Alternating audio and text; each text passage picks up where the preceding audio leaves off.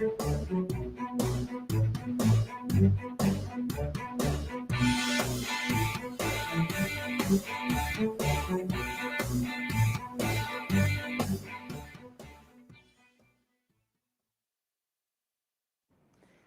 content is for informational purpose only. You should not construe any information or other material as legal, tax, investment, financial, or other advice. Nothing contained on here constitutes of solicitation, recommendations or endorsements, or any offer by Draper Goren Holm, or also any third-party service provider to buy or sell any securities or other financial instruments whatsoever. Hello everyone, welcome to the third and the final day of the 8th edition of LA Blockchain Summit. Today is Blockchain Builders Day. Today you're going to experience a number of sessions by prominent blockchain founders and leaders who are going to talk directly to blockchain enthusiasts and developers. I'm really excited for today and I hope you are too. Here to kick things off for the day is Matthew Emil of Blockchain Investors and Fifth Era with his 2022 blockchain predictions. Thank you very much, and hopefully up on the screen you can see our presentation. Can you see that?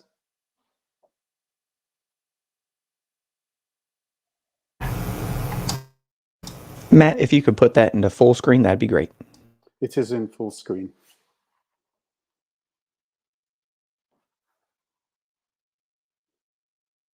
It is in full screen. Good to go. Okay, well, thank you very much for having me here. It's always great to be at the LA Blockchain Summit. What I'm going to do very quickly in just 10 minutes is talk about what some of the most important predictions we have for blockchain next year. Thank you very much, team, for already talking about the disclaimer. Since we are a fund manager, I cannot make any solicitations and I don't plan to. Instead, we're just going to talk about what we see coming up in the area of blockchain. And this is, for us, an area that we've talked about every year for the last few years. This is our predictions from last year, and I'm pleased to say that almost all of them came out to be true. Of course, I'm not going to go through last year's predictions today. Here's the 10 predictions that we do want to make today, and I have a page on each of them, and we'll come back to this list at the end. The first is we think and we expect that in 2022, all of the world's leading fiat currency centers will move forward with the creation of their own digital currencies in some form. At minimum, they will announce pilots. At this point, China is moving a couple of years ahead of the EU, UK, and US. And in the world of global payments and global finance, no national entity can afford to be 2 and 3 years off the pace. The EU and the UK have begun to explore their own pilots. Here in America, our own treasury is a little bit further behind. There is clearly a question about whether national entities would prefer to have CBDCs or whether they planned to legitimate stable coins. And we are seeing moves here in the US to give banks the authority to issue stable coins, and perhaps that will be the alternative to a treasury-backed stable coin. We'll find out in 2022. But that's our first prediction. Our second is that the bank ecosystem players more broadly will begin at a much more rapid rate to offer crypto. To date, on the left-hand side, you can see, as of a few months ago, the landscape of the US banking industry. Globally, we have perhaps 25,000 banks. There isn't a good count of them. Here in America, we have about 4,500 banks, and only perhaps 50 banks worldwide have a fully functional digital wallet that can already leverage and use crypto as well as other types of digital asset. And of course, you can't have digital monies and you can't have digital assets until you have digital wallets. So the banking industry is not well positioned to support the future of digital monies and digital assets. So it turns out, if you look through the distribution of the banks, the very largest on the left-hand side of this page, Citibank, Wells Fargo, Bank of America, JP Morgan, they're able to create proprietary technology solutions and have their own digital wallets. Perhaps the next bar, the pale blue 137 institutions, can do the same, but all of the others don't have internal technology development teams. And so they rely upon third parties, people like FIS and Fiserv and Global Payments, as well as newer players like PayPal and Square. And we think there will be an awful lot of third-party digital wallet solutions being brought to market, targeting the traditional financial players, including the banks, in 2022. Our third prediction is that we will see the move towards more hybrid wallets. This is a trend we've talked about for a number of years now. In crypto, as well as in fintech more broadly, most wallets have very narrow purposes. They tend to be single-purpose wallets. And so on the left-hand side, you may have your banking app, you may have your payments app, your crypto app, your investment app. And in China, we're beginning to see the collapsing together of multi-purpose hybrid wallets. WeChat and Alipay, of course, support multiple financial products in a single, easy-to-use solution. And we think we're going to see more of that. So we've begun to hear of major players, the Coinbases of the world as an example, beginning to talk about offering other financial products through their digital wallets, their crypto wallets, but we think that will accelerate in 2022. So you should expect your crypto wallet not only to give you crypto access, it may, depending upon what jurisdiction you're in, allow you to have fractionalized private equities, such as the Uphold wallet does offshore to us in the US. But we do expect to see lending and borrowing and cards and payments all integrated into the major wallets. Our fourth prediction has to do with ETFs. For the last 3 years, I believe it is, we have said that we think ETFs will not occur quickly. But this year, of course, we've had a sort of ETF launch, the Bitcoin futures ETF from ProShares on the top right-hand side of this chart. Now, for purists like us here at Blockchain Co-Investors, Alison, my co-partner, is the former CFO of BGI BlackRock. She launched iShares and incubated under her watch, which is today the world's largest ETF firm and company. For us, a real Bitcoin ETF has got to be secured by Bitcoin itself. It needs to be highly efficient, so it cannot have layers of additional cost, and it has to properly track the underlying asset. You can't have the risks of contango and other spreads within the product, and a futures ETF does have severe limitations. So we actually do believe now that a Bitcoin spot ETF will be approved in 2022. And for full disclosure, as investors in 400 blockchain companies and projects, including Bitwise and Grayscale, we obviously have reasons to want to see that happen.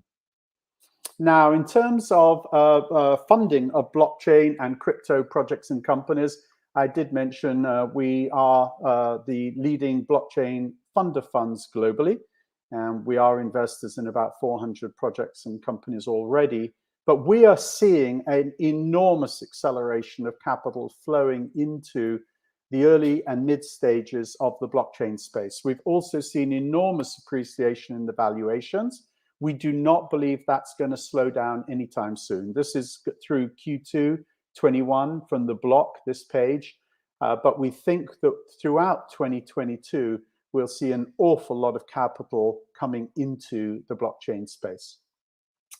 Our sixth prediction has to do with NFTs specifically.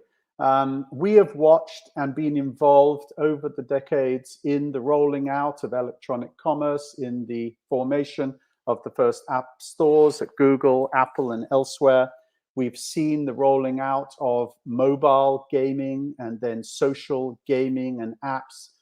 And in every case, it's followed roughly the same curve, which is to say, when you get started, there's very few solutions and they tend to be very successful. They monetize very well. And then we see an enormous wall of offerings. and eventually it becomes very difficult to make your offering successful. And so in the case of NFTs, right now we have handfuls of NFTs launching, and we're seeing great uptick and volumes and monetization of many of the NFTs. But by the time we get, as in this chart, there are now 3.5 million apps on the Apple App Store. There's more than 1 million video games on the Apple App Store, and most of them don't monetize at all. And so our expectation is that we'll begin to see NFTs becoming more of a hit-driven business, with a bifurcation of NFTs between those that are highly successful and those that may be successful within a smaller community but have difficulty getting traction globally. Our seventh prediction is one that we've actually repeated every year for the last few years. We think there'll be a lot more blockchain unicorns. Last year, we predicted more than 10. Twice a year, we publish a list of all of the blockchain unicorns. You can see that on the right from mid-year this year. Those that are enterprises worth more than $1 billion. There were 29 at mid-year this year. And then the crypto projects with market capitalizations more than $1 billion. There were 76 of those at mid-year this year. And we're investors in more than half of them in the early stage.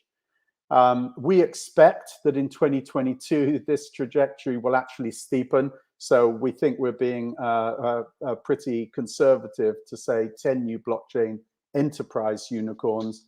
And we expect on the next page, we actually expect that the crypto project will also see a good number of new unicorns next year. That was the crypto project. Of course, we're seeing the dominance of Bitcoin and Ether and others stay pretty consistent. There's ups and downs, but the big news actually is that a rising tide is carrying all ships.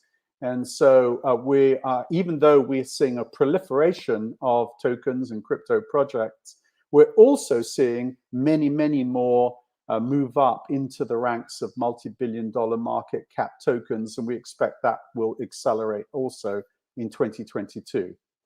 Now, moving right along, the corollary, the other side of the coin on this is we're also losing blockchain unicorns as some of them choose to go public, which is, of course, an interesting dynamic.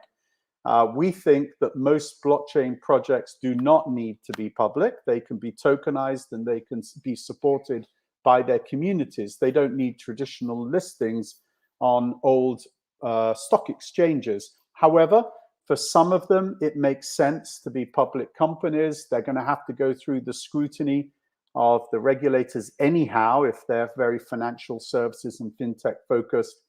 And being a public company, sometimes it helps raise capital, and sometimes it gives you a better stance with which to interact with other large enterprises. And so the Coinbases and the eToros and the Backs of the world have already either gone public or they're in the process of doing so. But we think at least 10 more blockchain companies will go public in 2022. And some of those names have already been written, the Bullishes and the Circles, but there's a lot more coming. And then the last prediction is a non-prediction. It's been true every year for as long as we can remember that private equity, early stage venture capital, is the highest returning or close to the highest returning asset class in the world. And what this page shows you is the 25-year returns for different types of investment. The fixed income, 3%, which once adjusted for inflation means you're probably getting close to zero return on fixed income. In many parts of the world, you right now have a negative return on cash, which is sort of interesting. It means you get charged for leaving your money with your bank. The public equities, 10 or 11% for most public equities over the long term. But then we have the venture index, and what's so important about those blue bars is that whilst the average is already high, the US venture capital index, 36% net return to investors, the real secret is early stage venture. Early stage venture over the last 25 years, partially driven by the dot-com boom, showing outrageously high returns. So those are our 10 predictions for 2022. In prior years, most of our predictions have been on point. We hope that these will be too. And if you're an entrepreneur, we think it could not be a better time than to be building code on top of blockchain and distributed ledger, whether you are a tokenized project or an equity-based company. If you're an investor and you haven't already joined us, we hope you will. This is an exceptional time. For those of you who want to learn more about us, just please come to blockchaincoinvestors.com. And with that, I will wrap up. Thank you very much, the LA Blockchain team, for having me here. We hope that this was helpful. Thank you very much. Well, we'll have to keep a close eye on those predictions. Here now to take us through a brief history of decentralization, mistakes in the past, is Rivet's Austin Roberts.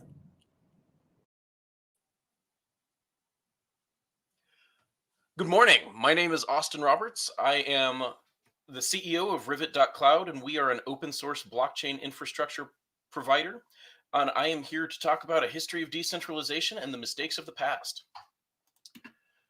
So first, we've got to talk about the spectrum of decentralization, because decentralization is not a binary, yes, you're decentralized, or no, you're not. At one end of the spectrum, we have totally centralized systems where all users are connecting to one service provider. That one service provider has the opportunity to censor content, potentially alter content submitted by the users, and the users have no way to know that their content is being censored or altered. So obviously putting that much power into the hands of a few individuals is undesirable, and we'd like to do better than that. On the far end of the spectrum are peer-to-peer systems, and they have no trusted authorities. Everybody is an equal peer on the system, which is awesome, except that these are really difficult to implement. There's technical challenges around how do you know that the information you're getting from a peer is accurate. And then there's other challenges around how do you make sure that information doesn't disappear just because a peer has dropped off the network.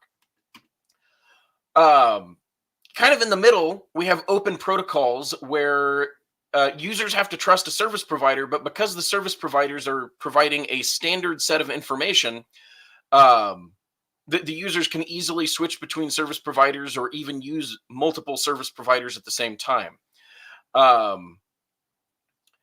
This means that service providers have to compete for their users' trust, and that tends to keep the service providers more honest. So this is not as good as a totally peer-to-peer system, but it's better than a totally centralized one. And kind of as an extension of open protocols, we have federated systems where these tend to be a little bit easier for the users because the users just connect to one service provider that they've looked at and that they've decided that they trust. And then that service provider talks to the other service providers on their behalf. So the users can still connect to other users throughout the network, but they indirectly through the service providers, but they only have to worry about establishing a connection with this one service provider, and they only have to worry about vetting that they trust this one service provider. So again, this is quite a bit better than having a totally centralized service, but not quite as nice as going to the fully decentralized peer-to-peer end of the spectrum. Next, we need to talk briefly about network effects to understand some of the history of networks. Users tend to be happiest when they're on a network that has a lot of other peers. Whether you're talking about a centralized service or a peer-to-peer system, if you are the only one on your network, it is not a very useful network because you don't have other people to talk to. If there's lots of other users on the network that you're on, it's a useful network and one that you can get a lot of advantage from.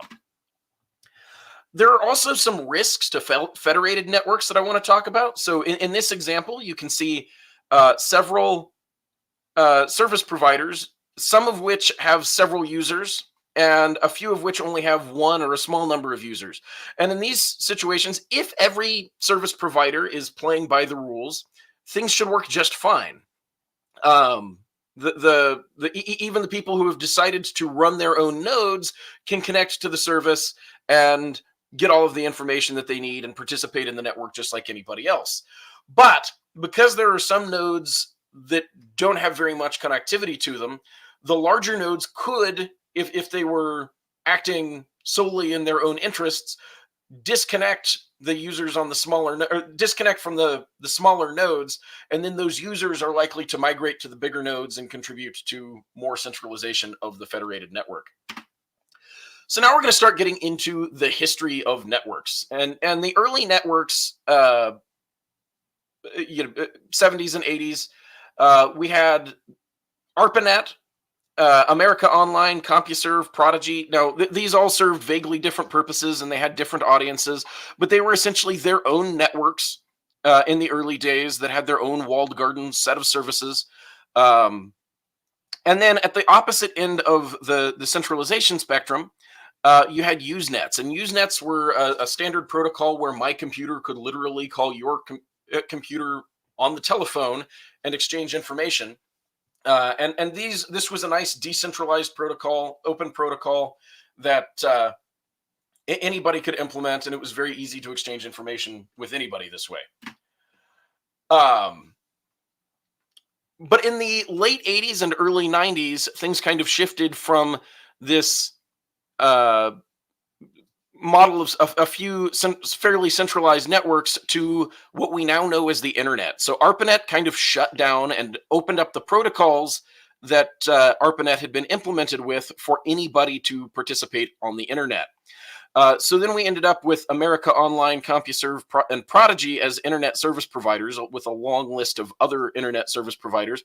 And what used to be the walled garden services that they offered often became websites that anybody could contribute to, or could visit and contribute to. And then, of course, we ended up with Usenet gateways, so that you didn't have to dial somebody's computer directly with your phone. You could connect to the internet and get that information that way. This is still more or less the model of the internet today. Of course, the internet service providers have changed, but it is still a very decentralized system with no singular company in charge. Next, we're going to talk about the history of email. So in the very early days of email, it basically consisted of some protocols. You had SMTP for sending email and POP3 for downloading it from your mail server. And generally the way it worked was a user had a mail client, and they used that mail client to connect to their mail server, and they would send an email, and their mail server would send it to somebody else's mail server, and everything got where it needed to go. It was fairly tedious to run your own mail server. It tended to be larger organizations like universities that had them.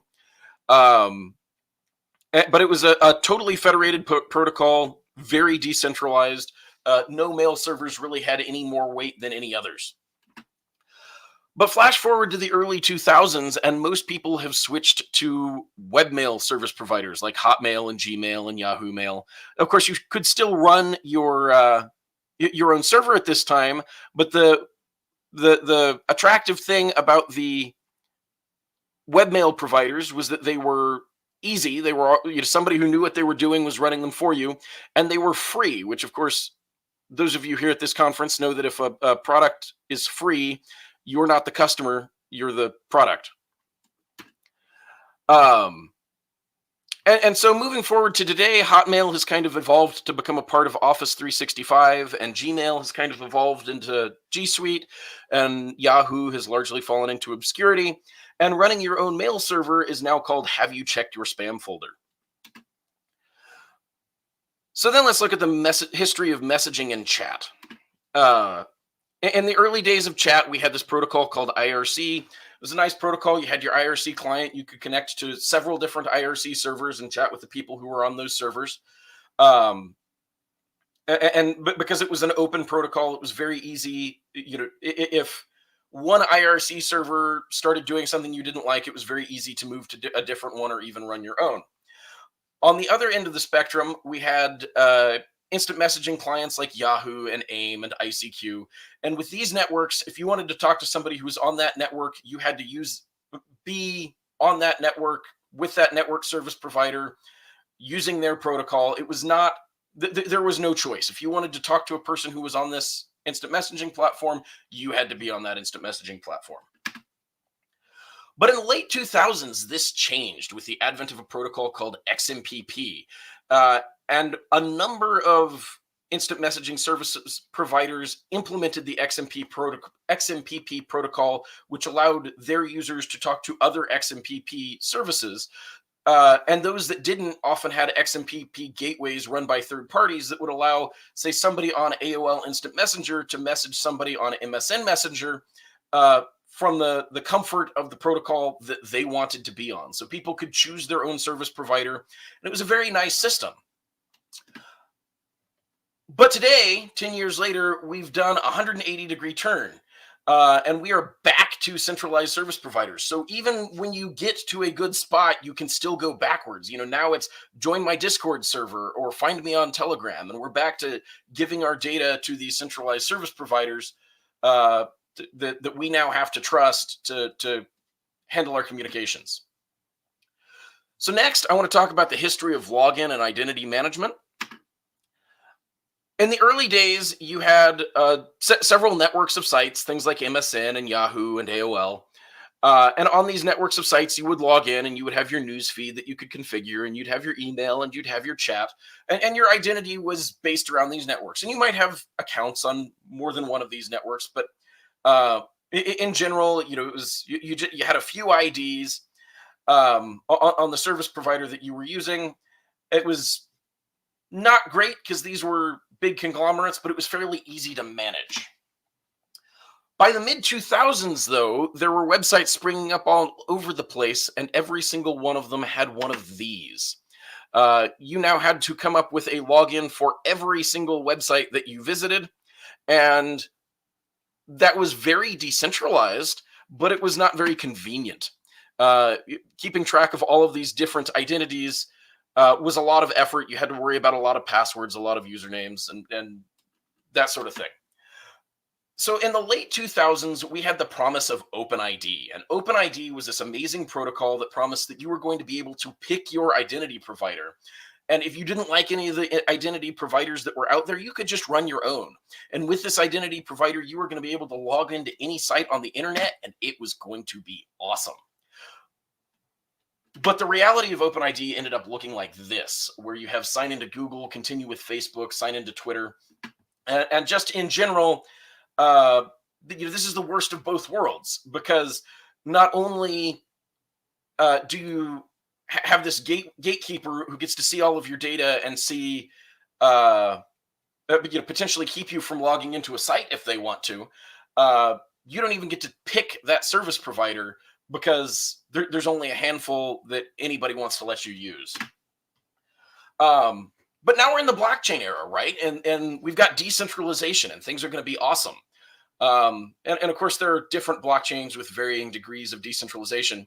But how do we fix the mistakes of the past? And this isn't just a question of how do we make sure that blockchains don't follow the same path of decentralization, but how can we go back and fix those other protocols that ended up extra centralized? Well, we need to build decentralized protocols, and these need to have open specifications that anybody can implement, and they need to have open source implementations that serve as a baseline. These protocols need to have permissionless access, where there's nobody who can decide whether or not you get to participate in this protocol.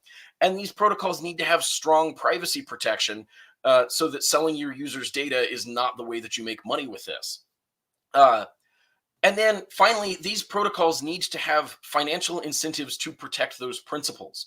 That's one of the amazing things that blockchain has brought to the table, is the ability to build financial incentives into protocols to incentivize the people who are developing and promoting the protocol and incentivize the people who are providing the services. How do we go about repeating the mistakes of the past? Well, if we're too worried about the short term and worried about faster transactions and cleaner UIs and choose centralized solutions in order to get those things, we're going to end up with centralized systems again. We need to think about monetization. If we're not monetizing the protocols, but instead of selling user data and selling user attention, we're going to end up back at centralized systems.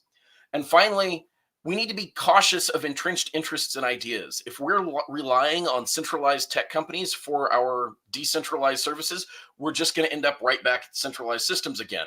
If we're relying on centralized financial companies to build these things, we're going to end up right back at centralized systems again. And regulators, we have to vote for politicians that are going to impose regulations that support decentralization and not regulations that reinforce the entrenched interests and ideas of the past. Blockchain is a great chance to get this right, but we haven't done it yet. Thank you.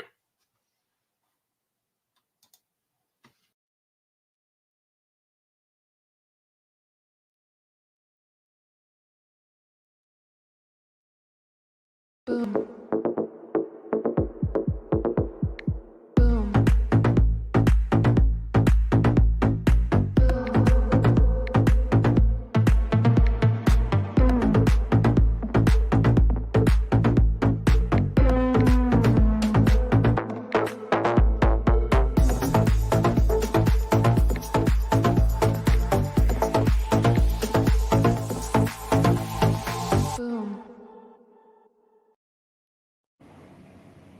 A huge thank you to Austin there. Now we're going to turn our attention a little bit further afield. Blockchains that have been turning many heads over the years.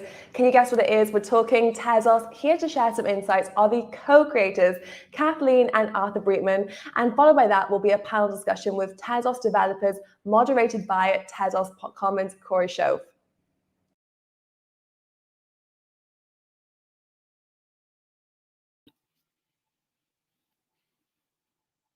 Hello, Arthur. I think you're on mute. That's correct. Hello. Try again. That's what happens when I'm not around. Yes. Great. So this is, I guess, meant as a fireside chat, but obviously it's a little bit more intimate than usual because usually you don't interview your spouse when you're doing one of these things. But we'll try our best to not make too many inside jokes with one another. So yeah, I mean, just, you know, Arthur, Tezos, obviously, like, the main network was launched in 2018. We're going on a few years of development. What are you most proud of over the last few years? And yeah, I'll leave it with that. I would say that the overall the smoothness of the network, it's a network that's been running uninterrupted for the past few years, and the smoothness of the upgrades. The whole idea of Tezos was to have a network that could be governed by its holders and be able to incorporate changes through amendments, so get better over time by votes. And it was just an idea for the longest time, and there was a lot of theoretical objection to governance.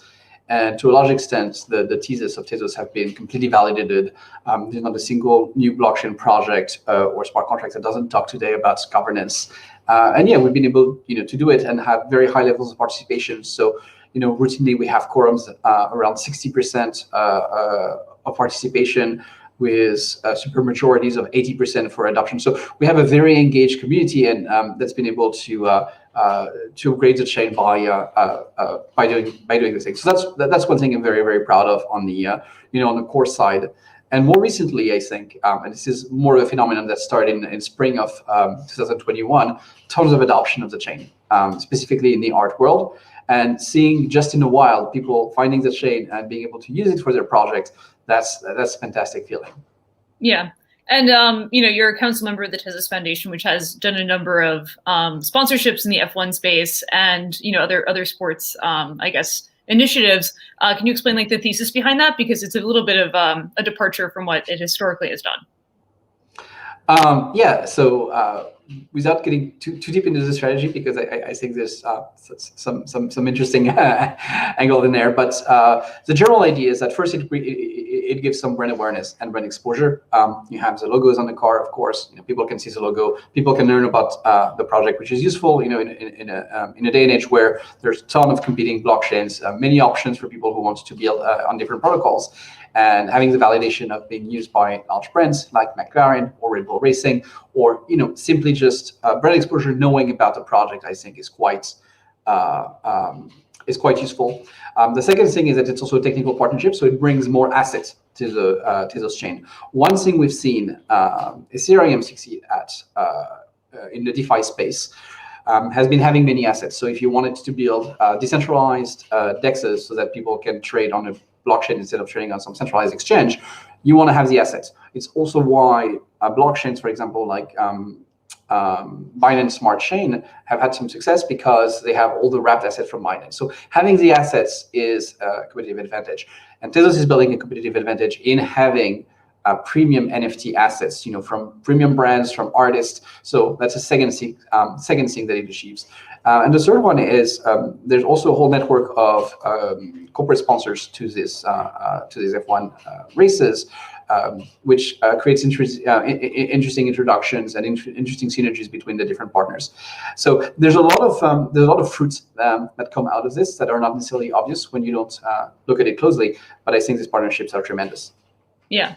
No, it's completely fair. And, to your point, there's been an increase in the smart contract calls on Tezos over the last year. To that end, what are the solutions that you're thinking of for scaling to support a lot more transactions, hopefully in the future? Yeah, we've had exponential growth in the number of smart contract calls. And I like to monitor smart contract calls as opposed to just transaction, because I would say today blockchains are not used too frequently for large volume payments.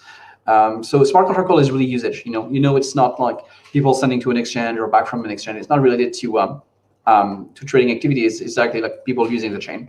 And yeah, they've been growing 30 or 50% month over month on average over the past year, close to that. So it's been tremendous growth, which is great. And Tezos does have, I would say, larger throughput than all the blockchains, for example, like Ethereum. But it's also never, it was never built as a very high throughput blockchain, because the number one goal of the design of Tezos was to stay and remain very, very decentralized. Now, other chains are making this trade-off of wanting to be more centralized while having much higher throughput. The approach for Tezos has always been to focus on layer 2 scaling solutions. And I think that's been completely validated, because we are seeing now a lot of projects converge on a very, very similar design in terms of scaling, which is scaling via rollups. There's an article that I wrote in 2017 about why I thought it was a good idea to eschew sharding as a technique, and instead focus on an approach which has since then been rebranded as ZK rollup. And there's a company, Starkware, which has been quite successful with Starknet, building something of the sort. So a lot of these theses has been validated. I think that there's a narrower version of sharding that makes sense, which is data availability sharding, as opposed to execution sharding, which is far more complex and doesn't really give you a whole lot of benefits. So, is there a mere mortal layman way of explaining that to people, or is that too the weeds? I like to get in the weeds. I know. It's very most comfortable. So I would say you need some technological changes for chains to scale. If you look, for example, at trash collection in a city, if you double the number of trucks, you're going to collect about twice the amount of trash.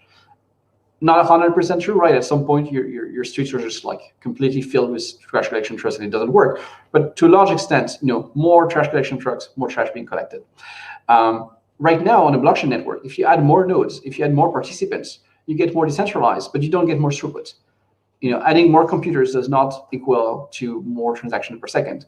You want to move to a model where the more computers you have in your network, the more transaction you can process.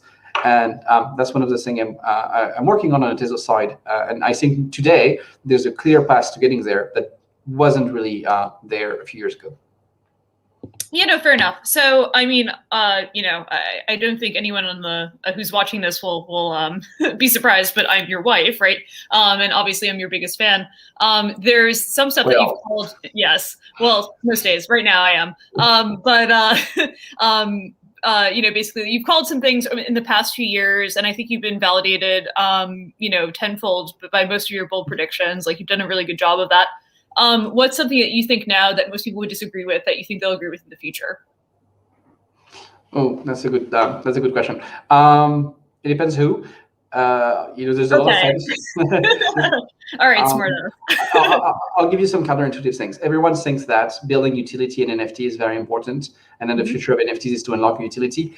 And I think in some sense, you can decrease the value of an NFT by adding utility to it. Is that because like complexity makes it less engaging for the user? Like what's the thesis there? Because it makes it less pure. Imagine you have a piece of art, that has value. Imagine you have a piece of art that also lets you dry your bath towels, and it's less, it's less valuable. Now we're not talking about this, but of course, no one's suggesting something like this. But in some sense, there's a purity that happens when you don't have any utility, when you're just like a piece of digital art, and if somehow you let it do something, I think it kind of actually like takes away from it, and everyone is saying like no, it's all going to be about the a utility of NFT, and I don't say it. I think people are overly bullish about the whole metaverse thing, specifically when it involves 3D vision. I think people still believe in sharded execution. I think that's wrong. There's still a lot of proponents for just like massive just on-chain scaling at Solana. I also don't think that's the right approach. Mm-hmm. Well, wait, so that's a controversial statement. Why do you think that? Because basically, with a roll-up, you get the same benefits and none of the drawbacks. Mm-hmm. Yeah, what I've noticed is there's like some sort of there's a fallacy that a lot of people commit when they analyze the space, which is like, oh, there must be a trade-off if you're proposing a new technical solution. And sometimes it's just better is better, right? And so like, I know I have an example of that. Is there an example of that you believe to be true, other than the rollups one that you just mentioned? I mean, the obvious one is proof of stake. Yeah, that's what people do. Yeah, absolutely. Other thing people are wrong of. I mean, that there's something absolutely magical into play to earn or like DeFi. Well, now you're getting my goat, so I don't know. I mean, I was saying there's a lot of thought leadership tweets, and there was one the other day that says like, oh my god, it just like changes everything because now the customers are the marketers, and like, yeah, that's called MLM, and it's very old. So MLM, you mean multi-level marketing? yeah. So are people going to play games in the future that are going to involve NFT? Yes. Will some people actually make money playing those games? Absolutely. Will the money that they make come primarily from being first and then selling to the people coming after? No. Or maybe there'll be some gambling application like this, but it's not a new paradigm. And when people say, "Oh my God, like 12-year-olds now will make hundreds of thousands of dollars," that's going to change everything. No, that's just no. Well, it sounds frightening for parents first and foremost, but I tend to agree with you, and I think that's probably remarkably true. Fair enough. I guess I'll be able to fact check you on this since we do live together. But like, what keeps you up at night with respect to the space, with respect to, I mean, if you want to get into Tezos specific examples, you obviously can, but like obviously the drawback of doing open source development is that, you're kind of putting out you're exposing a lot of things to the world.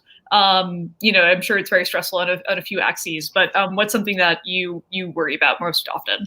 Well, I think, you probably know that one of my mediocre superpowers is sleep. I am able to sleep. I'm able to sleep on command anytime, anywhere. So not much is keeping me up at night. But the thing that are constantly in my head is like being able to scale fast enough, like being able to get really, really quickly to a position where we scale. I think both for strategic reasons, being one of the first to really scale would be tremendous for Tezos, but also just like from pragmatic reason because of the increasing usage of the chain. I think it's important it's quite important to do it. So that's I would say that's a big factor. That's a big thing that I am constantly thinking about. And I think that one of our common gripes is that we have some accomplishments that have been earned through the Tezos ecosystem that we think are a little bit underrated. What is something that people discount too much when they look at Tezos as a project? And why do you think that? Oh my God, I think what they discount is the level of dysfunction and how disrupting. Not Tezos, right? No. How disruptive litigation was for the past couple of years. I think a lot of people look at what happened in the Tezos ecosystem from 2018 to 2020, and they say like, oh well, nothing much happened in Tezos, and they just don't understand. Like the chaos that we went through. So I think people judging Tezos on the basis of like what what went on during like 2018, 2020 are completely missing missing the forest for the tree. Like it's staggering. I mean, I don't know. I mean, it's still within that time. There were several upgrades. I mean, it's certainly not something to discount. No, absolutely. Yeah, But it's done. You know, it's something that was hurting adoption. It's something that like people. It's something that made people think in order to use a chain. That's a problem. Well, I mean, one could also argue that the entire crypto space went through a bit of a winter at that time. So, certainly like adoption for everyone picked up basically in 2020. So, that I would push back a little bit and say like, okay, obviously I know firsthand that litigation was a big pain in the ass. But certainly like, there was a lot of other stuff in the cryptocurrency space that was hindering adoption at the scale that we see today. Sure, I know, absolutely. I see one thing I get a lot of compliments on, which I'm very proud of in the Tezos ecosystem, is the, I guess the status of developer tooling, which has obviously gotten much, much better over the last year and a half or so. And I think that's also, as much as anything related to NFTs, contributed to adoption. And so I know that pretty much a lot of the actors in the cryptocurrency space and also in the Tezos ecosystem in particular. Is there anything with developer tooling that you're looking towards? What's the promise there? Yeah, so the developer tooling has gotten tremendously better, I would say, over the past year and a half. Actually, I would say 2 years. So that's been absolutely great. One of the promises of using a high-level language as a base language for the chain, like Mikkelsen, is formal verification and better security. But you do need tooling for that. So we've deployed some tooling for formal verification, Vishakh, for example. So some contracts have been formally verified, but you want tooling that is really that any smart contract developer is able to use. And there's some projects in the work, one called Takeria, for example, and a few others to really try to integrate verification tool, not just formal verification, but other techniques like mutation testing, for example, static analysis, directly in the environment where developers work, so that they can have these guarantees directly in their IDE as a program. And so I think that's a big thing. The level of indexers also has improved tremendously. Whenever people build applications, very often they will need to index data from the chain. There's now several indexers, which application-specific indexers that are available. So that's a big one. And also, there's a bit of a flywheel here, because the more projects that are actually building on Tezos, the more usable feedback we get in terms of what developer tools are needed, where are the pain points. It's a lot easier to fix your pain points when someone is saying ouch. You need where they are. Yeah, exactly. No, fair enough. One popular trend for smart contract platforms that'll launch after Tezos is to basically use the EVM pretty heavily. Obviously, there hasn't been that big of a push within the Tezos ecosystem to do this. Can you explain a little bit like the thesis behind that, if there is one on your behalf, for not instigating a project like that? And if you do have anything to criticize of that strategy, like this might be a time to air it. So a lot of so Tezos is a chain that was developed at the same time that Ethereum was being developed. So it's never it's a completely independent code base. It was not based off of Ethereum. A lot of blockchains that have launched later have essentially been forks of Ethereum, and generally just use Git. So for example, if you're looking at Binance Smart Chain, they take the Ethereum Mint SDK and then they put Git on it, and voila. You have a new blockchain, tolerant chain which just gets, and you can slap a consensus algorithm, you slap a new consensus algorithm on top of guess, and you throw some money at it, and voila, new blockchain. So there's a lot of these projects. Tezos is not one of those. Yeah, there's a lot of benefits to it. Basically, it means that every project that was built on Ethereum can be copy pasted on these other networks, and it cannot be copy pasted. So if you're looking for adoption, I think it can be tough, because for developers they may say, well, I might as well move, copy my code base onto these other chains. Why would I completely rewrite it in a different language just for Tezos? So that's a limitation, but it also means that people who choose Tezos have a stronger commitment to the chain. It's a lot less opportunistic, which I think is good. I do think some form of EVM support can be useful. One thing which is often suggested is compiling down EVM to Mikkelsen, or compiling Solidity to Mikkelsen. The data types are subtly different. So there are some projects that did this, but you can't do it in a reliable way. So that's not really an option. The other option is, since generic optimistic rollups are being built at the protocol level for Tezos, to have one of those optimistic rollups supports EVM as a legacy environment. Fair enough. So I know you mentioned something that's kind of one of your bugbears, which is that, every time someone comes up with a new consensus algorithm, they launch another blockchain.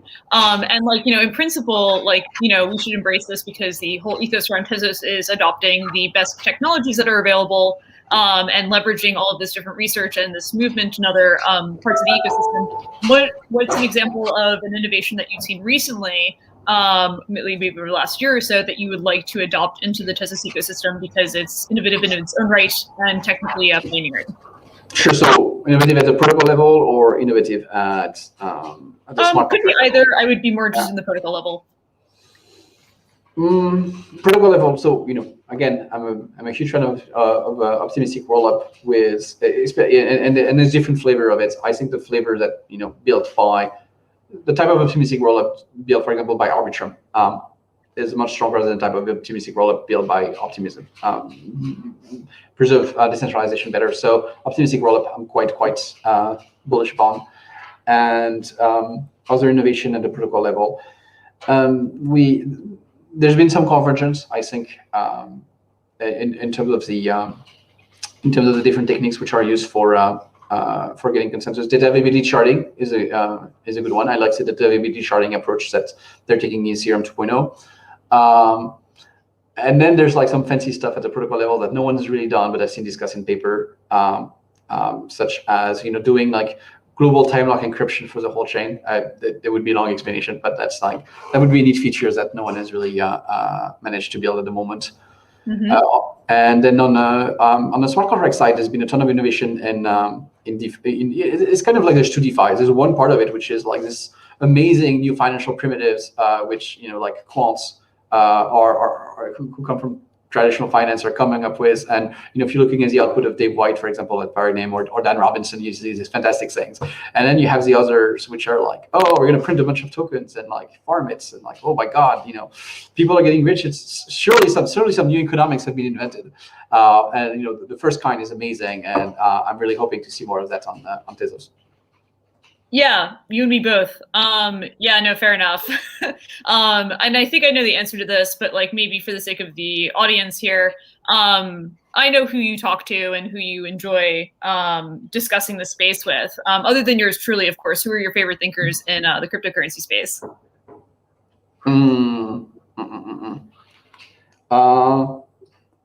So I named Dan Robinson. I really like. I really like. We all like Dan Robinson and David Robinson for that matter. Yes. I also I enjoy talking to Taran Chitra. I like Zaki Manian. I enjoy reading. Of course, Vitalik Buterin. I enjoy his writing. Who else do I like? There's a bunch of people. I don't want to give away Alpha. I don't think you would, because that all sounds like pretty prominent people are there. So I don't think that's really your secret sauce. But it's not who I'm naming; it's who I'm not naming. Yeah, fair enough. All right, you're taking the Tilian view of this. Fair enough. I know that you also read a lot of other things outside of the cryptocurrency space. You're sort of a helpless nerd. I don't know what to do about it. But are there any sort of external influences other than pure economics and computer science thinkers who you find inspiration from? I wouldn't say directly. I mean, probably, but I don't. I don't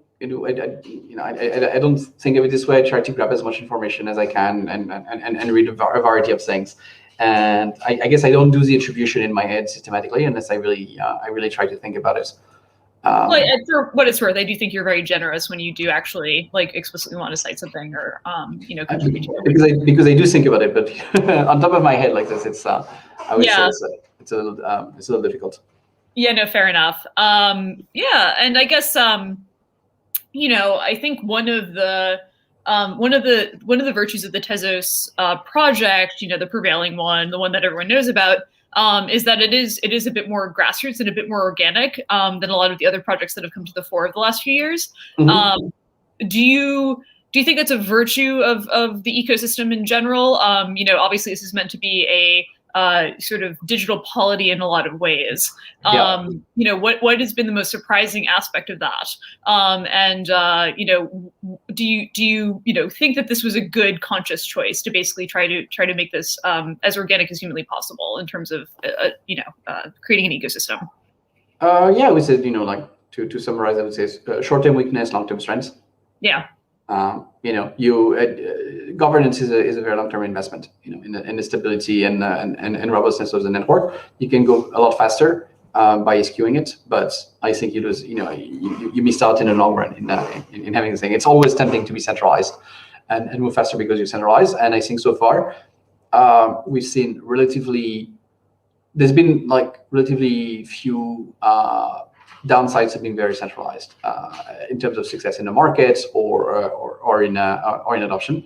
That's what's been demonstrated. But it's kind of like buying an insurance policy, and if you're buying an insurance policy and you pay the premium to your insurance policy, for the longest time periods you look like an idiot paying a premium and you're not getting anything, and someone who's not getting insured is not paying the premium, and then your house burns down, and then you're happy that or a pandemic happens. Yeah, or a pandemic happens. So it's one of the strategy where you have this rare payoffs once in a while and constant cost. Yeah. So that's the way I do it. I'll ask a tough question just to close out because I think we're running out of time. So basically, the Tezos position paper talks a lot about basically creating an environment where technical upgrades can be ratified. And it really has an emphasis on creating the greatest and best version of what's researched out there. Do you think that the emphasis on technical upgrades has been overstated, or what do you think is kind of the strength of focusing on that in the long run? I mean, I think in the long run, the technical upgrades stop. The need for technical upgrade was that the project was. The space, was still in an early research phase. A lot of people were coming up with new ideas, and you need the flexibility to be both decentralized and adopt those new ideas. So it's very important to have governance. The longer, the more time passes, the more you can converge on a mechanism that just works. And you might say, well, in the long run, especially if you have, if you can move between different side chains or different rollups who each have their own protocol or rules, you might say, well, what's left of governance? And if you narrow it down to one thing, it's about essentially issuance. And so right now the issuance is being used primarily to fund securities. There's a tiny portion of it which is also been used in a thing called liquidity baking to fund a liquidity pool on chain. But there's other things, there's other commons you can fund, and ultimately, yes, the governance becomes just about the issuance and less so about technical upgrades. Yeah, no, completely fair. And I think you've said, essences of that in other interviews, but I think this is a good explicit, clarification of it. And yeah, I mean, I think we're both really excited for NFTs in general. And I, for one, think that, kind of formalizing some versions of fandom is really great. There's been a big emphasis on STOs in the past in Tezos. Do you think that that's still a good use case? How would you defend that now, knowing what we do about the way that cryptocurrencies are used in 2021? No, absolutely. I think STOs are not currently as interesting as it could be, but I think they're building a bedrock for something that is going to be very interesting. And I think they are interesting when they start composing with other smart contracts. There's basically a spectrum of STOs. On the one hand of the spectrum, you have some people who say, oh, well, I'm a transfer agent and I will hash the cap table and I would put the hash of cash table on a blockchain. Okay, that means nothing. And on the other side of the spectrum, you're going to say, I'm going to have a bearer share company in the Marshall Islands who will own shares in a Panama foundation who will be the recipient of a trust in the Cook Islands. And yeah, and you can have these tokens. So. Yeah. There's basically a trade-off between, how I would say traditional and vanilla the legal structure is, and how flexible the ability to use the tokens on chain are. But there are several evolving legal frameworks which are making this easier. In particular, there's an interesting legal framework in Switzerland for that. There's also, I would say, technologies for whitelisting addresses on chain, which can allow the interaction of this thing. There's a protocol called Realties. They're on Ethereum, unfortunately, but they do tokenize real estate. For now. They tokenize real estate, and I think they use a constant product type market maker like Uniswap to do the tokens, but only to the registered participant. So this type of interaction between smart contracts and ICOs, that's where I think it gets potentially very interesting. But you need a bit of a critical mass. I think for a single issuer, it can be interesting to have an ICO, but where it gets really interesting is when you start building network effect and have large amounts of these assets who are on similar standards, who can interact with each other, who can take part in lending protocol. And a part of what you've mentioned is effectively like, also jurisdictions wising up to recognizing these things as assets that can be transferred on a chain, so on and so forth, and legitimacy. So it does seem to be like one of those where you have to wait and see what sort of regulatory environment emerges in certain jurisdictions as well to make it more interesting. So yeah. Absolutely. Cool. Well, I think we're out of time, and there's plenty of other awesome Tezos developers coming up next. So hopefully they'll continue to talk about all the awesome things happening on the chain. So thanks, Arthur. Thank you very much. Bye bye. Bye bye.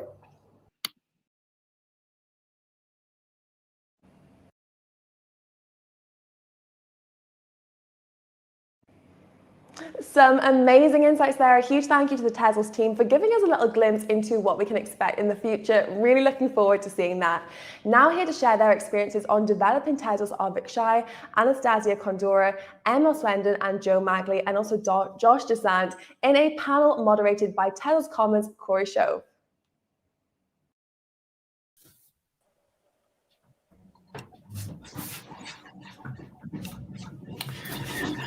Everyone. Hi.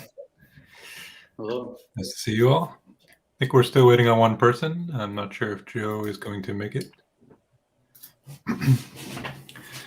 It's great to see you all. It's been a long time for some of you. Likewise.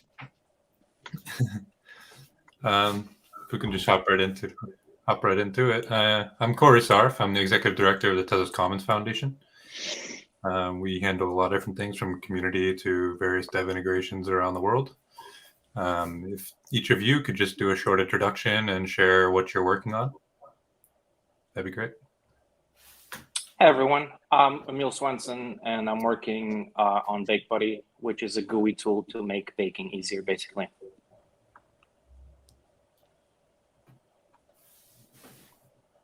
Well, I'm Anastasiia. I'm product owner of the QuipoSwap. Recently, we have finished farms and governance smart contracts development, and now we are working on the new front end for the old QuipoSwap, and also we are working on the new version of the QuipoSwap smart contracts that will support token-to-token exchanges, token-to-XTZ exchanges. We'll have better bakers' reward distribution, better voting for the bakers, and many other cool stuff.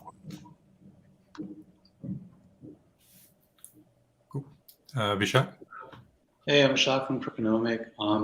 We've been involved in the Tezos ecosystem since 2017, and we make a whole bunch of tools, a wallet, APIs, libraries, you name it, and a bunch of other projects as well. So we're pretty active for a long time in the Tezos ecosystem.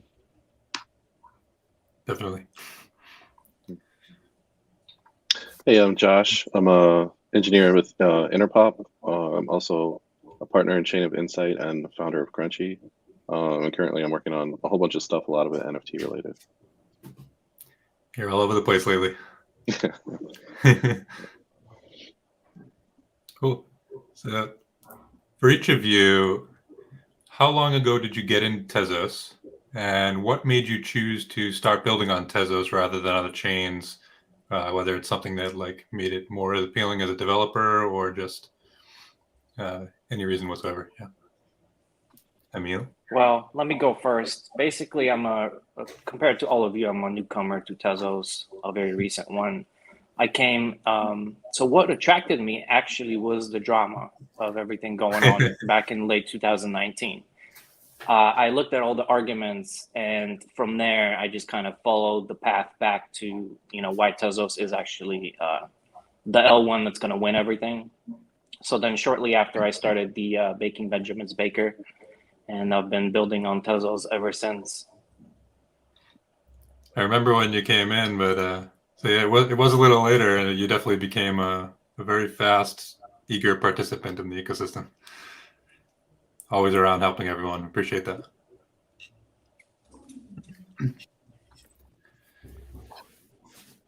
Well, a few years actually, we learned about the Tezos a few years ago. We have joined Eastern European Tezos Hackathon and prepared kind of 3 proof of concept of the products. It was wallet, IMM, and Solidity Trigo compiler. And we won with 2 of them. And the products were kind of amazing, and we received the grants to continue developing them, and then they turn it into QuipoSwap, Temple Wallet, and Solidity Trigo compiler. And as for the appealing stuff for the developers, it's definitely the Mikkelson, the language of the smart contracts, because it's kind of makes us feel safer because it's typed language and is designed for formal verification. So. Yeah, it's a big one compared to using Solidity or Ethereum Yep. in general. Yeah, like I said, we started in 2017, and at that time, on-chain governance was just a sort of promise, but there were really acrimonious wars going on at that time, so it was especially alluring as an idea back then, and functional programming and formal verification, so they were really novel. A lot of people trying to do it now, but at that time it was really unique, and that's what really got us started. And we also saw, obviously, a great opportunity in the Tezos space because we felt at some point it was going to be very successful. So we felt more than the other incumbent chains at that point, Tezos made the most sense.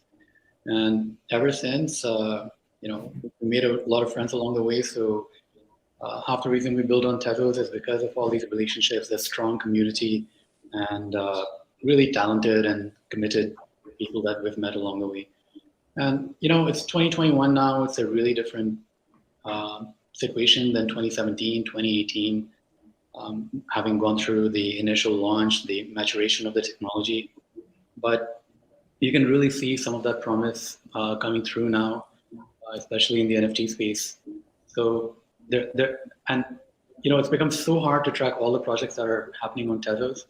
So again, I can give you a lot of ideological reasons, but opportunity.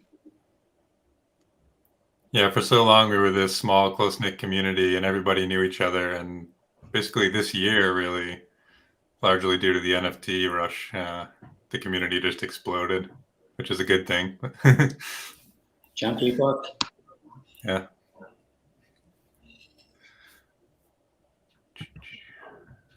Josh? Yeah, so I'm relatively new to Tezos.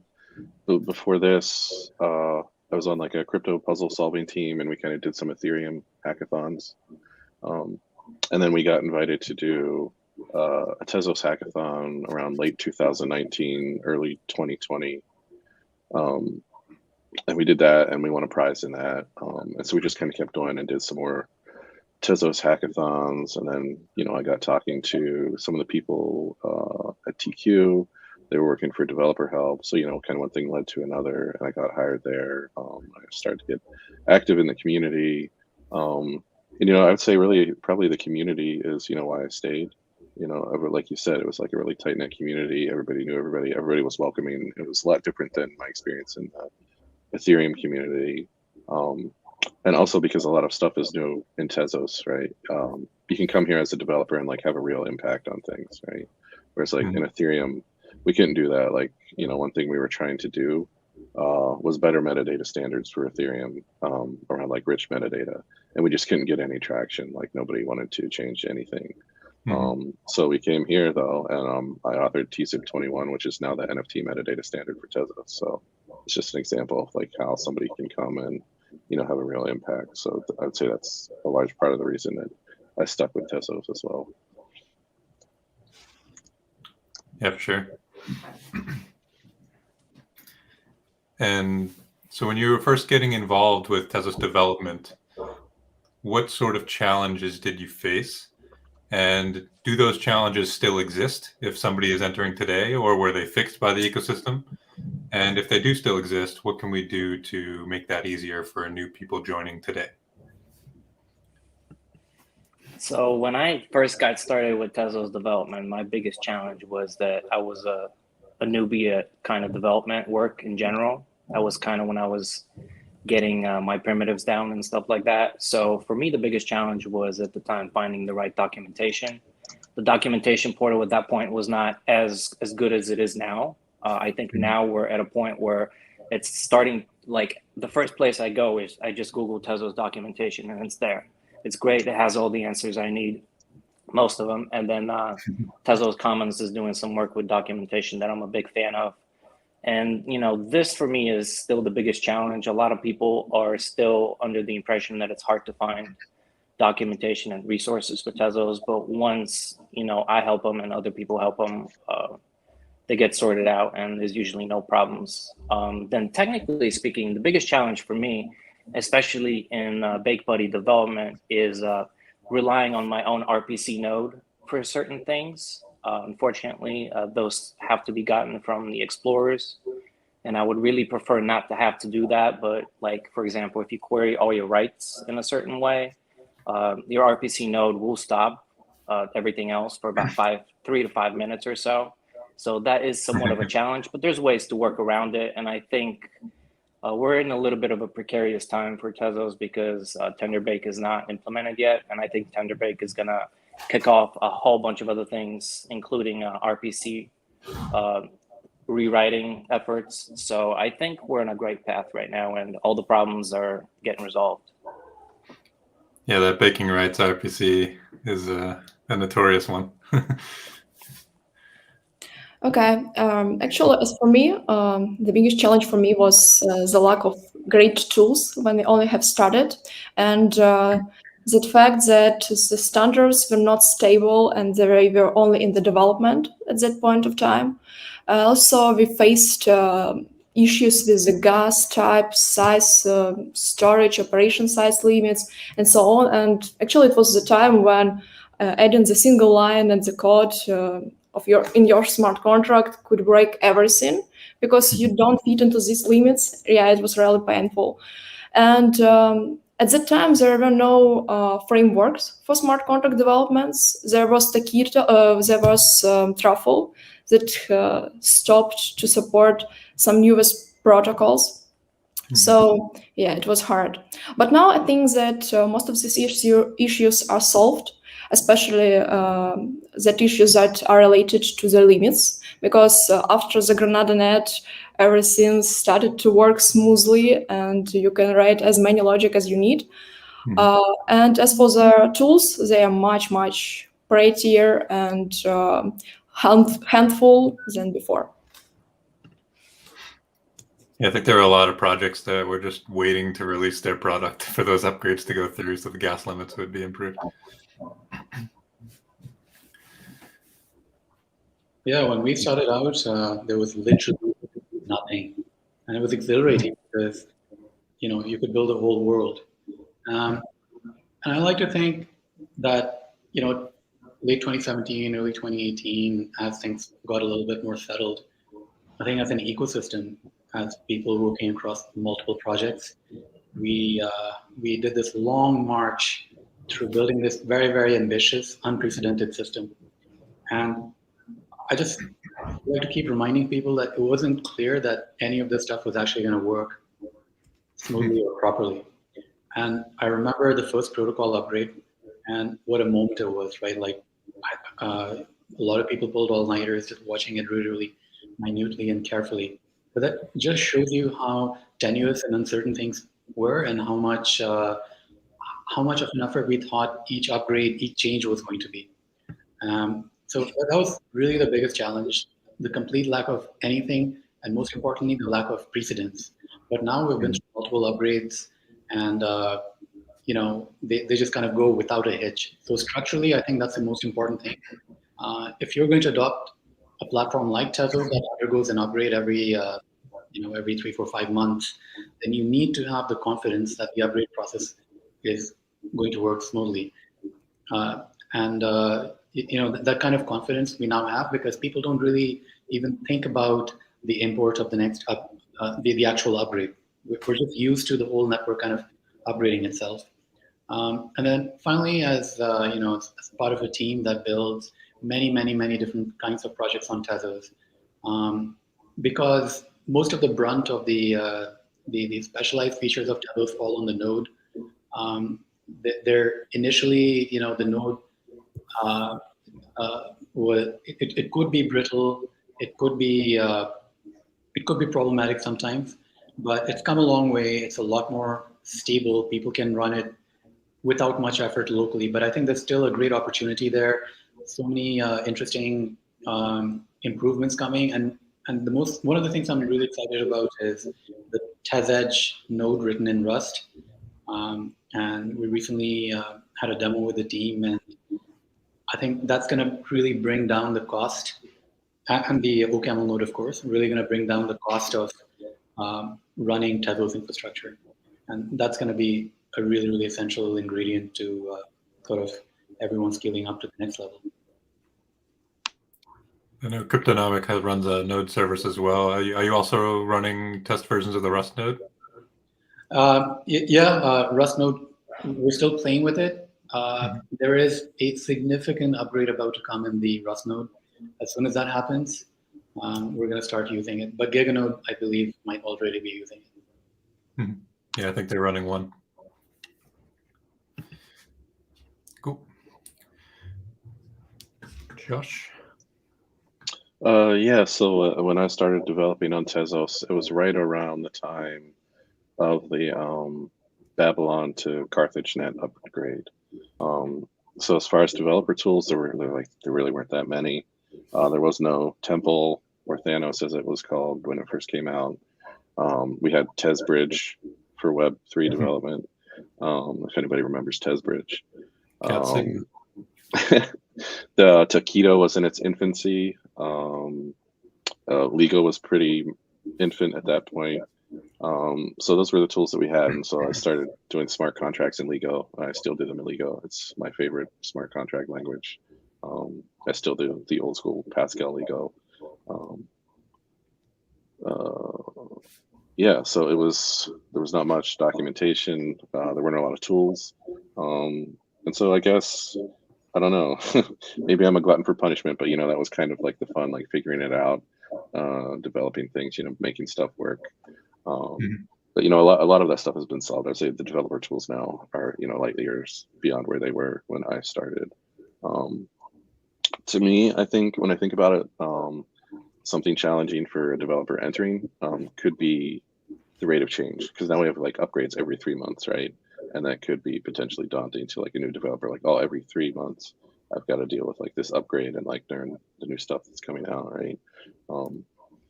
Another thing that I think is kind of challenging, even to developers who are experienced in Tezos, is that we currently don't have any permanent testnet, right?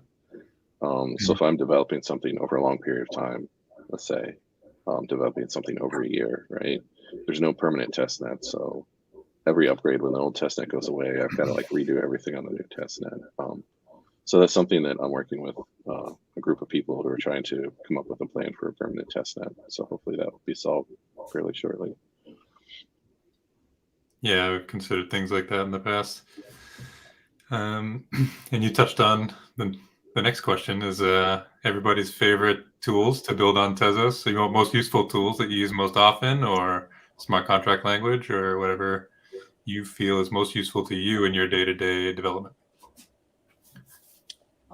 So I guess I don't do a lot of conventional Tezos development in the smart contract end, but my favorite tool for the basic stuff that I do is Taquito and SmartPy, because it's simple. I can just write very simple logic that I do know how to write on there. Then as far as my favorite Tezos tool at this time is actually Tezos Node, Tezos Client, Tezos Admin Client, because these are the tools that I use to interact with the GUI portion of the BakeBuddy tool. But I am definitely looking into exploring more smart contract stuff, because that's where the fun stuff is too. Cool. Well, actually, as a smart contract developer, for me to better look at this question from the smart contract perspective. So for me, the favorite language is Lego. It's really convenient to use, it's dev-friendly, and I like the team that develops it quickly and reflects the changes in the protocol quite just after they appear. Yeah, and of course there are some issues with warnings and so on, but they are minor, and with each new release it becomes better and better. And of course we use Taquito and FlexTesa for development and testing, and I do like Tezos with their Microsoft interpreter that allows to write tests quite quickly, and they take a little time to execute. Have you also tried writing in SmartPy? Yeah, but I can't say that I like it. Yeah, everyone has their own preference. Yep. So we got one SmartPy and 2 Lego so far, I think. Gotta side with SmartPy on this one. Everyone in one company, not that Lego isn't great, but we just love working in SmartPy. But the other thing that I really appreciate is Beacon. Beacon's still going through some iterations, but it really kind of turbocharged the Tezos dApp space. Before Beacon, things were tough, but now pretty much anyone can build a Tezos app and it works with any wallet. So it's really so nice to see in Ethereum people are a little bit trapped in MetaMask, which may or may not be a bad thing, but in the spirit of decentralization, you build a Beacon app, it can work with all these different apps. So even though there are many options on Ethereum and other chains, but the default is kind of MetaMask, where then Tezos there is no default. You work with a Beacon-enabled app as a developer, you make a Beacon-enabled app, and people just use it with whatever wallet they do, which is fantastic. Yeah, anytime I introduce a new developer to Beacon, they're always surprised at how easy it is to just throw a little code snippet in there and just connect that into any Tezos wallet you want and start messing around. I'm going to have to be the tiebreaker because I also like SmartPy, but Lego is also an amazing team doing amazing things. It's just more of a preference because I like Python and I like the testing environments. There's another Python language framework coming for Tezos that I think is being rolled out. Yeah. So maybe there'll be some booths for that in the future as well. Maybe next year's LA Blockchain Summit. Bring them all. Every language. And Josh? I think you already mentioned SmartPy, right? No, I said I'm Lego. I'm a Lego guy. Oh yeah, Lego and Taquito. Yeah. Right? Yeah, Lego. Day in, day out, you're using Taquito. I like to use PyTezos for testing because they've created a REPL where you can actually run smart contract tests without actually having to communicate with the node, which makes them run much faster. So it's great for quick unit tests and stuff. Yeah, and then doing local development, you like to run a sandbox. So I run mine in Kubernetes.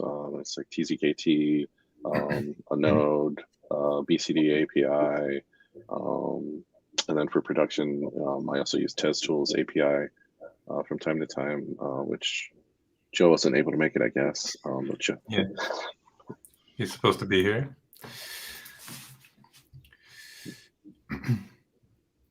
Right. What are you most looking forward to in the Tezos ecosystem?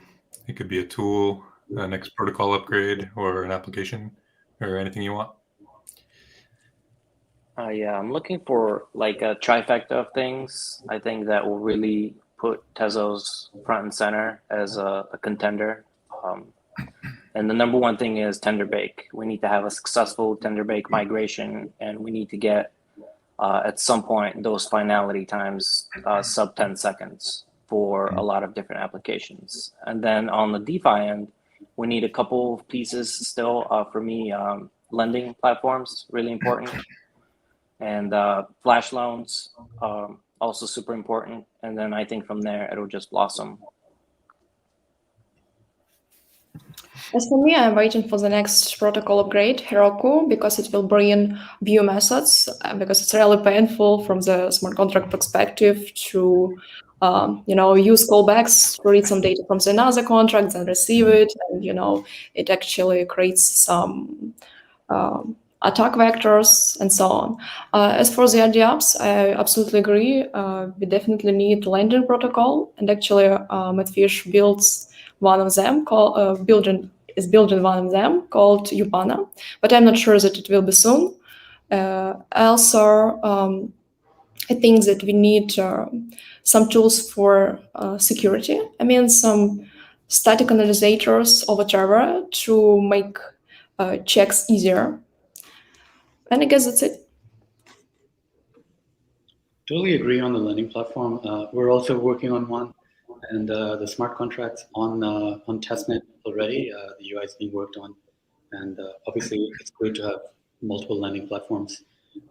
But in general, like if we zoom out, for me, the most important thing long term has always been something that's unique to Tezos. So a lot of the applications and tools we have, they mirror stuff that is already tested on other machines. But given sort of the unique characteristics of Tezos, I can't, if I could tell you guys exactly what I was looking for, then it would be done by now. But I'm still looking for the thing that is Tezos native, comes first on Tezos, it's widely successful, it takes advantage of at least one of the 3 or 4 USPs of Tezos, and especially if it's something related to governance, right? If someone puts in a protocol level feature that enables a unique application, then that would be really huge for me. So one small example is time locks are being introduced in the upcoming protocol. And that makes it possible to do some sort of unprecedented applications that would be really, really hard to do on other chains, if not impossible. So that's kind of getting there. But again, I'm not giving you a great answer, but I think we're on the cusp of something that's going to be Tezos first and then rapidly copied across other chains.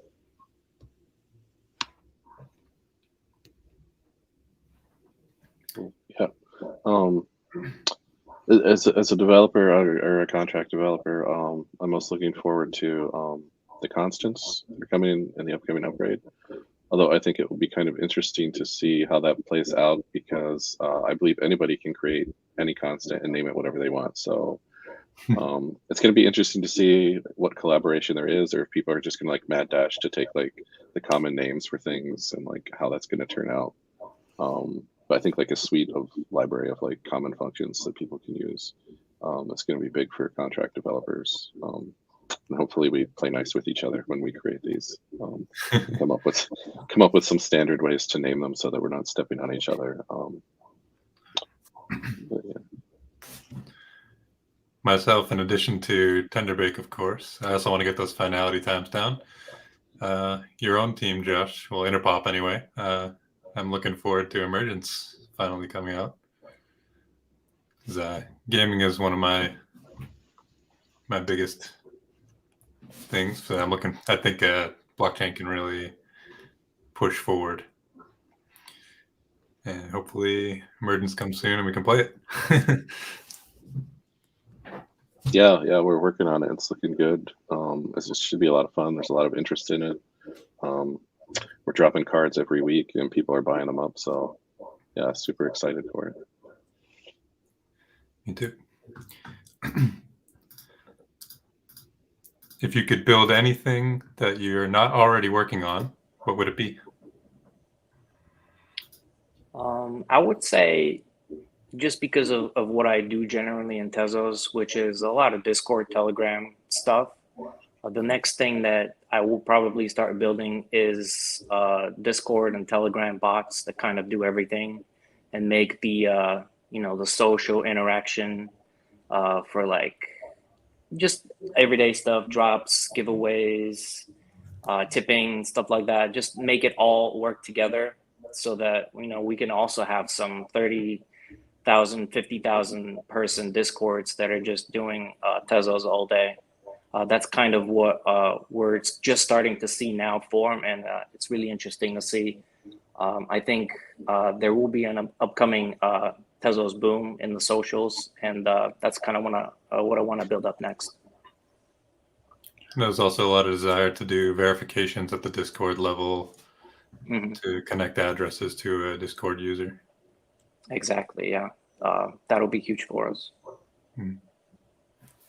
Actually, there are two things that pop up in my mind. First of them is Oracle's network, something like Chainlink configurations that would send random numbers, true random numbers, or prices, or some custom data to the chain. And the second thing is bridges to some UVM-based blockchains or Solana. Of course, I know that there is a wrap protocol, but it only works with Ethereum, and there are more chains to explore and to link to the Tezos. I think they were integrating a few other chains, but I'm not sure when the ETAs are. I mean, I could talk about this for an hour, but three things in real brief that I would love to build if we ever have the time. One is, so I used to work in finance for many years, so I did derivatives on Wall Street, and there's a big disruption possibility using formal verification, using some of the features of Tezos to build truly compositional finance that works sort of both in the DeFi and the normie finance domain. So that would be lovely to do, a bit distinct from DeFi, compositional finance. Another would be sort of really turbocharging NFTs, having a more decentralized version of NFTs where NFTs are sort of minted directly from the wallet. Discovery it also happens within the wallet. You don't need to use an intermediary. You don't need to pay commissions at all. Like you should, as a creator, you should be able to fully operate within the wallet. You should be unshutdownable. And the third thing is, I really love to work on something that allows sort of global collaboration as a protocol feature. So like kind of build DAOs into the protocol itself. Because Tezos was originally and still supposed to be a digital commonwealth. So facilitating the commonwealth, I think, is really important. Sure.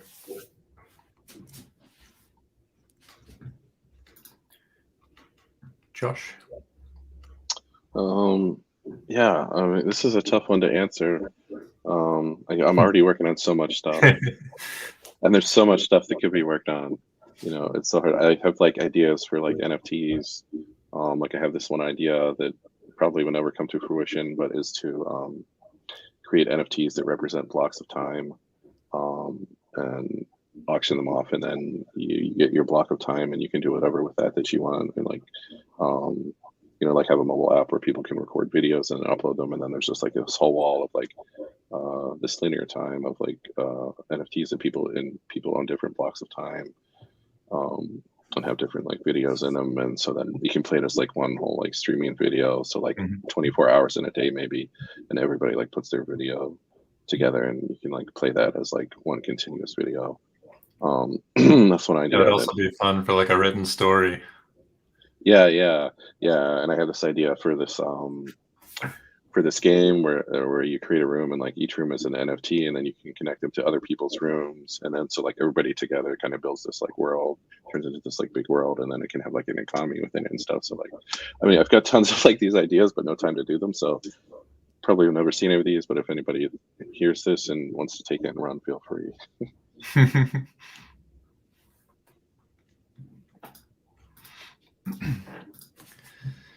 Right, so what do each of you see personally as the best use case for Tezos, and why?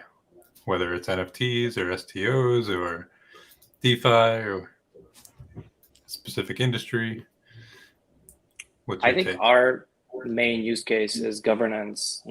That's how Tezos started, and that's kind of what we're doing now, everything through governance. So recently, a tool was released that makes governance easier, just like there was a tool released that makes minting NFTs easier.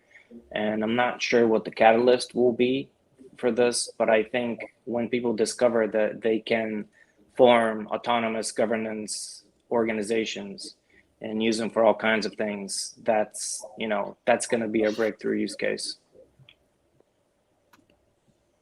As for me, I thought about it quite a lot, and actually I think that Tezos is based, as soon as Tezos is based on liquid proof of stake, and these mechanics change a lot game theory and economy forces, and that's why I think that DeFi can have some kind of different turn on this platform, and I think we can find some unexpected use cases on Tezos with DeFi. And as for the grounded use cases, I guess that is NFT, because it's pretty understandable for people, and on Tezos is pretty cheap.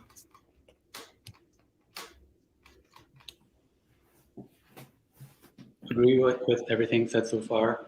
And on governance, I think it would be really good for Tezos, oddly, if there was a really acrimonious governance upgrade.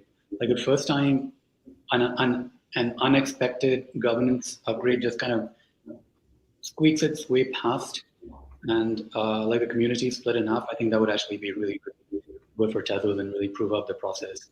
And again, agreeing with everybody, but I would add, it's more, so the blockchain space is really crowded. You have all kinds of different blockchains. They all have pros and cons, blah, blah, blah.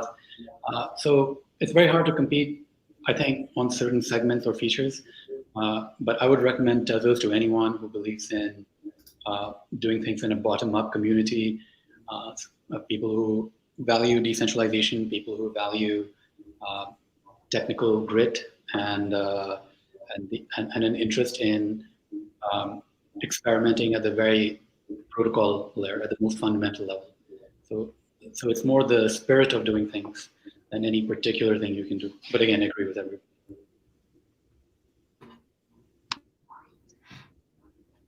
Yeah, I definitely agree with all that. And I just kind of want to reiterate, the grassroots thing, and kind of like the bottom up, right? A lot of chains, they don't have necessarily the tech behind them, but they've got the marketing and the hype, whereas we've got the tech, and so as a developer, it makes me proud to work on Tezos, work on great tech, and there's a lot of great minds in Tezos. So yeah, in addition to everything that was said, yeah, that's just what I want to point out is, all of the great developers and the great minds and everybody, working on everything. So, yeah. Mm-hmm. Speaking of great minds, out of all of our competitors, who do you think is the biggest competitor for Tezos on a technology level as a protocol? And in your opinion, where can Tezos improve to better compete with them? I think we don't really have any other competitors. We have partners. We have testnets that are doing their own great things in the centralized matter sometimes. And that actually results in some great tech that maybe later we can adopt. So whether they succeed or fail, I look at Tezos as competing with itself, with its dark side. So we have to make sure that we give our best effort. We champion the ideas that we believe in. We get involved in governance, because that is really our lifeblood. And we're going to keep fighting with ourselves most of all. The others don't really matter. In my opinion, the main competitor is Ethereum, as it was the first smart contract platform. But I think that Tezos has a killer feature, which is called private transactions. And I think that teams should build more products using it and make it more friendly for the users. And the other thing, I think that we can improve to be on the level of Ethereum. It's making it's improving the nodes, the code base of our nodes. Because now it's written on a camel, and not that many developers know this language to contribute to improve it. And I think that we have to have an implementation on another language, just to diversify this process. For anyone listening, that is not so familiar with Tezos, the privacy aspect that she was talking about is that Tezos enables you to use ZK snarks within smart contracts. So you're able to create private applications, which is an amazing feature. And like she said, not so many people are using it yet. And I also would love to see people get some applications running using snarks. Definitely. Yeah, for that reason, for me, the main competitors are other chains that have, in some way, a big treasury behind them.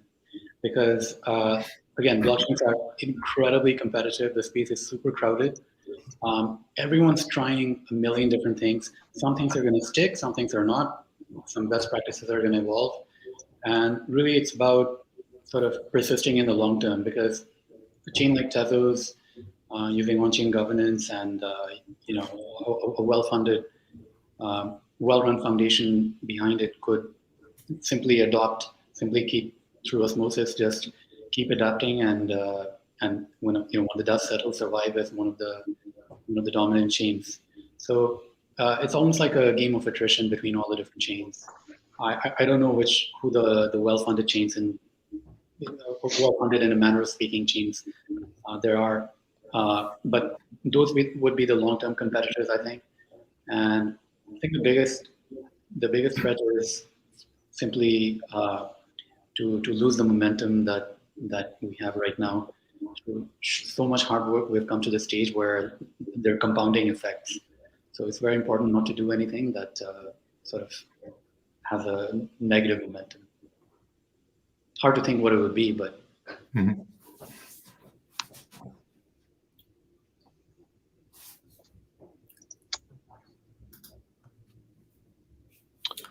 Yeah, I don't know that I'm going to name any specific chain, but I think, a competitor is going to be whoever can attract, right, the most talent, right, the most developer talent, right, whoever can attract the liquidity, right. Those are going to be the competitors, and especially the chains that can attract the real talent in the space are going to be the ones to watch for the real innovation coming in the years to come, right. So, in my opinion, those are going to be the ones to watch out for. The ones that can attract and retain talent in the space are going to, because those are going to be your innovators. Right?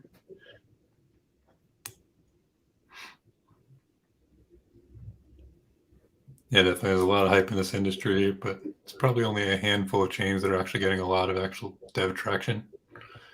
And thankfully, Tezos has been one of them, really growing a lot this year, especially. And of course, all of you have been around for a long time. And we've had a very good dev community from the start, and that's part of why I'm here as well. This community has always been really great. It's in my experience, it's the complete opposite of your developer experience in like Ethereum. Right? Yeah. I came into Tezos and immediately the community was welcoming. It's like there's Dev Slack, which is like closed, and only developers can get in there, but it's not hard to get in, right? Almost immediately somebody's like, "Oh, here, let me invite you to Dev Slack," and then "Oh, here, come to the baking Slack. Come to these Discords." It's just a whole community of developers constantly helping each other out, helping new developers out. You'd be hard pressed to find a developer in Tezos who would refuse to help somebody with a question. Right? Yeah, definitely. The Tezos journey hasn't always been a smooth one, but you come for the tech and you stay for the community.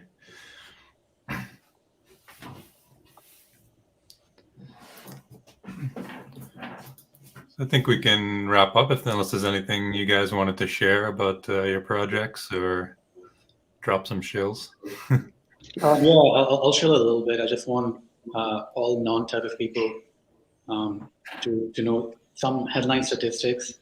So in the past 1 week, across all projects, we received 500 million API requests.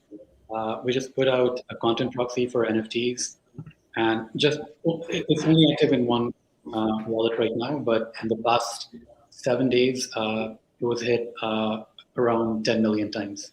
So if you read something negative about Tezos, here's some objective reality.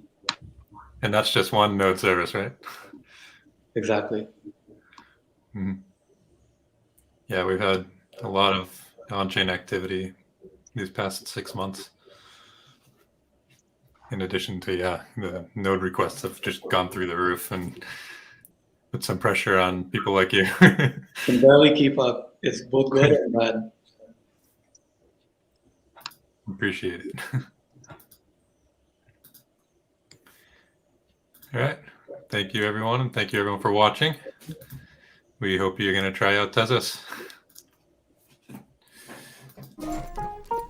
Don't think you're an investor?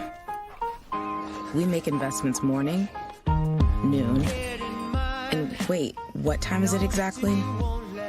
We make short-term investments, long-term investments. We diversify our interests, realize our gains and losses, and try to keep the big picture in mind. You don't need to become an investor. You were born one. Robin Hood. Well, here to celebrate a very special anniversary is Litecoin Foundation's Charlie chatting fireside with Miss Teen Crypto. David Burkett will join shortly to shed some light on the future of Litecoin. Hey. Hi, everyone. Thank you for joining us today. My name is Miss Teen Crypto. I'm an 18-year-old cryptocurrency influencer, speaker, and educator based in New York City.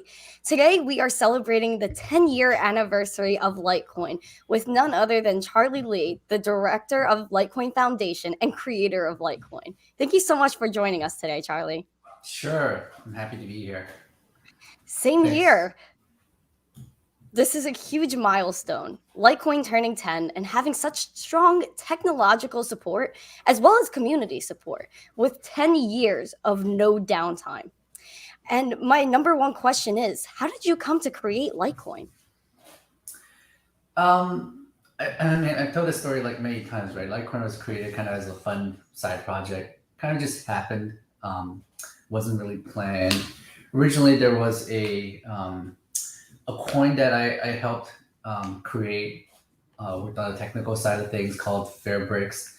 And then that kind of failed. And after that, I decided to kind of start over and create Litecoin, which is just based off of Bitcoin, very similar to Bitcoin, but kind of a lighter version of Bitcoin. And basically that just happened and that was it.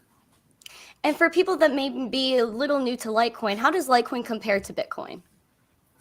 So the main difference is at the time when I created Litecoin is I wanted to create a coin that is mined using CPU versus at that time Bitcoin was mined using GPUs. And it was important that Litecoin miners did not compete with Bitcoin miners because you don't want the coin to be attacked by Bitcoin miners, and you don't want to like compete for hash rate.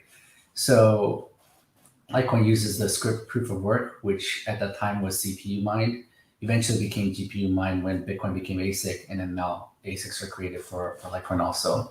So that's the main difference. Litecoin has 4 times as many coins, and block confirmations are 4 times faster. So transactions happen every 2.5 minutes as opposed to 10 minutes for Bitcoin. Amazing. And how do you feel that Litecoin has been running since its Genesis block with no downtime? It's honestly quite an amazing accomplishment. Right. Not many coins can claim this. Actually, I don't think any other coin can claim this, because you hear about all these other coins having trouble, being down for a certain amount of time, being attacked, having issues where blocks are taking forever. So one of the reasons why Litecoin has done so well is because what I set out to do was to keep it as close to Bitcoin as possible and only change a few aspects of it and not kind of try to do something crazy. And that has worked really well over the past 10 years. Yeah, totally.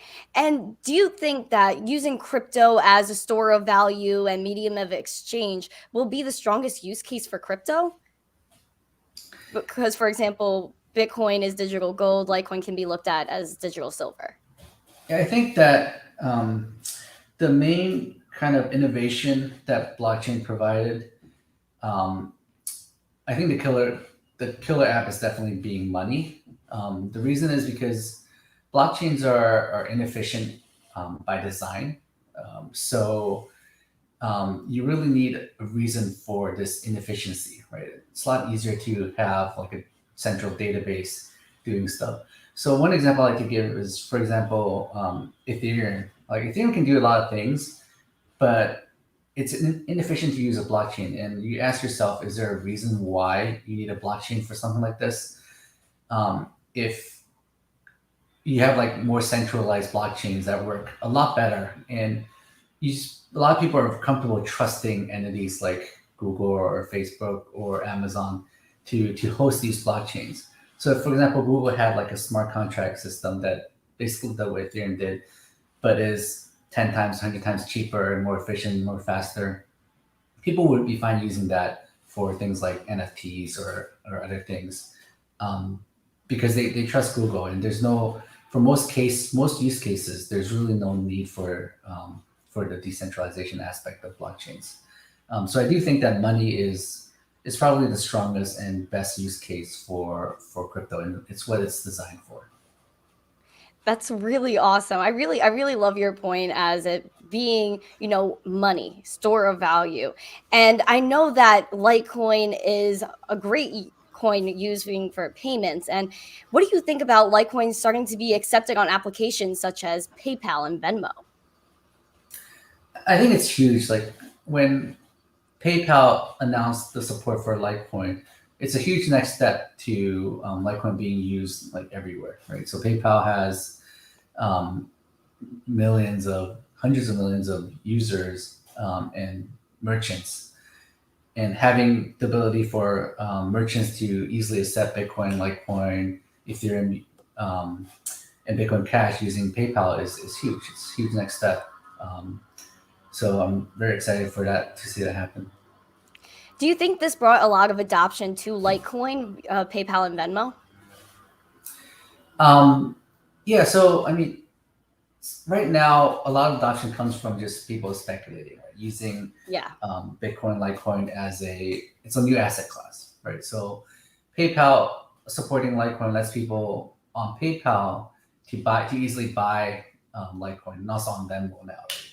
So I'm looking forward to them opening up where people can actually withdraw their coins, Bitcoin and Litecoin, to their own wallet. So it's not just stuck in the PayPal ecosystem. But that, even without that, like Robinhood started with letting people just buy and sell Bitcoin, Litecoin, other coins, and that's huge to just open this asset class up to more users, right? And that's similarly like the ETF that's happening right now. Lets a lot more people invest in this new asset class, and that's the start, right? First, you have to let people be able to invest and hold Bitcoin and Litecoin, and then the next step is actually people actually spending and using it as real money. Exactly. I love how you brought up spending your Litecoin, and I think that's a really important point. And what do you before we get to spending Litecoin, what do you think the selection process is, with applications such as PayPal and Venmo, and how Litecoin is always fit to be spendable?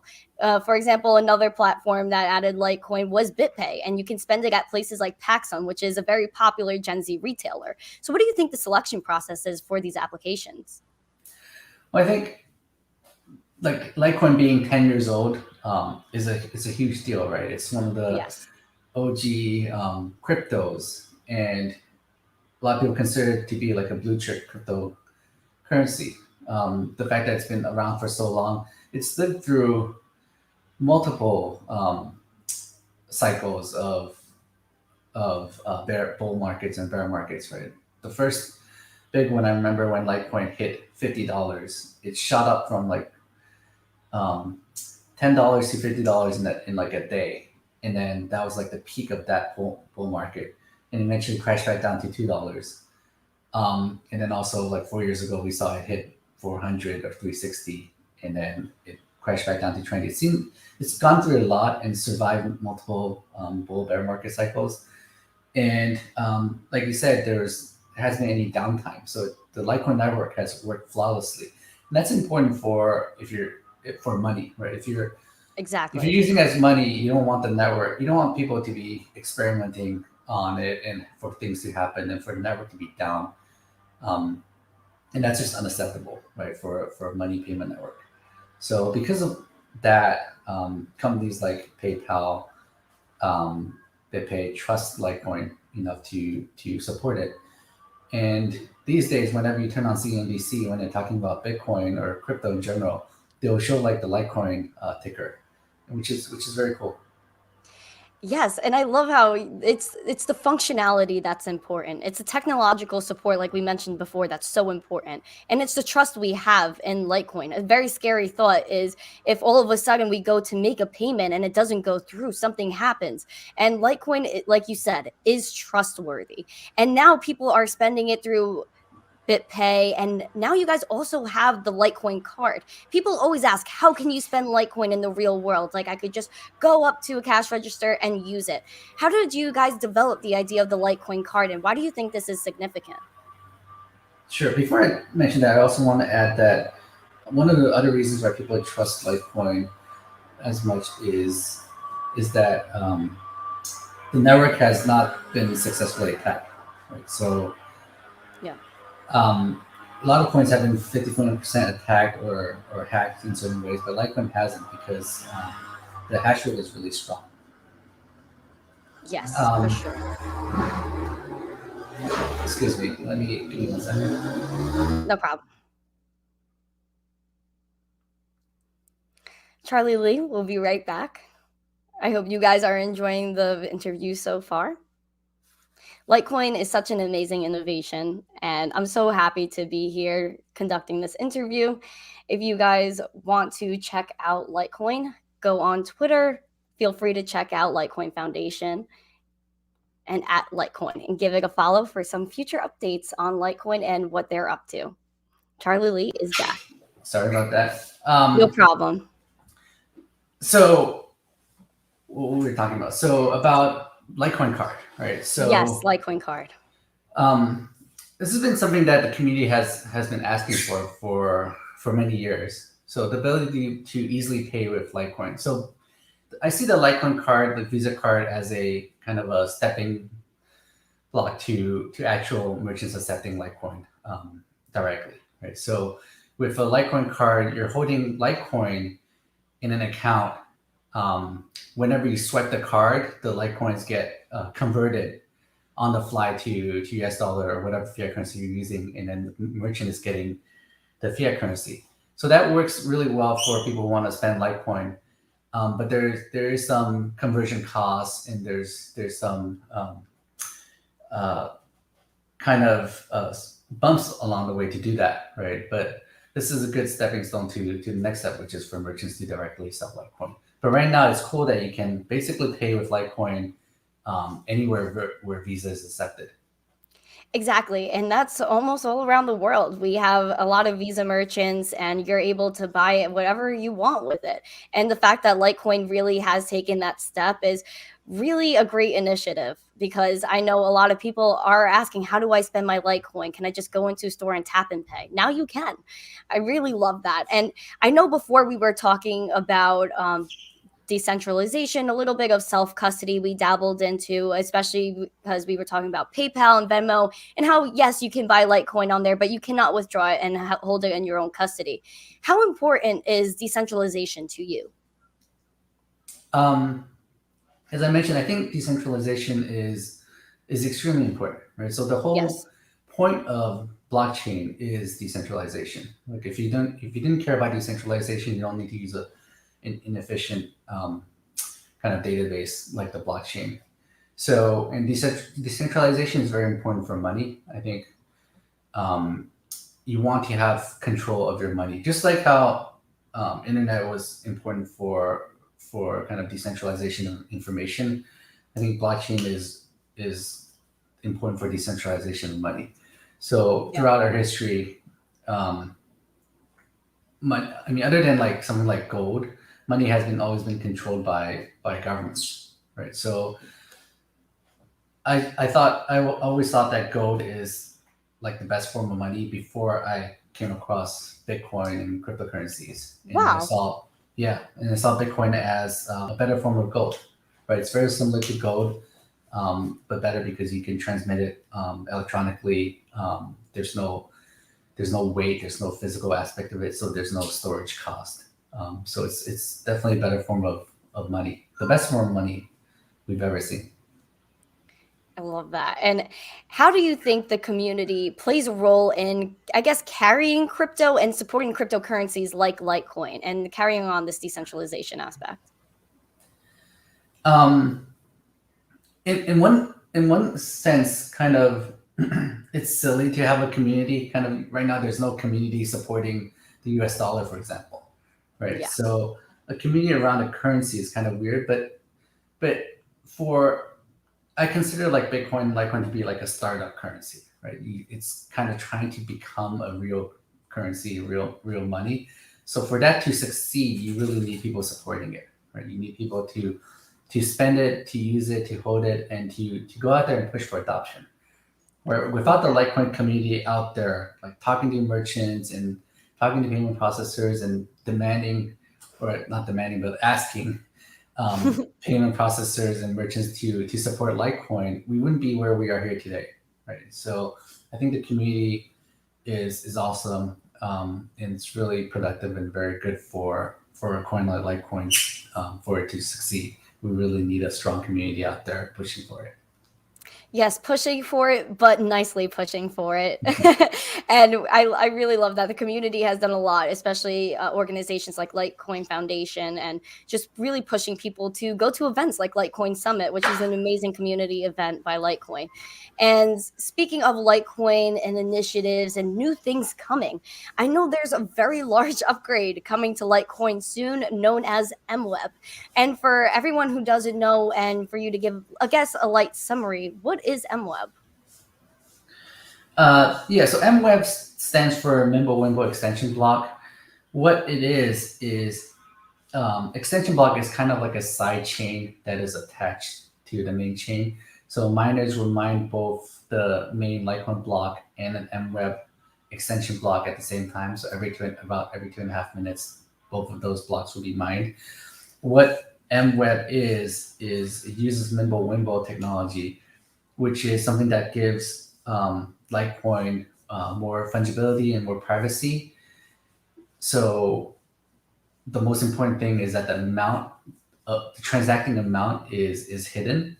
So when you're sending coins to the recipient, only you and the recipient see how many coins you sent them, and no one else could actually see the actual amount.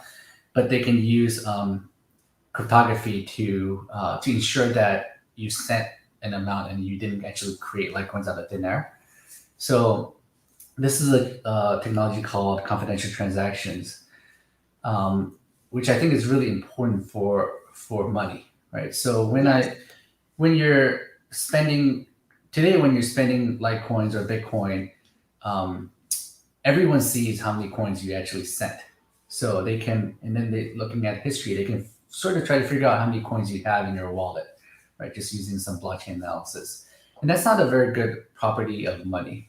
And the property that we're trying to solve is fungibility, right? The fungibility of money means that every Bitcoin, every Litecoin you use is indistinguishable from every other Litecoin. So that's a property that currently exists for fiat currencies, right? If in your wallet you have multiple $20 bills, it doesn't matter which one you use. It's treated exactly the same. It's a $20 bill. There's no history attached to it. Even though there's like a serial number on the $20 bill, it doesn't really matter. It's fungible, right? But that's not the case with Litecoin today. When I send Litecoin to buy coffee, for example, the merchant would be able to see how many Litecoins I have in my wallet if they really want to, and that's not good. Financial privacy is really important, so we're trying to solve that with MWeb. And the idea is that once you move money into the MWeb extension block, all the transaction uses confidential transaction and Mimblewimble. And the cool thing about MWeb and Mimblewimble is that it actually scales even better than Bitcoin and Litecoin main chain because of properties and some cryptographies we're using with Mimblewimble. So it's a very good solution to solve fungibility and privacy. And we're kind of sort of experimenting with that using extension blocks. So it'll be very exciting to see when that happens and how people use it. Yes, and I know it's not going to be too complicated to, enable Mimblewimble. It might just be a click of a button, right? Or is there going to be separate applications to use this? Well, I wouldn't say it's not too complicated. First of all, we're going to release the code later this year. Awesome. And then miners need to activate it, right? So it'll take some time for miners to activate it. Once it's activated, then Mimblewimble extension block would run side by side with the main chain. But you also need to update wallets to support it, right? So it's a optional soft fork, so no one has to update. So exchanges, for example, will likely not support the extension block, and that's fine. So if you have coins in MWeb and you want to send to exchange, you just peg out and send coins back to the main chain. And you can do it directly to an exchange wallet. So MWeb would have a separate addresses, just like SegWit. And wallets will start supporting it, so you can peg in your coins into MWeb. And if merchants support receiving MWeb coins, then you can transact with them directly. So it'll take like a few years before this really gets adopted, but it's going to be exciting. For sure, it's going to be exciting. You guys it's been 10 years of Litecoin, nonstop innovation. It's not like, you released Litecoin and it was just there doing its own thing. You guys are constantly, you and your developers are constantly working on this and working to improve Litecoin and make it better store of value and better money for people to use in the real world. And now you guys are also protecting privacy, which is amazing, because yes, we need transparency, but we also need that anonymity factor when it's necessary, right? And I think that, adding fungibility is very important. So how do you think that, MWeb will impact Litecoin adoption? We'll see. I mean, it's definitely a big change, right? So over the past 10 years, Litecoin has kind of stuck to with Bitcoin for pretty much everything. Even though like SegWit activated on Litecoin first, it was developed for Bitcoin, right? So MWeb is like a first step away from something that's done on Bitcoin. So I think it's really important. I think fungibility is really important. That's why we're willing to take this step for doing something different than Bitcoin. And it's definitely a little bit risky, right? Something different. So we have to take it slow. For example, the code is getting audited. We actually just received the report. Things are going really well. It did find some issues that we're fixing, but it's important to take this slow and make sure everything is good. So I forgot what your actual question was. How do you think that MWeb will impact Litecoin adoption? Yeah, so I think I'd like to see after it's live, more and more people use it. It's important I think financial privacy is extremely important, and people will realize that they would want to keep their coins kind of private, the amount of coins they have to themselves, right? So I think it's gonna be huge. I think it's gonna be very important just to have something that is fungible, and a better form of money, actually. So fungibility is one of the properties of good sound money that is missing in Bitcoin. Litecoin, I would say it's like the only thing that is missing from Bitcoin and Litecoin being like the best form of money possible. So adding that and making Litecoin even better money than before, I think is huge. Absolutely. Totally agreed. And I'm so happy we got to do this and hear more of your perspective. Litecoin turning 10 is a huge turning point in history overall. I mean, you guys have been putting out nothing but perfection. You released a Litecoin code. It's been perfect as of right now, 10 years of no downtime. You guys have been working tirelessly on MWeb and now another update called OmniLite, which I know I'm not sure we could jump too much into right now with the time we have left. But I know that this is huge. And how do you feel about the next 10 years of Litecoin? Where do you see this going? Yeah, I mean, I never expected Litecoin to be where it is here today, right? So when I launched it, it was for fun. Didn't expect too much of it. The fact that it's survived for 10 years and it is where it is now today, it's kind of mind-boggling, right? I can't. So to even think about what would happen the next 10 years, yeah, it's really hard to say. I'm kind of taking it one step at a time. The next thing is MWeb, which we're fully focused on to make sure that that launch is successful. And then after that, who knows, right? So eventually, the end goal is for crypto to be used as money, right? We're starting to see that in El Salvador, where Bitcoin is legal tender and merchants and users actually using Bitcoin in their daily lives. I think that's going to happen more and more in more countries, and that's the end goal, right? Where people would store their money in crypto because it's just a better form of money. It's governments can't just print more out of thin air, and people would just use it as real money. And I think in 10 years, I'd see people using cryptocurrencies as money without even realizing what's kind of behind everything. Like right now, when you're spending crypto, you have to, it's not simple, right? You have to know what you're doing to safely store it and to spend it. But then over the next 10 years, I see it being built out where people were actually using crypto without even realizing what's going on behind the scene. That's great. That's something I do bring up to people all the time, is that eventually we're going to be using crypto without even knowing we're using crypto. People might get the Litecoin card and not even realize it's a Litecoin card. They just know it's something they could use, something they could spend. Yep. It's just money, right? Exactly. It's just technology. A lot of people don't know the technology with tap and pay. They use tap and pay there every day, but they don't know how the actual technology works behind, like leaving your card, going to the merchant. But, we still use it. We still know it works. And Litecoin, we know it works. We trust Litecoin. 10 years of no downtime, low fees, and very fast transaction times. Is this something that's very important to you as well, the fast transaction times? Yeah, so one of the reasons why I wanted to create a coin with faster transaction times is because using Bitcoin like in person at that time was not easy, right? So waiting 10 minutes for a block. Sometimes blocks are slower and it takes like half an hour or even an hour for blocks, and that's kind of unacceptable when you're doing like in-person transactions. Yes.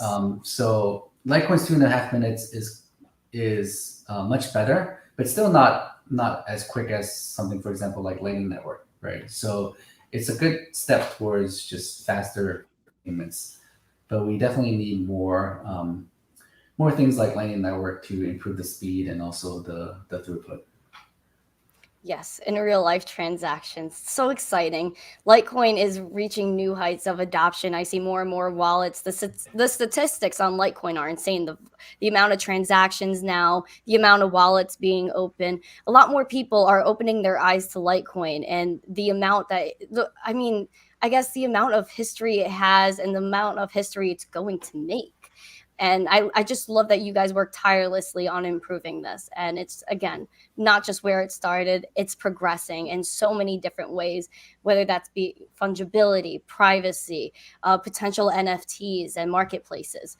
Truly amazing. And I really have so much respect for you and what you do. And I just thank you so much for joining us today. And I really wish we had more time to chat, and maybe we could have a longer chat one day and have more of a deep dive.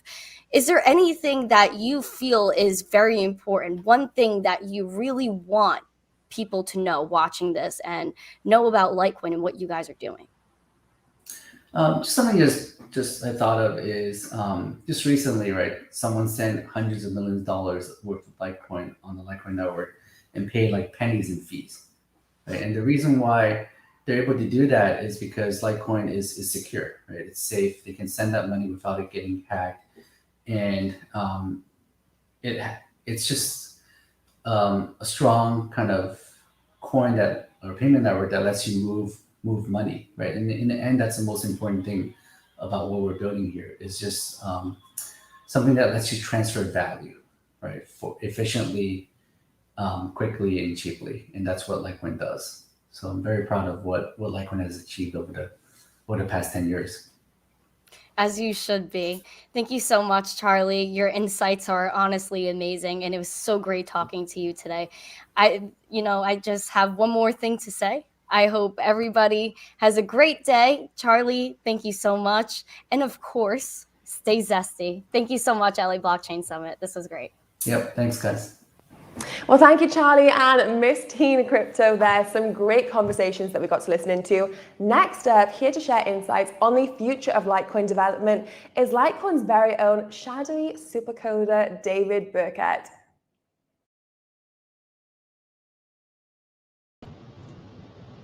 Hi, everyone. Thanks for having me. David Burkett. I'm a developer for Litecoin. I've been working on Litecoin for a few years now. I'm just going to give an update on some of the big features we've been working on, both on the protocol and there's some community development and stuff going on too. So, first and foremost, as Charlie and Miss Team Crypto talked about, Litecoin is all about being money. So it tries to be fast. At the time it was created at 2.5-minute block times were much faster than what we had, but it's still plenty fast for your everyday transactions. A couple minutes of waiting for it, especially for online transactions, is nothing. A lot of us use Bitcoin from time to time, and we have to wait the 10 or 20 or 30 minutes for a first confirmation. It can be very frustrating. So it's a lot better with the shorter block time. There's also very low fees. We have 4 times as many blocks as Bitcoin, so we can have 4 times as many transactions. As long as we have this extra block space, then there should be less competition for it, and the fees should generally be lower. Right now, they're very low. You don't have to wait till 2 a.m. to send your 3 Satoshi transaction. It's pretty much a low fee all the time. We were also the first major coin to implement SegWit and Lightning networks. So if those blocks do start to fill up, we have those to fall back on. We'll get instant transactions with those, and we can scale very well there.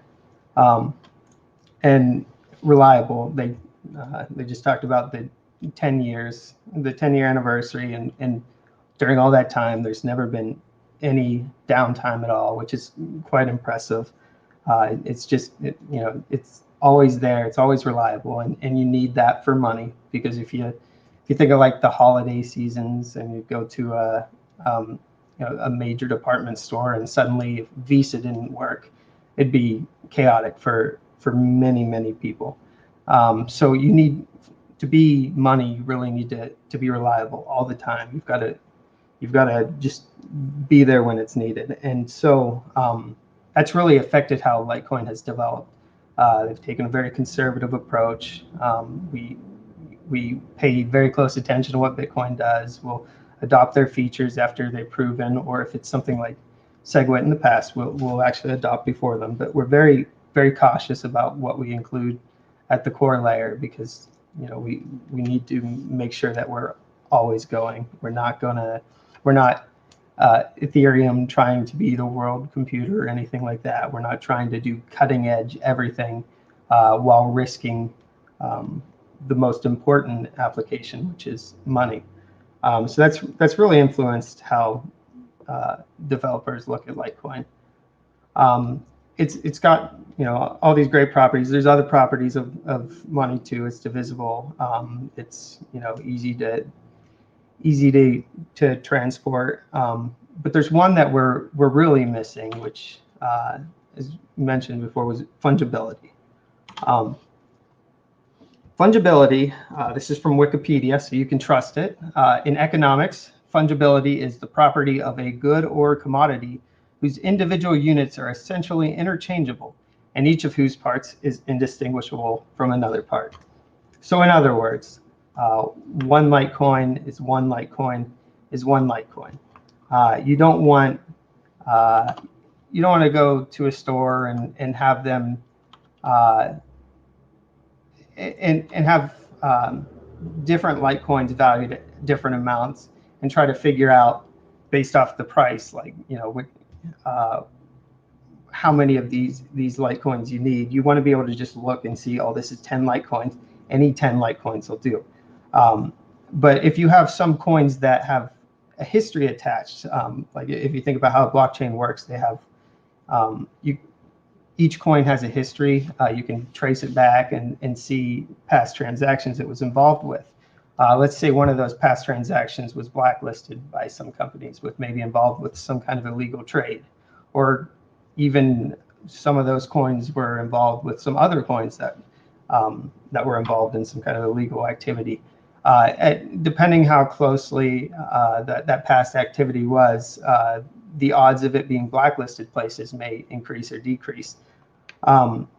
So what you really would end up with there is this kind of this uneven system of some coins being weighed more than others, and you'd have like some come at a premium. Like if you wanted brand new fresh coins from a miner, you would end up paying more than one Litecoin for each one of those Litecoins. And when you have a system like that, it's just a barter economy. You don't have a base monetary unit. It's just you're always bartering for goods, and that kind of defeats the whole purpose of being money. So you want to make sure that you can just price things in Litecoin, and every Litecoin is accepted for it. So in order to do that, we need to make sure every Litecoin is indistinguishable from the other. You don't want to be able to see that history at all. And right now for Bitcoin and Litecoin, you definitely can. It doesn't have that fungibility. So our focus for the past few years has been providing this final property of money. Whoa, hold on, sorry. All right. The way we're doing this is there's something called Mimblewimble. It's a protocol for providing confidential transactions, and confidential transactions just means the amounts are hidden. There's if you look at a blockchain, if you look at a block explorer today, you can see amounts. You can see in certain cases you may be able to see your coworkers, how much they make, what their salary is, if you're able to track those transactions down on a blockchain. So that's not a very good property of money as it is. You don't really want other people seeing how much you make or how much you spend on things. But also, if you think about it, if you're looking at a block explorer, you can, based on the amounts, you can often tell whether something is change or not. So you can see the direction the coins go, because every transaction has an amount you send to someone else, but then it can also receive some change back. And so by having the amounts there, it makes it easier to figure out which one is change and which one isn't, which is all very useful information if you're trying to track down the history of a coin. And that's what we're trying to avoid. We're trying to avoid others being able to trace a coin, because we don't want a history really attached to a coin. So Mimblewimble provides these confidential transactions which hides the amounts, but they also do something called non-interactive coin joins. So for every transaction today, you have some coins you're spending and some coins you're creating as part of that spend. So if you spend 10 coins, then you can send 9 to someone else and 1 back to yourself as change. And it's easy to follow the money that way. But by doing non-interactive coin joins, what it really means is each block, it takes all of the transactions from the block, and it takes all the coins being spent, and it takes all the coins being created, and it just combines them all together into one big transaction. And when it does that, you lose the individual history of each coin. It makes it a lot harder to track who spent which coins and where they went. And that's the property that really gives us the fungibility from Mimblewimble. And it does this using very conservative crypto. It's not crazy cutting edge stuff like Zcash or other coins are doing. It's the same security properties as Bitcoin, so it's very safe. But we get all these great advantages from it. And there's also one really cool aspect of how Mimblewimble works is that you actually can delete old data while maintaining the same security properties. So it actually scales better. Typically, with confidential transactions, they're 3 or 4 or sometimes a lot more times the size of a normal transaction. But with Mimblewimble, it's actually smaller over time because less data is needed to be stored. So you have faster sync times, and that improves decentralization, among other things. So yeah, we wanted to use this Mimblewimble, but then for a while there, it looked like it might not be possible. You can see Charlie back in January 2019 says it changes the blockchain too much, it has to be a hard fork. But we found later that there's this thing called an extension block, which it's a pretty clever mechanism, very powerful, but it's allows you to add like a second block to every block that can have its own set of transaction rules. You can the transactions don't have to look anything alike, anything like the normal transactions do, and each block will just have like its own copy, its own separate extension block that follows a separate rules. And you can send coins back and forth between those two blocks. You can see in the image here how there's this arrow to a second block for each one of those blocks. You have your normal chain, and they also have this additional data that could follow any odd set of rules you want. You could even do really crazy things like decrease or increase supply and other stuff, but we're not doing anything shady like that. We're just we're supporting Mimblewimble on this side, so that all you will need to do for erasing the history of your coin, or for at least obscuring the history of your coin and making it so that everyone looks similar to others, is you can just send it to this special address, and it moves it to like that other block in the chain, where you can follow the Mimblewimble rules. And this only requires a soft fork. There's no need to have every node out there upgrade immediately. You can nodes can upgrade slowly over time, just like SegWit was the soft fork. This is not going to be, it's not going to result in a chain split or anything like that. So we decided we would implement Mimblewimble via an extension block, and that's where we get the name MWeb. So the status of MWeb. We started developing in late 2019. It's a community-funded project. Every month I do a detailed monthly update. You can go out onto litecointalk.io. You can go read all the past updates. They're fairly detailed. I just submitted a new one yesterday. You could read it. But we've done some really cool things over top the normal Mimblewimble protocol. We've included non-interactive transactions. There was kind of a limitation with how Mimblewimble worked before, to where it was harder to transact with some people because both had to be online at the same times, unlike standard Litecoin where you just send to an address and they can receive it whenever. Well, we were able to get that. We were able to make some improvements on Mimblewimble to add that support back. And we also have these stealth addresses. So one way people de-anonymize themselves, or one way that you can learn about a transaction in the chain, is if someone sends coins to the same address. So if they have two different transactions they're involved with, and both end up sending coins to the same address, if you reuse an address, we know that address is owned by just one person. And so like a big source of privacy leaks for Bitcoin and Litecoin is the reuse of these addresses. because you don't always want to have to ask for a new address when you're sending coins. Sorry. So with these stealth addresses, you give an address to someone, and they can send multiple times to that address, but on chain it looks like a different address each time, so you can't tie them together. It helps obscure the flow of money, which is our whole goal here with MWeb.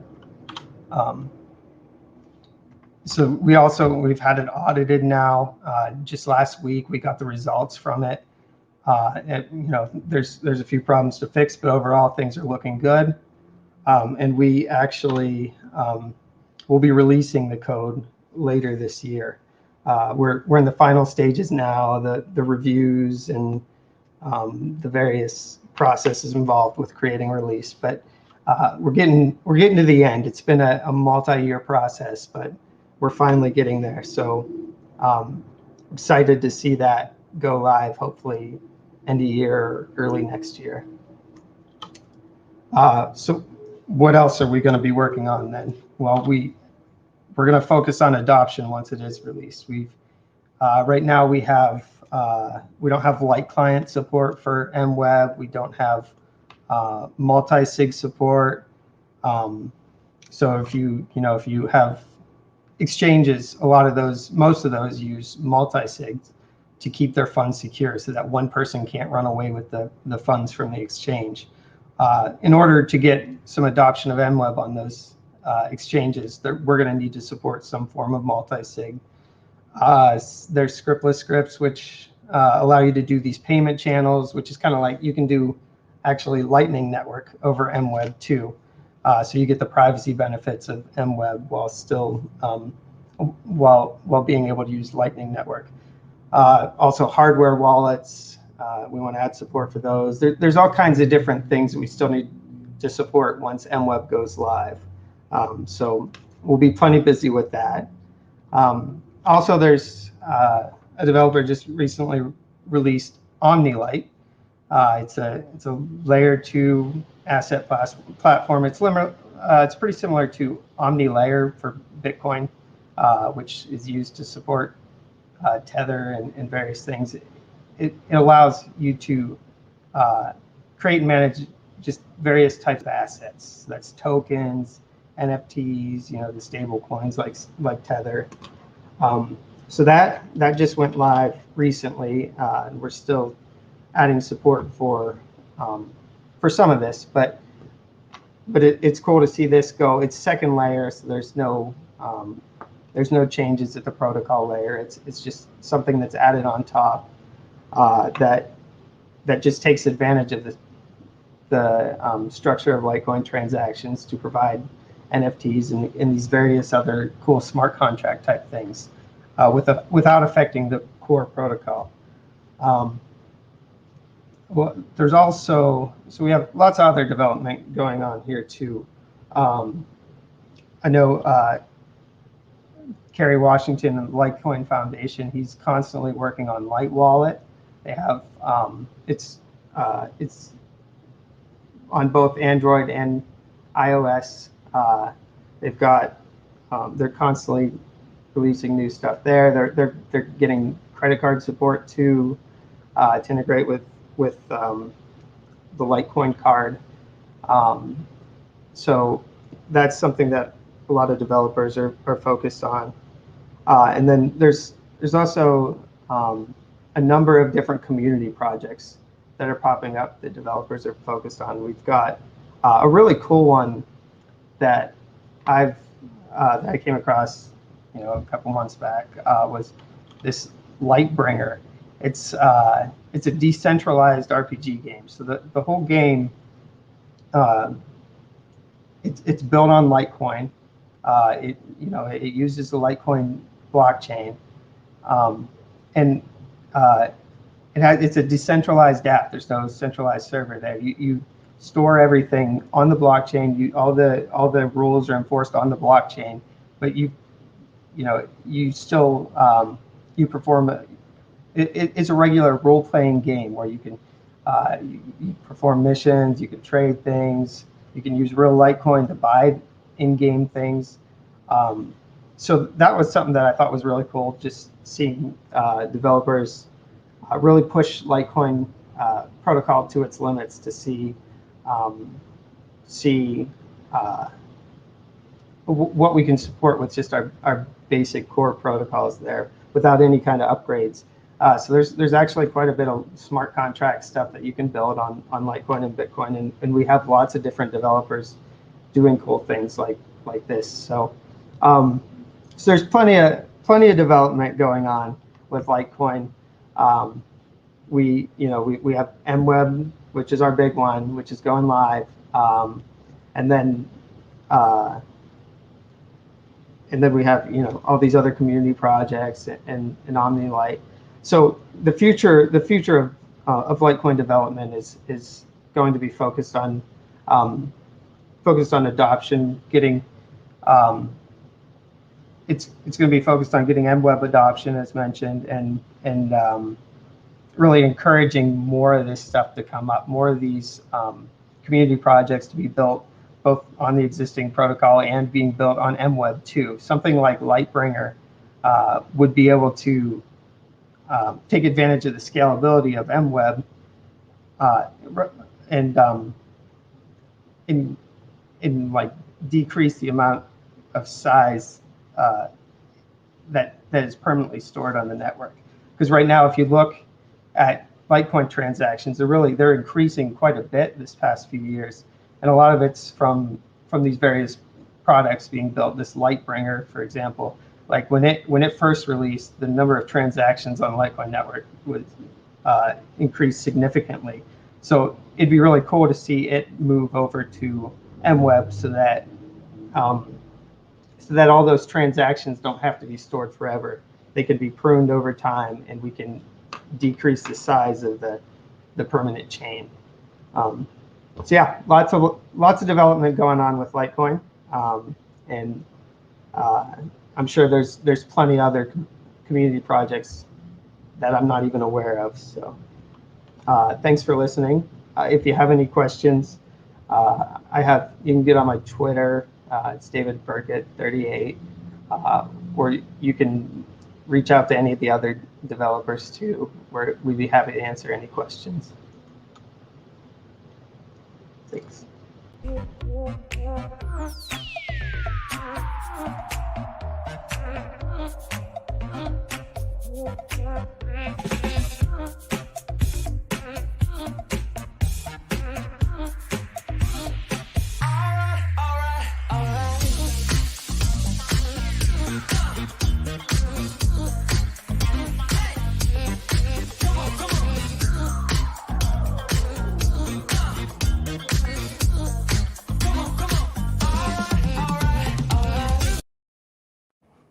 Amazing. Well, now we're turning our attention to the Stacks Foundation, where we're first welcoming Muneeb Ali to chat smart contracts for Bitcoin, followed by Brittany Laughlin, who will introduce NFTs that earn a yield. Let's go.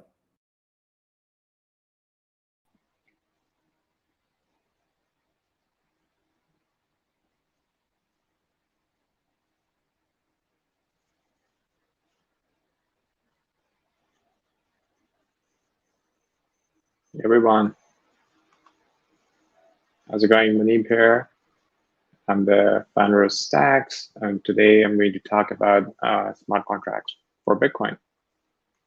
I think one thing that's really interesting that's going on is it looks very likely that Web3, this decentralized version of the internet, will emerge from crypto. Like there's so much innovation happening across the industry, across different protocols, and all of the properties of decentralized applications or user-owned data, they're really emerging from the crypto industry. So I think at this point, it seems pretty clear that Web3 will emerge from the crypto industry. And I think the bigger question really becomes that which protocols would really end up powering Web3. If you look at kind of like, what's been going on right now, Bitcoin has really found product market fit as a store of value. A lot of people think of that as digital gold, and Ethereum is kind of like the dominant smart contract platform. but there are a bunch of like other L1s, the newer ones that have been emerging. And I think like even up till like 6 months ago or so, a lot of people were thinking that maybe there will be one dominant platform like Ethereum. But that picture has clearly changed into more of a multi-chain world with the rise of protocols like Solana, Avalanche, Algorand, and others. And I think where Stacks plays a role here is Stacks is very, very unique in the sense that it's actually bringing smart contracts to Bitcoin. So instead of just thinking of Bitcoin as digital gold, you can also have decentralized applications, smart contracts built directly around Bitcoin. And I think this actually fits very well with this broader picture of a multi-chain world, because then you can imagine Bitcoin as a center of gravity. Bitcoin obviously has a north of $1 trillion market cap, and you can directly deploy your Bitcoin into smart contracts through a programming layer like Stacks. And then Stacks can also help bridge the Bitcoin ecosystem to some of the other L1s out there as well. And those L1s can potentially specialize in their use cases. I think so that's the broader picture that motivates us. And Stacks has always been focused on the Bitcoin side of things, because we think that there is a lot of value to be unlocked if you can actually properly unlock smart contracts for Bitcoin. So we obviously believe that Bitcoin is the best foundation for building a Web3 or a new user on internet. And let's like double click on some of the reasons behind it. Like I'm a OG Bitcoiner, kind of like started in 2013, and one of the things that really attracted me to Bitcoin in the beginning was the simplicity of the design. Like the Bitcoin blockchain like maximizes for decentralization. It's meant to be a very durable type of a design. You can't really experiment much with the Bitcoin base layer, right? It's meant to be hardened. It's meant to like not change, and any complexity or any new types of use cases are meant to be built like around Bitcoin and not by actually changing Bitcoin itself. And I think Bitcoin has proven to be valuable because it doesn't change. It has proven to be valuable because people can trust the fact that this network is going to be around like decades from now, probably even like centuries from now. And I think that really makes Bitcoin valuable. And over time, we've seen that Bitcoin has by far the biggest market cap, by far the biggest brand name, by far the biggest community. And most people, when they think of cryptocurrencies, they actually think of Bitcoin. Interestingly, with all these properties, still a lot of people don't think of Bitcoin as an asset that you can program or as something that you could actually deploy in smart contracts. And other projects like Ethereum and some of the new L1s have actually taken more of that mind share. And that is the gap in the market that Stacks is actually filling. So at Stacks, we believe that we can unleash the full potential of Bitcoin, and we are very, very excited about that potential. This idea of smart contracts for Bitcoin actually goes all the way back to 2010, 2011, where Satoshi Nakamoto was interested in these types of new use cases. So people were actually trying to build, new types of use cases like decentralized domains, like ENS, that some people might be familiar with. And at that time, Satoshi's view was that you would see these use cases emerge around Bitcoin, and these different types of applications would actually share the security of Bitcoin. And that is the design literally that was enabled like almost like a decade later by Stacks when the mainnet went live in January of this year. So the way to think about the relationship between Bitcoin and Stacks is that think of like two layers. Bitcoin is the decentralized money layer, and Stacks is the programming layer, right? So Stacks layer is where the smart contracts run.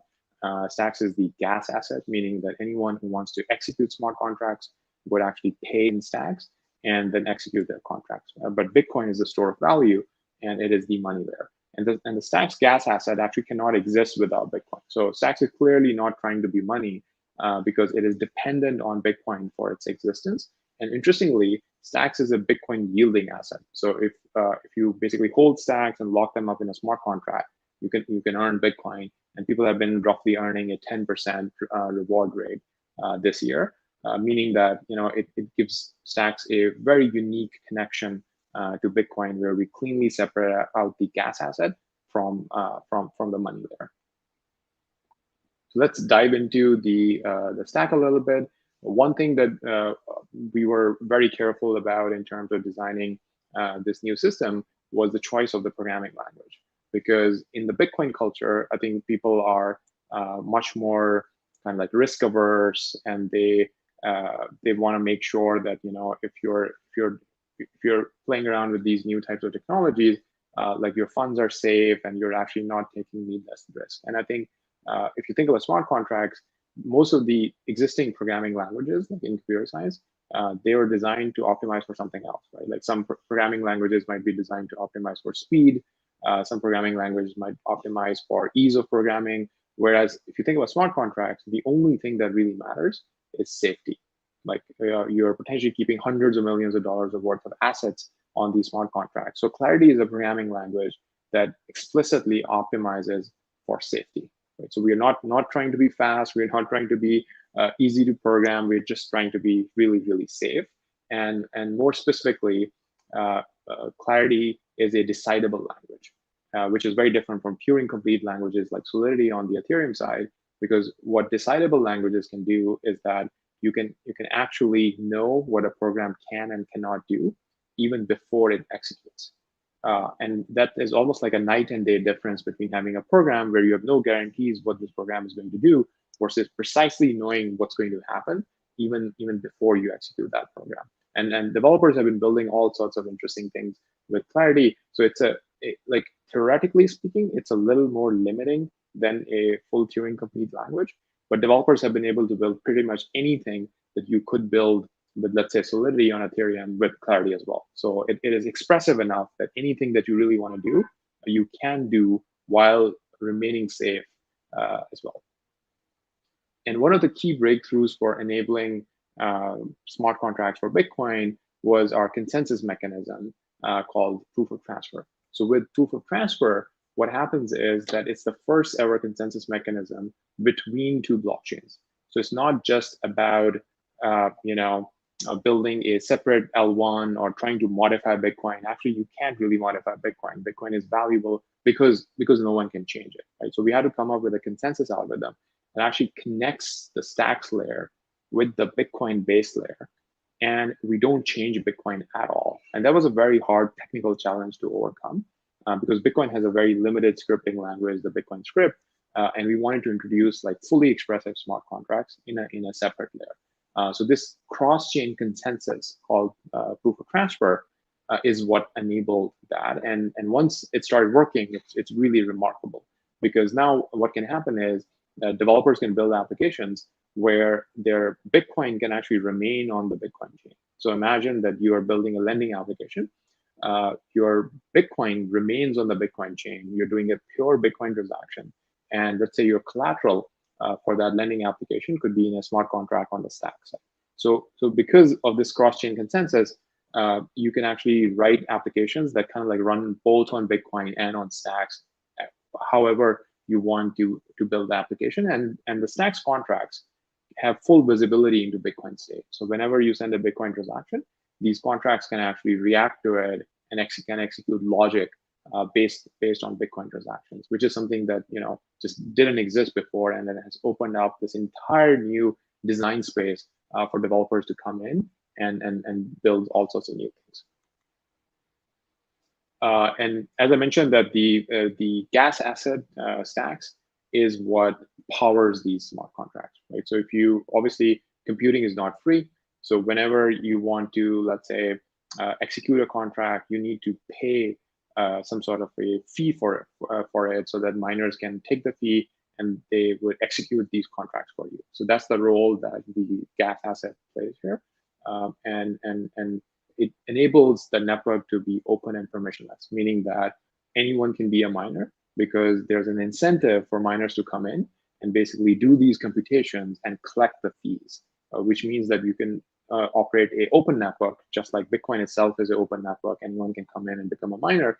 Anyone can come in and become a miner on Stacks as well. And what my company does, so Stacks, think of Stacks as an open source project, a decentralized open source project. And then there are many different companies in the ecosystem. There are now more than 30 different companies in the ecosystem. And what my company called Hero does is we focus on developer tools. So think of the rest of the stack as like just open source and anyone can come in and work there. And my company actually focuses on building developer tools on top. And a lot of developers, at least currently, really love kind of like using these developer libraries, and they're building all sorts of cool stuff that I'll tell you about in a minute. So this is kind of like, how the ecosystem is evolving. There are a bunch of like different entities that organically formed, and they're focusing on different types of areas. I think you're going to hear from Brittany from the Stacks Foundation, which is an independent nonprofit in the ecosystem. And as I said, there are now like 30 plus different companies. So I think the decentralized nature of this project is also something very interesting. Like it's not one of those projects where there's like one big company behind it and they're just building kind of like a decentralized protocol, like just like Bitcoin itself. Like there's no company behind Bitcoin. Stacks very organically evolved in a way where there's no kind of like a single big company behind the open source project. And the ecosystem is really growing. Like if you think about it, the mainnet launch was roughly like 9 months ago or something like that. But just in the last 9 months, we have seen a ton of traction. In fact, over the last 8 weeks or something, our network has been running at full capacity.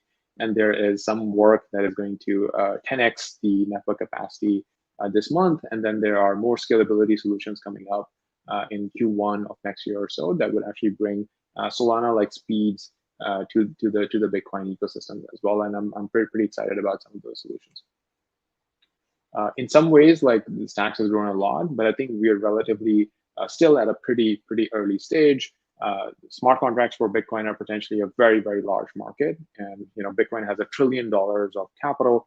And right now, most of that capital sits idle in wallets. Like people actually don't really deploy that capital into smart contracts. They don't really make use of Bitcoin as a productive asset. Bitcoin is pretty much like a passive asset, or it trades on centralized exchanges. And I think there's a huge market for deploying Bitcoin in decentralized exchanges, in decentralized lending platforms, and generally making Bitcoin a more productive asset.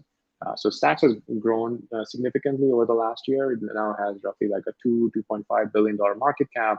There's something like $900 million locked up in a smart contract where people are earning a Bitcoin yield. And I think the Clarity smart contract language that I talked about plays an important role here. So if people are locking up huge sums of capital, like up to $900 million, you want to make sure that those contracts are safe. And I think the fact that they're written in Clarity actually helps a lot. So let's go over some of the use cases that we are seeing emerge. There are a ton of like different Bitcoin DeFi startups that are coming up. I'm highlighting just 2 of them over here. One is called Arcadico. What Arcadico does is it is a stable coin where your collateral is earning a yield in Bitcoin. So they position this as almost like self-paying loans, because you're locking up your collateral and you're minting the stable coin, and there's some sort of interest on that. But because your collateral is actually earning Bitcoin at a much higher rate, like even closer to something like 10%, it's like a self-paying loan, because just from the rewards that you're getting on your collateral, you'll be able to pay back the interest on the stable coin. So if you don't want to sell your crypto and you just want to mint stable coins against that collateral, you can do that. And I think this is a very unique type of a thing happening in the Bitcoin ecosystem. And with Alex, they're working on a bunch of really interesting things. One thing that stands out to me is that they're looking at basically mitigating risk of Bitcoin short positions, and they would automatically kind of like readjust collateral and do things for you that would reduce your risk of actually participating in Bitcoin DeFi. If you're interested in any of these things, you should go and find their Discord and then join these communities. And recently, it's not just kind of like Bitcoin DeFi type of applications that we are seeing, but we actually have seen a ton of interest in Bitcoin NFTs. And I think when you think about, why would people build NFTs on Bitcoin? It's almost like just like Bitcoin is valuable because Bitcoin that exists on the Bitcoin blockchain is very durable. It's never going to kind of like, disappear. And you can rely on the fact that this thing will be available for decades to come. Same thing with NFTs, right? Just like Bitcoin maximizes for decentralization and strong ownership.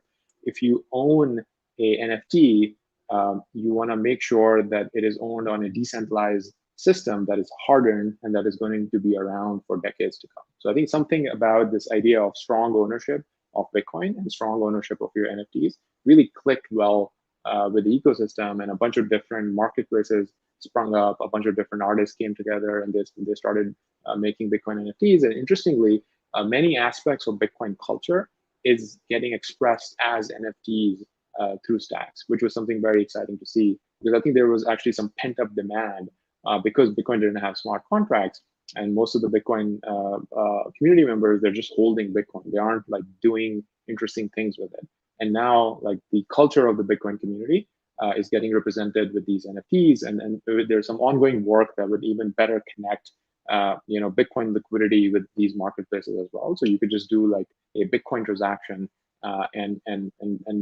participate in these marketplaces. You might have seen a lot of people on Twitter with .btc names. That's another interesting application built through stacks, where .btc is a decentralized namespace. So it is very different from traditional DNS. Like, it will not work on a normal browser. It only exists in the decentralized Web3 world, and these names resolve into whatever information you might have attached with it. For example, there are some marketplaces where you can go and, for example, I have Muneeb.btc. You can search Muneeb.btc, and it will show you the different NFTs that are owned by my address. So it's a human readable name that can be used to basically find you in the Web3 world, just like CNN.com resolves to a web address in the Web2 world. And the community, it's also bringing together a bunch of these community members, because if somebody puts their .btc name in their Twitter profile, it's easy for other community members of stacks and Bitcoin to identify them. And I think that's very interesting, because a community is forming and growing around these names, around these NFTs as profile pictures. And then these community members, they talk to each other, they're building new things together. I think that's where the magic happens. That's where, everyone's getting excited about this idea of expanding the Bitcoin economy and bringing more applications and more use cases to Bitcoin. And I think this community is amazing, like how organic it is, how enthusiastic these people are, how nice and friendly they are, and welcoming to all sorts of ideas, welcoming to all sorts of new use cases that can happen. And that's just amazing to see in the broader Bitcoin ecosystem. Some people might be familiar with Citicoins. It's a project that is doing really, really amazing things, where the city of Miami was the first one where they officially did a vote and actually accepted a treasury. So think of that as this community-led project is creating public-private partnerships where they've created this asset for a city, and then part of the mining revenue is actually going to the treasury for the city, and the city can decide to use it for all sorts of use cases. For example, like crypto education, doing hackathons, building applications around it. And I think it's a very interesting, innovative use case of using new concepts from crypto in local governments. And if you want to follow along that project, you should find their Discord and Twitter as well. It's an independent project, very community driven. They had a mining only launch, and I think there seem to be plans for expanding it to other cities as well. So a little bit about Hero at the end. As I mentioned, there are several companies in the Stacks ecosystem. Hero is the company that I work at, and we basically focus on developer tools. So think of Hero as a Stripe-like company for Web3, where just like Stripe was enabling developers to build Web2 websites and marketplaces and stores, we're helping Web3 developers build in the Bitcoin ecosystem. And I think the best way to kind of like do that is through Stacks, where Stacks is kind of like the default programming layer for Bitcoin at this point, like because it by far has the most amount of traction, the most amount of advanced tooling available, and resources available for developers to do it. So Hero basically focuses on these developer tools and helping developers to kind of like expand the Bitcoin economy. It was started by a bunch of computer scientists, including myself. I did my PhD at Princeton, and some of the early team members were computer scientists who were really building the core infrastructure. and the programming language like Clarity. And now we have kind of like refocused our attention to building the best developer tools that we can. So thanks so much for listening. If you want to learn more, you should go to stacks.co, and then you can follow the links to the Discord and Twitter, where most of the community hangs out, and you can learn more from there. Thank you so much.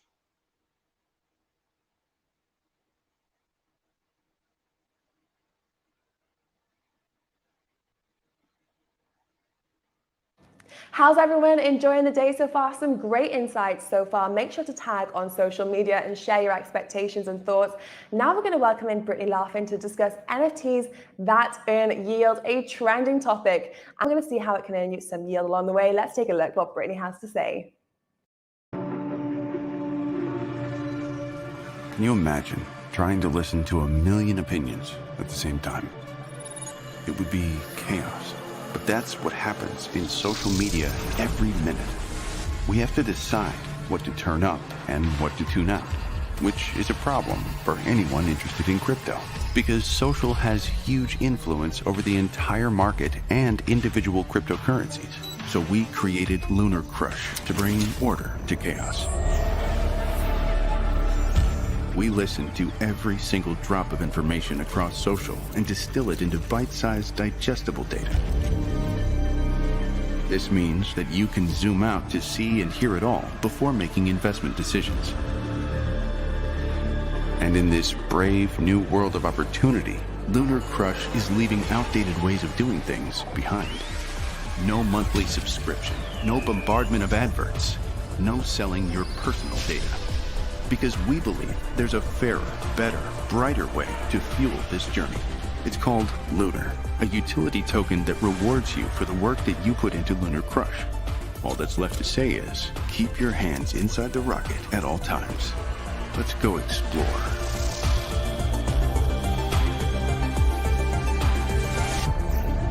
Lunar Crush, social intelligence for crypto.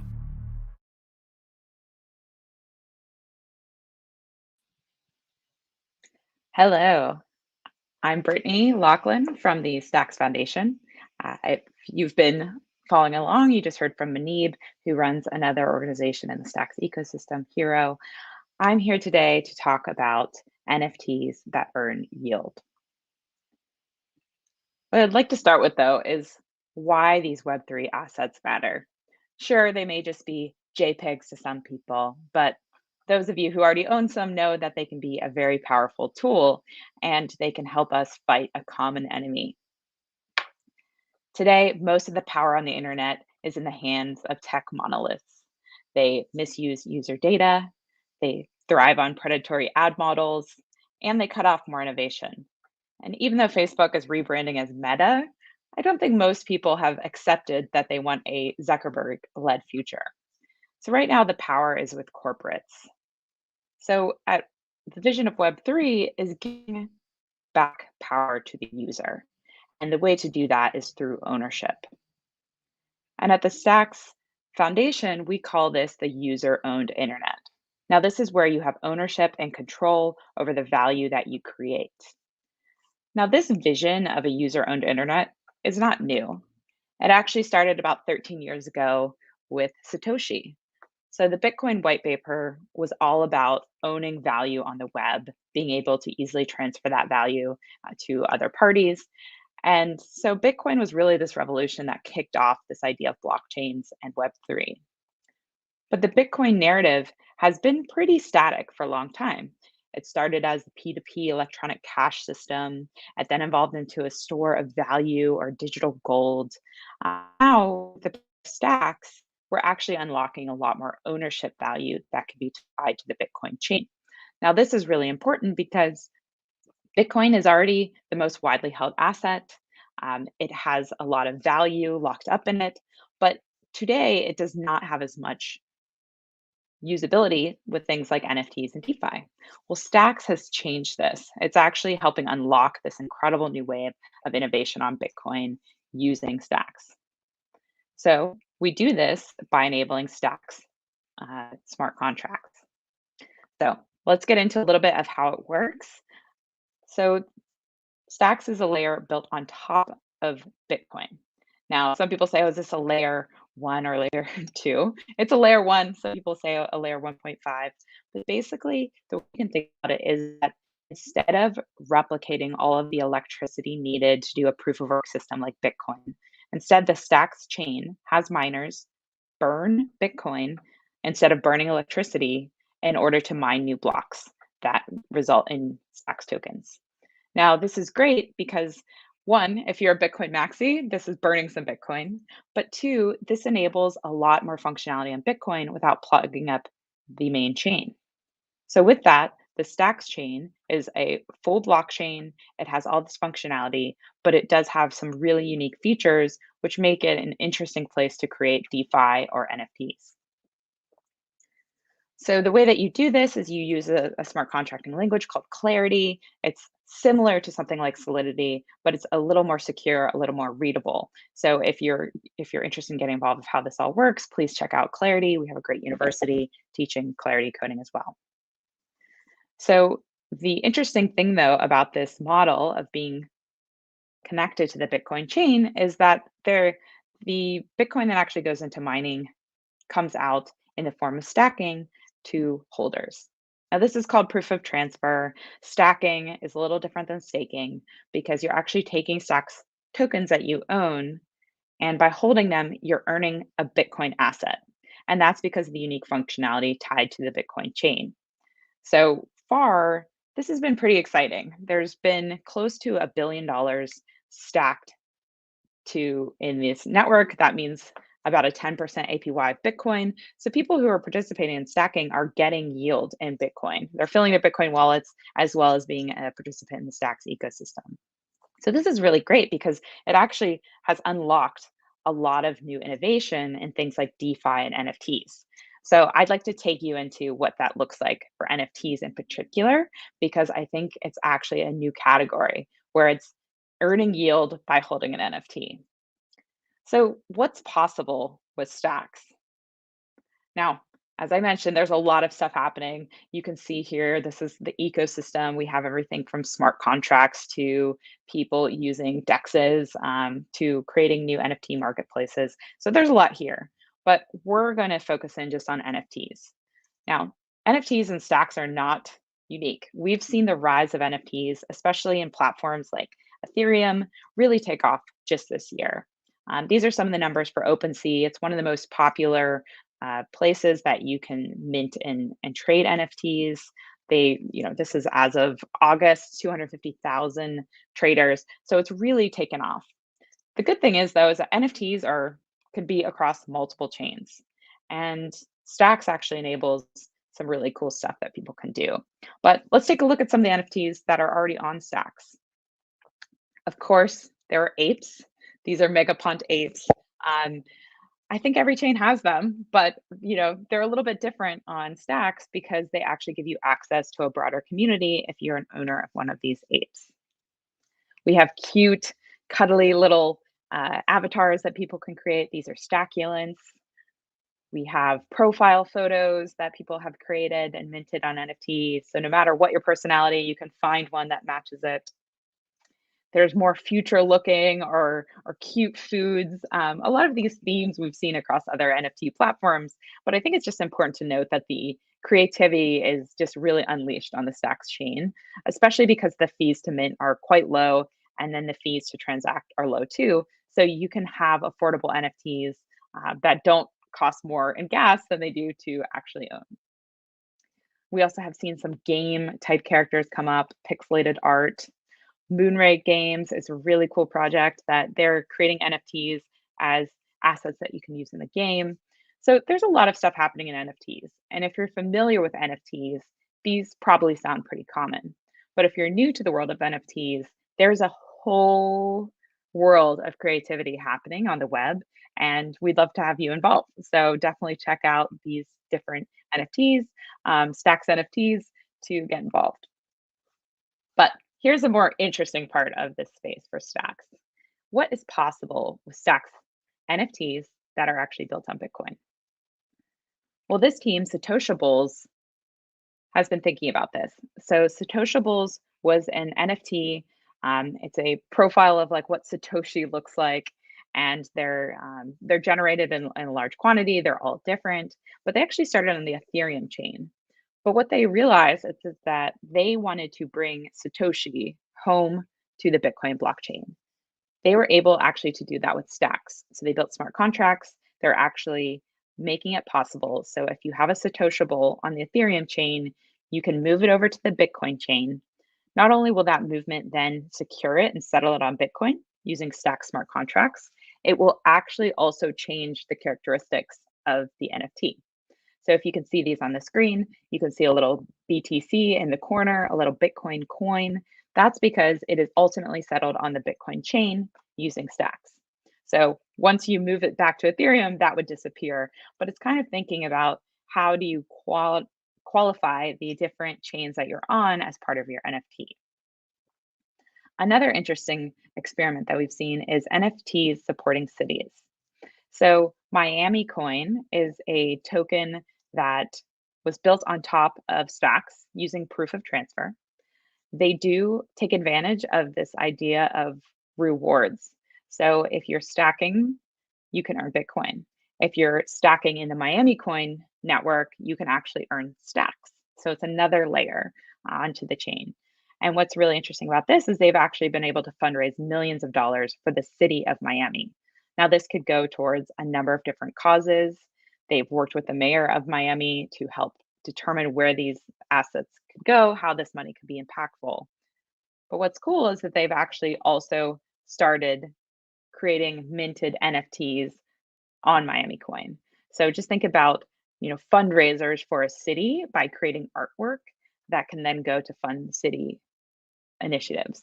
So I think this is like another interesting way to think of that online, offline. Minting NFTs, great, they're collectibles online, but what can you do with the real dollars that happen on the back end? But now this is where it gets really interesting. And we've just seen a number of experiments in the Stacks ecosystem around this. I would love for more people who want to get involved to take a look. But it's about earning yields with NFTs. It's the intersection of DeFi and NFTs in one place. So one of the projects that's been doing this is called Boom. So Boom Wallet makes it really easy to mint just regular NFTs, but they also have these NFTs called Boom Boxes. Now, when you participate in purchasing a Boombox NFT, there's actually a stacking yield tied to it. So not only do you get to own that NFT, but you can also earn Bitcoin rewards behind it. So, it's thinking about having something in your wallet where you're only going to get the upside if you sell it versus having something in your wallet and it's generating an ongoing yield for you on your behalf. You also have the NFT asset. If you need to, you can always sell that other asset. Maybe you sell some yield with it. But this layer of DeFi and NFTs is really cool, and it's only possible with stacking right now. So with Boom Boxes through these NFTs, they've already had $1 million stacked as part of Boom Boxes NFTs. So that's a really fast number. They've only been around for a few months doing this. So it's one to look at and one to check out. But this is just scratching the surface of what's possible with stacking. I think you could imagine having a collective group that comes together that all have NFTs. If they're able to get the stacking rewards for that by stacking on the back end, maybe those rewards could be used to fund a DAO, or maybe they can be used for further development or other NFT drops. Whatever it is, it just really unlocks the potential when the artists not only wait for you to sell to make money, but also while you're holding it. So we are looking for builders to help us realize this future of different NFTs built on Bitcoin using stacks. And I'm the executive director at the Stacks Foundation, and that's our goal, is to fund the next builders, to create a really rich environment for talent, to use the tools enabled by Stacks blockchain to realize this vision of a user-owned internet.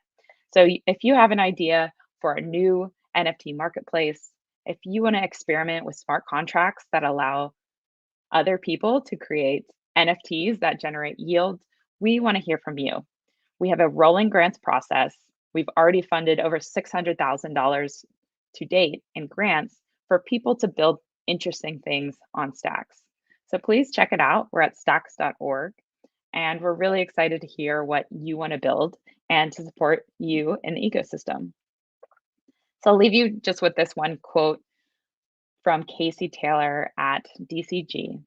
These teams are pioneering a generation of applications and services anchored to Bitcoin, expanding what was previously thought possible on the network and further unlocking the immense value within it. So if you are a believer in a user-owned internet, if you're a supporter of Bitcoin, but you're new to Stacks, we really hope that you'll come take advantage of all the technology that's out there. You'll join the robust community that we have, and you'll take advantage of some of the funding through our grants program to build what's next. Because we can't wait to talk about the NFTs earning yield this time next year at LA Blockchain Week. So thank you guys so much for having me, and I hope to hear from you soon in the metaverse.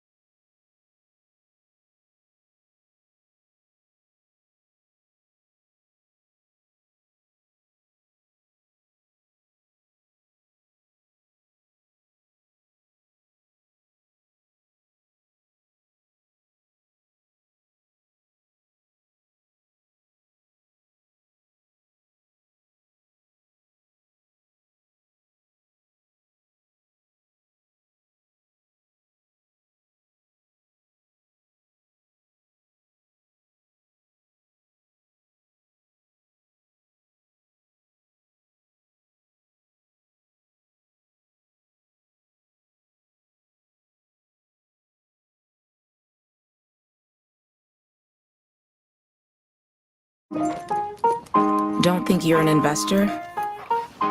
We make investments morning, noon, and wait, what time is it exactly?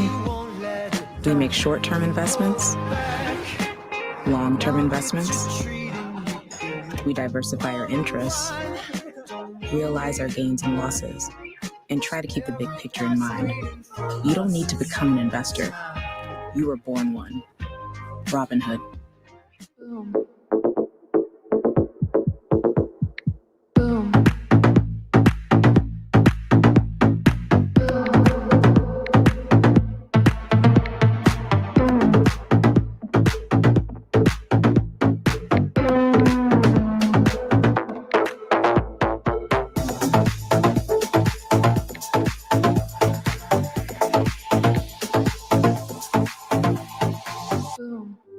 Say hello to Lunar, the first utility token leveraged by Lunar Crush.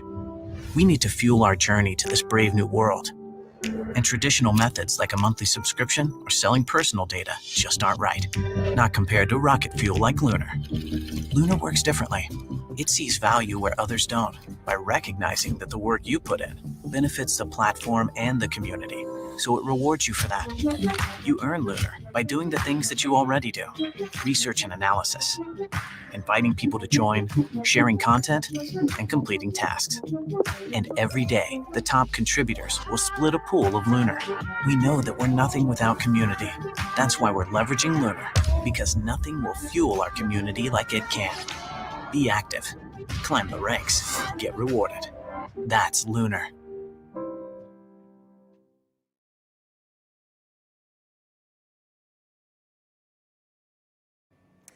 Now, another big talking point is coming up next, and another chain that a lot of people have been looking into. Algorand Hour is set to begin. The Algorand Foundation will dive into an hour of 3 sessions.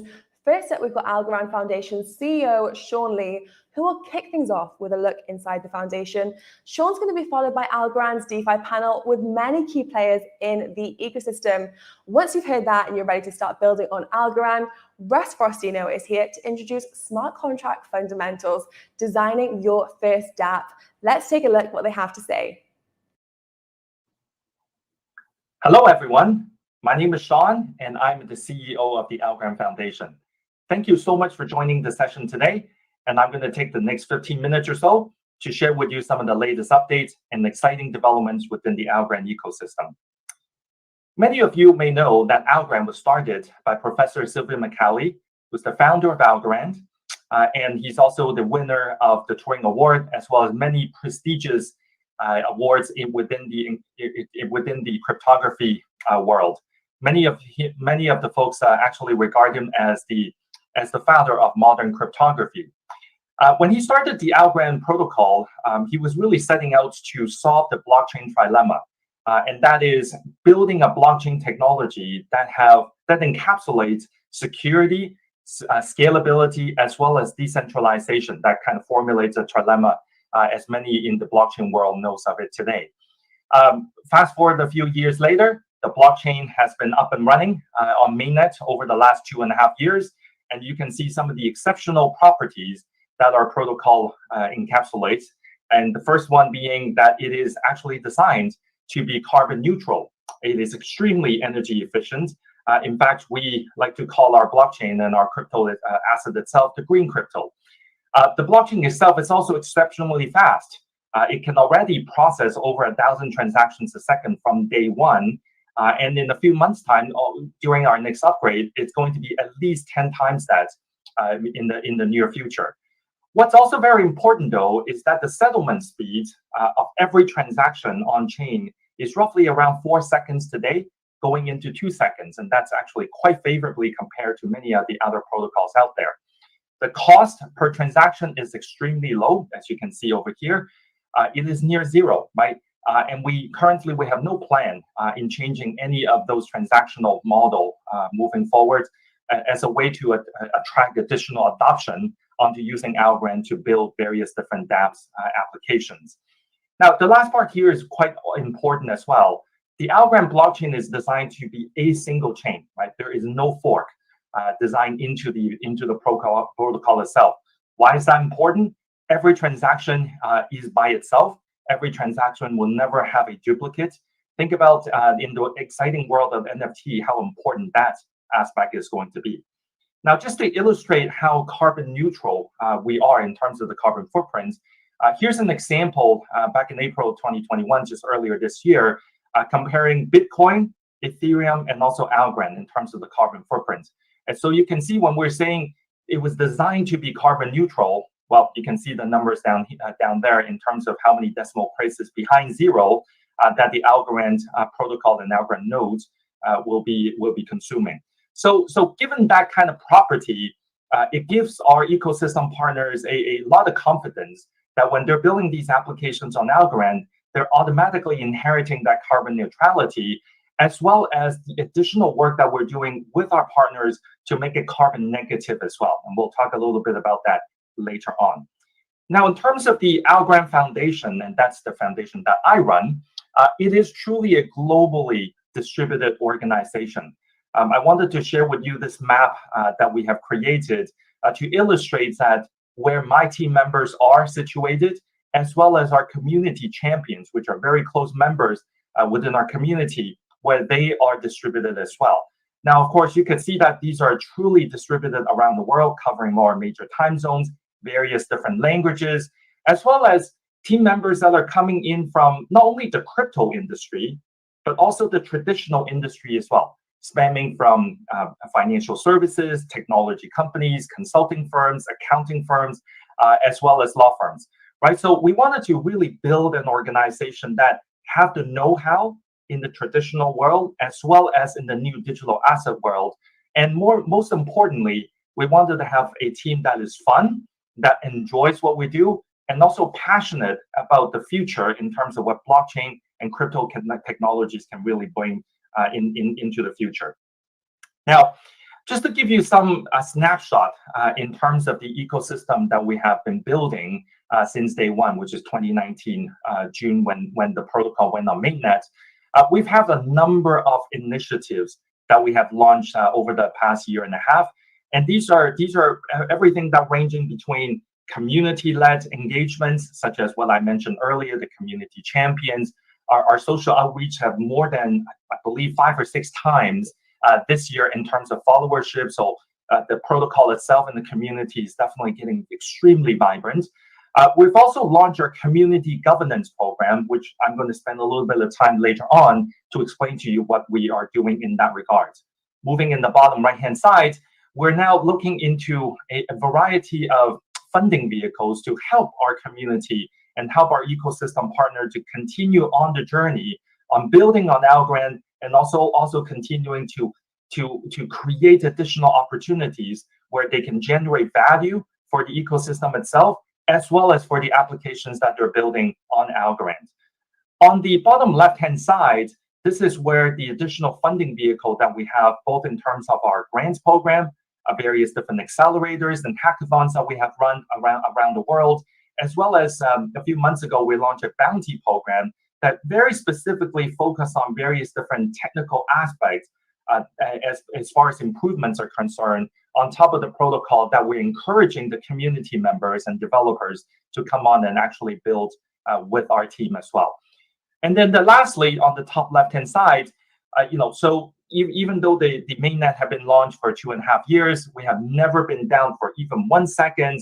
The technology is solid, the technology is fast, the technology is secure, but we're not stopping there, right? So what we're doing here is we're working with leading academic institutions around the world, right, through our ACE program, where we're continuing on that research journey, both in terms of cryptographic research, as well as various different topics, such as CBDCs, data privacies on the blockchain, that we think will form the basis of where the future of blockchain needs to go, as well as additional capability that will allow it to be accepted into mainstream that we're already all seeing today. So this gives you a kind of an idea around the different areas that we're focusing on within our ecosystem. And I'm going to go into some of these areas a little bit more just to give you some color in terms of things that we have driven so far. Moving on to the next slide, this talks to the various different accelerators and hackathons that we have run. Obviously, the last 1.5 years has been somewhat challenging to run in-person events such as accelerators and hackathons, but we were still able to host regional and or local events that in person, working with the students and working with the universities, specifically to nurture the talent of tomorrow out of those audiences as well. You can see on the top right-hand side, this was a hackathon that we ran here in Hong Kong, along with the Hong Kong Cyberport, which is the main R&D hub within the Hong Kong government. And we had a number of university from the top students from the top universities here join in person and ran through a 3-day hackathon right here in one of the R&D facilities. But we're not obviously stopping from that, right? You can see we've run hackathons in Australia, we've done it in India, we're currently going through one with Draper University, as well as one in Miami as well. And in 2022, we're planning to run additional capabilities around these areas as a way to really broaden our reach and also attract additional students and developers to be coming to also build on Algorand, just like many of the folks that have been doing over this year as well. Now, accelerators and hackathons create this kind of nurturing ground, right? So that there are a lot of these applications that are created as ideas, but nurtured and created through MVPs and pilots, and then later on going into mainnet as well. And this is a really good way for us to continue to funnel all of these capabilities and building in new innovations onto the protocol. And the next slide here really showcase some of the leading examples of ecosystem projects, spread between the DeFi ecosystem, the NFT ecosystems, as well as various different local currency pegged stable coins that have been launched on Algorand as well. In the DeFi side, we now have lending pools, we have staking platforms, we have AMMs, DEXs, we have synthetic products, as well as various different payment gateways that are using the algo as the centerpiece in terms of that transactional aspect on where that DeFi ecosystem can go. In the NFT space, not only are we looking at what the rest of the world have been really fascinated about, which is digital art and collectibles, we're also looking at things like music royalty. We're looking at a variety of different gallery and collections based material so that our collectors and also our community members can participate directly into that NFT ecosystem. But we're also not stopping there. We've also got companies now building NFTs as a representation of various different type of assets, including the supply chain ecosystem, so that we can actually go into that area. And then, of course, on the right-hand side, you can see the stablecoin ecosystem, something that we've been building for over 2 years now, including the US dollar, the Canadian dollar, the euro, and many others that you can see on the screen here. Now, ecosystem projects doesn't stop there, right? Part of my team's passion is really using blockchain and using crypto for good. And I wanted to showcase some of the social impact projects that we have been building into the ecosystem, ranging on the left-hand side, Planet Watch, which is a community-led air quality monitoring system, Gaia Chain, which is a technology that monitors forest reforestation, right? Building more trees so that we can actually help the environment in a certain way, as well as the projects that we're currently going on with the Women's World Banking, which is creating a decentralized identity solution, as well as a payment gateway to empower female entrepreneurs in underprivileged communities. These are just some of the examples that we're working on within the Algorand ecosystem. And to be honest with you, these are projects that really touches my heart. We're very excited about the potential in terms of what the blockchain can bring, as well as the impact that it can bring into the community around the world. A couple more slides to share with you. The one part about the Algorand ecosystem is that we are truly focusing around true decentralization. And part of that is what we have launched just in October 1st, so which is about a month ago, our very first governance period #1. As you can see on the right-hand side, we have over 70,000 Algorand governors, starting with period #1 that have already committed over 1.9 billion algos, which is roughly around $3.5 billion into the governance itself. Now, you might be asking, what is the governance project for? Well, the community governance program is actually to enable all algo holders. And I want to emphasize the fact that this is for all algo holders. It is not just those that actually have a governance token of some sort. We don't actually have that mechanism. What we're looking for is all algo holders to be participating in the decision-making process of the growth and development in terms of where the Algorand ecosystem is going. Now, in short, roughly about 1/3 of the total supply, which is roughly around 3 billion tokens, will be decided by the governors on where these resources will be distributed and utilized to support the long-term development of the Algorand network. In other words, something that we like to say a lot, which is the foundation, the Algorand Foundation will be facilitating the various different mechanisms, but the governors will actually decide on the various different topics, as well as the decision point in terms of where things are going to go. So this is very exciting in regards to where that is going. And we're really excited about the fact that over 70,000 governors has already joined in within our very first period of community governance. My last slide here, this is actually fresh off the press. Some of you may have actually seen it in our social channels. Algorand Foundation is now partnering with Envision within the Formula E circuits.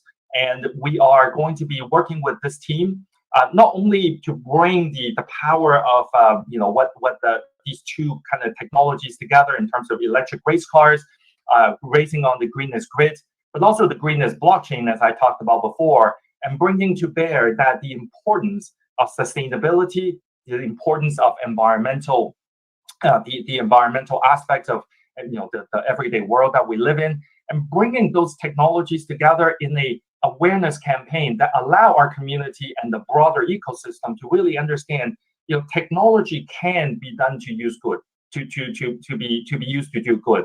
Technology can be used for social impact. Technology can also be created so that various different sustainability aspects can also be built in as well. We're also going to be partnering with them in a campaign called Race Against Climate Change. And this is going to be, there's going to be a lot more details shared around that within the coming weeks and months, and certainly be on the watch out for that. And with that, this is what I wanted to share with all of you today. Thank you so much for the opportunity to talk to you. And I look forward to seeing you in person, hopefully in the near future, to talk more about what's the exciting aspects of what's happening within the Algorand ecosystem. Thank you so much. Take care.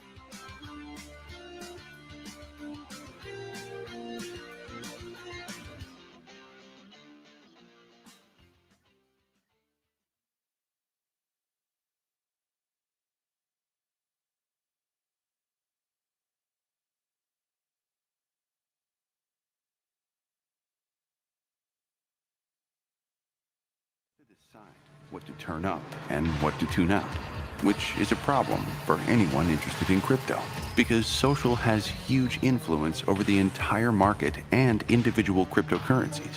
So we created Lunar Crush to bring order to chaos. We listen to every single drop of information across social and distill it into bite-sized, digestible data. This means that you can zoom out to see and hear it all before making investment decisions. And in this brave new world of opportunity, Lunar Crush is leaving outdated ways of doing things behind. No monthly subscription, no bombardment of adverts, no selling your personal data. Because we believe there's a fairer, better, brighter way to fuel this journey. It's called Lunar, a utility token that rewards you for the work that you put into Lunar Crush. All that's left to say is, keep your hands inside the rocket at all times. Let's go explore.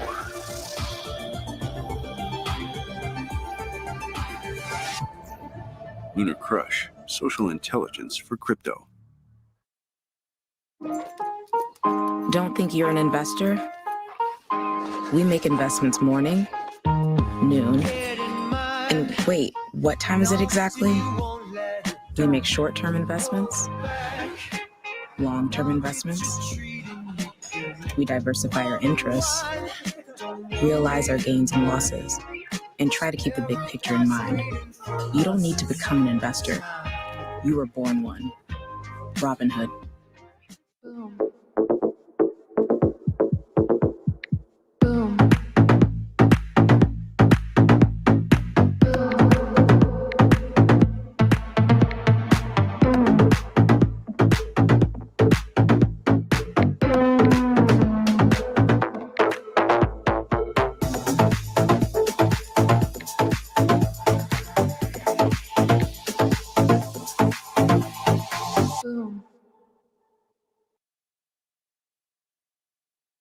Well, a great look into the Algorand Foundation. Now here to introduce us to DeFi Algorand is David Garcia, Austin Wilshire and Sebastian Quinn, and Benedetto Blondi. Really excited for this conversation, gentlemen. Please go ahead. Great. Awesome. Thank you so much, LA Blockchain, and all the sponsors for giving us the time to talk here. My name is David Garcia. I am CEO and managing partner of Borderless Capital, one of the largest venture capital firms backing the Algorand ecosystem and the Algorand companies building on top of the blockchain. It's a pleasure for us to be part of this webinar and event, and I am super excited and glad to share this space with an amazing group of founders that are bravely building on top of the Algorand ecosystem. And as a disclosure, I have to say that they are all also Borderless Capital portfolio companies. So besides being with me in the panel, we are proud and happy investors in all of them. So I will stop talking, and I would love for all of you guys to introduce yourself. Benedetto, Austin, Sebastian, if you can start introducing yourself and sharing a little bit more about what you're building on top of Algorand, that will be great. Thank you, David. I will take the word first. So I am Benedetto, and I'm very pleased to be here. Thank you, LA Blockchain Summit, for the invitation. I am the CEO of Folks.Finance. Folks.Finance is a capital markets protocol which offers decentralized financial services of borrowing and lending. We are very enthusiastic about this project, and we saw in Algorand the amazing partner for building this. We believe that Algorand is the best technology where to bet in future for decentralized finance, because we see in Algorand the real merging point between traditional finance and decentralized finance. Thanks to its unique characteristic of such as forklessness, security, scalability, and decentralization, this is a good bet. And for a lending protocol such as ours, it's very important to have such a trust. That's why we decided to begin this project, and we join in, and we are very happy to be there and looking forward to make this Algorand ecosystem great. Great. Awesome. Austin? Yeah. So I'm a contributor at xBacked DAO, and we're building a decentralized stablecoin for the Algorand ecosystem. And a big reason we wanted to build on Algorand is it's got a fantastic team and fantastic technology. And there wasn't a lot of people building, right? Like Yodlee, I'm sure Seth will tell you, they're like the first DeFi protocol in mainnet. And so what xBacked is looking to do is not only release this decentralized stablecoin, but also win the hearts and minds of developers and bring them into the ecosystem to build on top of a really strong layer one protocol that is integrating traditional finance, not ignoring it. Thank you, Austin. Should point out, David, that Austin, it's probably 3 a.m. in the morning where Austin is, so he's extremely dedicated to Algorand to be on this call right now. As Austin mentioned, I'm Sebastian, the founder of Yodlee, and we're the first DeFi protocol to launch on Algorand. So we have, staking. We have a no-loss prize game, and we have NFT prize games and NFT staking as well. I think we have around 20,000 users at any given day, perhaps around 100 million TBL. For the longest time until Algorand's governance came out, we were proudly the largest TBL on Algorand, but the only TBL on Algorand. So we're delighted to see more folks joining. We, as Austin mentioned and Benedetto did too, there's tremendous technical advantages to building on Algorand.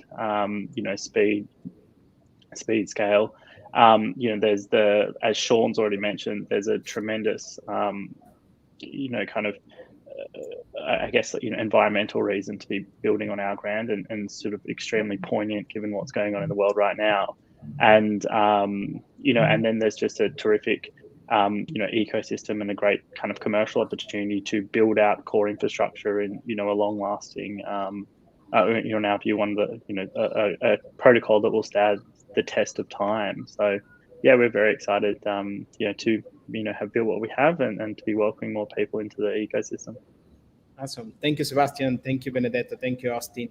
One point that I want to talk is about how you mentioned, Sebastian, that you were the first protocol allowing TBL or funds to be locked in order to have economic incentives through the Algorand blockchain. But now that is changing. We also have another company that is not here, but it's Tinyman. We have the first automated market making protocol in the system. The TBL is growing there as well.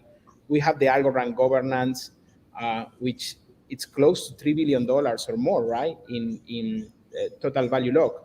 So, and one of the things that it's very interesting for me, Sebastian, is that you guys built a DeFi platform on top of the Algorand consensus, right? Because the lossless lottery is built on the opportunity for every algo holder to earn participation rewards, and you are pooling all those participation rewards, and a lucky winner is receiving that amount while also securing the Algorand blockchain.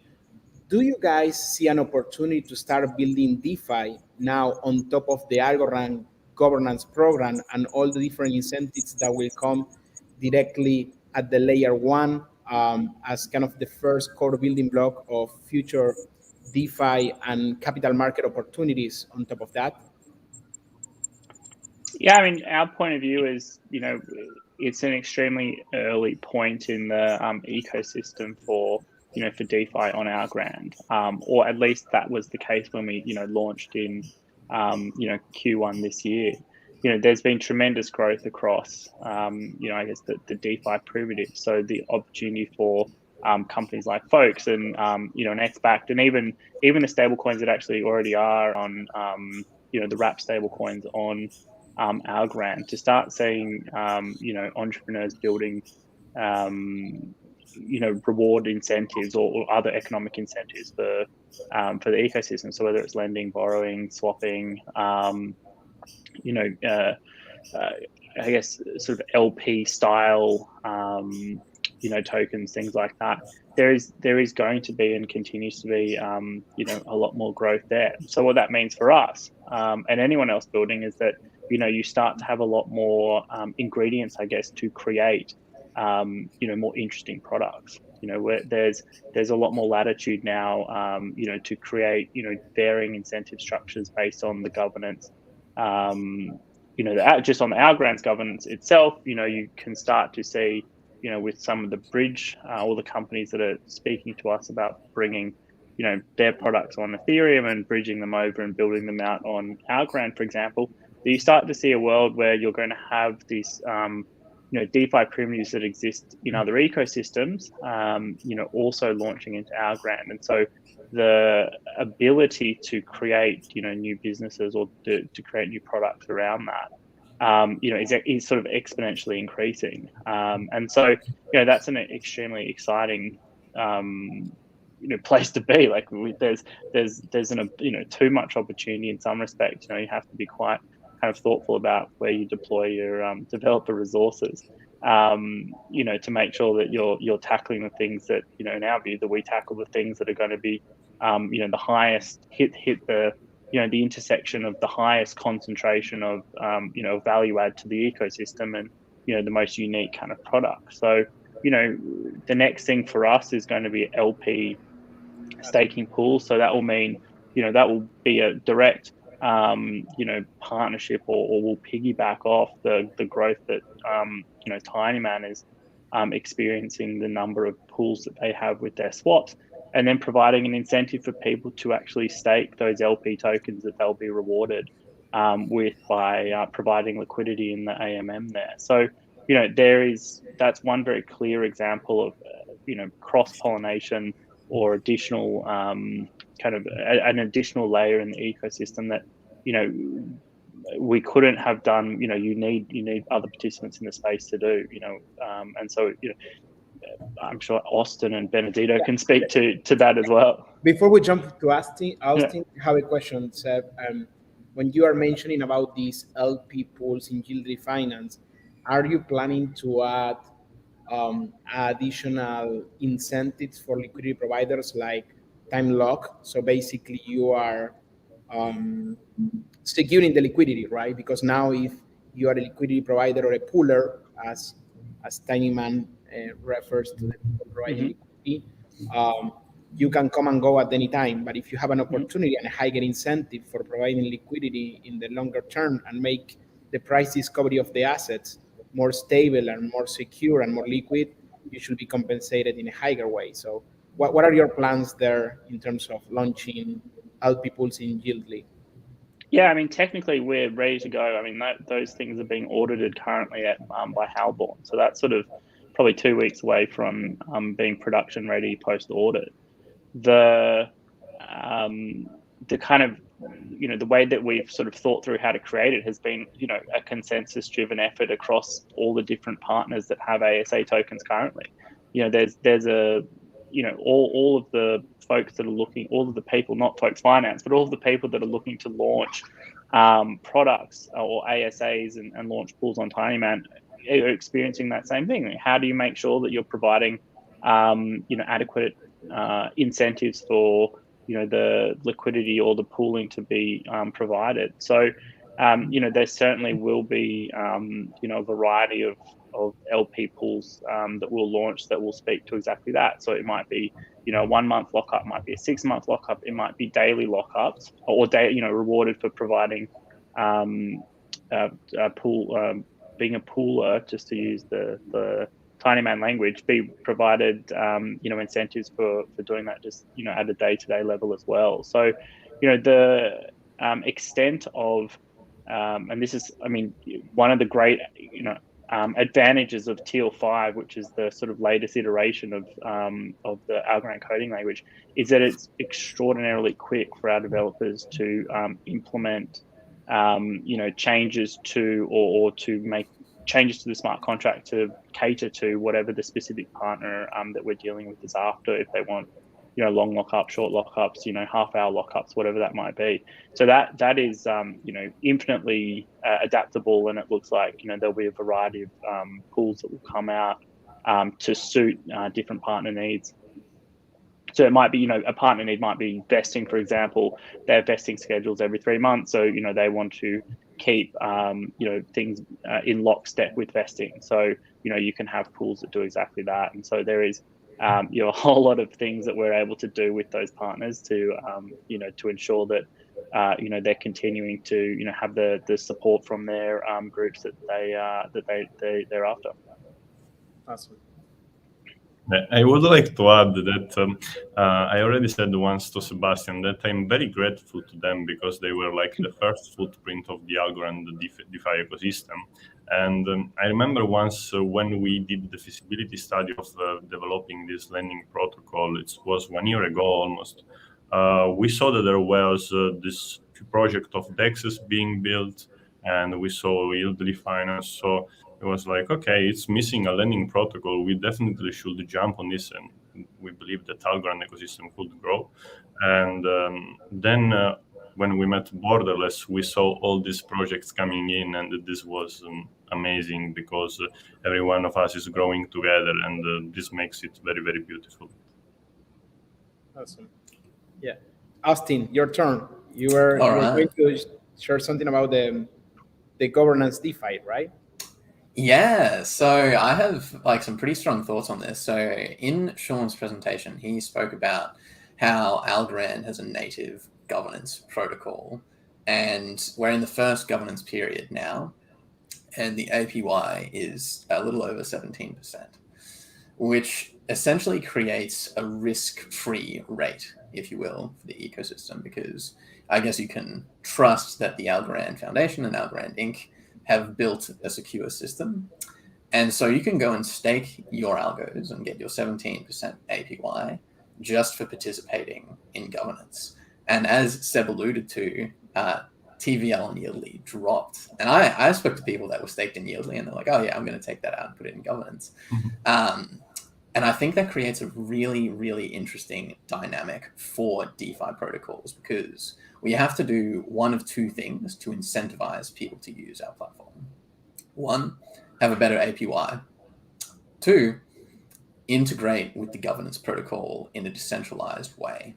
And so instead of staking through the governance portal or through my algo, people could participate in DeFi protocols like Yieldly, Folks, and xBacked, as well as participate in that DeFi protocol and in governance. Sorry, I think I messed up the order there. But you get what I'm saying.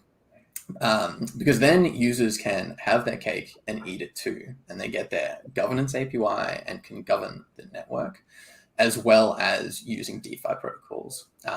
So I think that's really important, and I'm really excited to see the next iteration of the governance protocol for Algorand, because I would hope that they go the direction like, yeah, you can call it from any contract, you can interact with it, and everyone can be happy.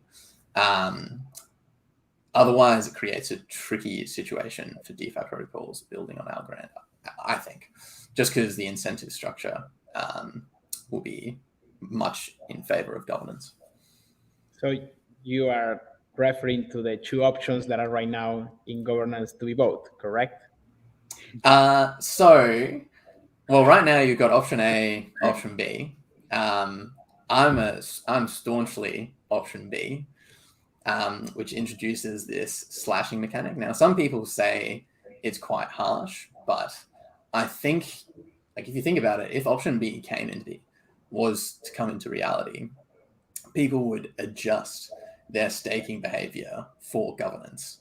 So you would probably see APY climb, but you would also have many more algos in the ecosystem available to go into other protocols that have less strict lockups and less penalties or no penalties. Yeah, and so you think that the impact in inflation of the network on option B could be something of concern? Because from my perspective as an investor, if I am participating in governance, and I am earning additional rewards.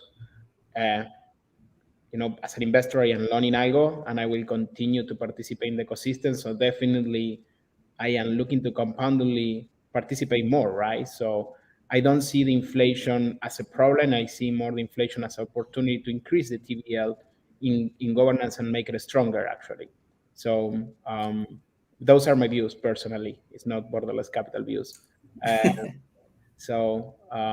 yeah, I think that it will create a super interesting dynamics. People can go and participate in governance through xBacked, mint XUSD stablecoin, use that stablecoin to participate with their algos and XUSD in a tiny man pool to yieldly finance. SEB will be amazing that those pools also have a token, so you can use that token to go and put as a collateral in Folks.Finance and borrow more algos to go and mint more XUSD and keep participating in governance. So we can really build and create the virtuous cycle of composability in the ecosystem. Absolutely. And especially with the introduction of AVM 1.1 later this year, where we'll be able to have applications calling each other, that is going to be a very good day.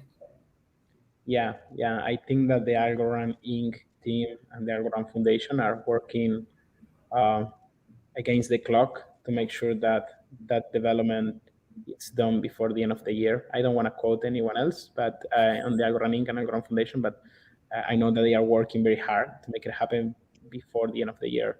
So are you guys working together in some projects? Are you guys working together in some composability opportunities? I know that for you, Seb, it's a little bit hard to talk because your token is live right now and it's operating in the market, but feel free to share whatever you feel comfortable to share. Well, I mean, I think it is safe to say that any project that has an ASA in the works or has listed it, we're in an active conversation to, do a number of things with them. I think the most exciting one, has got to be the LP pool. I think that's, when we think about a healthy DeFi ecosystem, lending and borrowing's there, swaps are there, LP staking's there, derivatives are there. And, Algorand at the moment, we're getting to that point where all of those kind of critical pieces of, core foundational kind of DeFi products are now, about to be launched or have just launched. So, we're very excited for folks to join the fray. We're excited to see, what will happen then with, more, institutions or individuals that are, looking to utilize, borrowing and lending type actions that, you are seeing as super popular, on other protocols, and doing that without some of the, huge headaches that exist, especially in Ethereum. So, from our point of view, like we're very, very, been very fortunate to see a big uptick in, the number of partnerships, the cadence of those partnerships being delivered to market. I think we're sort of, at basically one a week with new pools at the moment, and don't sort of see that sort of changing, anytime in the near future. So that's terrific. And, as I think on Monday, for example, there's demo day for the Miami Accelerator, some of the teams. There's some teams in that accelerator, for example, that we're very excited to see, and we'll look to those some gaming NFT companies that I know we're very excited to start working with, on some NFT staking and things like that. So that's just a little foreshadowing of some things to come, without naming any names, but basically, if there is an ASA out there that we haven't spoken to, we apologize, and please reach out and have a chat. And the other part of the business that we're scaling up at the moment is the part of our BD team that's speaking to Ethereum and any EVM project to actually bridge them over and bring LP pools and to bring just the traditional staking onto our platform as well. And with the advent of Tiny Man, those conversations become a lot more straightforward because people can see, that there's a whole lot of interest in Algorand. There's a huge community that's been untapped as far as the EVM ecosystem or other ecosystems are concerned. And, now that there's a viable bridge and a viable, market maker, also automatic market maker or swap in Algorand, then, it becomes quite compelling for a lot of projects to actually think quite seriously about what, bridging and then launching a pool on Tinyman and having an LP pool on Yieldly would be.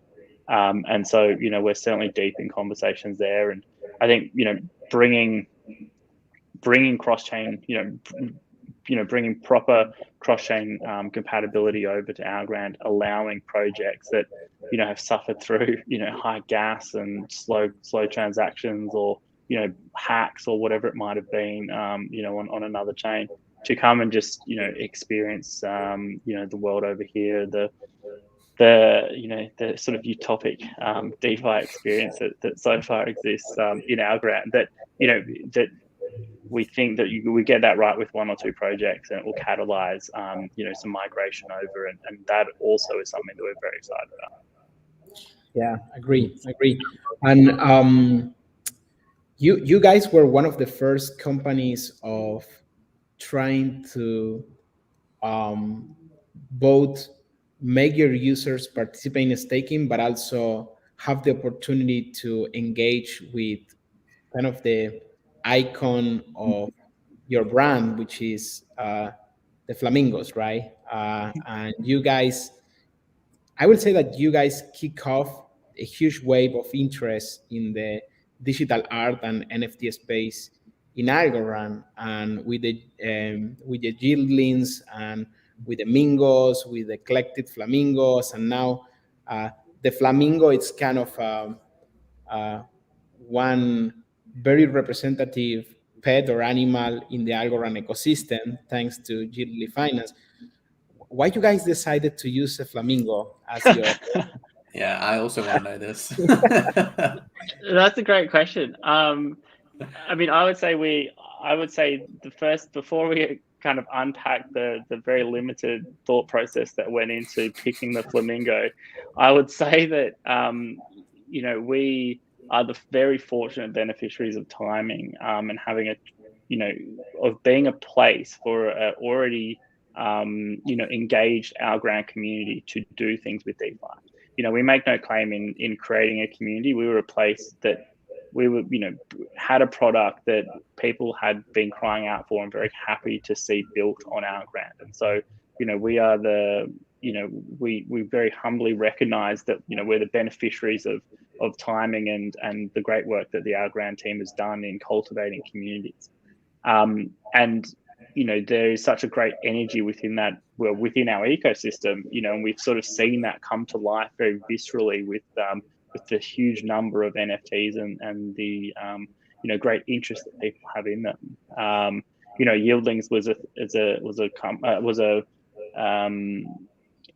project, I guess, that came out of was created by the artist Stitch Bob, and just came out of our from within our community, sort of without any assistance really from us. All we did was was help showcase what they were up to, and built tech around the NFTs to allow people to sort of express their interest in it. And that the numbers there speak for themselves. I think the first NFT staking we had for a yieldling was sort of 25 million US was staked to win one flamingo. So that's fantastic. It shows this huge amount of interest.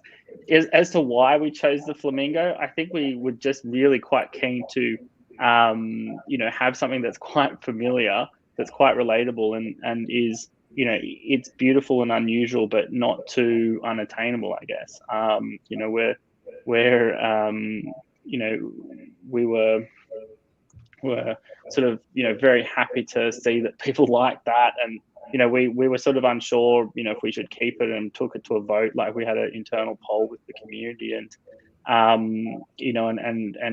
people had taken a great liking to the flamingo, and so it's become the kind of icon and hero of our business, and we've donated to flamingo habitats around the world, and we've donated to to wildlife preservation now as a result. So we take that quite seriously. I think it's a very nice counterpoint. I think the ape community exists elsewhere on other chains, and this is a very nice counterpoint to that as well. It's amazing that thanks to Algorand, we are doing a couple of good things with blockchain, right? We are enabling a lot of people to participate. People with very small amount of money can participate in the Algorand DeFi space. I think that's the reason why Tiny Man is called Tiny Man. You don't need to be a whale to participate in Algorand DeFi. Any simple tiny man can join. And the other thing is that we are the folks for the.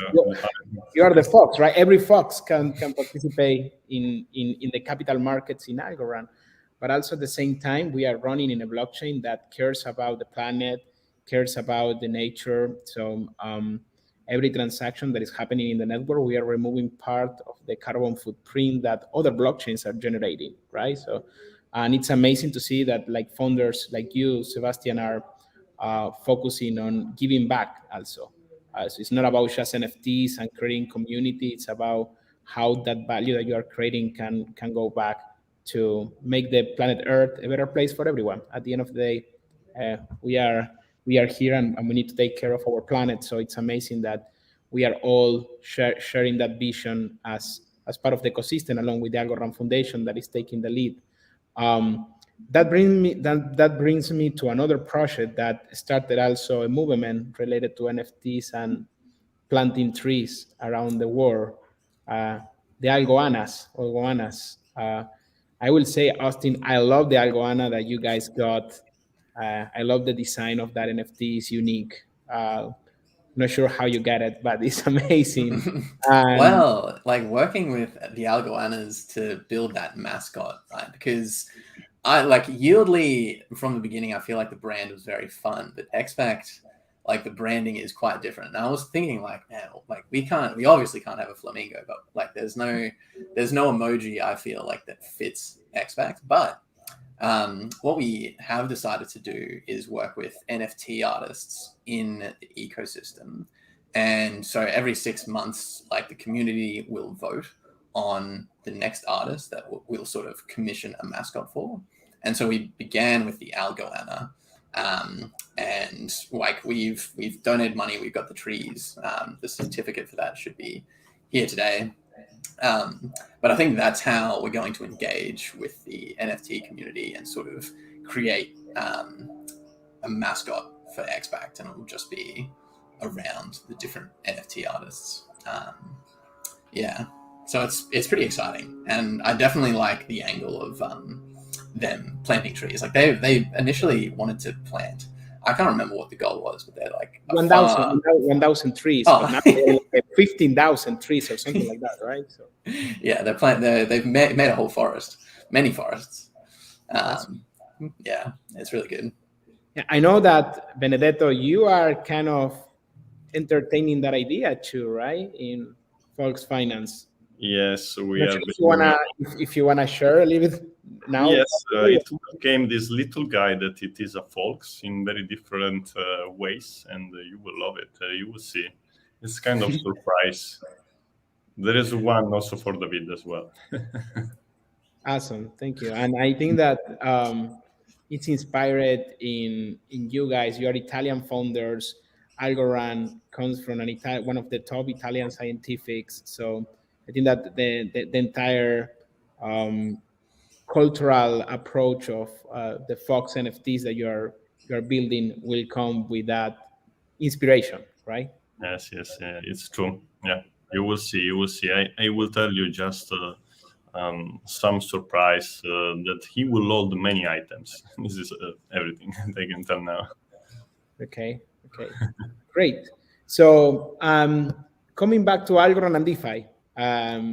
So is Algorand the next frontier for you guys? We have seen other blockchains, ecosystems, and other layer ones growing significantly.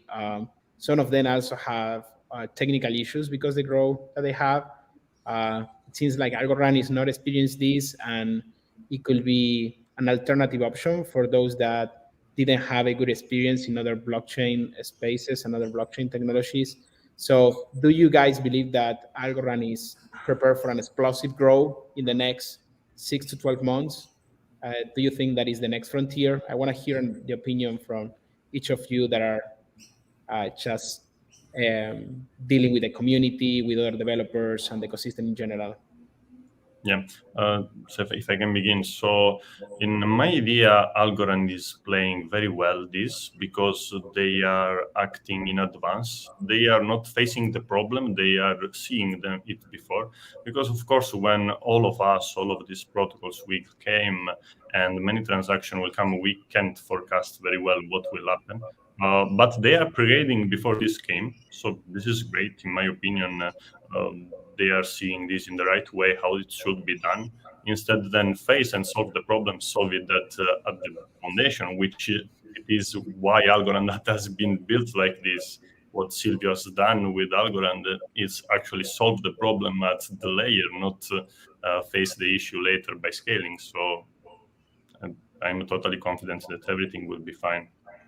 Yeah, definitely. Like, having been in the ecosystem for a bit over almost 6 months now, there back when I joined, there was some stuff happening, but now there's a lot happening. Like, it sounds like the Miami Accelerator is bringing some fantastic projects into the ecosystem.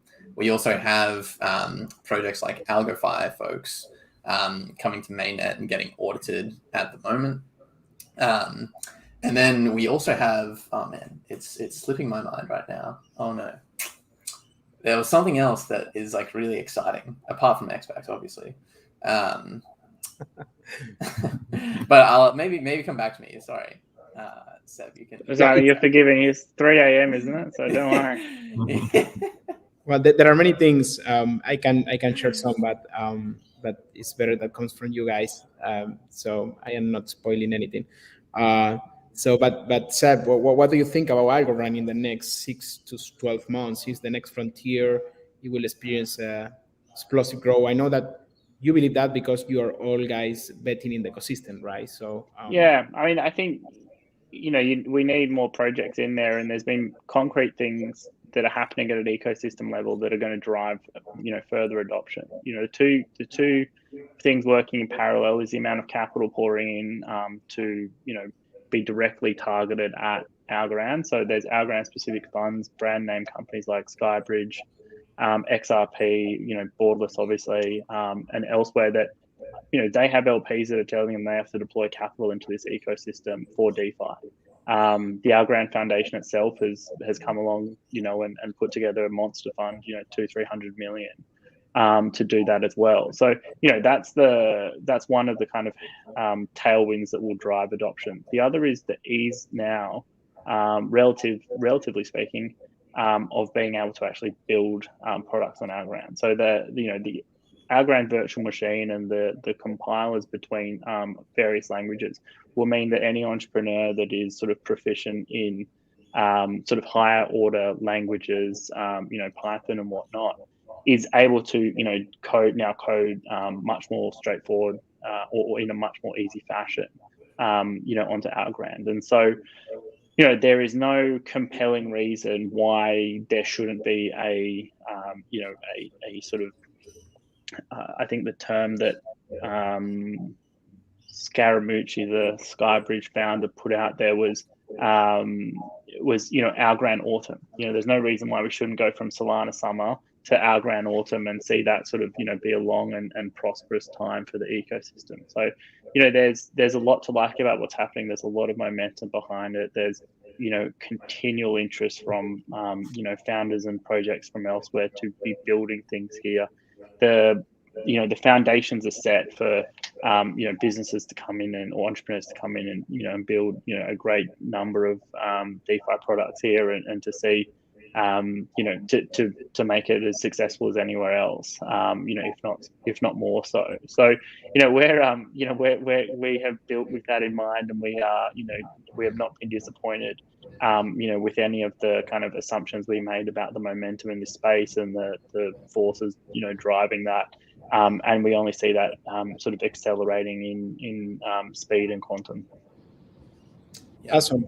And if you guys have to just talk about what other products are important in the ecosystem that nobody else is building right now. Because if we think that Algorand is the next frontier and we're going to experience an explosive growth during the next 6 to 12 months due to the technology, due to the entrepreneurs coming, due to the capital, what are the key components of this ecosystem that still needs to be built and why? I have an idea. I'd like to see an Oracle on Algorand. Chainlink, if you're listening, come on over. Otherwise, an Algorand native Oracle, I think that still needs to exist anyway. And you saw in Solana the Pith Oracle. So they've come out and they compete with Chainlink on Solana. Chainlink isn't even on Solana. Because they've had some trouble, I've heard, integrating. So I think an Algorand native Oracle would be extremely valuable for everyone in the ecosystem. Chainlink is great, but they also have a higher barrier to entry. And while the ecosystem is still growing and about to go through that explosive growth phase, a native Algorand Oracle that can cater to the protocols and the current state of the ecosystem would be extremely important, I think. It would be great that both Pith and Chainlink can come and work in the ecosystem, right? So, I agree with Austin because the Oracle and the DeFi application, they are strongly dependent from each other. So an Oracle itself, it wouldn't be so useful. But an Oracle with apps, it's so useful on the contrary. So it will come, and there are projects that are building this. So it's just a matter of time. And once this happens, of course, this will help also to bridge other protocol from other ecosystem to come, because if the path then is easier, I mean, it's already everything there. You just need to come.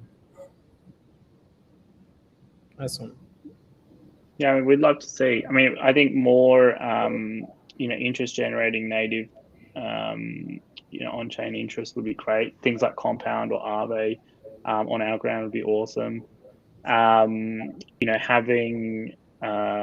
things that allow for, more cross-chain compatibility. So if you could go and, folks that could go over and harvest or a yield generate elsewhere and bring that back on chain, I think that would be really valuable. And I think the other part is, oracles and bridges that's sort of been, planted, at a very high level, with one of the funds to say that two kind of core things they want to invest around. And so more bridges across, other ecosystems that, could do with being on Algorand would be great as well. Whether it's Avalanche, Binance, wherever. I know that also we are all working and we are also proud investors of a company called Algomint that is bringing a lot of assets to the ecosystem, starting with Bitcoin, right? We will have the first wrapped Bitcoin natively built for Algorand, not using the version that it's in EVM compatible blockchains. And I think that will create a lot of opportunities on the capital market space using the native store of value in blockchain, which is Bitcoin, as a core asset in the ecosystem, but with the capacity of settlement and smart contract capabilities that Algorand has, right? So with the wrapped Bitcoin version that Algomint is bringing to the ecosystem, we can enable a lot of use cases, including, for example, payments, right? How you can use Bitcoin to have a collateral and get a flash loan to pay for a coffee without selling your Bitcoin in 4 seconds or in 2 seconds. That's a use case that will combine both DeFi and TradingFi at the same time. So things like that. And by the way, we from Borderless Capital, we are super excited to talk and discuss ideas with entrepreneurs and developers. So if any of you listening to this webinar are looking to start building an Algorand, we are happy to entertain a conversation and see how we can collaborate.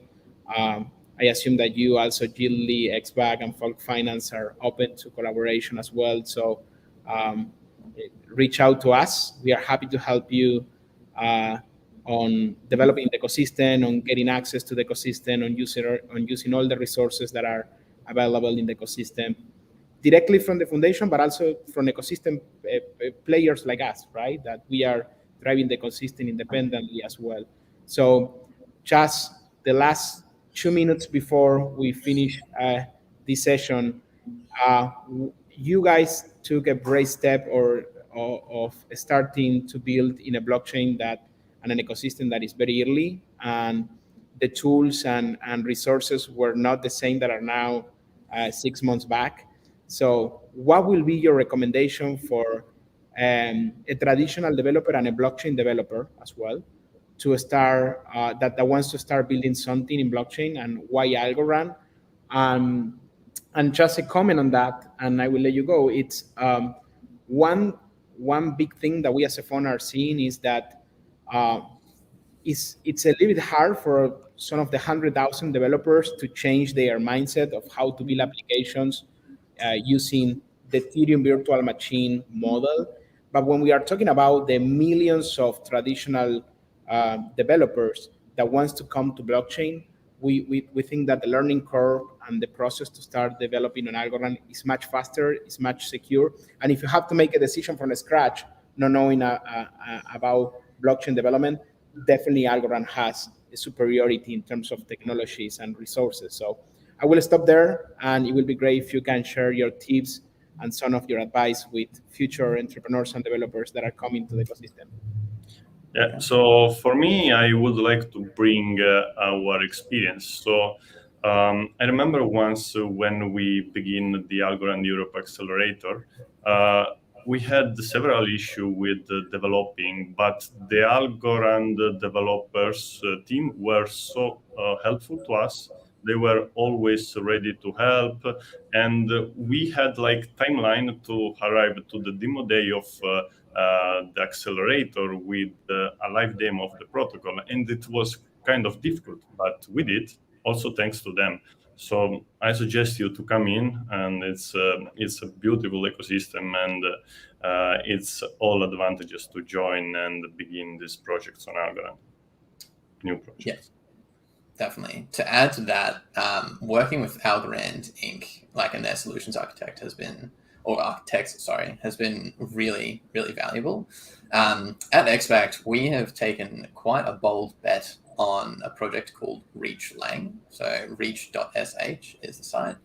And as a developer, reading through the Algorand docs, it was fairly intimidating looking at teal code and that sort of thing. What Reach does is it's a completely different paradigm to creating smart contracts. And it abstracts away a lot and then formally verifies your application at compile time. And so the language is much closer to JavaScript style syntax. So it's quite friendly to those like millions of developers out there programming JavaScript at the moment. And their community is also fantastic. Like you can jump into their Discord, to the help channel, and ask a question, and they're very responsive. So that would be my big recommendation to those looking to build on Algorand is check out Reach. And they're also great guys as well. Yeah, I mean, there's great new languages that you don't have to code straight into the machine. So Reach is one, PyTeal's another. Just look at the libraries and have a go. And I would say, like, if there's any avionics engineers out there, that Teal is very, very similar in logic to that. And so, we have PhDs in, mech engineering and avionics, and the logic is so innate to that way of thinking. So, there might be folks out there who are in that type of stream that haven't contemplated being a blockchain coder. But we would very much welcome any conversations with anyone who sits into that category as well. Awesome, great. So we are running a little bit out of time, and we are over the time that we have accommodated for this session. So thank you again, Benedetto, Austin, Sebastian. Thank you for the work that you are doing in the ecosystem. As I mentioned in the beginning, we are super happy to work with you. We are super proud investors and looking forward to keep collaborating with you, not only as an investor, but as a user of all your protocols that you are building. keep creating the virtuous cycle, as we call it in Borderless Capital, to make sure that you can add value to each other. And thank you also to the audience that took the time to hear us here today. And we welcome everyone to reach out to us if you want to learn more about the Algorand ecosystem, about Borderless Capital, or about the companies that are joining in now or also are part of the ecosystem. So thank you so much for your time. Bye. Thank you very much. Bye. Thanks, everyone. See ya.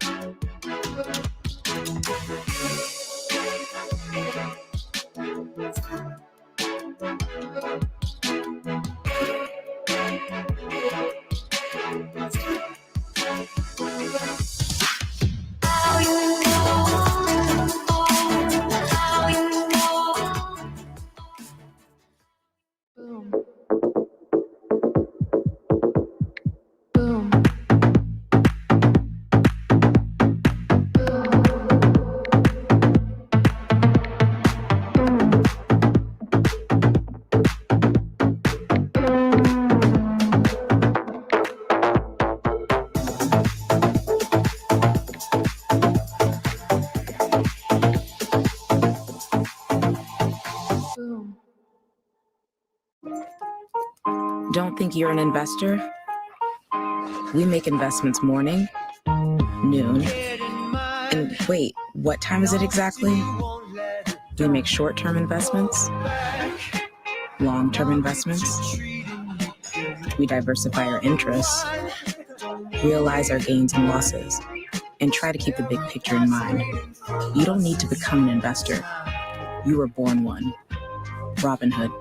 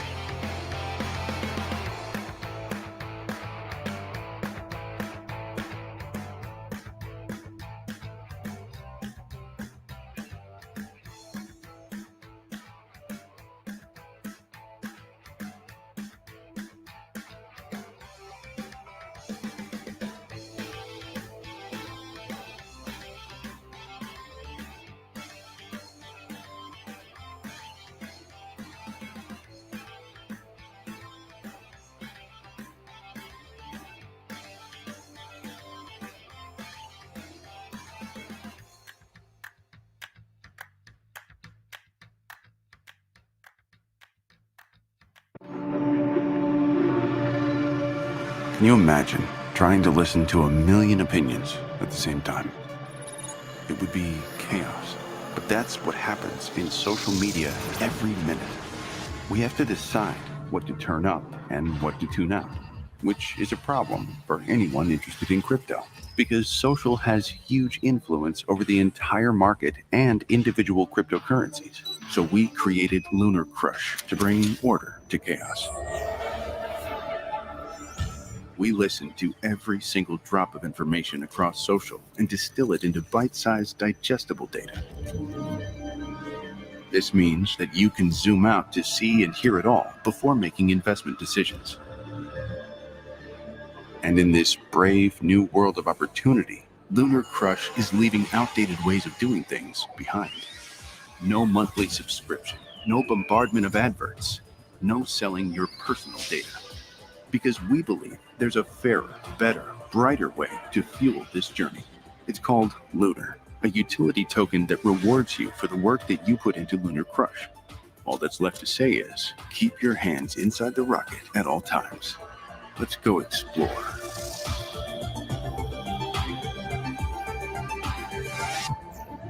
Lunar Crush, social intelligence for crypto.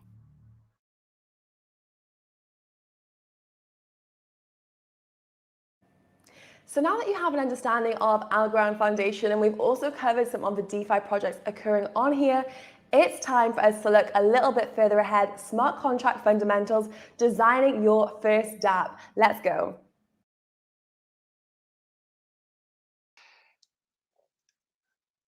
Hello, everybody.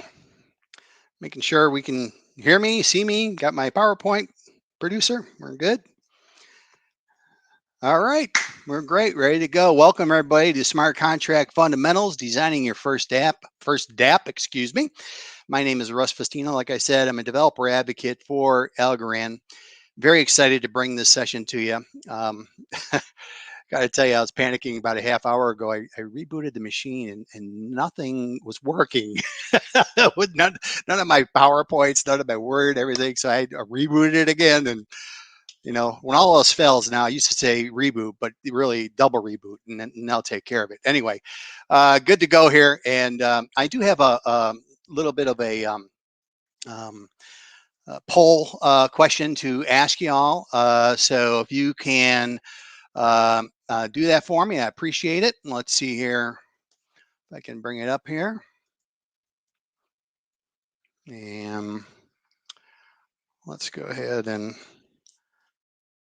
get you to answer some of those questions. And then we'll go ahead and continue on with the deck.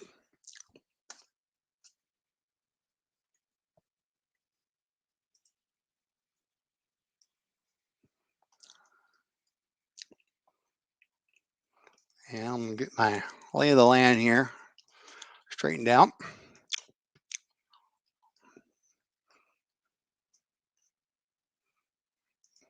Okay, now we're cooking. All righty. So we got the poll going good, and I got my real estate all set up here to go through the first couple of slides. I'm going to have 3 questions for you, so I'd appreciate it if you can go ahead and answer that so I can get your experience level here. And let's go ahead and get started. So what do I need to know to build my first dApp? Well, first and foremost, what are the tools, right? As in any venture developers take, you know, what's my tool set look like? And well, what's the technology too? You got to know that, right? Where you're going with it.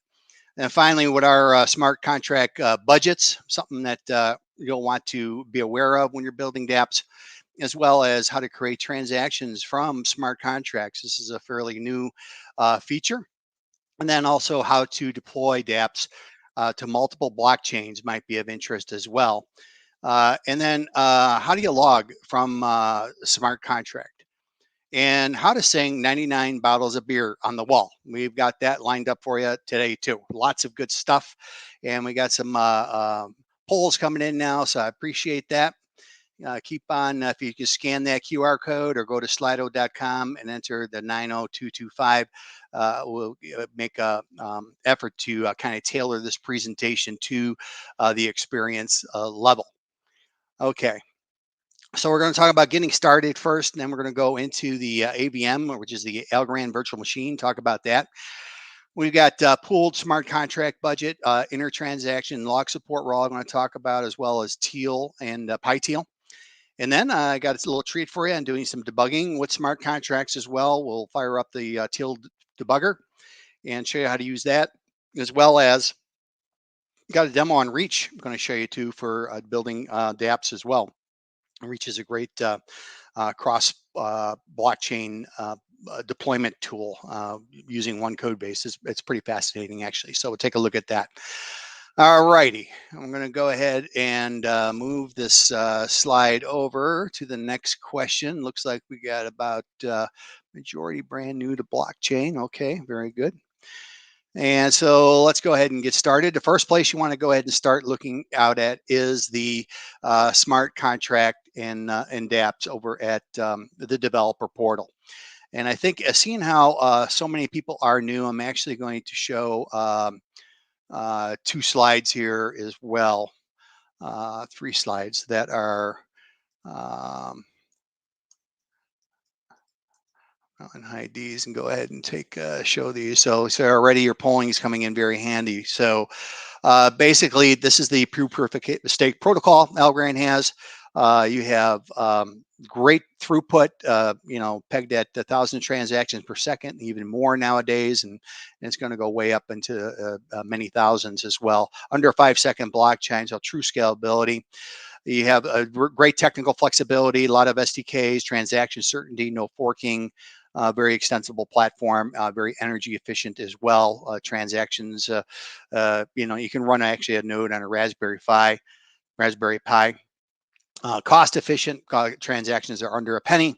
And then you also have true security as well. You got the main areas for layer 1 features are going to be Algorand accounts, standard assets, which is like your tokens. And the accounts, by the way, you can have three types of those. You got the standalone, you've got multi-sig, where you have a threshold to sign off. So you have a group of 10 accounts, and maybe 3 have to sign off. The threshold would be 3 in order to sign the transaction. And then logic signatures, of course, too. And then also you got standard assets, which create tokens, both fungible and non-fungible. You got atomic transactions. That's really the secret sauce a lot of times in building solutions and tying a lot of different unique aspects together, or transactions together. Either they all work or they don't. And then we got smart contracts, or ASC1, which is going to be the majority of the session. There's also a reporting index or two as well. And this is the lay of the land in terms of the distributed ledger for blockchain. Really very simple in terms of the record types that you have here. And I'm going to put the third question up here. If you can do this too, it would be great. Algorand blockchain is a immutable distributed ledger. So think about it as a block is a slice in time when all the transactions are written to the blockchain. And then also within that time interval, each transaction has to have transaction between accounts. So the transaction, we have a from account, to account, and then each account has associated with it assets, both ones that it is defining and one that it is opting into, as well as applications the same way, creating the application or opting into that contract. So that's the lay of the land in terms of the blockchain for those that are brand new to Algorand blockchain. Okay, so now what I'm going to do is I'm going to go ahead and close this up and go ahead and bring out Algorand.com. So let's go over here. All right, so this is our developer portal, developer.algorand.org. Lots of great things. We just redid this portal not too long ago. And there you can see the smart contract and dApp section. That's where you'll want to drill into tokenization, all about NFTs and security tokens, integration, integrating ASAs and all the SDKs are down at the bottom. And then also you have some really great docs here. So I'm going to kind of point you in the right direction there. A lot of getting started sections. You can see here on the left, you can expand getting started with, smart contracts, for example. You can go into like what's a dApp, and you get some really good information there. And then you also have building with Python. Here you have step by step. You want to go ahead and load up the sandbox, which is really a great development tool. This will take moments, right, to configure. You just got to install Docker and then clone this repo, and you're up and running. You can use this as a node. So very painless, and it goes into that information as well. And then also we have all of the SDKs and REST APIs. These will have like information about your first transaction that you make. You see step by step. And we also have something really cool, which is the ability to see the actual thing in action through running the code. So at the end of a lot of these, you'll see a run the code, and we actually have replets out there. And this is great for those who just want to kind of learn it without having to install a lot of the stuff. This is a Python example. We have Python, Go, Java, and JavaScript are the official ported SDKs. Also, we have a really great ecosystem with a lot of other SDKs that are out there. But at this point, all you got to do is hit run, and everything will come out here. It'll just execute this whole application on doing your first transaction. And then you can kind of look at the code. You can actually do this in debug mode and hit breakpoints and do that kind of stuff. So a lot of cool stuff there. Going back over the portal, you also have a lot of great information in the way of tutorials, solutions, articles, all there. Great tools as well. This is the ecosystem projects I was telling you about. Man, it's just a thriving community. You got a lot of Algorand IDEs here, monitoring analytics, developer forums. You got block explorers, wallets, and then take a look at all these SDKs, right? There's a C# SDK, Dart, PHP, Rust, Swift, Unity, brand new. This just came out, so I haven't even rolled up my sleeves and tried that yet. I can't wait to do some game development with that tool. So anyway, a lot of great stuff there. So let me go ahead and get back to the deck. I can give you a nice whirlwind tour of the site there. So let's get into the meat of the content here. So what we have is the Algorand smart contracts and smart signatures, where you have a smart contract that is on chain. Basically, it facilitates global and local storage. These are good for setting up things like escrow accounts or on-chain dApps. There's also something called smart signatures. These are simply used to sign transaction. A delegate contract is a good example of that, where you have the logic of the program has to return true to sign an account, which is normally the end of it for logic signatures. But in addition to that, you would also need to have an account sign off on it as well. So it's like a dual capability. So that's a good use right there with smart signatures. Also, all these technologies I highlighted up front are combinable. You can combine smart contracts with atomic transfers, Algorand assets, combine smart contracts with smart signatures. Also, you have TEAL, or Transaction Execution Approval Language. The contract is logic is written in TEAL. That's an assembly-like language. Also, we have a Python-enabled compiler called PyTeal that will generate the TEAL. And I'll actually show you that today in some demos. I got lots of code to show you. Smart contracts at a high level. Basically, you've got an application transaction there. There's going to be, making a call out to a smart contract, and then it's going to go ahead and grab information from the ledger. These could be accounts, it could be, assets or whatever that are existing on the blockchain. And then it's going to determine if it's a pass or fail with the logic that it has. And then the contract can then write to global and local storage. Now, global storage, everybody in the blockchain will see it. Local storage is at the account level. And then the contract can also initiate new transactions. Very excited about that, because before you had to feed a transaction into a smart contract, now you can actually build an actual transaction. I'll show you that in the demos in a little bit. A smart contract, aka apps. You have the application transaction. These communicate with the application transaction. So you have two types of programs: the approval program, which is the meat of it, and then a clear program, which would be usually very, very simple. And once again, the TEAL program will be able to access global state as well as local state on the account level. And this is all referred to as the AVM. So what is an AVM exactly? It stands for Algorand Virtual Machine. So the consensus network observes when the smart contract app calls a transaction, and it sends it to the execution environment. So the execution environment is commonly known as a VM, or a virtual machine. And we have these VMs run on every node. All right. So it's a runtime within the consensus protocol, running on every node. And what does this mean? Well, an AVM contains a stack engine that evaluates and executes smart contract and smart signatures and program logic. And also, the reason for the assembly-like language in TEAL is really performance. We're very, very keen on performance in the Algorand blockchain, especially when, at the rate we're scaling out globally. And so this is really a good thing. And then we have some great tools. I'm going to show you to make that easier for those that are not keen on assembling language. And it's really not too bad. There's not that many opcodes in there to really get a handle on it. But, in the way of PyTeal, we're going to talk about in Reach as well. And when evaluated, then the transactions that they're called with either include that transaction in the next block or discard it altogether if the evaluation fails. So that, in a nutshell, is what the AVM is all about. There's a link there in the slide. I will have a link to these slides at the end as well, so you have access to all these links on our developer portal. Some of the features of the AVM include functions, looping, back jumps, recursion, real programming type stuff, which is great. And then allows contract to contract composability.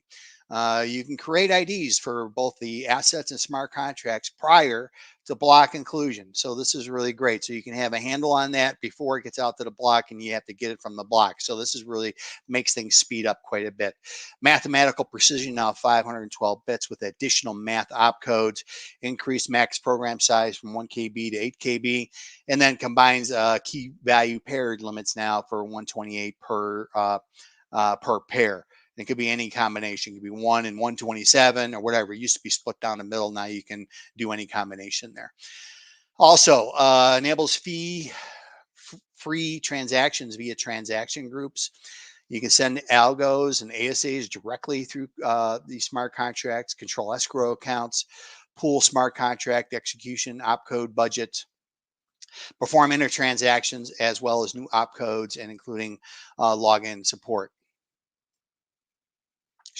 Log support. And so we did a video. We have this developer office hours every other Tuesday, and recently we did a session on this. So those are located at algorand.com/developers.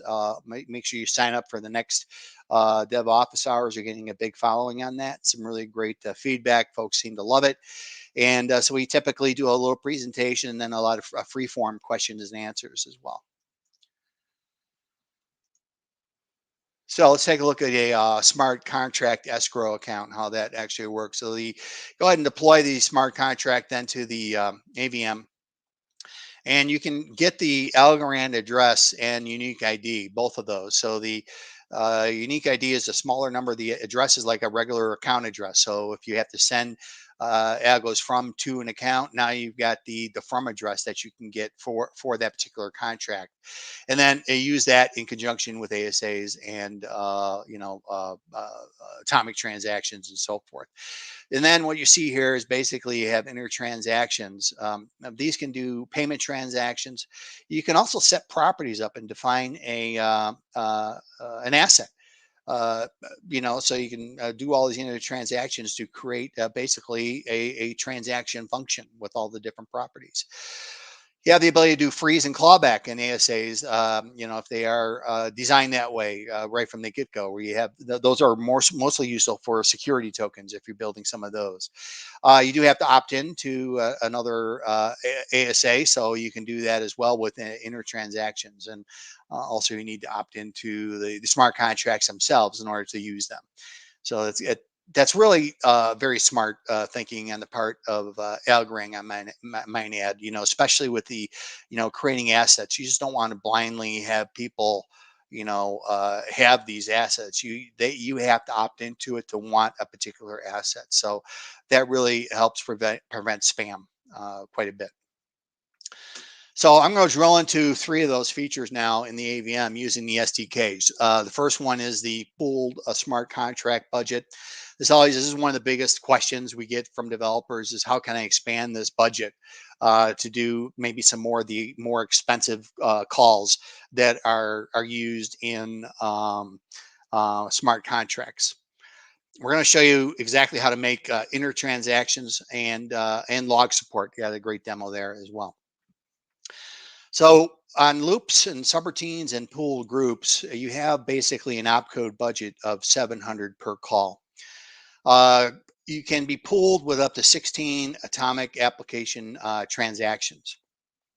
So that's really, really encouraging. So then basically by that pooling, you're expanding your budget to 16 times 700 or over 11,000 units. Also, like I mentioned, the file size now can go from 2 to 8K total for both programs, and upping the page's increased minimum balance. So you can see an example what the teal looks like on the right, on the top, and then there on the bottom, you can see what we're doing here in the code, the PyTeal, to create and assign group ID with these different app calls. All right. Then intertransactions, up to 16 intertransactions per app call. You have smart contract pay the fees, which is great. So the fees eligible for pooling and fees are the default minimum balance. They show up as intertransactions within an application transaction.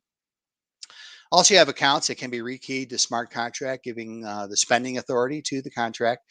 So the account must be in the accounts array to spend from it. Now you can see on the right the kind of code we're going to be looking at here. So here we got an inner transaction up on top that's got two items in it. One is we're going to fund an account. We're going to do a transaction. This could be like an escrow account you might be setting up. So it's just a regular pay transaction. The second one is an app call to go ahead and maybe specify an app ID that you want to do to create an asset or use an asset. So a lot of things here are done, and we'll take a look at these. You have the sign group, and then also this is where you begin the inner transaction. You go ahead and set all your fields. You can see all the ones going to all the different asset fields you need to create when you're building an asset, things like the unit name, the manager, the clawback, decimals, and then you go ahead and do the submit at the end, and that'll build the transaction we just built. So that's what you're doing there. You're building the transaction. Logging is a lot of fun. A lot of times you want to be able to log information out, and you now have that ability to do so. And so here you can see the PyTeal where you got a scratch variable and create. You're going to create the upper bound and lower bound of 99. We're just going to demo down to 97. We're not going to make you suffer through all 100 bottles of beer. Then we're going to go ahead and use our iteration, and the sequence is going to happen here. We're going to go ahead and do our iteration until we get down to the bottom. And then we also have PyTeal, like I mentioned. So this would be the Python, and it simply compiles out and generates teal. So very handy. On the debugging front, when you're debugging, it's going to entail three things: accounts, signed transactions, and approval program source. These get bundled into what's called a dry run request. And then the dry run request then facilitates doing debugging with teal debug. And this is great. It's a great debugger. It is through Chrome Inspect, and it facilitates, stepping through, setting breakpoints, and you can expand on all the stack space, scratch space, global and local variables as well. Some great documentation on the PyTeal site. So you should be able to learn PyTeal pretty easily, especially those that have Python background.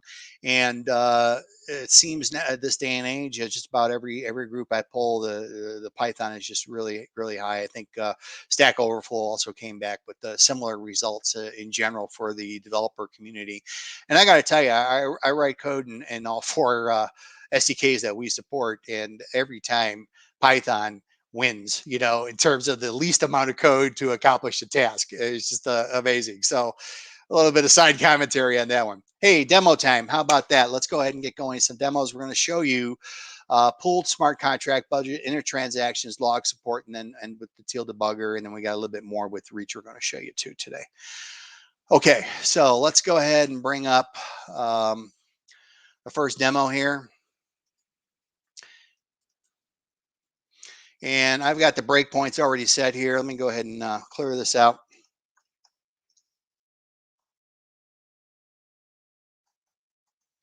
All right, and let's take a look. And what we're going to do, I'm going to make this a little bit bigger. Okay, there we go. And so what we're going to do is a little bit delayed here. Okay. All right, now let's go ahead and run this.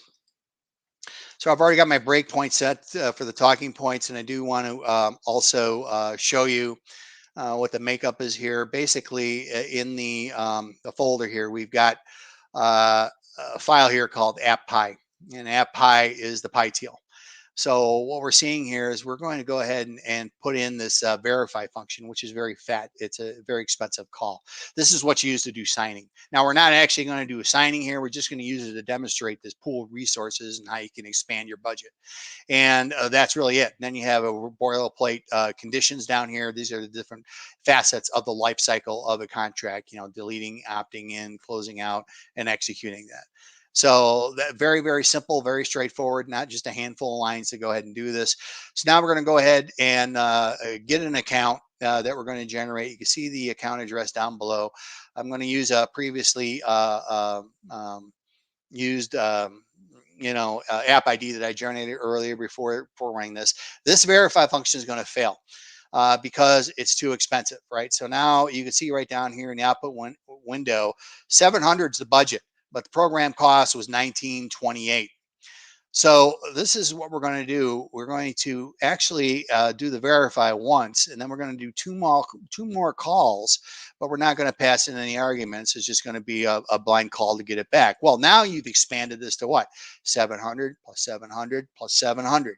So this answers, a question that a lot of developers have when they start going to budget costs. How do I expand the budget? And this is a really great example on how to do just that.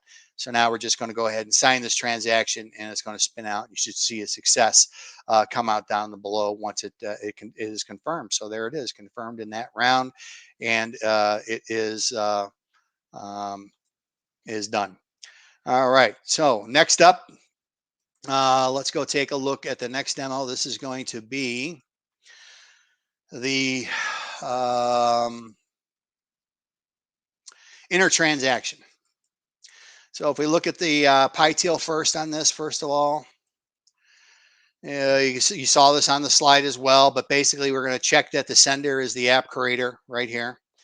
And then we've got an inner transaction we're going to go ahead and do. And the sequence is going to be as follows. We're going to go ahead and begin the transaction builder. Then this is all going to build, the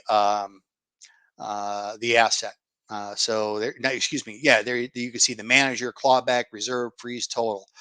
And well, that's it. And then we're going to go ahead and call it down here. And you can see it right there, and it's going to execute.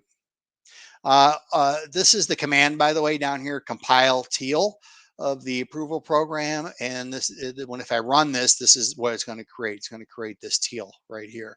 There's a clear program. This is just going to have an int1 and return to it. So that is the lay of the land there. So let's go ahead and run this demo here, and we'll show you how this works. All right, we're going to sign our transaction. This, by the way, is the standard for any transaction in Algorand. You're going to create the transaction, then you got to sign it, and then you got to broadcast it to the blockchain. The send transaction is the one that will verify consensus rules, so there's no double spending, that sort of thing in that blockchain. And so this is going to go ahead and sign it. I'm going to run this, and then you can see down below the results that we're going to have from running this. And so here's the transaction that we're going to be running here. We're going to go ahead and fund this account with 0.5 algos. So this is in micro algos, and we're going to use this app inner transaction demo that we're calling from this Python SDK. So let's go ahead and do that.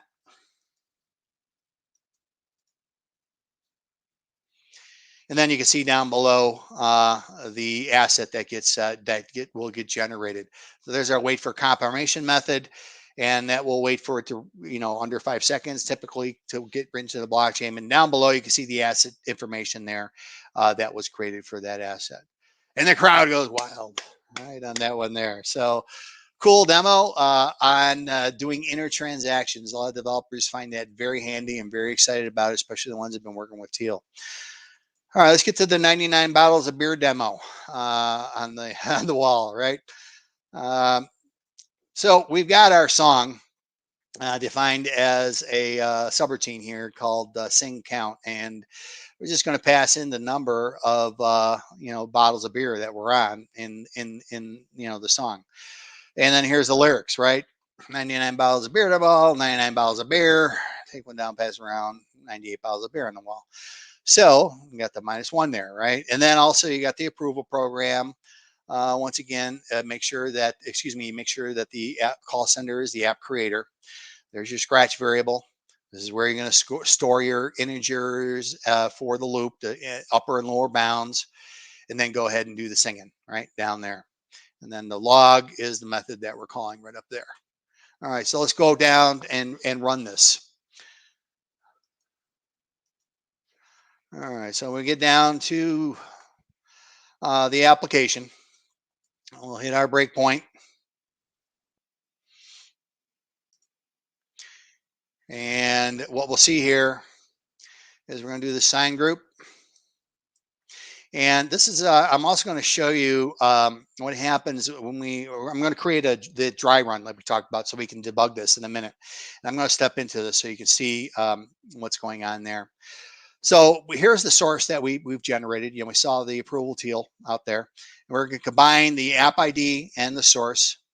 And then we're going to go ahead and get the account information. That's the account piece to the equation. And then we're going to create what's called the dry run request with the transaction, the source, and the accounts, and then the app. And then we're going to go ahead and write this out to the folder, the directory, so we can use that for debugging. And that's it. So let's go ahead and continue running this. And there's our song. How about that? So we got that all coming out. And now let's take a look at this in the debugger. So what I'm going to do here is I'm going to fire up the debugger. I got to do one thing first. I've been using Sandbox, by the way, in all these demos. And this is the URL. You need a token and a URL for that. And let me bring that up.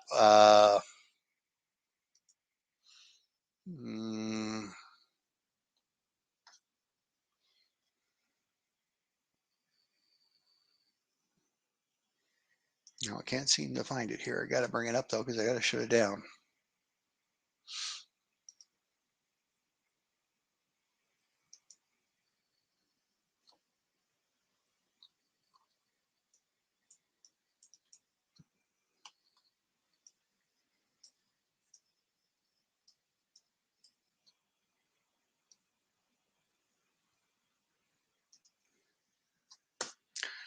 All right, where is my Sandbox?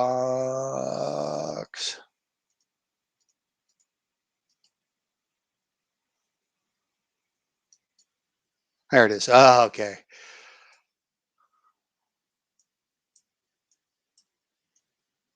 Oh, that's not it. Oh, man.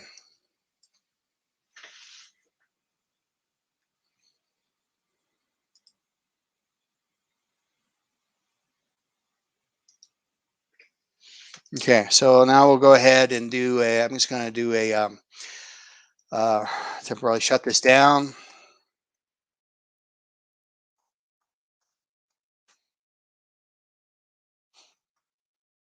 So I can do this demo.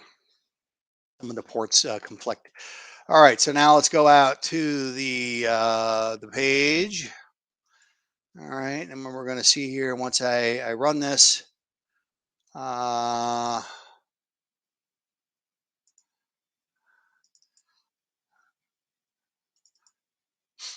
Over here, we'll go ahead and hit enter right here. Oh. I was so smart to copy this ahead of time, and I've copied without the T. There we go. All right, there we go. So now we should be able to see that available over here in inspect. So we'll go ahead and bring this up. Here's the debugger, and what we're going to do here is step through it. Now I've got some breakpoints set in there. You can just step over, each line. You can expand out the scope here. You can see the global objects. You can see right there's the sender coming in.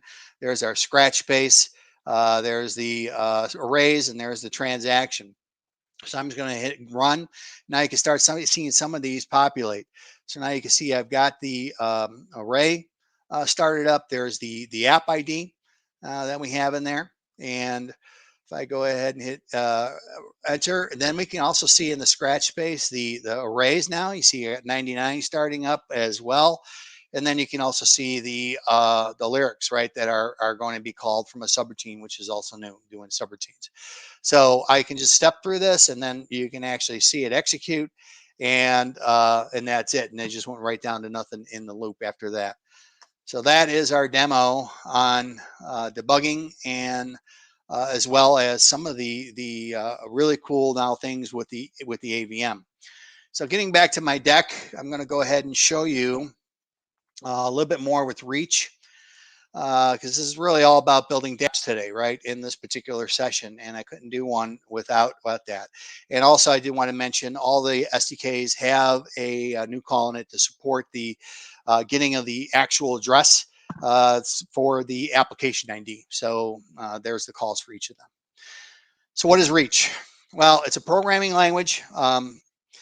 JavaScript, Python, more high-level language. It compiles and outputs to any chain with just a configuration chain, which is great. Mathematically guarantees safety. And so there's verification built right in. You're not going to leave money on the table. And this is a very, very important thing when you're building smart contracts, is really the auditability of those contracts. You never want to feed into a contract, say, 10 algos and only end up with 5. You want that to end up as 0 when you get done. Otherwise, that money could be lost.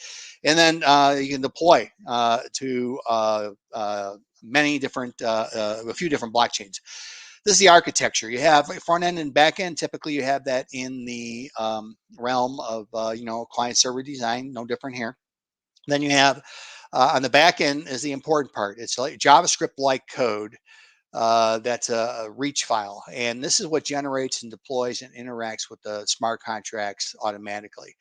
It's a solution implementation. You define your front end interfaces in it, and you define the participants, and you also verify and do commitment schemes as well. And I'll talk about all that in the code. And then also you have the front end now, which really has the logic for all the interact methods. And it also has blockchain specific code, perhaps might go in there as well. And you can do things like create accounts, fund accounts, all that kind of good stuff there. Compile and run it, and boom, you got yourself deployed a dApp to the blockchain. So how does Reach compare?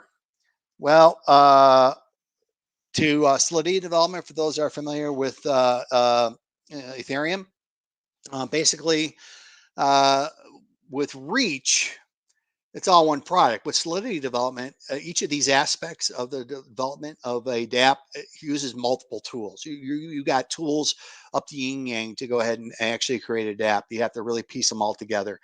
With Reach, you got protocol design done with the programming language. You got the smart contract with the Reach compiler. You got middleware with the API. Also, you got the front end built with JavaScript or an RPC language, a remote procedure language for available for Python, Go, now C# as well. Testing, also verification. Every Reach compilation includes a thorough formal verification of the dApp, which is, like I mentioned, extremely important. And deployment, right? You got a lot of multiple blockchains. So there's two types of scenarios. One is local JavaScript, and that's where you're going to be instantiating a library, and then using stdlib, for example, to parse the currency. Then there's actually the RPC, or remote procedure calls, that you can use that use an endpoint to do the same thing. So now you can have your front end in many different languages, like you see over here, Python, JavaScript. I saw a lot of JavaScript developers that are on here. You're going to love this tool. And so now let's take a look at a Reach demo. Okay, so I'm going to bring that up. Find it a lot quicker this time. How about that? Okay, so let's go ahead and clear this. And let's do a Reach run first. Just show you what this. This is a game I wrote called Mora. For those that are unfamiliar, this is a very old game. I think in ancient times, Greece or Italy, maybe where it's a hand game. You basically throw fingers out. And so when you throw fingers out, like say I throw out 4 fingers, and then the opponent throws out maybe 1 finger. So that's going to total up to 5. And you have to guess simultaneously with your opponent what the total is going to be of the 2 hands. So that's what you're going to see run here. And it's going to go ahead and show you what's going on here with the with this particular game. So there we go. So Alice is and Bob are playing. And we got some timeout capabilities in there too. We got to handle timeouts. And this goes until there's a winner. Sometimes it could be 1 round, sometimes it's several rounds. So there's the winning round right there. So let me explain how this works here. So Alice shoots 3 fingers, and Bob shoots 4. Alice guessed 5-7, so that was a draw. Now this one here, Alice shoots 2, Bob shoots 7. And she guesses 7, Bob shoots 2 and guesses 4. So 2 and 2 is 4, so Bob is the winner. And so that's what you see down here, and that they're doing some betting here, so they're going to get that that value. So that's how you run it. So we got 2 files here. Let's start out with their reach file, which is the back end file.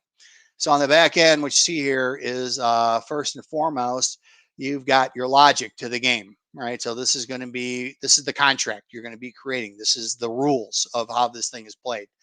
The next section is very interesting. These are all the asserts, and you may have seen when I ran this, for example, that there was a little bit of a mention up front that all of the proofs, had met, and if for any reason it doesn't, it'll tell you that. In fact, let's just make a quick change to this transfer, for example. I'm going to say that instead of transferring the wager from both, I'm going to just transfer 1 time the wager, right? And now if I run this again, this should fail because you're leaving money in the smart contract. And, this is how some big problems have happened in the past with blockchain smart contracts, is exactly what I'm showing you right here. It wasn't verified. It wasn't audited that this is a possibility. And when this runs, then what you'll see is the game is going to go ahead and croak, right, when it does this.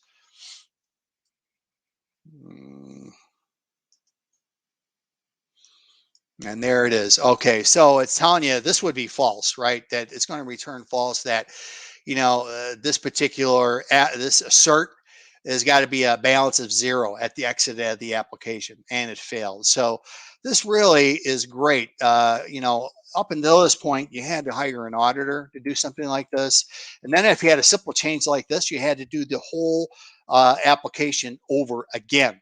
And this is very, very expensive and time consuming. And now with this approach, you really just have to audit just the changes that were done, and you have that done. So getting back with how this actually works. So these are all the asserts which drives the verification. Here we're defining the front end. The front end interface. So you can see I've got some functions up there. One is throwing the fingers, the other one's getting the guess, the other one's determining the winner, playing the winner, and outcome. And then we have a timeout type thing. Timeouts are very, very important because right here you see I've got a timeout on this wager. If Bob doesn't accept this wager, that five algos is sitting out there that algo did. And it's not like a website where you have a web application and you just leave it alone and you come back the next day, it's the same way. You can continue where you left off. This is not the case. This is a slice in time you're dealing with here. And you cannot have a contract lock these things up. So you really have to be aware of things like timeouts and deadlines for responses from all of the participants. And so you can see participants here. We've got a couple of participants with Alice and Bob. She publishes the wager, commits that to the blockchain. And then Bob's got to accept the wager. And then we come down. Now here's our while loop until we actually have it succeeded.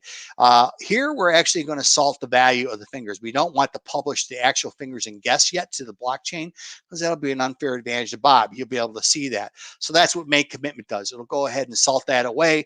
And then you'll unsalt that down the road later. And then we're going to go ahead and publish that value, the underscore 1 with the salted value. So it's out there, and then it's unknowable to Bob.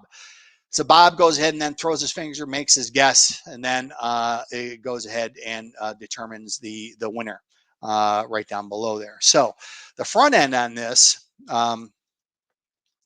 has the library, right, that you want to do. And then it also has the currency you're going to parse, your starting balance, ending balance. That's what you just all displayed. It has the logic here, right? It's got the random function to shoot the fingers. This is the guess that's going to take the number of fingers that you threw out as an argument. You're going to add to that a random number, winning number. This is the promise. This is all the wager that takes place.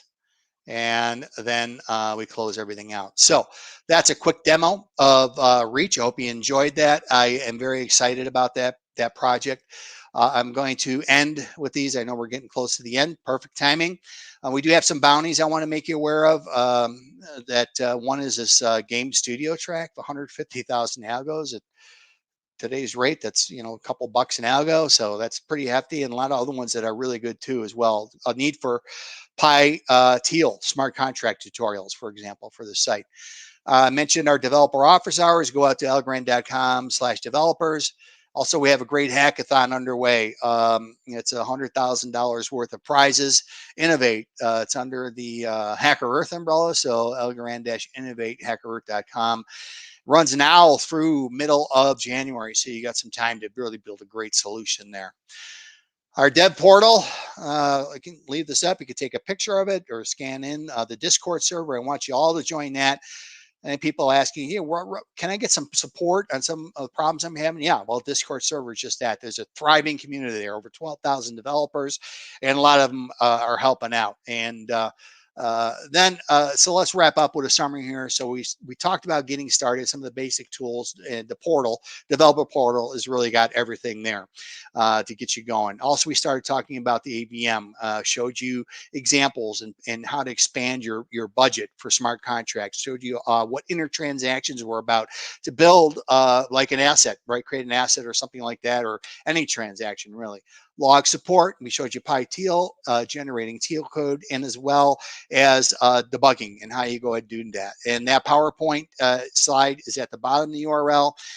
There is the QR code. I asked the moderator if she can put that in, if they can put that into the chat somehow. But if not, I'll leave it on the slide momentarily. And I think that's it. This deck also has some other links in it too, but I'll just leave this up here for now. I'm going to go back to stop sharing the screen here. And I think we are going to go over to the help answer some questions over at the virtual booth. I think that is the next thing we're going to do. Let me go ahead and stop sharing the screen and say hi to everybody. And I think we're in good shape here, right? Finishing right on time. And we'll mosey on over to the Algorand virtual booth. I've also got Jason Weathersby is going to be joining me. He heads up DevRel here. So hopefully we'll get some of your questions answered there. All right. Thanks, everybody. See you over there.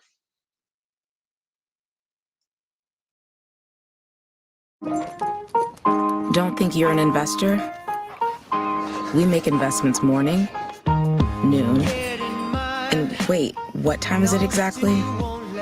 We make short-term investments, long-term investments. We diversify our interests, realize our gains and losses, and try to keep the big picture in mind. You don't need to become an investor. You were born one. Robin Hood.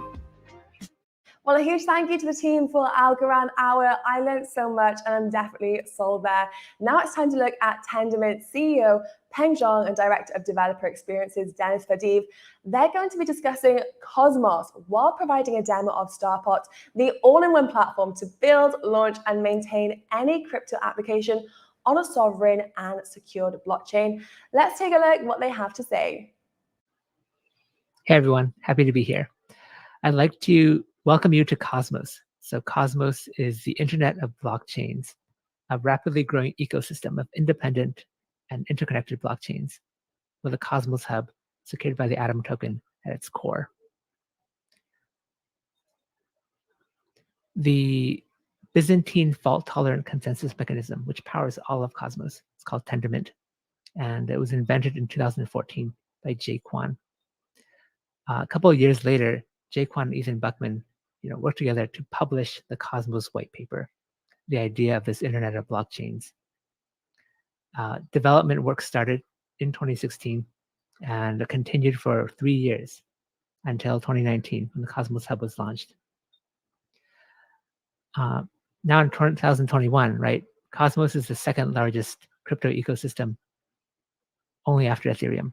And there are over $130 billion worth of assets secured by Cosmos and Tendermint technologies And there are over 250 blockchains actively developing with Cosmos tech. More recently, as of May of this year, the first sort of use case for Cosmos was deployed on the Cosmos Hub. It's called the Gravity DEX, which I'll dive into shortly. So what does Cosmos believe in? What's the vision of Cosmos, right? So Cosmos is a project that believes, first and foremost, in sovereignty. And sovereignty meaning, people build projects that are not reliant on, having purchased another token or built on a platform, that requires you to use those tokens to pay transaction fees. In Cosmos, all blockchains are sovereign. We believe in collaboration and innovation. And sovereignty is the right way to do so. So with tools like the Cosmos SDK, developers can build sovereign application-specific blockchains. And through the power of inter-blockchain communication, they're able to, transfer assets from their blockchain to other blockchains in the ecosystem. Cosmos empowers developers to design their own economic models with low transaction fees and allows communities to own and self-govern with on-chain governance. The question we like to ask is, what sort of future do we want to see for Web3, right? Is it 1 million blockchain apps competing for throughput on a single place layer? Or, is it 1 million blockchain apps interconnected on their own sovereign blockchains? So 1 million sovereign blockchains is what's possible with Cosmos. Cosmos is very decentralized. I'm Peng Zhang, CEO at Tendermint, and we are only one of 15 core organizations that's contributing to the research, development, deployment, maintenance, design, communications, of all the core infrastructure that powers the ecosystem. All Cosmos blockchains are developed, with tools like the Cosmos SDK and with IBC. And by working together to develop and maintain these open source tools that are freely available to everyone, we've seen massive adoption of these Cosmos tools. So just diving into IBC for a little while. So why did we build IBC in the first place? Why does the IBC protocol exist? So first of all, before IBC, right, what has been the status quo? The status quo has been blockchain maximalism, right? Generally, communities believe that their token, their blockchain is the best, and potentially it might be the base layer for the entire, for the entire Web3. But as we've seen, really this year, sentiment has been changing to a multi-chain world. While greater sentiment in 2021 has been shifting in this direction, here in the Cosmos ecosystem, we've been believing in this since 2016, and IBC has been in development, for 4 to 5 years. It's been developed with this end state in mind, that multiple blockchains will exist and they'll need a way to communicate with each other without the use of centralized exchanges. So this year, in the vein of lower transaction costs and also with the congestion on Ethereum mainnet, we've seen a trend of dApps built on Ethereum alternatives, in search for lower transaction fees, faster block times, greater flexibility, quicker development, but there's no real standard to bridge these Ethereum alternatives together. This really fragments application development, right? It does require users to send their assets back to Ethereum mainnet if they want to, use the other DeFi tools available on Ethereum. These bridges are all sort of proprietary and they don't work with each other. And that's what we developed IBC for in the first place. IBC is really the solution, to this multi-chain world, and it's to ensure that people don't end up building the same bridges over and over again. So IBC really only finished and was launched on the Cosmos SDK earlier this year. The first chain to launch with IBC enabled to upgrade to IBC was the Cosmos Hub It launched earlier this year in March, I believe. And since then, we have over 19 blockchains now with IBC enabled. And these are not, these are not toy blockchains, but these are blockchains that are worth hundreds of millions of dollars. The most recent blockchain, the biggest sort of name that enabled IBC recently was Terra. Terra is a top 15 chain, valued at somewhere over 20 billion or so. And Terra brings along with it many DeFi applications. But at the same time, IBC allows the permissionless exchange of assets from Terra. So all the users of Terra can bring their assets over to, every other chain that has IBC enabled. And, all the other chains, the 18 other chains that have IBC enabled can now send their assets to Terra. And it's an incredible networking effect that is only growing by the day. As of Q3 right now, or is it Q4? Anyway, as of right now, there are chains launching with IBC enabled almost every single week. And the bigger names that we know of are considering upgrading to IBC. We see a future by the end of this year of over 40 chains live with IBC. And you can only imagine the growth rate in 2022. So beyond just blockchains built on the Cosmos SDK, there's also work underway to connect to major chains outside the Cosmos ecosystem, like Polkadot, Celo, Ethereum, and Bitcoin. This will ultimately allow connectivity, between all of these major ecosystems in a permissionless way. And the more blockchains that enable IBC, the more appealing it is for other chains to work on that integration as well, because you're not connecting just one chain to another chain, but you're connecting one chain, to potentially tens, hundreds, and thousands of chains down the road.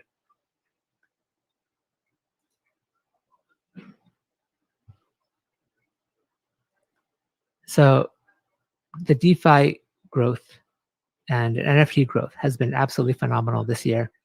More and more transactions are happening at a very rapid pace. And any single blockchain network is unable to handle a load. Or if they do handle a load, it's generally with very, very high transaction fees. In the Cosmos ecosystem, we believe in democratization of crypto and making it accessible to as many people as possible. And if you have less than, let's say $10,000 to play with on Ethereum, you might not even bother to do so because you lose, potentially hundreds of dollars on every transaction, and your initial capital is going to wind out, you reduced to almost nothing. So in Cosmos right now, typical transaction fees are between 0 to 10 cents, and there's a lot of innovation happening by many chains. And if any of these chains become very popular, the ability of IBC allows you to essentially duplicate your chain and horizontally shard, overly congested chains. Some of the most innovative DeFi projects that have, decided to build on Cosmos for these scalability reasons are Terra, Thorchain, Kava, Injective, Band, and Osmosis.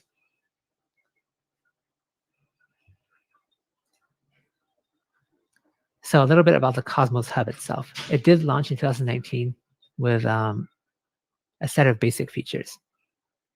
You'd expect with a blockchain that there's a way to send and receive assets, but also, Cosmos blockchains are proof of stake blockchains. So you're able to stake the Atom token. You're also able to vote with the Atom token with on-chain governance on various proposals. And that was really the feature set up until this year. Like I mentioned earlier, this year, Cosmos Hub enabled IBC, which allowed other IBC-enabled chains, the 19 plus I mentioned earlier, to start transferring assets over to the Cosmos Hub. But what's the point of transferring assets?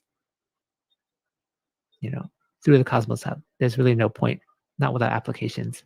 And the very first application to land on the Cosmos Hub was the Gravity DEX. The Gravity DEX is a native cross-chain exchange, which will allow users to engage in cross-chain DeFi and permissionless swaps of tokens between any two chains in the Cosmos ecosystem. The Gravity DEX was very critical to the growth of the ecosystem, because most chains that have enabled IBC thus far, with the exception of Terra, are a little bit more difficult to purchase on centralized exchanges. And so, given that the Atom token has various fiat gateways, it became a very interesting place for developers to be able to list tokens permissionlessly without having to pay a listing fee, and allow people to instantly start swapping tokens and engaging in price discovery. Of course, there's more dexes than just the Gravity Dex that support the IBC protocol, and that just makes even more reasons to build the Cosmos ecosystem. There are many more features coming to the Cosmos Hub. This is really just the beginning, right? IBC has been enabled. The Gravity Dex V1 has launched, but there are other things that the hub should have. And here are some of the options that the community are working on. So first of all, Gravity Dex V2 will enable limit orders. So allow you to create limit orders and not trade at market value. And it also allow for multi-token pools beyond just 2-token pools. There is a plan for a bridge to Ethereum 1.0. IBC requires chains to be essentially proof of stake, or using another fast finality protocol for consensus to ensure it works properly. And blockchains like Ethereum 1.0 and Bitcoin do not have fast finality, right? Generally, you have to wait several blocks to ensure that the transaction that you made cannot be reversed. So a custom protocol was built that bridges Cosmos to Ethereum. And this is a feature that may land on the Cosmos Hub as well. This will allow Ethereum assets like ETH and ERC20 tokens to flow into Cosmos, and will also allow the 19 plus blockchains with IBC enabled to send their assets over to Ethereum. Beyond that, one of the biggest features coming to the hub is interchain security. So interchain security is a feature that other chains can opt into to share its security with the Cosmos Hub, and for the Cosmos Hub to share the security with this chain. There's 2 versions of interchain security.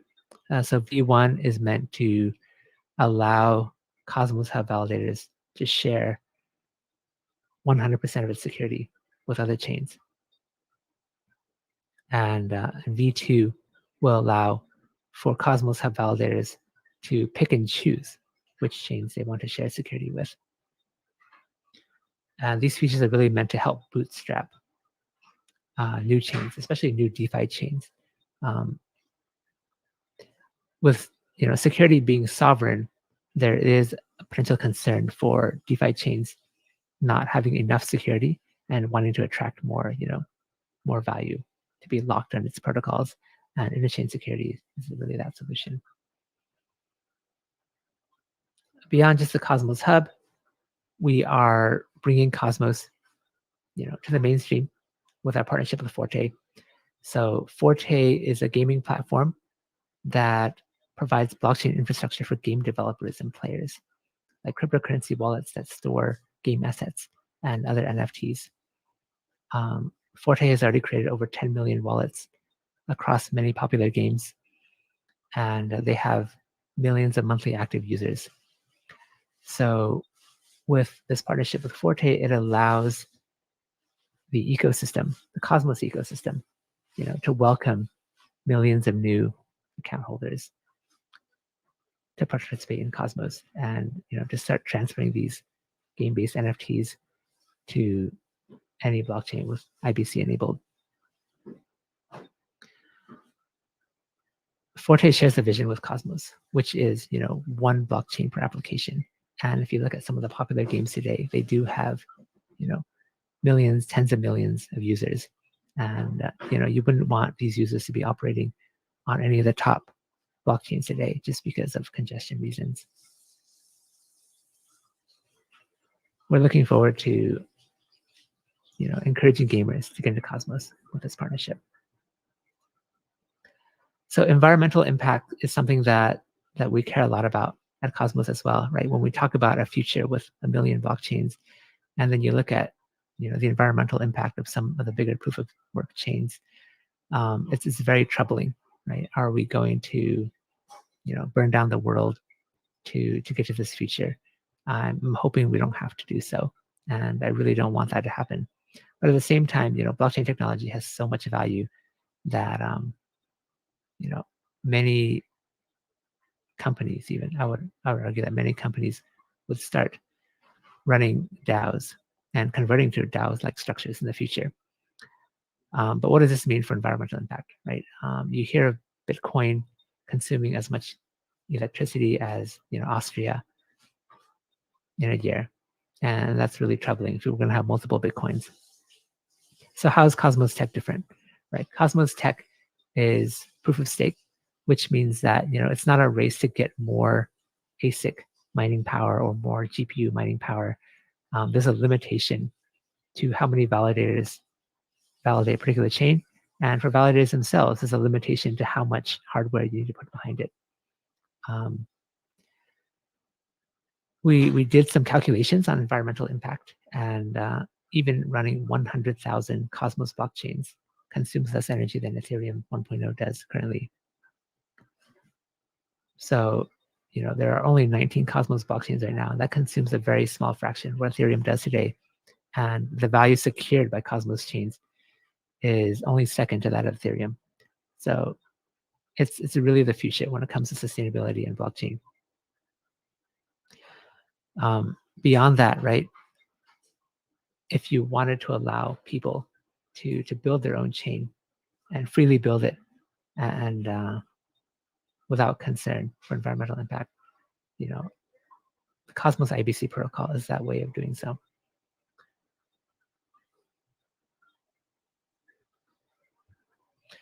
All right, so I'd like to announce a big hackathon that we're launching.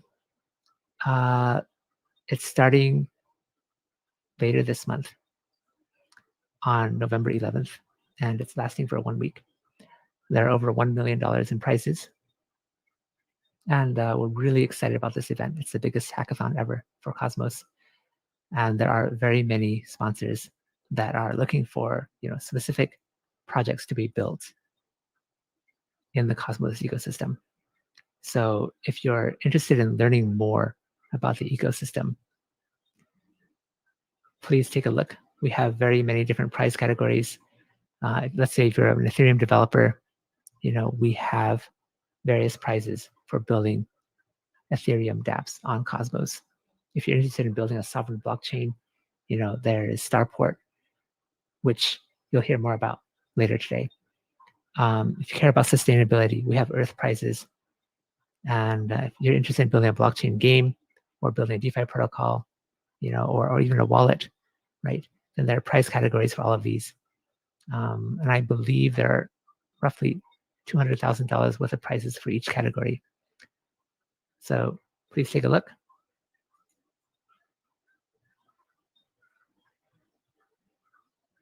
Thank you for taking the time to explore Cosmos with me.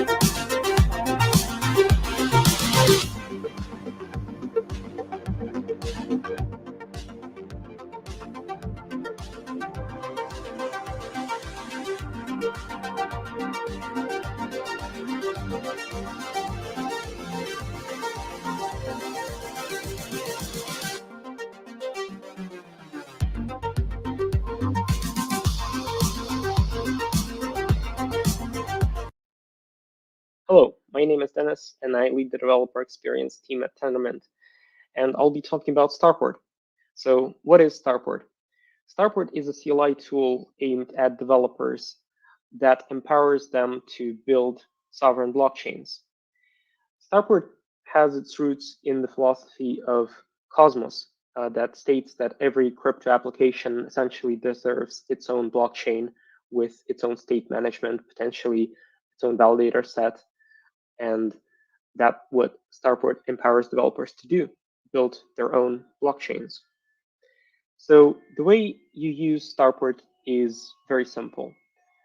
You just run a single command that pulls the binary off the web and installs it onto your system. And now you can open your terminal window and start building blockchains. So with just a single command, you can scaffold a new chain, and what you get as a result is a completely new Cosmos SDK-based blockchain that is IBC enabled out of the box, and you can go in and start editing files. With one more command, you can start a reloading web server, not a web server, but a blockchain node that watches your files, and as soon as you change something, it automatically reinitializes the node, rebuilds the chain, reinitializes the node, and you have your updated version of your blockchain running. So it's very similar to building traditional web applications where you have the binary and you write code, save the file, and you get your new binary running in your web browser. So what's cool about Starport, I mean, there are many cool things about Starport, but you can also run it inside your browser. So with a service called Gitpod, if you go to the repository of Starport, you can click on a link and it will open a Visual Studio Code editor with Starport pre-installed. So you can actually start going through tutorials even from a device like an iPad because it's all on the web. So let's go over some of the features that Starport offers. First, of course, it allows any developer to quickly create a new chain and add modules to it, add messages, queries, IBC packets. And one really cool thing is that with a single command, Starport scaffold list, you can scaffold code for a particular type, for example, blog post, and you will get all the necessary code for creating, deleting, updating records. What this allows developers to do is to get this feedback loop going very fast. So in order to understand how it all works, you just run one command and you see all the code being generated for you, and you can easily understand what's going on behind the scenes. You can tweak some settings, and now you've got your custom blockchain started, and you can tweak again and modify it and make sure that it implements the behavior you want. With additional, more advanced commands, you can then model your application in more detail. So for example, if you're building a DEX, then you can run a couple of commands to scaffold the skeleton of your application, and then you just go into the relevant parts and implement the code specific to your application. So Starport CLI allows you to quickly prototype complex blockchain applications in minutes. As I mentioned earlier, it includes hot reloading server that starts a node binary, and this allows you to quickly iterate on the code that you're writing. So instead of recompiling the code, reinitializing everything manually, or relying on shell scripts to do that for you, it's just one command away. And front-end developers in particular, and just web developers in general, will be right at home because you get kind of the same experience as you would when developing traditional web applications, and that's very much intentional. We wanted to bring this very pleasant, straightforward developer experience from traditional web development into blockchain development, and I think we've really done an amazing job with that. Of course, Starport is IBC enabled out of the box, and what is IBC? IBC is a cross-chain platform, cross-chain protocol for connecting blockchains. So all Cosmos blockchains come with IBC enabled. So when you launch your blockchain, it automatically is connected to any other blockchain in the ecosystem. Of course, you can disable that, but by default, users get the freedom to move assets between blockchains, which is really incredible because at Tendermint, we believe that future is multi-chain, and this is kind of a prerequisite for a multi-chain world, for users to be able to move assets between chains and not be kind of siloed into a particular ecosystem or a particular blockchain. Of course, Starport comes with a bunch of other services and utilities that help you develop not only your blockchain, but also client-side applications, because we all know that it's not only about the source code of the blockchain itself, it's also about the client-side applications that you're building. Starport right now features TypeScript client generation and a very sophisticated template written in Vue.js that you can use as a foundation for your application. So you can take this template, start adding features to it, and you can press one button, run one command, and get a full TypeScript client that you can publish on NPM or use in your application. So this is the way template looks. It's very clean, very straightforward, non-opinionated. You can use it to, of course, the whole point of the template is for you to modify it, to add new functionality, new pages, modify the existing functionality. And one of the goals that we have with this template is to let developers better understand how it all works, right? So when you create new chain, of course, as a developer, you're interested in how does a client-side application send tokens? How do you list all the transactions for a particular account? How can you use IBC? So the template, for example, includes an IBC relayer. So you can connect two chains from the browser and let users send tokens from, in development, for example, you can scaffold the chain, connect it to an existing production blockchain, such as Cosmos Hub, for example, and send the tokens that you mint on your local chain to Cosmos Hub. IBC is a very general purpose, very interesting protocol that allows you to do that. So you don't need to be whitelisted anywhere. You don't need to do anything. You can just scaffold the chain, mint tokens, and send them to Cosmos Hub. So Starport has been around for more than a year now, and since the very beginning, it was widely adopted by developers in the ecosystem and beyond.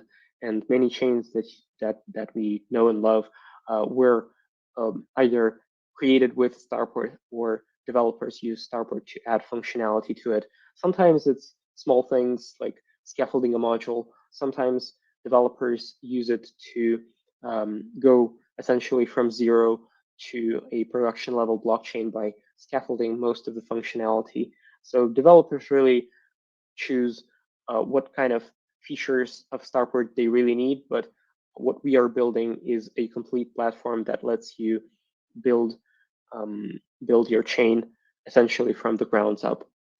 And of course, that wouldn't be possible without a very good system of tutorials that we have.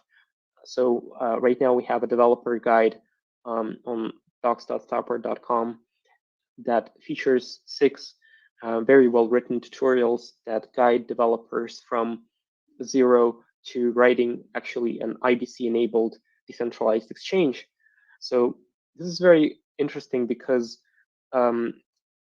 developers that don't have prior blockchain experience, that know just enough Go, can start building right away. And each tutorial is not bite-sized, but it's pretty small in that you can spend a day or a weekend going through a couple of tutorials, and in just a couple of weeks you can become very proficient and start building something that may eventually end up in production. So what's next for Starport? Well, first of all, we are thinking about adding mobile app scaffolding support. So one of the things we discovered with Starport is that developers really like the additional functionality that Starport comes with, such as web client generation, because every blockchain needs a web client, right? Be it a wallet, a DEX, or a more specific application tailored for a particular blockchain use case.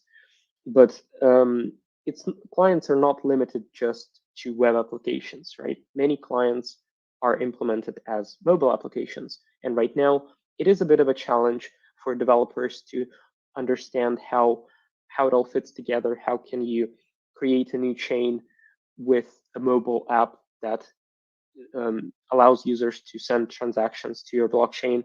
So what we are working right now is automatic Dart code generation, so that with just a single command, you can have your Dart library that implements all the functionality, Dart client library that implements all the functionality of your blockchain, and a Flutter template that you can use as a base to build your application on top of.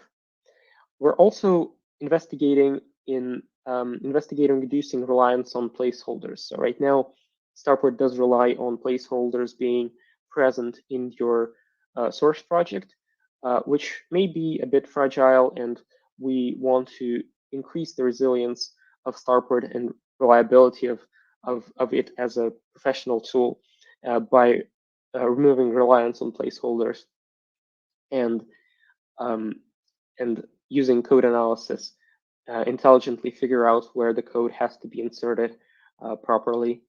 And actually, soon we are having Hack Atom event, and one of the challenges is actually to reduce reliance on placeholders. So please participate and improve and help us improve Starport.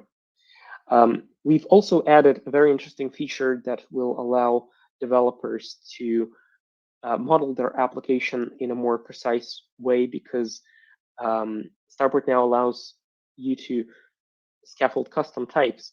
So you're not limited to just string integers and booleans. You can create new types and then use these types as fields for the new types that you generate. So essentially, it allows you to create a more sophisticated structures and model your application in a more advanced way, so you can write even less code. So please do visit starport.com. It's very easy to get started. I strongly recommend going through some of our tutorials, or better yet, start from the beginning and go from hello world to blog to scavenge name service, and finally implement an IBC-enabled cross-chain DEX. It's very easy, and we're releasing new versions of Starport pretty much every 6 to 8 weeks. So there's always new things to play with. And if you visit starport.com, you'll see a link to Discord. We actually have a very active Discord community, and we try to help our users. And if you have any questions, feel free to post them there, and you'll definitely find an answer. So I'll spend some time right now actually demoing Starport, so you have a better understanding of how it looks, and how it works. So if you type this curl command that you can also see on the website, curl get starport.com/starport bash, it will install a new version of Starport on your local machine. Also visit the guide if you want to know how to customize the installation process, but pretty much this will install the Starport binary on your system. Once it's installed, you can type Starport, and you will see all the commands that are available. So one of the most widely used set of commands is scaffold command. So starport scaffold, and if we just type that, we will see all the things starport can scaffold. So it can scaffold a chain, module, list, map, single, type, message, query, packet. We also have support for chain oracles, and we have you can scaffold a view template if for some reason you've deleted one, or you're using an older version of starport, for example. So first of all, what we want to do is scaffold the chain, and let's do just that. Starport scaffold chain, and we need to give our chain a module name because it's a Go project, and let's call it a blog. So what this command will do is scaffold a new chain. And by the way, starport automatically detects that I'm actually not using the latest version. We've released a patch version recently, which is an interesting thing. But anyway, let's continue using that. So starport scaffold chain now creates a new chain, and if we can see that it's created a blog for us, and if we open VS Code, we can see the source code of our chain. So it's a pretty standard Cosmos SDK application, and the bulk of the functionality is located in the X directory. X directory contains directories for every module. By default, you get a module that matches the application name. You can skip that, but that's default behavior. And of course, we can go into the source code, but to get started, what we'll be doing is running starport chain command, name of commands, namespace of commands, and starport chain has several commands to work with a particular scaffolded blockchain. So you can serve, you can build, you can initialize, or you can use a faucet on your chain. What we're interested in is serving the chain, and I'll pass a flag called R to reset the chain so we can start from scratch. And what this does is, with just a single command, it will install all the dependencies, it will build protocol buffer files, it will compile the blockchain source code into a binary, and then use this binary to initialize the node and wait for changes to the source code. So right now it's building the blockchain, and once it's done, we'll have a blockchain node running and ready for you to start building. So you can see that we have 2 accounts set up. These are, of course, test accounts for you to send transactions and play with the blockchain you're building. And if we go into the blog module that we have, and I mean, I'm not going to code right now, but if we decided to change something, so for example, delete a comment or like move code around, save the file, it will automatically detect changes and rebuild the project and start a node again, so you can have the latest changes available to you. So let's quickly go over what we have here. Pretty much the most important directory you want to work with is X directory. You will scaffold modules there, but we also have a view directory which contains the view template. And the view template is basically the foundation on top of which you will build your own application. Of course, you can skip that if you're using another framework or if you already are building something. But what you definitely want to check out is the generated library. So starport generates TypeScript and Vuex client for the application. So if you type starport generate Vuex, it will take the source code of your application, analyze it, and generate a TypeScript Vuex clients for both standard modules, as we can see here, bank, crisis, governance, slashing, for the particular version of Cosmos SDK you're using, and it will also generate a library for the custom module you have. In our case, our module doesn't implement any functionality, so it will actually skip this because we have no messages, no queries to generate code for. But it will generate the TypeScript library for standard Cosmos SDK modules. So this is very useful even if you're not using the template, even if you're not actually using Vue.js, because TypeScript client can be used by any framework. So it's very general purpose thing that you can really take advantage of if you're building a blockchain. So we're not going to wait for it to finish. Let's actually do other things. Let's check out other functionalities of Starport. So as we've seen, Starport scaffold has many commands. And what we'll do now is we'll actually commit all the code to the repo so that we can see the changes. So we just scaffolded a chain, right? And now we will run Starport scaffold again to see commands. And the canonical example, like we have a blog and we want posts there, right? So let's scaffold a list of posts, and each post will have a title and a body. And this is the only thing we need to type to generate, well, quite a bit of functionality, actually. So it will create types for the blog post and all the necessary code for that, but also messages to create, delete, and update blog posts. And the way Cosmos blockchains work is they essentially process transactions, and transactions contain messages, and messages change state, and state is a key value store. So each message, like create post, contains information that that a blockchain needs to modify the state, and state may contain a list of posts, right? So this is what we did. We executed the command scaffold list post title body, and it generated and modified a lot of files. And you can see in the sidebar what kind of files it modified.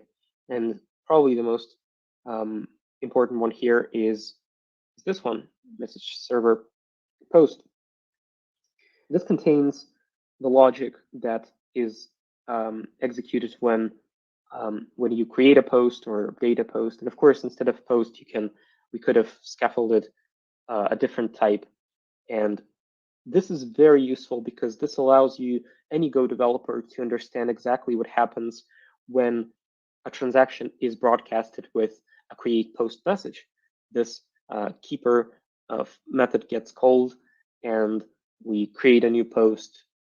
We append this post to an existing list of posts, and we send a response. So this is very straightforward, and understanding this will allow you to start building more complex applications. And of course, if we just want to scaffold the type, we could type no message, and then it will just create a type for the post, but skip all the messages for creating, updating, and deleting posts. And in this case, like if you do this, you can now scaffold message and say submit post instead. So submit post, and then you'll have also title, body, but then you might want to add a different field. So you will add like date, for example, and maybe some sort of count, etc. Right? So you can really customize the way you do things. So now we scaffolded a new message that is called submit post, and here we have a placeholder where you can actually implement the logic for submitting posts. So you can use this as an example, or you can kind of write your own logic here. So this is very flexible, and you can use Starport to scaffold queries also, or if your data model is slightly more sophisticated. You can use other tools like scaffold single or scaffold map to store data in a map-like fashion, right? Of course, your application is not a single module. Right now we have only blog, but we can use Starport to scaffold module. And let's say we're building a DEX, and this DEX is IBC enabled. So what this will do is it will create a new module called DEX, and it will add IBC specific functionality to it. So you can start implementing custom packets. And we, of course, have a tutorial on that. So the last tutorial is the most advanced one. It actually implements an IBC DEX. So this command created a module, but also imported the module. So when you run Starport chain serve, it will automatically pick up this new module and all the changes that you've made to it. So I don't have enough time to cover all the features of Starport, but let me just briefly mention what else comes bundled with Starport. We have an IBC relayer, as I mentioned, which is primarily for development purposes. So you can use it to connect to local chains, and this is very helpful when you're building custom IBC packets. We have tools that allow you to generate, like use Proto-C directly, because we bundle Proto-C. You can save completions into your shell, so it's even more convenient to use Starport, and it contains more advanced commands. So the last thing I'll probably mention is protofiles. So protofiles are very useful when to actually define the structure of your blockchain and the kind of queries and messages that Starport that your blockchain can process. So in this case, we have post and post all, so you can query post specific by ID, or you can query all the posts, and you can see all the types of messages that your transactions can include.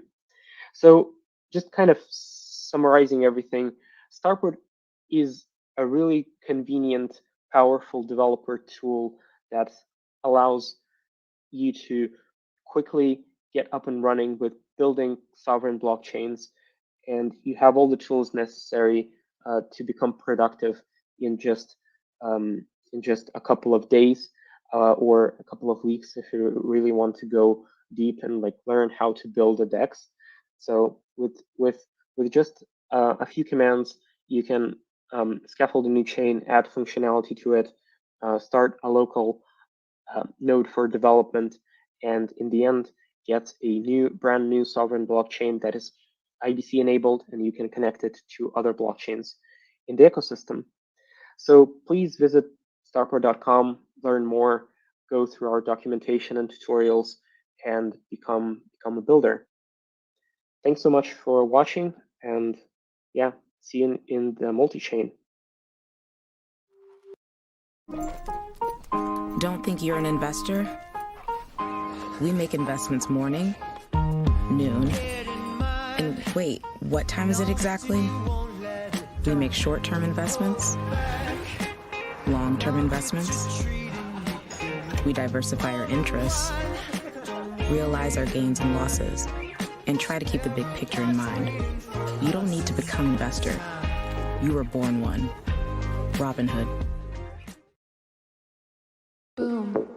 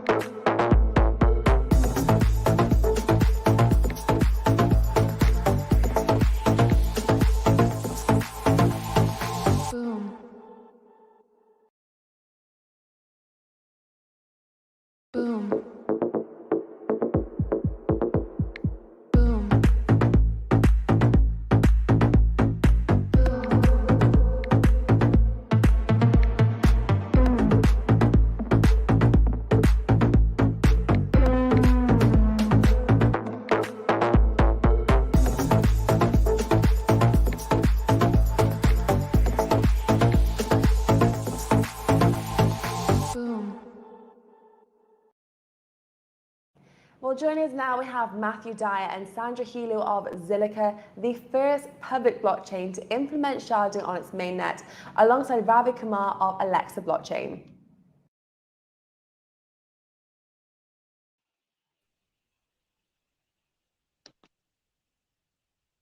Hi, welcome to the LA Blockchain Summit Day 3. The topic of this session is Zilliqa Blockchain Builders Perspective. Hi, I am Ravi, co-founder of Alexa Blockchain, a blockchain media company. I have been into management consulting for the past 10 years, and now I am fully devoted at Alexa Blockchain, documenting and analyzing all the important developments related to blockchain industry, from new projects to use cases and policy and regulation to adoption. But more importantly, today we have two wonderful guests as our panelists representing an interesting blockchain project called Zilliqa. Please welcome Matt and Sandra. Hi everyone. Hey Ravi, how are you?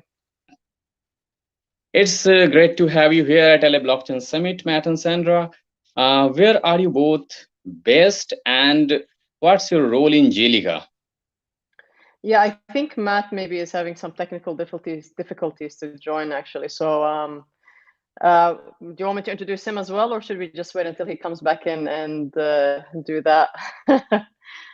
I can start with myself. So you know, as you said, my name's Sandra, and I head the metaverse and the NFT department over at Zilliqa. And you know, we have some really great initiatives and innovations coming along into the market. Where am I based? You know, in all honesty, with blockchain, we're very decentralized as well. So I tend to move around a lot. Currently, I'm actually in Jordan, Amman.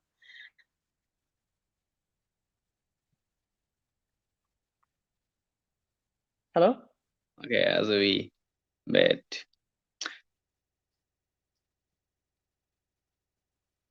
So before let Matt join. I think Matt is in. Sorry, Wi-Fi issues. Yeah. So now, Matt, please tell us something about your role at Zilliqa. Yeah, I'm Matt Dyer. I'm head of sales and Marketing, head of sales and marketing. over 1 year. So yeah, all good. Oh, welcome again, and let's jump right into it, as there is so much our listeners want to know about it. So let's start with creator economy. Sandra, I'm curious to know, what macro trends do you think have been getting traction in recent months? Yeah, so you know, it's actually very interesting that you asked this question, and I think the best way to answer it is the space itself is innovating so quickly. You know, every couple of days something new happens, or every minute even. So I guess some of the micro trends taking place now would definitely have to be DAOs. You know, I definitely would say that they're the next big thing that we're moving into, and that we should, you know, be out on the lookout for. And sorry, Ravi, did you say something? Because I'm hearing feedback from you, but I'm not sure if you. Nice. Tell us something about xCAD.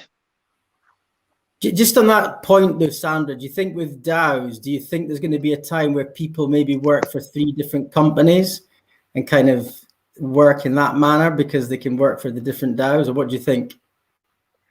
Well, it's actually interesting because the thing with DAOs is they're eventually going to be implemented across many industries, and a lot of ways of approach in regards to how people interact with businesses and with, you know, even votings later on, whether you're doing, you know, maybe if the area you live in, there could be a DAO on the voting system and how it happens for, you know, electing mayors and so on and so forth for people in your community and in your country. So can people work for different DAOs? I definitely can see that happening, because you can belong to more than one DAO. At the end of the day, it's a, you know, a decentralized autonomous organization. You can do pretty much essentially what you want, as long as you're coming from a good place and you know exactly what you're doing. There's nothing stopping you from belonging to 2 or 3 or even 4. What do you think, Matt? Yeah, I think it's quite an interesting call.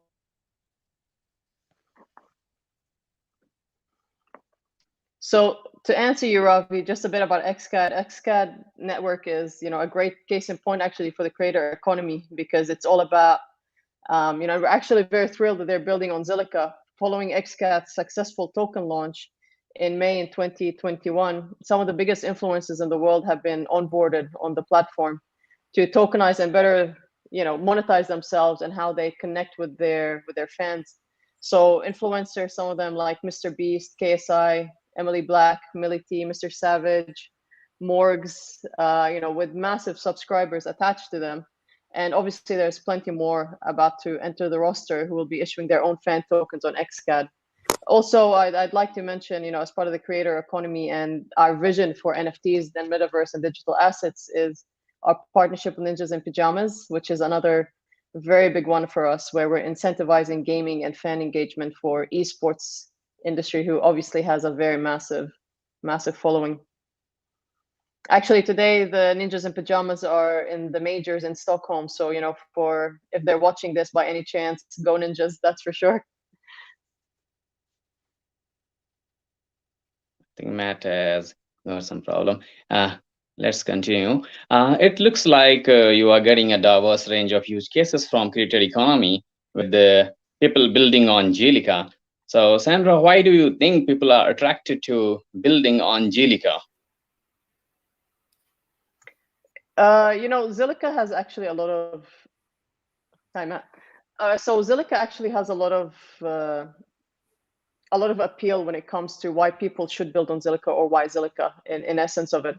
I can definitely answer it from my perspective, which is, if we take a look at how we're focusing on the creator economy, NFTs, and the metaverse in general, for us, the biggest barrier to entry is that what we're doing is we're trying to bridge the gap between the physical and digital, and make sure that people who aren't crypto native are able to enter into the space without actually realizing that they're touching into the blockchain.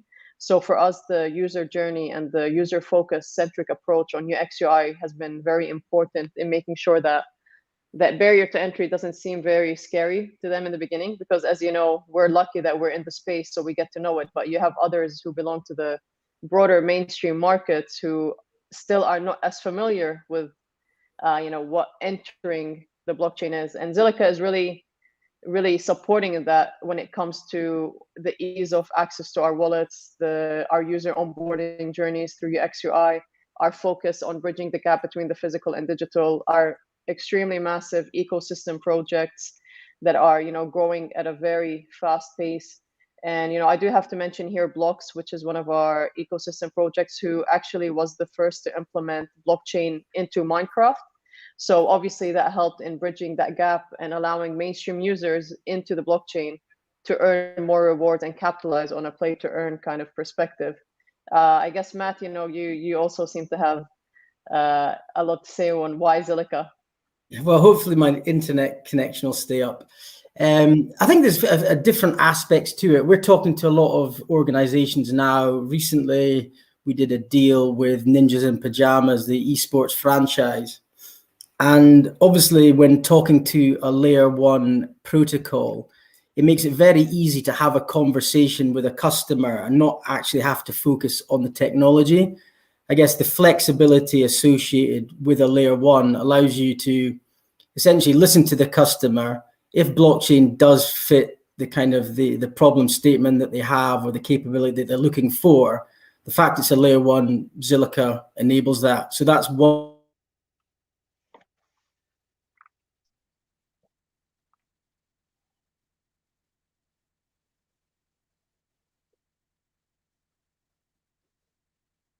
I guess. Okay, in the meantime,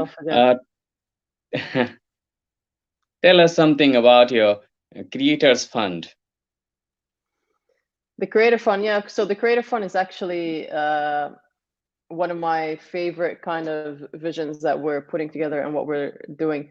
So the Creator Fund will be launching soon, and it will actually focus on the invading the space, and that's bringing on board entrepreneurs, startups, any visionary who has any idea, and its focus is also on connecting artists, collectors, and curators together. So the Creator Fund is a 10 million plus fund put together to innovate the space and focus mostly on how can we push for this innovation within, the not only blockchain, but also when focusing on the creator economy, and now with the newly, I guess you can say, appeal to everyone, the metaverse and NFTs in general.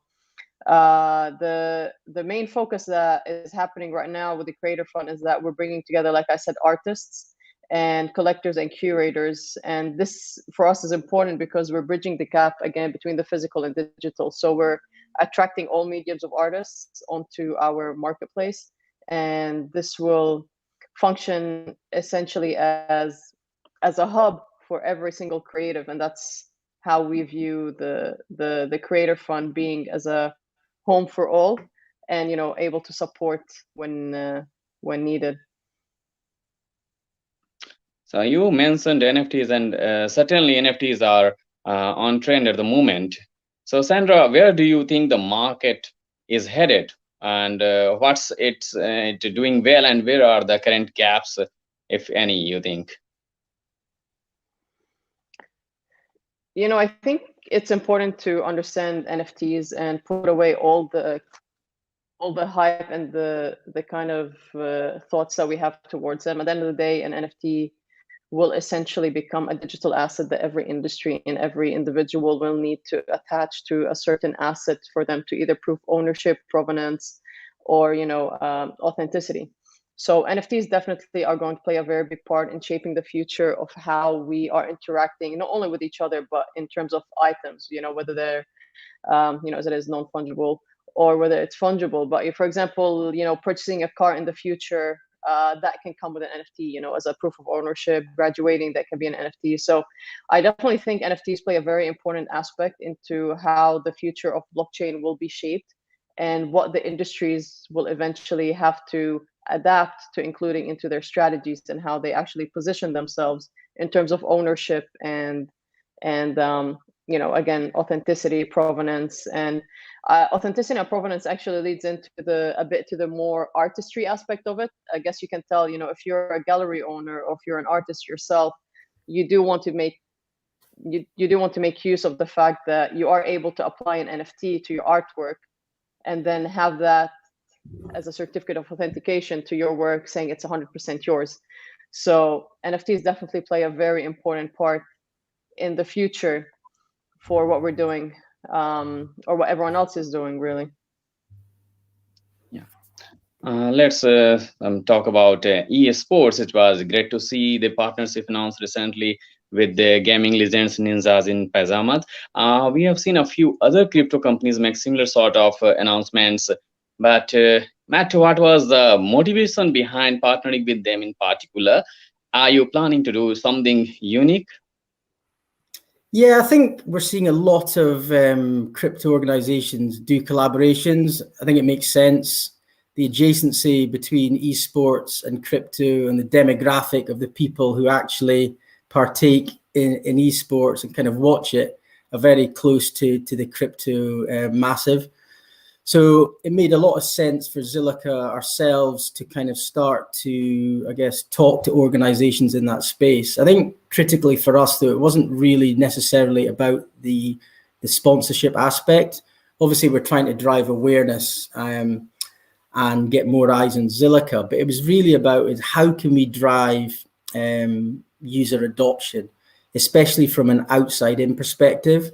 A lot of blockchains are focused really on the heavy tech, servicing, I guess, the Degans who want to get access to the liquidity pools, to the kind of the high-end yield. But we felt by working with an esports team, starting to enable, I guess, an NFT kind of landscape in the form of skins and other, I guess, objects that they're used to using, but converting that to an NFT and talking to the creator market, it made a lot of sense for us to start playing in that space. So from our perspective, we've got some quite cool innovation that we're going to be doing with Ninjas in Pajamas. I can't really talk about all of it just now, but it really isn't just about the sponsorship. It's about other aspects that we're going to be.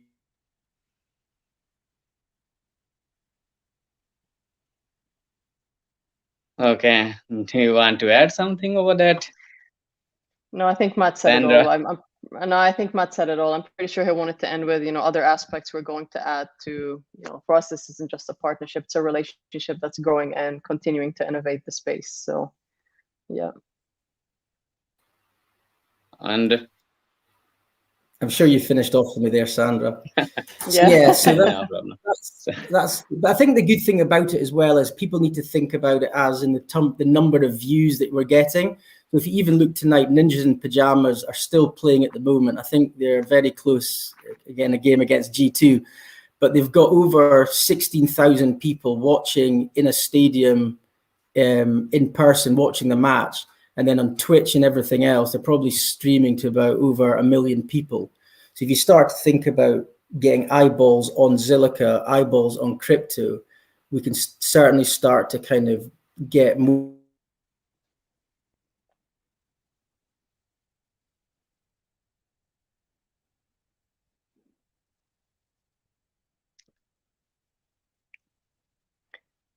I think Matt wanted to finish off by saying get more people into blockchain.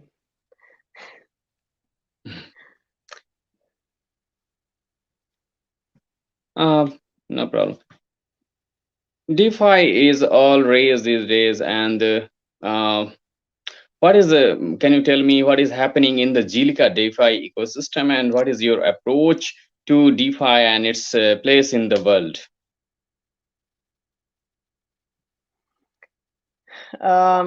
So in all honesty, Matt was the person who was meant to answer this question because this is one of his favorites to talk about. Yeah. But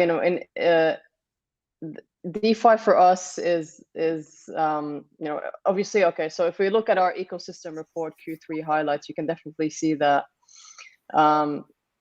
Is Matt back? Oh, Matt, your favorite question about DeFi. Okay, so I don't know what you answered, but I think obviously the market is really hot for DeFi still, NFTs, DeFi, DAOs. From, I guess, a Zilliqa perspective, we have been prominent in that space as well. So if you look from a foundation layer, we've been doing a lot in the form of staking. So that was probably our first DApp and our most successful DApp. I think at the moment, we've probably got in total 36% of the circulating supply kind of sunk in different DeFi applications. So whether that's staking, whether that is in our DEX, ZilSwap, which is obviously starting to get some great traction. I think we had over 200 million total value locked at one stage in this year. We've recently kind of enabled a bridge, so we're starting to see assets coming over the bridge from Ethereum, kind of wrapped to a Zil form, which is very good because it's starting to enable a kind of a Tether stablecoin. We're starting to see tokens like XCAD, who actually launched on DAO Maker, starting to come over the bridge. So you're starting to see more liquidity being brought onto our network. And then when you look at Pillar Protocol, which launched as well recently, which is a kind of a Maker DAI type application, which kind of allows collateralized loans for locking up Zil, you're starting to see an ecosystem that's really being built out and well thought through. And we're really excited or looking forward to seeing what the different developers out there are going to do in terms of building on our blockchain. I think another interesting aspect is as well is around the stablecoin XSGD, which is a kind of Singapore dollar stablecoin equivalent. And if you look at stablecoin usage and performance outside of the kind of the US dollar variant, you find that the XSG stablecoin is the second most used stablecoin out there. So, which runs both on Zilliqa and Ethereum, and which is really a kind of a big statement, I think. And if you look at the stats around that, the Zilliqa blockchain gets most activity from that stablecoin. So, I think people who maybe haven't heard of Zilliqa or had a play with the kind of the DeFi applications that are there, I would suggest that in the moment they head over the bridge and have a look at the potential APYs that are available, because they're quite juicy at the moment. And just to add to that as well is when you start to think about outside in adoption, which we're very keen on. If you look at Valkyrie, which obviously allows institutional investment, recently they enabled access to our staking capability. So these are institutional investors who want exposure to DeFi. Enabling the Valkyrie DApp has enabled them access to that APY. So it's a strong statement that serious organizations are looking to build on Zilliqa. That's good. And let's talk something about Lunarcrus, which is a recent project that has been getting a lot of hype. So Matt, tell us more about this and why the industry should care about Lunarcrus. Well, the guys at Lunarcrus are brilliant. They're a great bunch of guys. I think they're doing a great thing for the cryptocurrency movement in whole. They're really about being agnostic in terms of the coins that they look at, and looking at what the social sentiment is, what all the influencers are talking about, which potential coins are going to rally, which ones are maybe going to dip, which is obviously important. So if you're an investor and looking to front run the market, it probably makes sense to have a data point that allows you to kind of make some rational, if you could say rational investments in where you potentially buy a token. And even from an institutional perspective, as more of them come into the space, they're going to be looking at social sentiment, what the analytics around that. And the market leader in the space, without doubt, is Lunarcrus. So recently, they launched a token themselves, which really was about empowering or giving back to their community, the people that are using their application, and rewarding them in part for supporting their application. So not only can you get good insight in terms of which tokens are potentially going to kind of go up in price or go down in price, you can also earn money or tokens for that. I think an important component behind that as well is, if you think about it, they could have chosen any blockchain to build on. And I think the fact that they chose to work with Zilliqa was a strong statement, because they understand that it's all about community, the power of the community. And the fact that they looked at Zilliqa, chose us as the blockchain to build on, was a really strong statement. So I do expect a lot more people to start interacting or getting a wallet on the Zilliqa blockchain now, because to actually use their mobile app or their web app, you actually need to download a Zilliqa wallet. So we should start to see more and more users coming onto our chain. So I'd recommend anyone who is interested in understanding what's happening from a social perspective around different tokens, different chains, to check out the Lunarcrus application. There is a 26th climate change conference is underway in the UK at the moment, talking about how the world addresses the global challenges we are seeing in the environment. So on a related note, crypto and NFT minting have received some negative press. And what's Zilliqa take on this? Yeah, I think it's definitely a telling moment. I'm obviously, if you can tell from my accent, I'm from Scotland. So yeah, it's been an interesting kind of week. I think every organization, whether you're in crypto or not in crypto, has got, I guess, an obligation to do things to kind of support the environment. It's obviously things are not in a great shape just now, but from Zilliqa's perspective, when we were founded, it was very much around building a blockchain that was environmentally friendly, and for sure proof of stake, and then obviously the proof of work element only kicks in for about 1 minute for every hour. So in terms of our efficiency quotient, we're very strong there. But to kind of layer onto that is we had a kind of an ambition to go carbon neutral or carbon negative by 2022, and a testament to the guys in the community, a specific chap called Cameron and kind of the guys that he works with. They had this ambition to essentially bring carbon credits onto the Zilliqa blockchain. So this is going to actually enable us to, I guess, offset our carbon footprint using carbon credits that have been brought onto our blockchain, which is an important point. If you think about organizations like NIP could be a good example, or Lunar Crush or XCAD, where they've got run costs, they're driving a CO2 level. How do they look to offset their carbon footprint? Well, they could quite easily start to kind of interact with our blockchain to offset the carbon footprint. So I think that's one aspect that I think is really powerful. But another aspect that probably links into this, and I got cut off, unfortunately, a bit early on, one of the few times, is around why people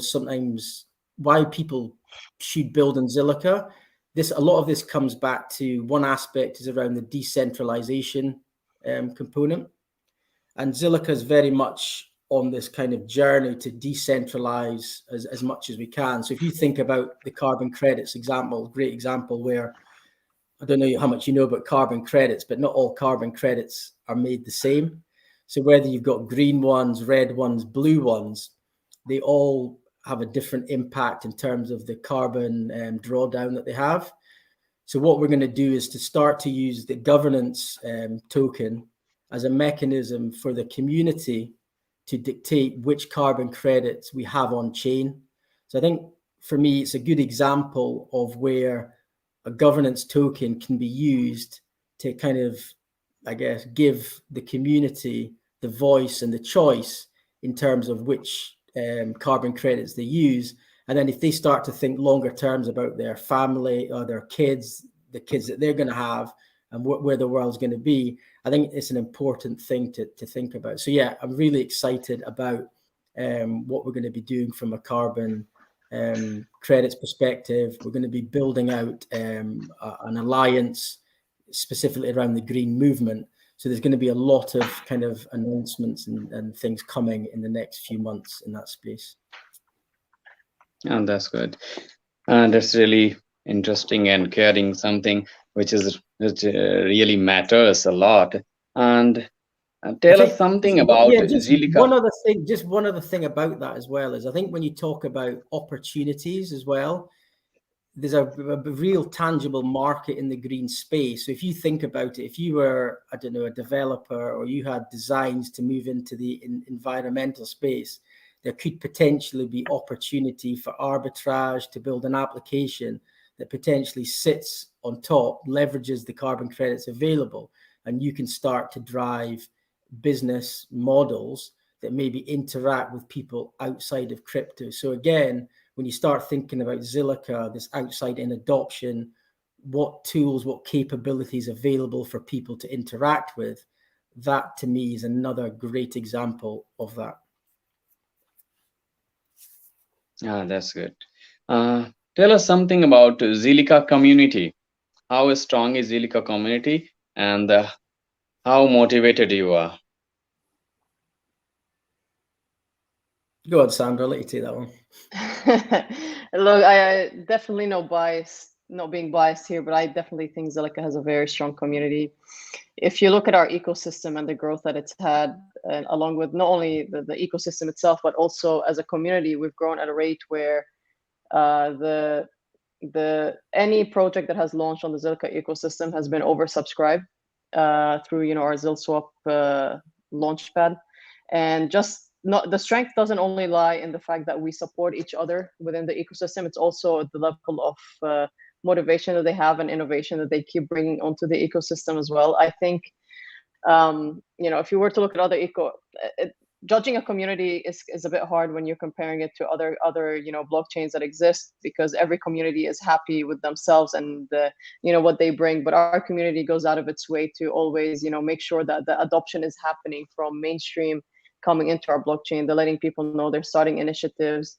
They're being devoted to bridging the word between blockchain to blockchain over why Zilliqa is a good layer one kind of option for others to join. And they definitely are very good. I think they're a very good community. Matt?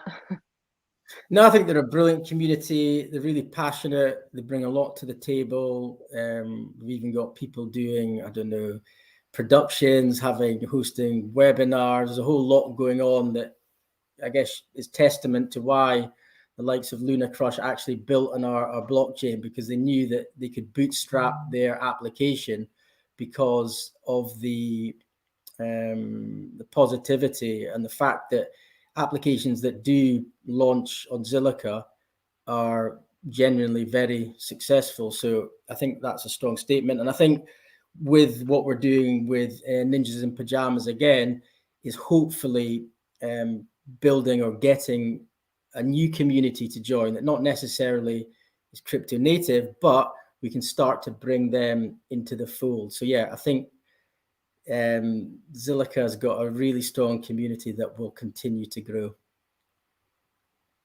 That's good to hear. And blockchain or crypto, not in technical terms, but for a person or a general community who has no idea about technical things, how would you describe Zilliqa in simple words? What Zilliqa does for a person who has no idea about blockchain or crypto? Yeah, I can probably answer that. Sorry, Matt, if you're about to jump in, but I can probably answer that just from my perspective through my conversations with bringing artists onto the Zilliqa blockchain. And one of the things that, because of our vision of bridging that gap between the physical and digital, as I mentioned, we're looking at onboarding artists who have nothing to do with the digital landscape. You know, you can have a canvas, you can be a sculpture, you can, whatever medium you belong to. A lot of the time, the conversation has gone to education and onboarding them onto one, what NFTs are, two, what is crypto, three, how can you actually survive in this landscape? Because if we were to step back a little and take a look in time, you know, maybe a couple people understand this, but when the PayPass first came out, which is when you can have your credit card and then you tap, and then, you know, that would be a transaction. It took a while for people to get used to it. You know, not everyone understood how could you actually do that. And then there were all these theories that, you know, oh, they could steal your money that way. Anyways, the point I'm trying to get at is that any new approach that we take to bringing people who are outside of this ecosystem, we have to lead with education a lot. So whenever I'm discussing Zilliqa, one of the highlights that I always like to mention is that for us, the barrier to entry is not that difficult because one, like I said, we're focusing a lot on the user journey and making sure that the UX UI implemented does not have a big barrier to entry. So your omni-channel experience will remain the same without you actually realizing that you're tapping into the blockchain. But of course, that will come in and be met by the fact that you do need a wallet for a transaction or to earn some crypto. But that, from my perspective, can be the easiest part because, again, the community really does support with the education, and Zilliqa itself supports with the education. We have websites such as learnblockchain.org, which are up there to guide people on how they can actually get into crypto, get into Zilliqa, and how they can survive in this world. So yeah, I think from my perspective, definitely one of the biggest discussions around Zilliqa always comes down to the simple things, which is the fact that for us, education plays a key point. The easy access from a user-centric approach is another very big point for us. And the fact that we're also in the know on what key points we need to tap into to make sure that this transition is seamless makes it much easier for us. So that's definitely my answer for your question. But I think Matt will come at it from a different angle, that's for sure. No, I don't think so, to be honest. I think it is very much about user-centric design. How can we build applications thinking about the user? I know there's obviously a lot of applications at the moment are very centered towards developers getting access to different, I don't know, even MetaMask or whatever it is. People still find it a challenge. So how can we build applications, interfaces that are easy to use? And what Sandra's building with their kind of new marketplace is testament to that. I think another important point, if you've not really interacted with the Zilliqa blockchain, the community, know the faces, we've obviously just announced the new CEO, Ben, who used to kind of head up or be part of the Brave leadership team. So if you think about Brave and what they've done, they've probably been the most successful crypto organization to onboard users outside of the space with their kind of their browser, etc. So I think with his expertise and execution that he's had in the market that he played in previously, allied to obviously the people that have been brought into Zilliqa who come at it with a more user-centric approach, I do feel that we are going to drive down the barrier of entry for people to start to interact with the blockchain, and that's got to be the hope for everyone, because we want, for it to be a success, we need more people to kind of join and be part of the movement. And I think that's got to be a key component. And education, as Sandra says, is another area that's critically important. How do we educate people on the space? And I think the likes of applications like what we're going to be doing with Ninjas in Pajamas, great example.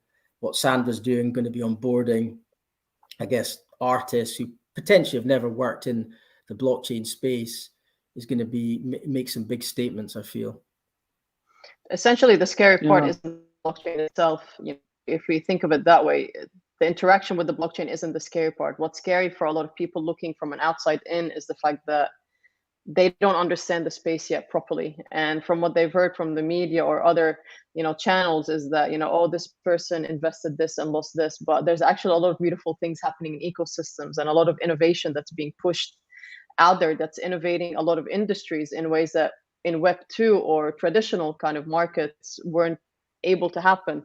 So I just wanted to add that part, because blockchain itself isn't scary. What's scary is the fact that that fear factor of not knowing exactly what it is you're doing or what you're entering into, that might deter people.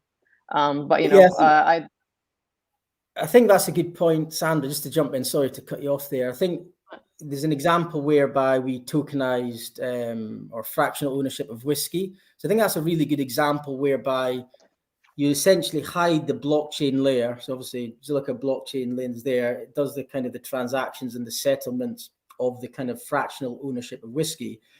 And the person at the end of it really doesn't understand or know that blockchain was involved in that transaction.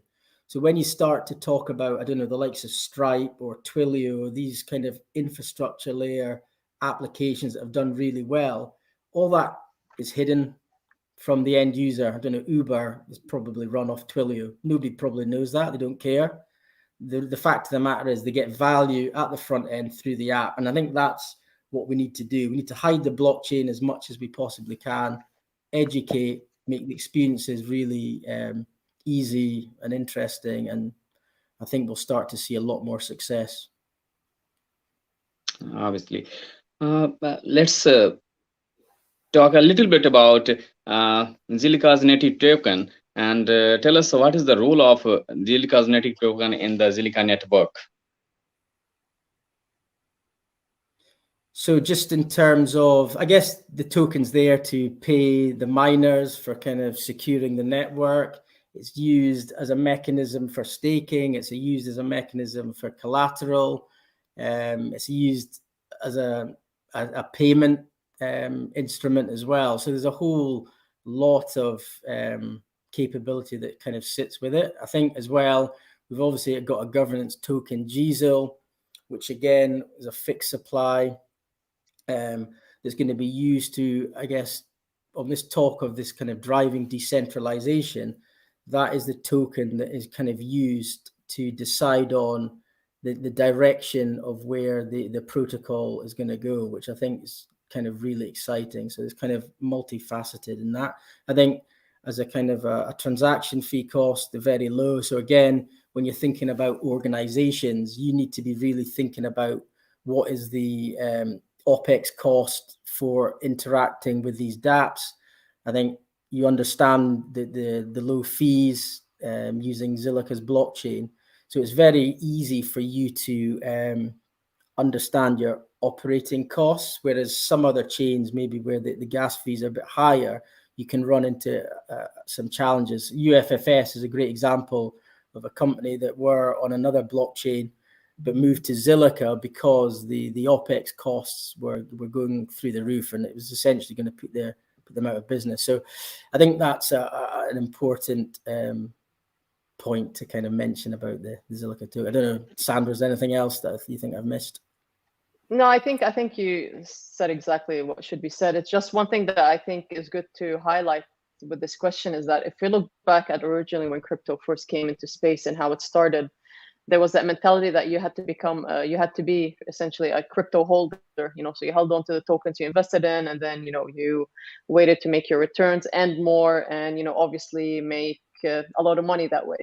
So now as more crypto is entering the space and more, layer ones, layer twos, so on and so forth, our narrative has become to shift from being a token holder to a token user. So we want people who hold ZIL and GZIL to essentially become a part of the ecosystem, to push for innovation, to vote through the governance when they hold GZIL, to stake. With Zilliqa, actually, you can get up to 14% returns on your staking, which I think is amazing. So we do want that narrative to be applied across our ecosystem and people entering it, which is don't come in holding Zilliqa and expecting miracles to happen. No, come in, enjoy our ecosystem, make use of our low fees when it comes to minting, go play a couple of play to earn games and enjoy some digital in-game assets. So definitely, I guess, just adding on to what Matt said, for us, it's very important that people understand that you need to kind of slowly start shifting from being a holder to a user, because these days of holding are long gone. Now you need to start implementing what you actually, have invested in and applying it to what's around you. So, yeah.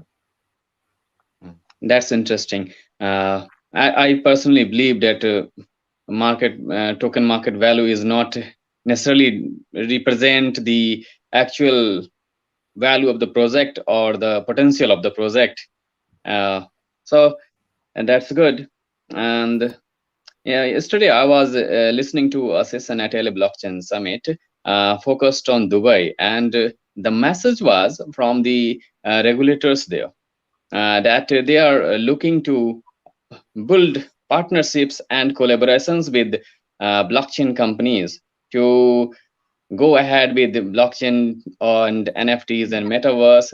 So there's the way we can flourish and build some big projects for countries and regions and people. So what are your plans in terms of partnering with governments? Partnering with governments, sorry? Yeah. Yeah, in terms of use cases. Yeah, I think if you look at, well, a good example for us, or a good reference point for us, is if you look what we did with XFers in Singapore. They've got a payments license in Singapore, Southeast Asia, and we're potentially going to be doing something in Indonesia as well. And if you think about what they had to go through from a regulation perspective, be in the MAS sandbox, get through that, be regulated, use chain analysis to understand what's happening in terms of where the money's flowing. It's all about creating, I guess, applications that I guess governments can use that are regulatory compliant. And I think that's a big part, which is not going to go away. So even if you look at NFT marketplaces and kind of building them out, obviously there's two trains of thought. Do you have a marketplace without KYC and AML and go fully kind of decentralized?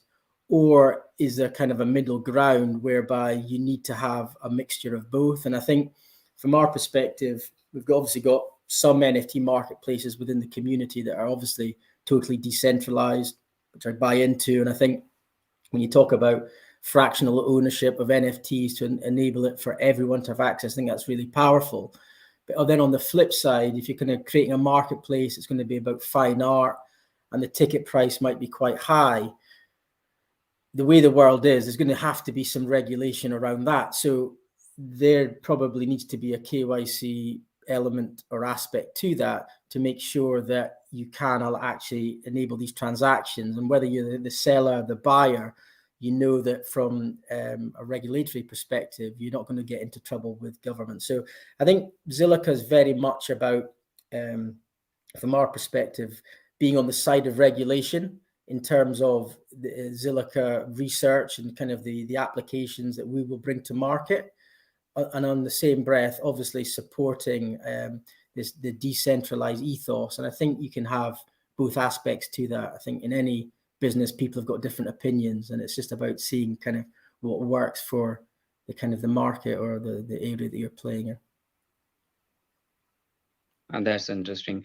And one thing I wanted to ask you, like if you talk about countries like Singapore or governments who are supportive to decentralization or the blockchain systems and decentralized systems, DeFi, that's a good thing. There we can interact with them very easily. But how you are approaching to some regulators or governments which are conservative, not so open and not so listening, and they are more sort of restricting the decentralization or DeFi systems. So how are you going to approach them? I think from our perspective, it's from a sales perspective, it's probably a harder sale to kind of interact with those types of government organizations. That said, it still comes back to the education aspect. So we do speak to governments who are skeptical or have a lot of questions. So it is really about getting in front of them, explaining to them what blockchain is, how things are traceable, how you can be compliant from a KYC perspective, depending on what you're doing. And just essentially looking at the use case that they're trying to solve. Blockchain obviously doesn't fix everything, but if they've seen a specific area that they think could add value, I don't know, Africa or India is a good case in point where remittance is a massive challenge, isn't it? If you're sending money to Africa or India, the cost to use TransferWise or these other ones is really quite high. So from a government perspective, have they got the ability maybe to kind of have a venture that enables them to enable a remittance type payment, take a small percentage, but give a lot back to their citizens, etc. So I think there is opportunity, but again, it comes back to imparting the knowledge, the understanding that you have, and yeah, just trying to kind of shed light on kind of what we're doing. If you think about it, there's been a lot of skeptics over the years, but in time, I think once they start reading, they start interacting, they start to use the tokens, they start to use the dApps, you start to get a lot more believers. So the Luddites will come, I think. Yeah. I don't know, Sandra, you got anything to add to that? No, I think you said it all. That's more of regulation now. We have got a lot to talk, but given the time, we need to wrap it up. So let's talk about the physical and virtual world. Seems like the boundaries between the physical and virtual worlds are certainly blurring. Where are we headed with all this? Which trends will sustain themselves and grow, and which ones will fizzle out? What do you think? Sorry, can you repeat the question, please, Ravi? I think the question is what is going to sustain? So if you think, I don't know, from my perspective, are Web2 organizations going to survive, or are the Web3 ones going to kind of take over the world? So I guess that was to you, Sandra, in terms of the physical and the digital. What is going to win through here? Oh, okay, yeah, no, that's another very interesting question, Ravi. So I think I kind of touched point on that a bit slightly before when I mentioned on omni-channel approach for traditional businesses looking at going digital. So what will fizzle out is exactly what what Matt just said, along with projects have limited to no utility or governance attached to them as well in terms of NFTs. I think. So the concept of the metaverse is that it's bringing these worlds together, right? So anyone can enter the metaverse. It's going to be a layer of engagement that's always on 24/7, and brands, individuals, industries will have to adapt and involve in their strategy, their go-to-market strategy, NFTs, metaverse, and what that entire approach will look like. So in regards to your question, bridging the essentially mean that something needs to fizzle out. It just means that it will need to adapt and innovate at a very fast pace, or will be left behind. And the last thing you want to do is be left behind, because I think we can take a lot of companies who didn't really keep up with the digital transformation that was happening back in Web 2, and they kind of died out slowly. They tried to re-enter the market, and it just wasn't successful. And I think we'll notice that this will happen a lot in this industry now, where a lot of people who don't start including NFTs, don't start including an NFT play, don't start including DAOs, don't start including DeFi into their thinking and thought process, will slowly start to fall behind. And with the creator economy, there's been a massive push on what an individual can bring to an ecosystem. So the importance here lies on the self. You as a person, what do you do? What do you add? You as a brand, what do you do? What do you add? What are your assets? What utility are you adding to your assets? What is the value in that? Is it scarce? How can I claim ownership in both physical worlds and digital worlds? So to cut a long answer short, I don't think things will fizzle out. I definitely think a lot of things will need to adapt very quickly and innovate, or they will be left behind and then replaced 100% by something that is more fast to enter the market or take over a big market share. And again,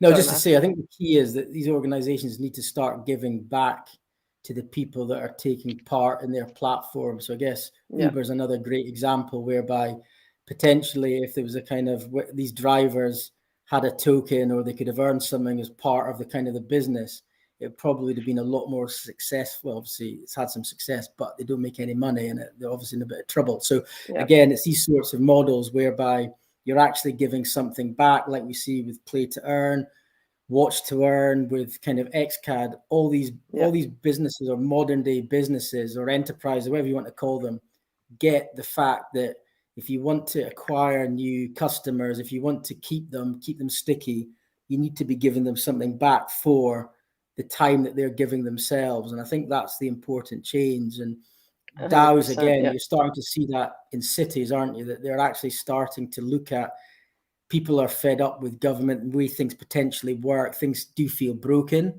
DAOs maybe aren't new in terms of the way they are, but in terms of doing a massive reset and allowing change to happen in a way that is inclusive, I think people are starting to wake up to the changes that are coming. And I think if you want to talk about digital transformation and enabler of that, I don't think there's any better technology than blockchain for driving digital innovation, to be honest.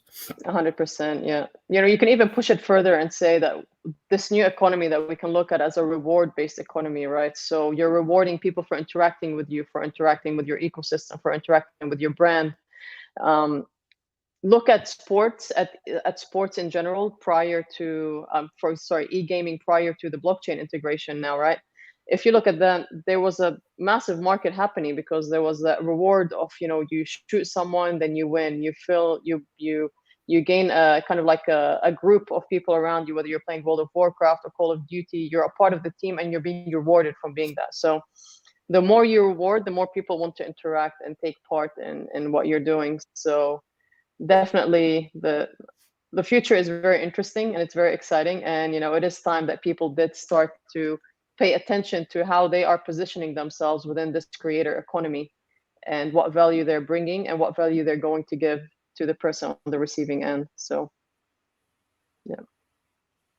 Interesting talk. And just given the time, we need to wrap it up. And I'm sure we have got a lot to discuss about some later time. And this has been a very interesting discussion from our incredible panel. I personally learned a lot about Zilliqa and their perspective and their future plans, and I'm sure our audience will agree as well. And there are many other interesting presentations coming from panels across the globe today remaining at LA Blockchain Summit. Be sure to check them out as well. And thank you again, Matt and Sandra, for your time and for your thoughts. Bye-bye. Thanks, Ravi. Bye-bye. Thank you. Bye-bye. Can you imagine trying to listen to a million opinions at the same time? It would be chaos. But that's what happens in social media every minute. We have to decide what to turn up and what to tune out, which is a problem for anyone interested in crypto, because social has huge influence over the entire market and individual cryptocurrencies. So we created Lunar Crush to bring order to chaos. We listen to every single drop of information across social and distill it into bite-sized, digestible data. This means that you can zoom out to see and hear it all before making investment decisions. And in this brave new world of opportunity, Lunar Crush is leaving outdated ways of doing things behind.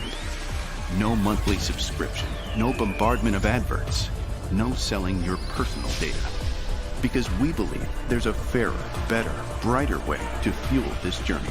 It's called Lunar, a utility token that rewards you for the work that you put into Lunar Crush.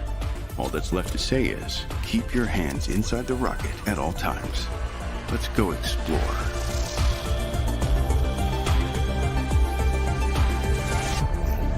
Lunar Crush, social intelligence for crypto. Amazing conversation so far, and thank you all so much to all of our fantastic speakers. Now up next, we'll welcome Definity's founder and chief scientist Dominic Williams here to shed some light on insights on tokenomics and the latest of the service nervous system.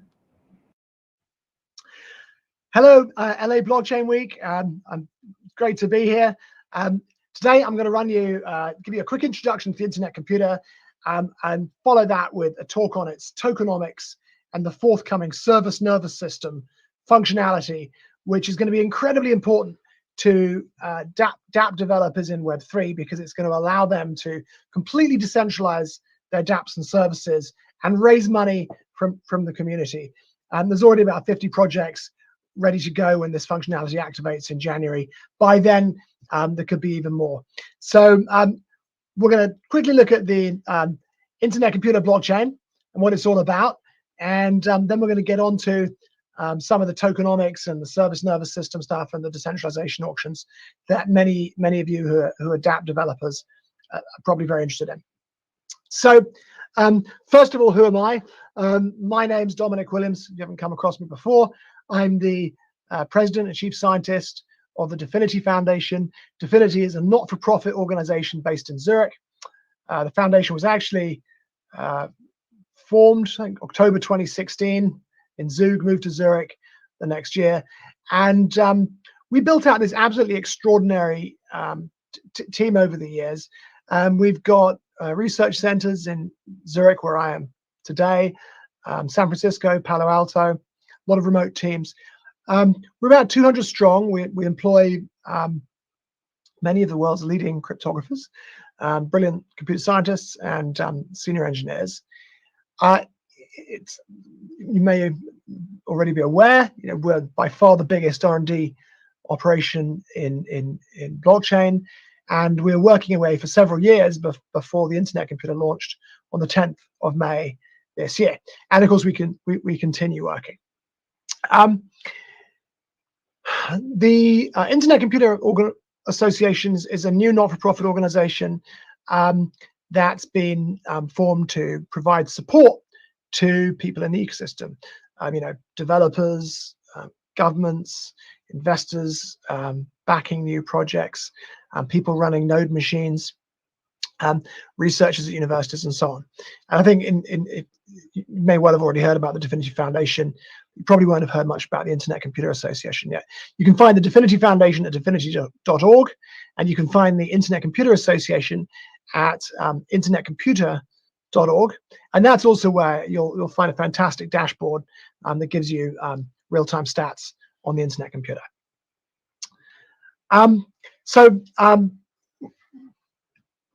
We at the Definity Foundation are united by a mission, and that is to enable what we call blockchain singularity. So blockchain singularity is the migration of all of humanity's information systems and services onto blockchain.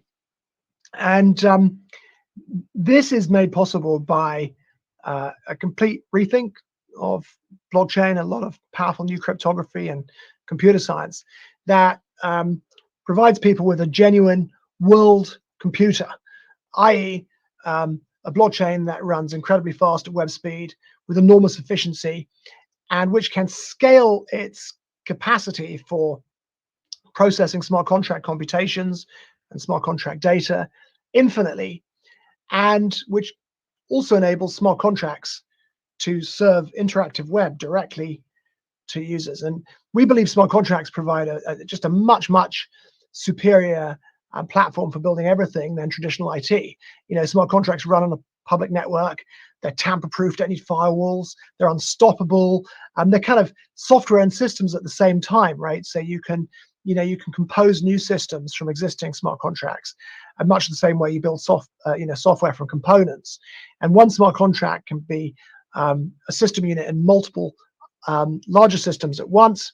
And of course, smart contracts can be autonomous, so you can use tokenization. And for all of these reasons, we believe that in the end, all of humanity's systems and services, or at least the vast majority over time, will be rebuilt on public blockchains like the internet computer. And in the process, of course, completely reimagined, because blockchain brings new capabilities. And that's why, today's DeFi ecosystem on Ethereum looks very different to traditional finance. It's because it's built with smart contracts.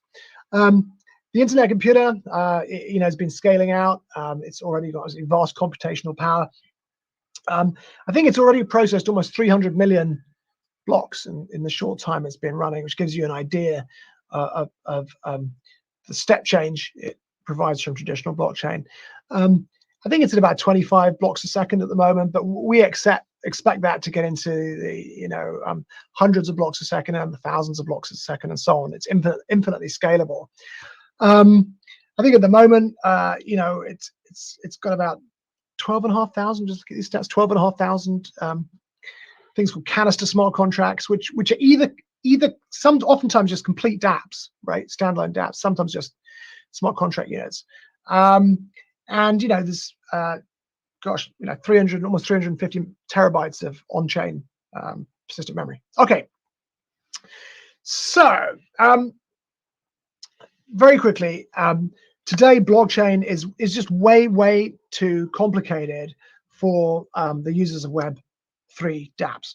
So when you interact today with a dApp, or at least what's called a dApp, if it's not running on the internet computer, there's 100% certainty that you're really interacting with a website on, either on a server or more likely a corporate cloud service like Amazon Web Services. And, that website really, is a trusted intermediary. You have to trust that it's patching you through to smart contracts on the back end. And it's vulnerable to being switched off by Amazon if they decide they don't like blockchain applications in the same way they decided they didn't like Parler, right, last year. And that, all of the significant data storage and processing takes place on Amazon Web Services. So even if you buy an NFT, an Ethereum NFT, you're interacting with the website on the corporate cloud, and on the back end, that's just going to take a fingerprint of whatever content you bought and store it on Ethereum. The actual bytes of the NFT live on the corporate cloud. Even your access to this thing is mediated by the corporate cloud. If you're interacting with an Ethereum dApp, or a dApp on an Ethereum killer family blockchain, you're downloading like a wallet into your browser that enables you to send transactions through the website to the blockchain.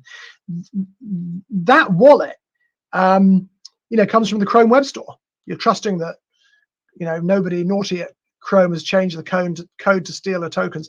And again, it's another censorship pressure point. In 2018, Google actually banned the MetaMask wallet, Ethereum's MetaMask wallet for a while. So there are a lot of problems with the way it's all architected today. And on the one hand, users can never really be sure they're interacting with smart contracts because they're interacting with a website in the corporate cloud. It's a security vulnerability. On the other hand, there's always the risk that the corporate cloud will censor dApps, or that the people creating these dApps self-censor. So, Uniswap recently just delisted half its tokens. And the smart contracts involved in Uniswap, the Uniswap exchange on Ethereum, are pretty decentralized. They're controlled by governance tokens. But the developers of Uniswap operated a cloud service, centralized cloud website, people to interact with it. And so they became transitively liable right, for the smart contracts. And it got a bit scary for them, so they actually just delisted half the tokens. Users obviously get a bit of a, apart from the fact they have to trust that the cloud websites patching them through to real smart contracts, and it hasn't been hacked. Users also, it's a bit of a clunky experience. You have to download this, with Ethereum, for example, MetaMask wallet, and sort of manually configure transactions. You have to basically have Ether in your wallet before you can even interact with these dApps. Okay. So what's the internet computer, without further ado? The internet computer is a super advanced new blockchain, rethinks blockchain architecture from the ground up. It's designed to provide the world with a world computer. It's actually created by a protocol called ICP, Internet Computer Protocol, and that's from where the ICP token gets its name.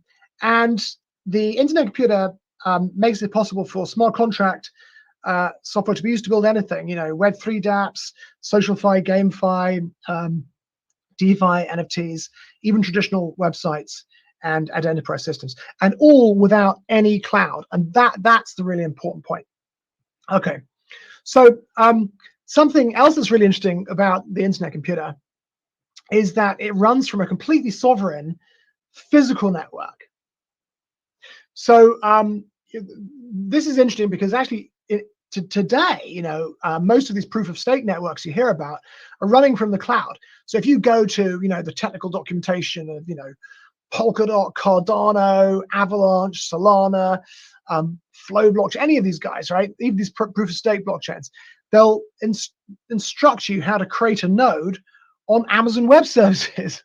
Now, it makes it very easy for people to spin up nodes in the blockchain network. The trouble is they're all, a lot of them are running on the cloud. And, if Amazon Web Services decided that they didn't want to support blockchain anymore, not only could they obviously switch off all these dApps, they could also say we just switch off these entire blockchains.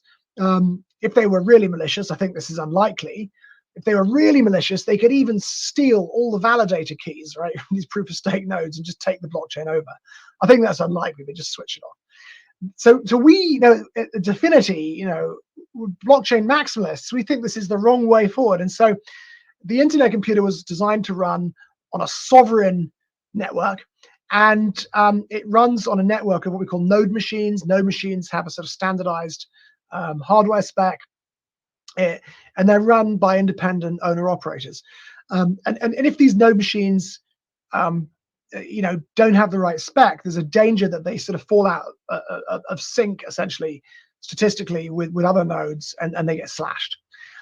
So the architecture goes like this. You've got, dApps and smart contracts that are hosted on the internet computer blockchain. And in 10 years from now, we think there'll be billions of those. Inside the internet computer blockchain network, there are actually things called subnet blockchains. And each additional subnet blockchain increases the capacity of the overall, the internet computer blockchain that they create, and it scales completely seamlessly. So, the subnets are actually completely transparent to the dApps and smart contracts running on the internet computer, and that's because the subnet blockchains work together as a single blockchain using some very, very clever cryptography. You might have heard about it. It's called chain key cryptography. And it was, developed here at the Dfinity Foundation.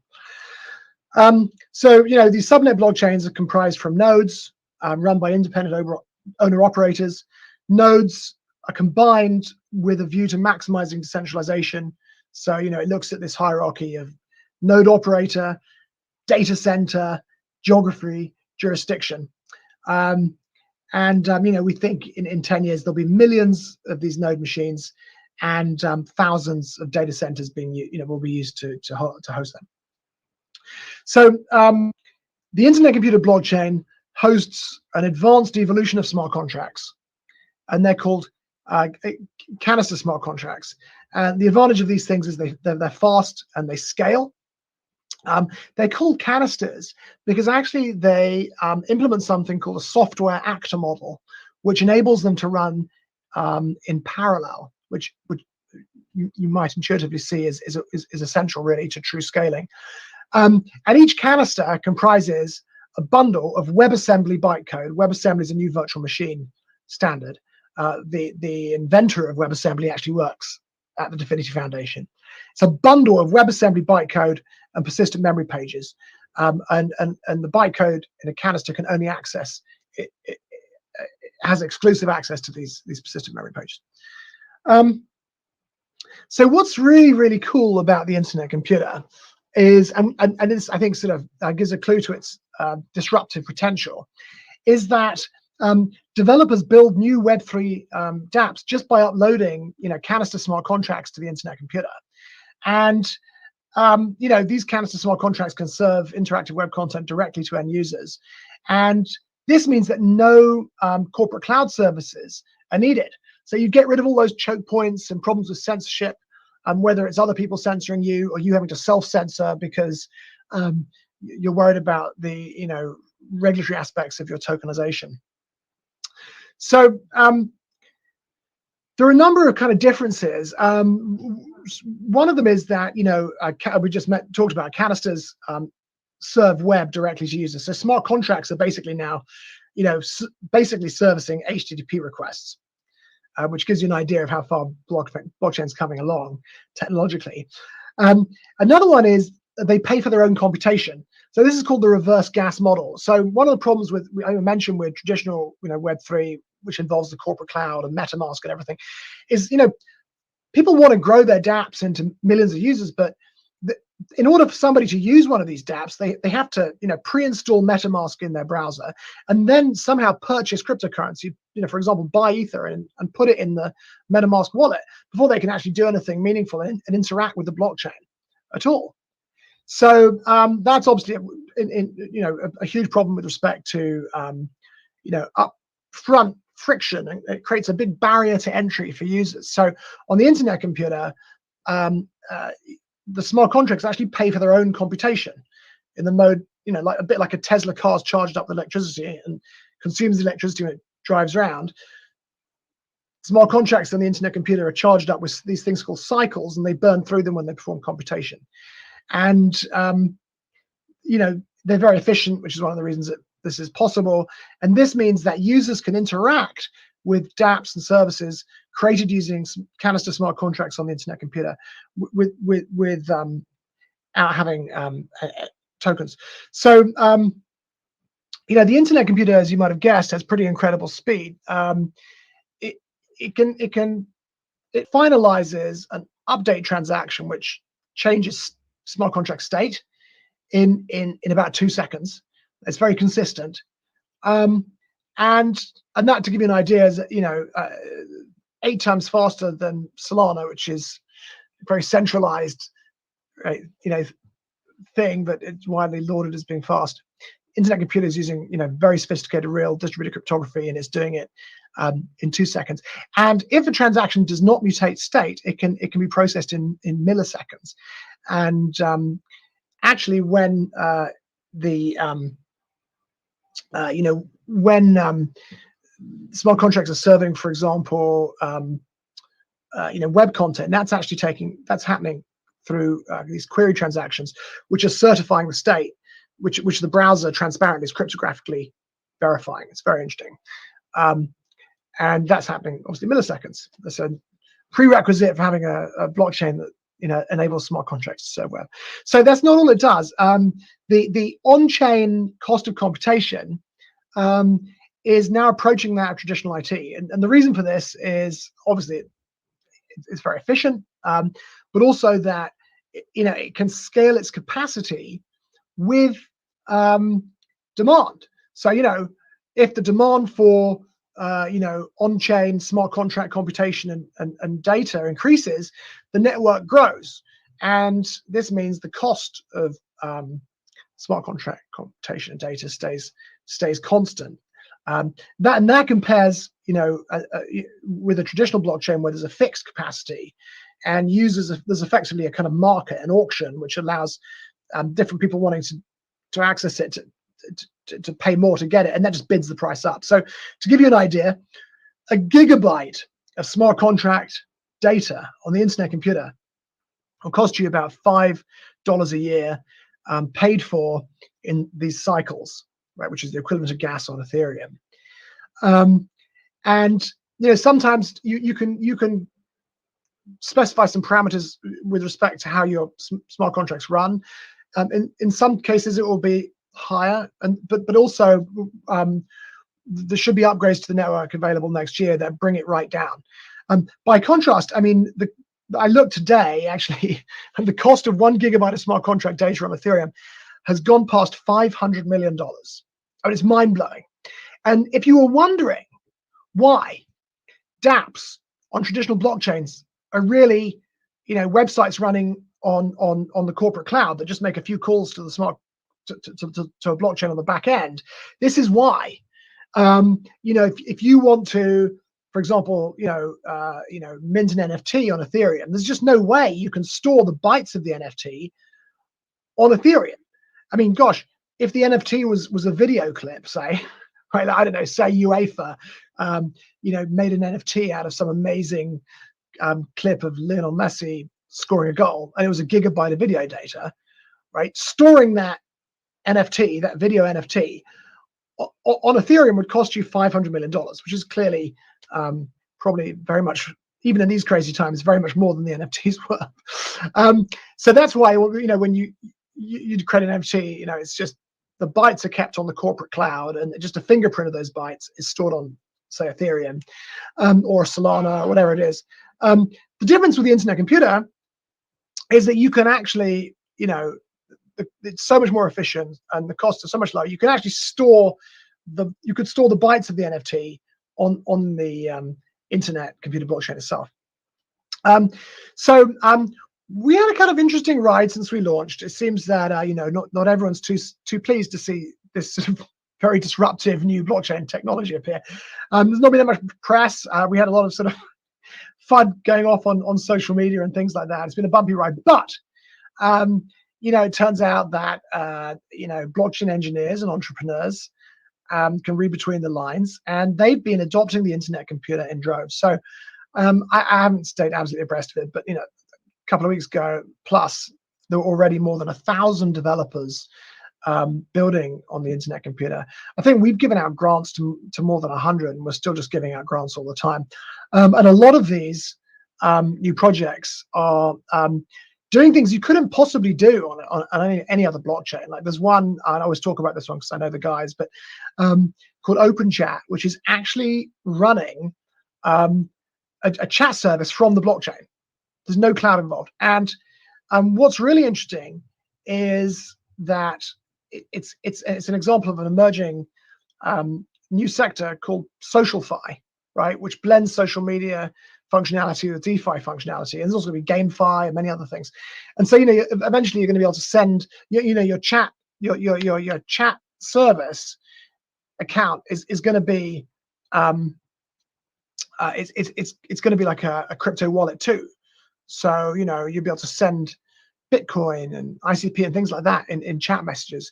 It's going to be really interesting.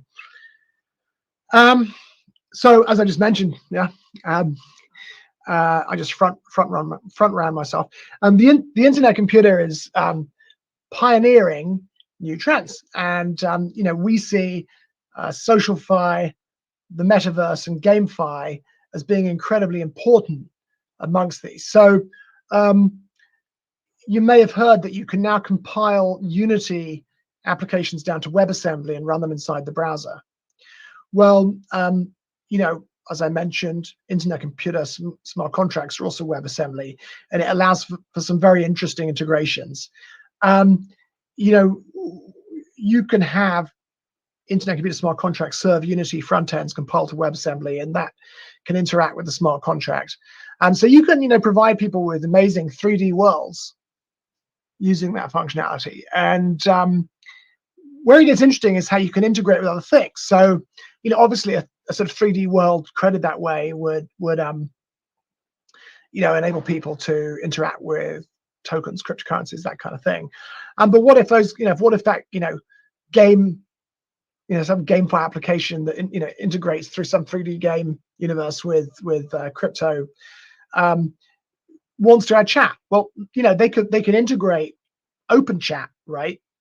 And that would enable people to start chatting and sending tokens with messages and things like that. I think that's how the metaverse is going to evolve. It's going to be a sort of collision of a lot of different kinds of system, and SocialFi blends social media with DeFi, GameFi blends game functionality with DeFi.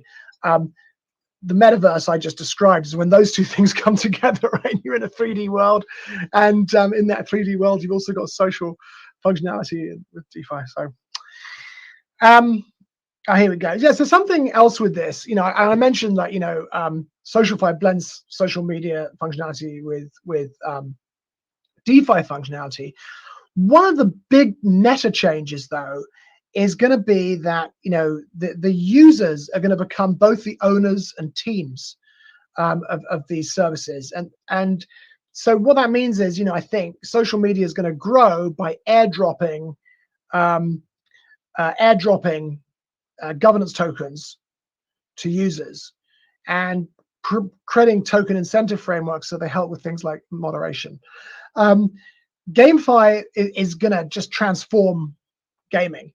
All of a sudden there's going to be real play to earn, and if you want to do this, you've got to run in a totally decentralized way, because unless you run as almost like an extension of the blockchain, there's just no way you're going to be able to provide this kind of functionality. But it's going to be absolutely transformative. It's through SocialFi, through GameFi, and through their collision, the metaverse, that blockchain is going to bring in billions of users. This is really where the big future opportunity lies.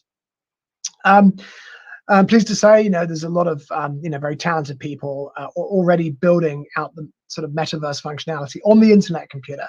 And what's cool is that it runs 100% from the internet computer. There's no cloud and there's no Facebook. So we're going to get to this. If you truly decentralize, and we'll talk about how, and you have the community fund your project, the internet computer is going to be able to self-fund its ecosystem. And this is what a lot of those, projects building on the internet computer now are planning for. And nobody should underestimate the power of decentralized finance. And a lot of this stuff's activating in a couple of months on the internet computer. So I'm going to give you some steps here, okay? I want to give you some concrete steps for pursuing the sort of true blockchain maximalist path.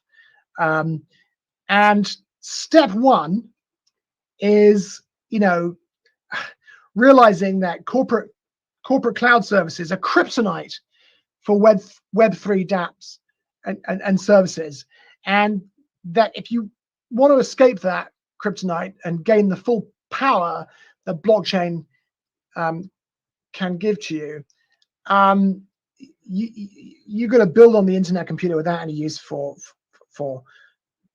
use corporate cloud. You're going to build on the blockchain only. Be a genuine Web3 app. And this is a difficult one because we're in a very frothy market today, and people have lost track of the facts. I've been recently running a survey and talking to some crypto journalists, and one of the things I like to ask is, the first one I ask is, what percentage of dApps that aren't running on the internet computer are running using corporate cloud? And they give some maybe 10%. It's 100%, right, almost, because the only blockchain that can serve whose smart contracts can serve interactive web content is the internet computer. So if you're using another blockchain, inevitably you're going to be building with using the corporate cloud, and this introduces so many problems. Even if the markets don't know it now. And another thing people just aren't aware of is, like I said, how much do you think a gigabyte of smart contract storage costs on Ethereum? The answers are always things like $10, $50. You tell them $500 million, and for a gigabyte, and they just look at you like you're mad. They just can't grasp that really, dApps today aren't really dApps. They're blockchain applications. it's not, and unless you're actually serving the interactive web content from the blockchain, then of course it's not really Web 3.0. And the reason that's bad is that you're going to, as I'm going to explain in a moment, you lose the chance to use advanced tokenization. So step one is just build your service using the Internet Computer Blockchain, and stay well clear of corporate cloud services. It's kryptonite. Step two is hand control of whatever you built to a service nervous system. Now, a service nervous system is basically a super advanced DAO, or decentralized autonomous organization. And this functionality actually activates in January. And if you built a social fi or GameFi service, or something that's better described as a metaverse service, or just plain old DeFi or some other kind of blockchain application on the Internet Computer, in January you're going to be able to press a button, and when you do that, the Internet Computer Blockchain will automatically create a new service nervous system DAO for you, and it will assign control of all the smart contracts in your DApp service to the DAO. It basically takes over, and thereafter it's running under the control of the community. Step three is to, you don't have to do this now. The service nervous system's in control. Step three is the service nervous system will run what's known as a decentralization auction, and this raises funds directly into the SNS itself, where it's obviously controlled by the community. So the difference between an ICO and a decentralization auction is that with an ICO, some group of developers or a company, creates some tokens and sells them to the public and receives the funds.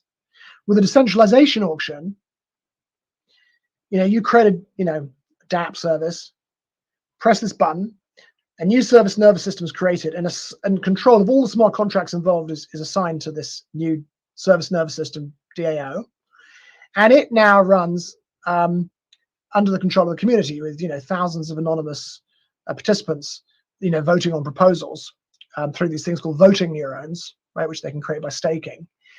And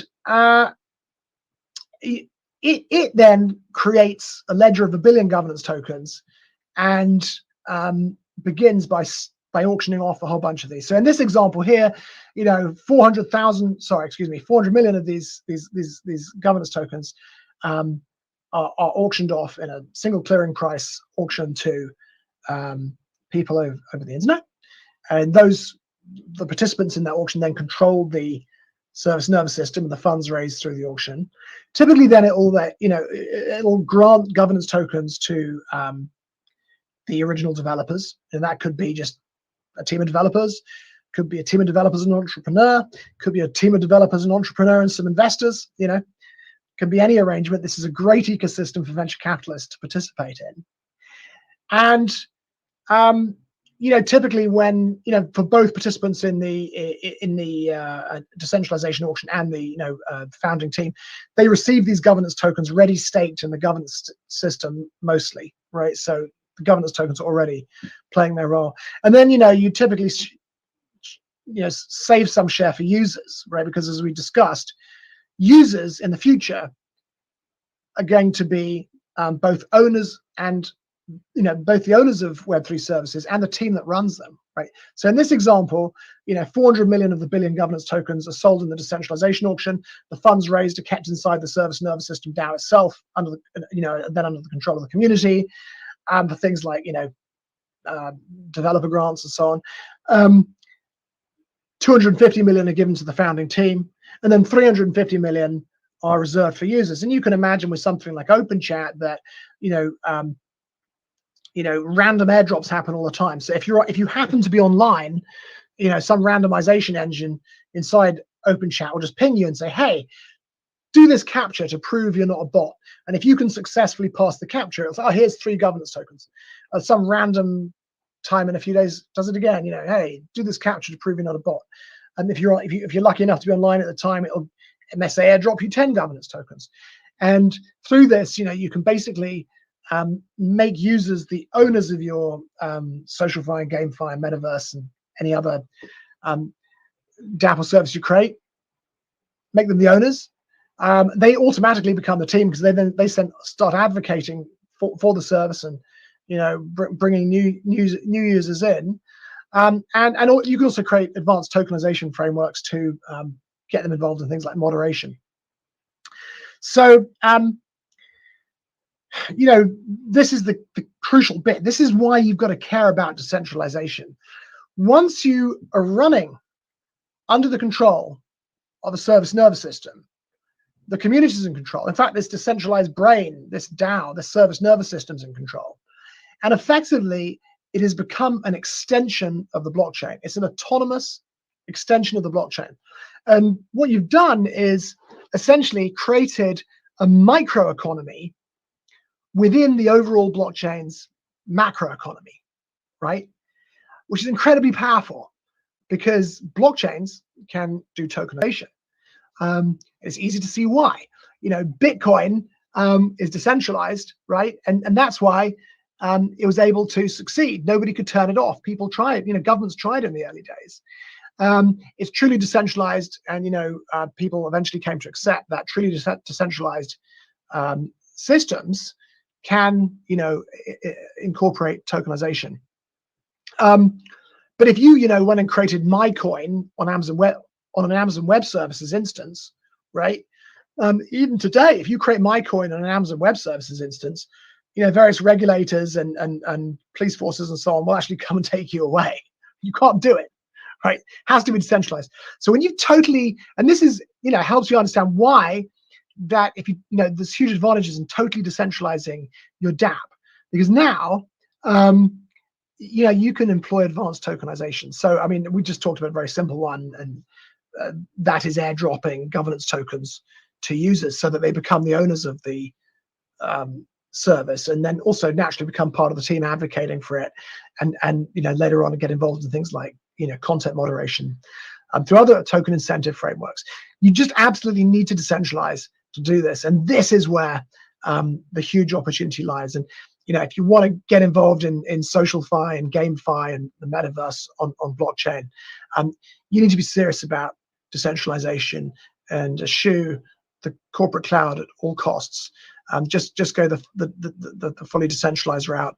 And as people are going to see shortly, you're going to be able to raise far more funds from the decentralized community when you're running in this form than you would otherwise be able to raise through sort of centralized, more traditional methods, like foundation grants and VC. Albeit, they can also be helpful. And the Divinity Foundation, by the way, gives out lots of grants, as I mentioned. Okay, so I think we've covered basically what the internet computer is. It's kind of groundbreaking in its functionality. It's got a huge team behind it. It's the biggest, backed by the biggest R&D team in blockchain that has really created some astounding advances on the science. And we've covered why and how you should totally decentralize and do this in order to raise funds from the decentralized community, but also to run as an extension of the blockchain that allows you to incorporate advanced tokenization that will allow you to win, because we've got to keep our eyes on bringing in the first billion users to blockchain. The internet computer is also doing some other stuff. I mentioned it's powered by this thing called chain key cryptography earlier. Chain key cryptography is an incredible thing. It basically allows the blockchain to have what's called a chain key. It's a bit like a public key. And the blockchain as a whole can create signatures that validate against that chain key.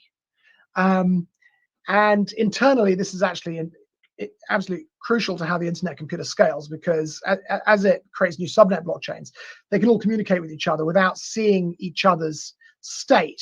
They just can see that they've got a chain key that's signed by a master chain key, the one true public key of the blockchain, the internet computer blockchain, and that their interactions validate against it, and that tells them the state is real and that the interactions are real. Now, chain key cryptography is a long time in coming. If you go to divinity.org and go to how it works and poke around in places like the non-interactive DKG section, you'll find some of the low-level cryptography involved. It's an absolute beast. But it's incredibly important for blockchain. Now, the internet computers are running with chain key cryptography, and we're extending its application. It turns out that the internet computer can also create transactions on the other blockchains like Bitcoin.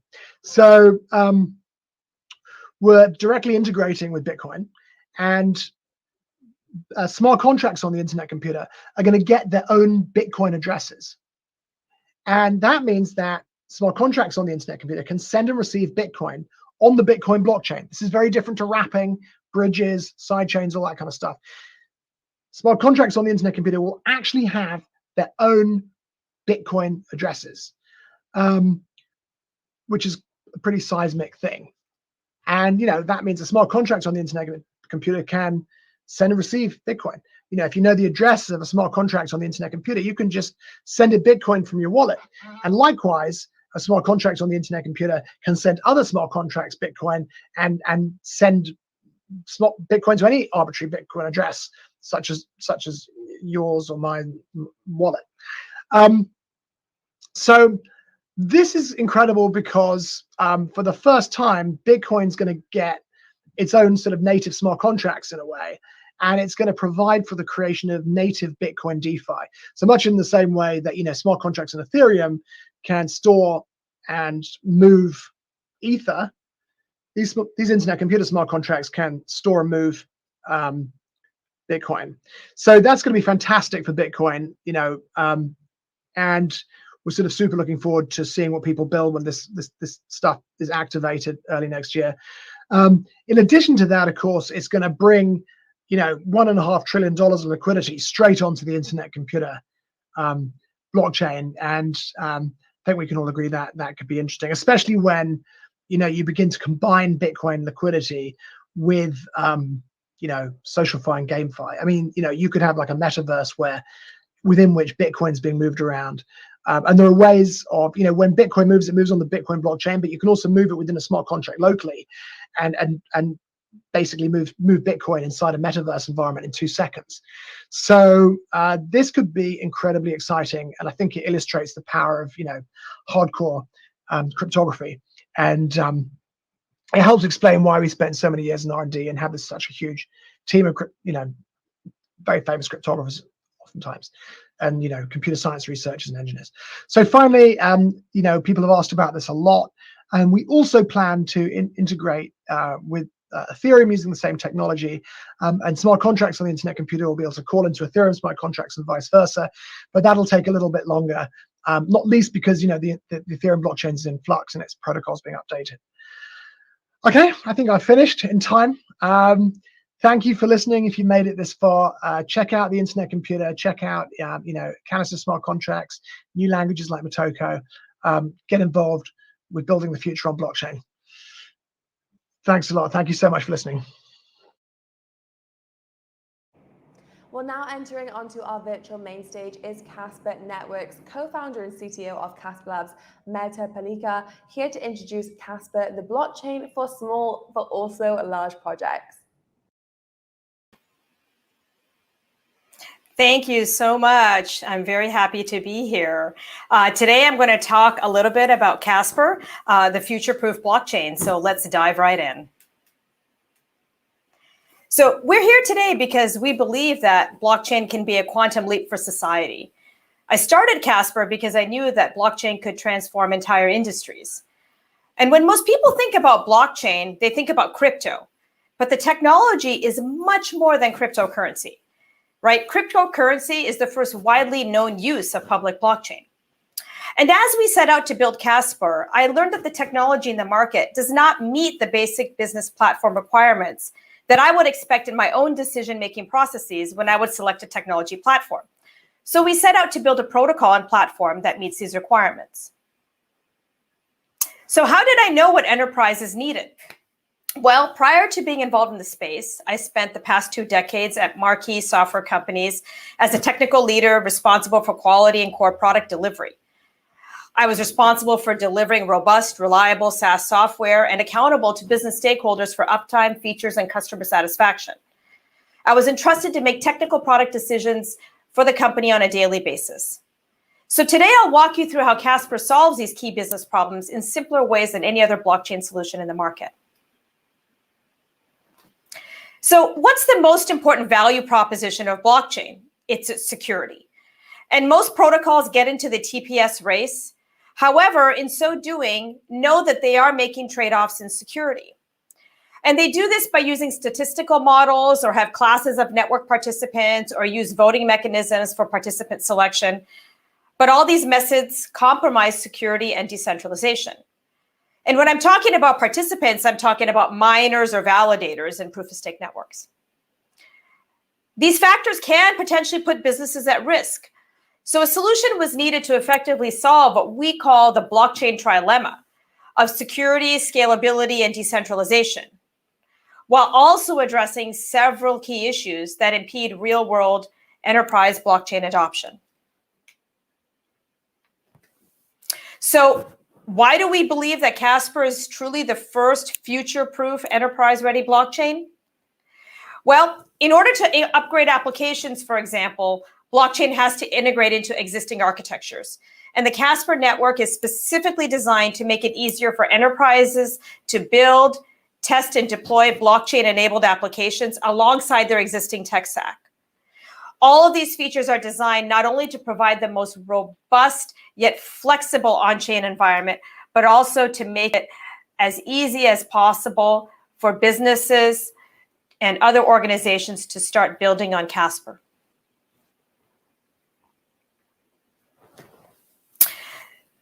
The blockchain space is riddled with brand new programming languages and developer tools to help make smart contract authoring easier. None of these proprietary languages will give your users or your developers the freedom to select the tooling and workflow that they need to ship features. Because in the end, in business, you have to ship features and you have to do it fast. You also have to hire and retain staff. For sure, when I selected a platform for my applications, the skills available to me on my team and the compatibility with existing tool chains were a huge consideration in my decision-making processes. So we created a platform that used existing programming languages and the developer ecosystem with open standards that we found in Rust with WebAssembly. And we adapted our virtual machine and protocol to integrate fully into existing development processes. A really important point to note is that the Casper virtual machine is available to run locally on a developer integrated environment, an IDE, very much like the Java runtime environment, the Java virtual machine runs in IDEs today. So when you want to do Java development, you can build and run and test your Java code in an IDE. Well, you can do the exact same thing with Casper contracts. You don't need a full node for a majority of your development. In this day and age, being green is a huge consideration. And I'm really proud to say that Casper leads in ESG compliance. And beyond being energy efficient, we put a lot of time and effort into the robustness and the efficiency and effectiveness of the Casper protocol, so nodes can operate with just 4 cores and 32 gigabytes of RAM and a nominal 500 gigabytes of disk space. This makes the infrastructure easy to obtain and budget for. And while this is really important for enterprises when they're using blockchain technology, it's even more important with decentralization because we want as many users as possible to run Casper nodes on the public network. And being this easy to run and running on such a nominal footprint makes it possible. So Casper has both upgradable and immutable contracts. And we're well aware that a lot of the other protocols in this space tout their immutability properties.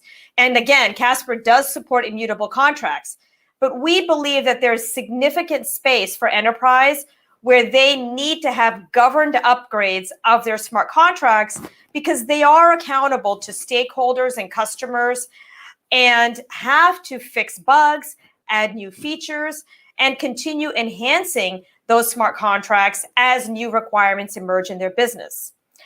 It's possible even for decentralized organizations to govern protocols that are on-chain through upgrades, because Casper supports many multi-signatures on an account. Up to 1,000 persons can sign and deploy, enabling decentralized governance for the upgrade of contracts possible and fully on-chain. And I'll go into Casper accounts later in the presentation. When we say future-proof, this means that the protocol has to be upgradable, right? What you're seeing here on screen is three very big platforms, right? Protocol platforms that are constantly being upgraded. And the Casper protocol isn't any different.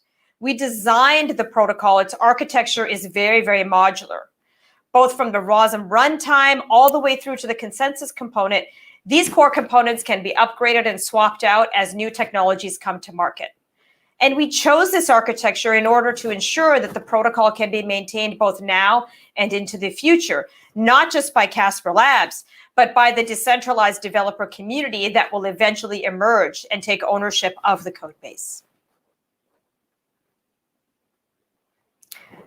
So I hinted a little bit about business applications and what they need around accounts. And they have complex permissioning schemes and structures for a reason. And while it's possible to include all these access control requirements within smart contracts, it makes the contracts needlessly complicated and very expensive to run. So we decided to build a robust account infrastructure that makes it obvious how many signatures are applied to a transaction, along with the associated keys for any given account. Casper accounts are much more than an address. It's even possible to run contracts in the account context, as well as smart contract contexts themselves, providing storage at either the account level or the contract level. Keys can be authorized for either transactions or permission management, and this separates the concerns of access control from permission management. So if you think in your typical enterprise, you have your IT operations group versus your actual operations group, and you want to give IT only the permission to manage keys versus actually executing contracts. And this structure enables that. So what's the result of all these features? Casper will support all the technology stakeholders in the enterprise. We're also working actively on innovative ways to stabilize the cost of transactions, making the use of public blockchain infrastructure predictable and easy to budget for. And in so doing, we intend to take care of the finance team's needs as well. Let's talk a little bit about the Casper ecosystem. We believe in decentralization, and as such, the project has a clear separation of concerns with three entities: a for-profit organization for whom I work for, known as Casper Labs, a not-for-profit organization that manages the public protocol, the Casper Association, and the DevXDAO, which is a decentralized autonomous organization that issues grants to builders wanting to work on decentralized projects. We have a growing ecosystem. These are just a few of the on-chain contracts that are available today. We support these contracts as well as many SDKs in Java, JavaScript, C#, Golang, and Python, and many more. These are standard contracts that meet the current Ethereum specifications. We also have EIP 1155 as well as 721 implemented, along with both Dutch auctions, reverse Dutch auctions, and blind auctions ready to go as part of the Casper infrastructure.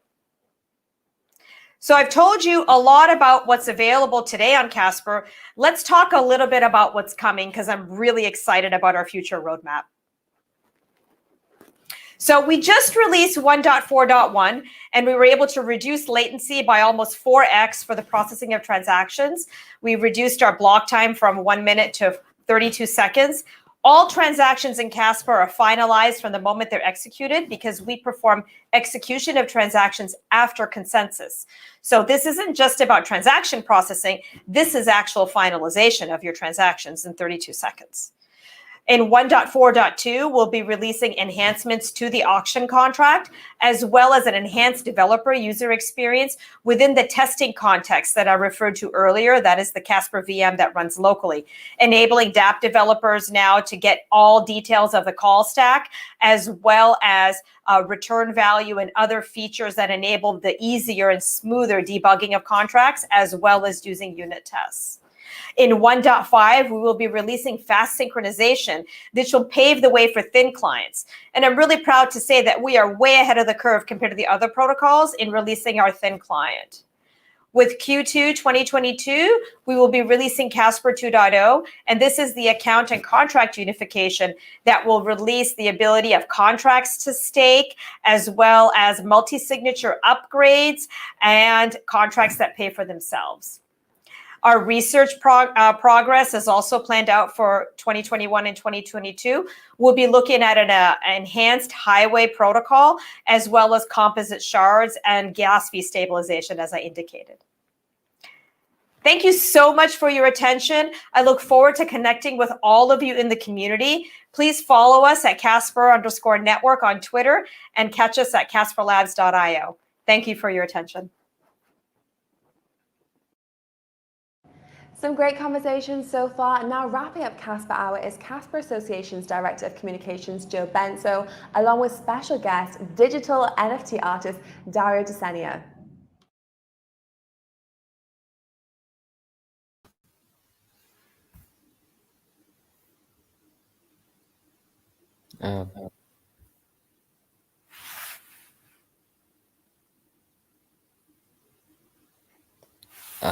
Scott, are we supposed to wait for Joe's to go first? Fantastic. Yeah. Am I audible? Yep. Great. Okay. Welcome, everyone, for a lively panel discussion here. My name is Ashok Ranadive, and I have esteemed panelists with me, Eric Spagenberg, who's CEO of IPV, Rasik Morani, CEO of Arcadia, and Bhargav Perepa, Principal Blockchain Architect at IBM. We are going to be talking about building enterprise-grade applications on Casper. We have about 30 minutes, and the structure that we have for our discussion today is we'll start with short introductions, and I'm encouraging and inviting my panelists to kind of share one fun fact along with their introduction. Thereafter, I have some directed questions for each of the panelists, and then some open questions we will kind of discuss together. So let me quickly go first, introducing myself. My name is Ashok Ranadive, Director of Professional Services. I joined Casper Lab about 2.5 years back in the early days of the startup. Prior to joining Casper Labs, I've spent 12 years at Google in different locations in India, Singapore, and the Bay Area, primarily managing professional services and large programs. Prior to Google, I was with Indian Navy and retired as a commander after full commission. By education, I'm a postgrad in nuclear engineering, and I also have MBA from Accelara and an executive MBA from Stanford. Over to you, Eric. Good afternoon, good evening. My name is Eric Spangenberg. I'm the CEO of IPW. IPW is modernizing the world's patent system. We've been working with Casper for about a couple of years now, and look forward to talking to you this evening. Thank you.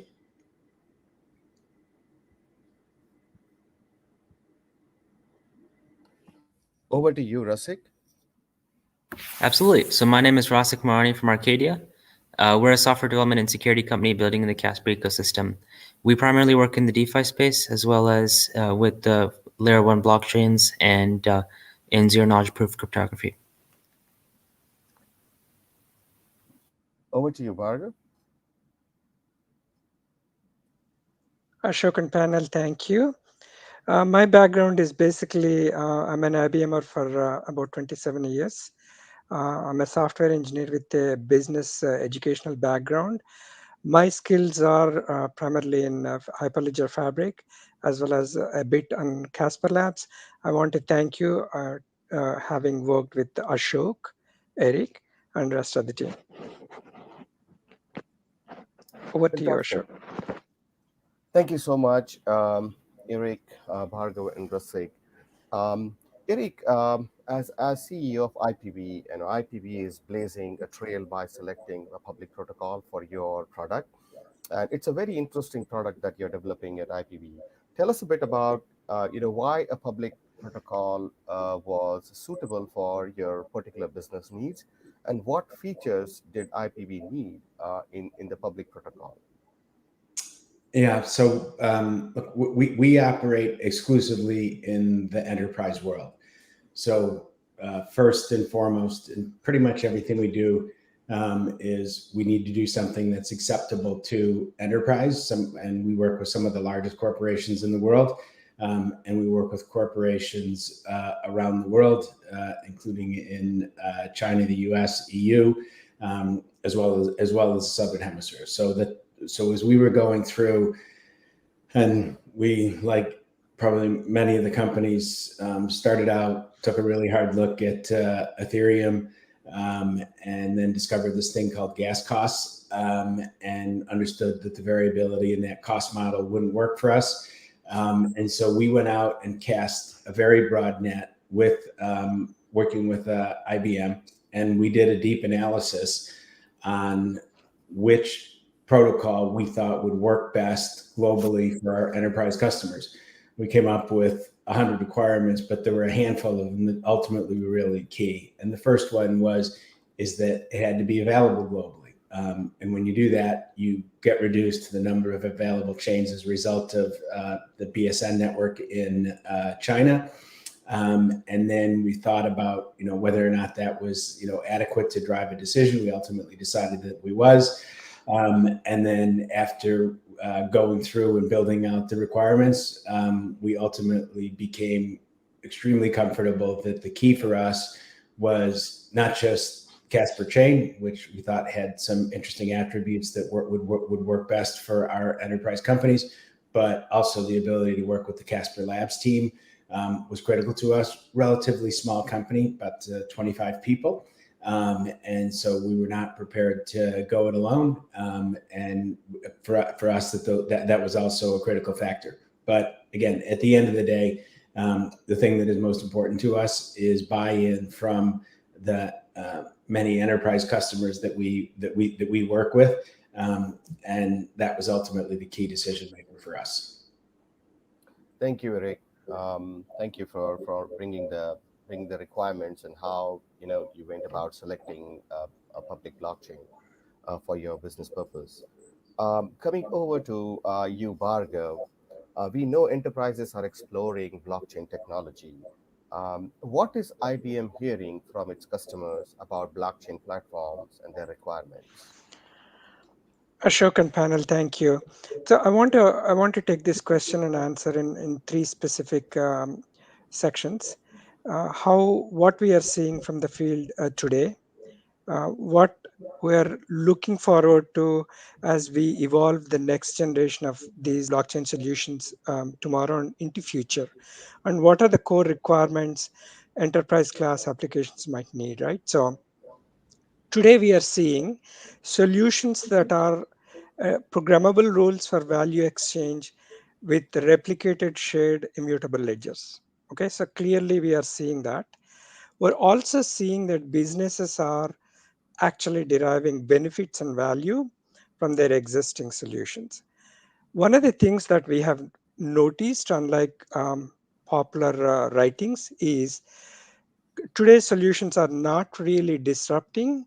Instead, they are actually working as complementary to existing structures, especially the removal of trusted third parties and intermediaries. Those things are actually not happening today. So our solutions are a little bit complementary.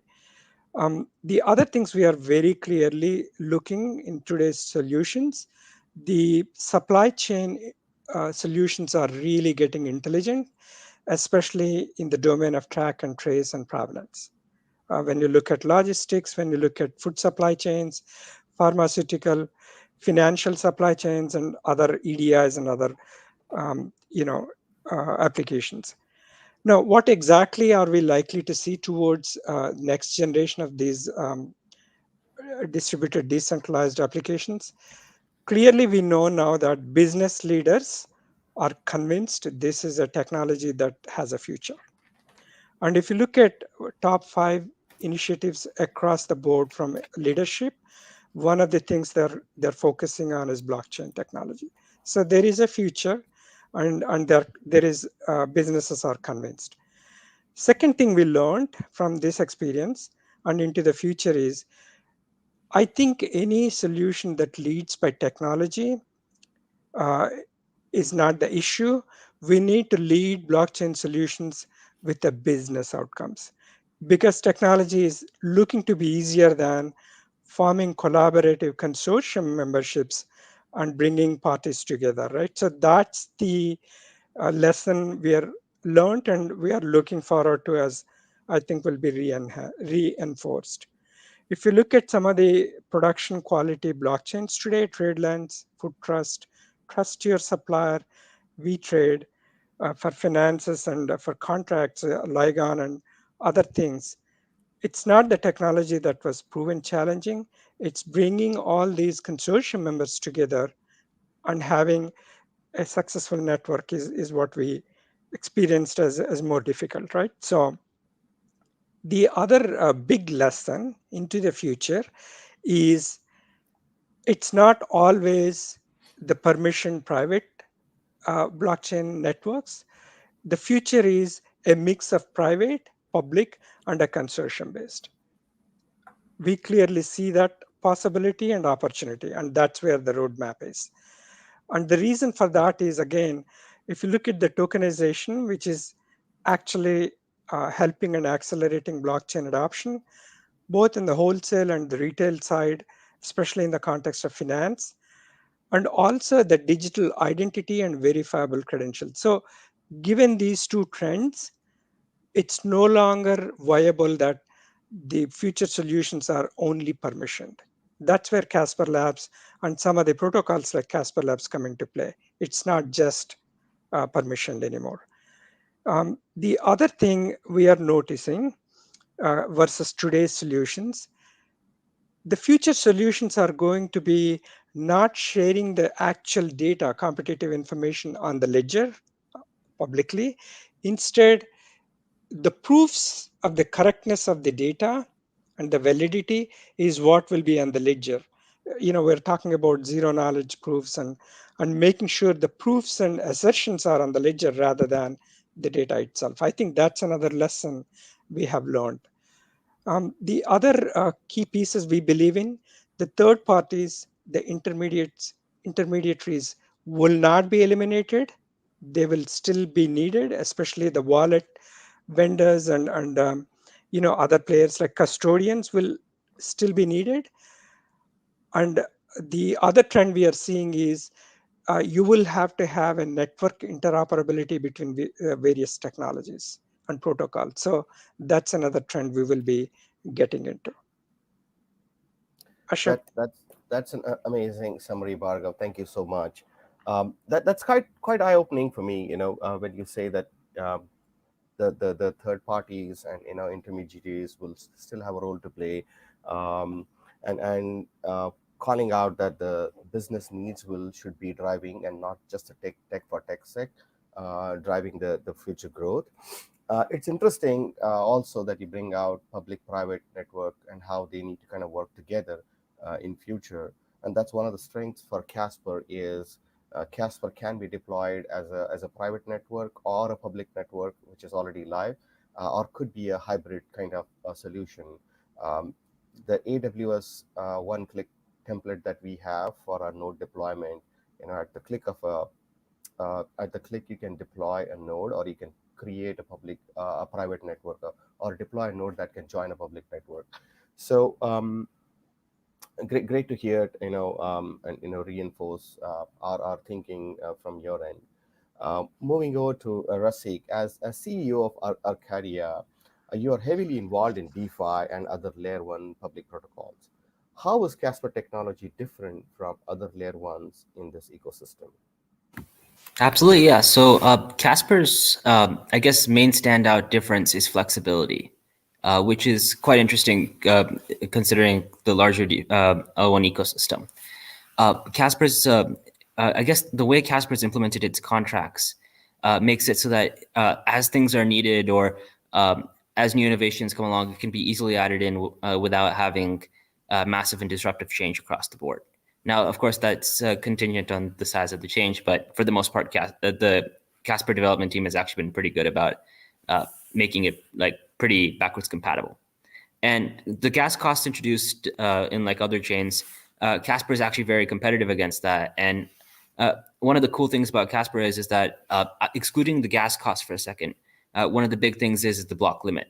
So generally, when you have another like I guess standard smart contract blockchain, you have block limits. Basically, how much of a smart contract execution can happen, or how complex of one can happen inside of a single block. Casper's structure is in such a way that that's not as big of an issue, and that allows for much more complex contracts to actually go into play without having to be worried about, hey, can I actually do this in this block? So I think that's one of the bigger points, because, and it's often overlooked, that it's actually possible to do substantially more complex. Because you can go on Ethereum, you can and you could theoretically make the gas cost extremely cheap, but that's not going to solve the block limit problem there.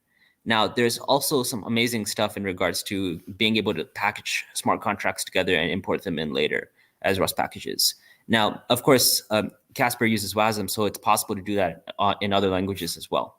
And that's pretty awesome. Right now, other chains are actually starting to look into that model as well. And adoption on that side is actually a lot slower because it's coming in later versus right out of the box with functionality for that. So I'd say that's what makes Casper different. Yeah. Sorry for going a little bit fast. Thank you so much, Vishakh. You always have like so much of know-how there. You've been in this space for such a long time. It immediately kind of shows up because you're talking so much about the details, so much into the details. Thank you so much for throwing the light on this specific aspects.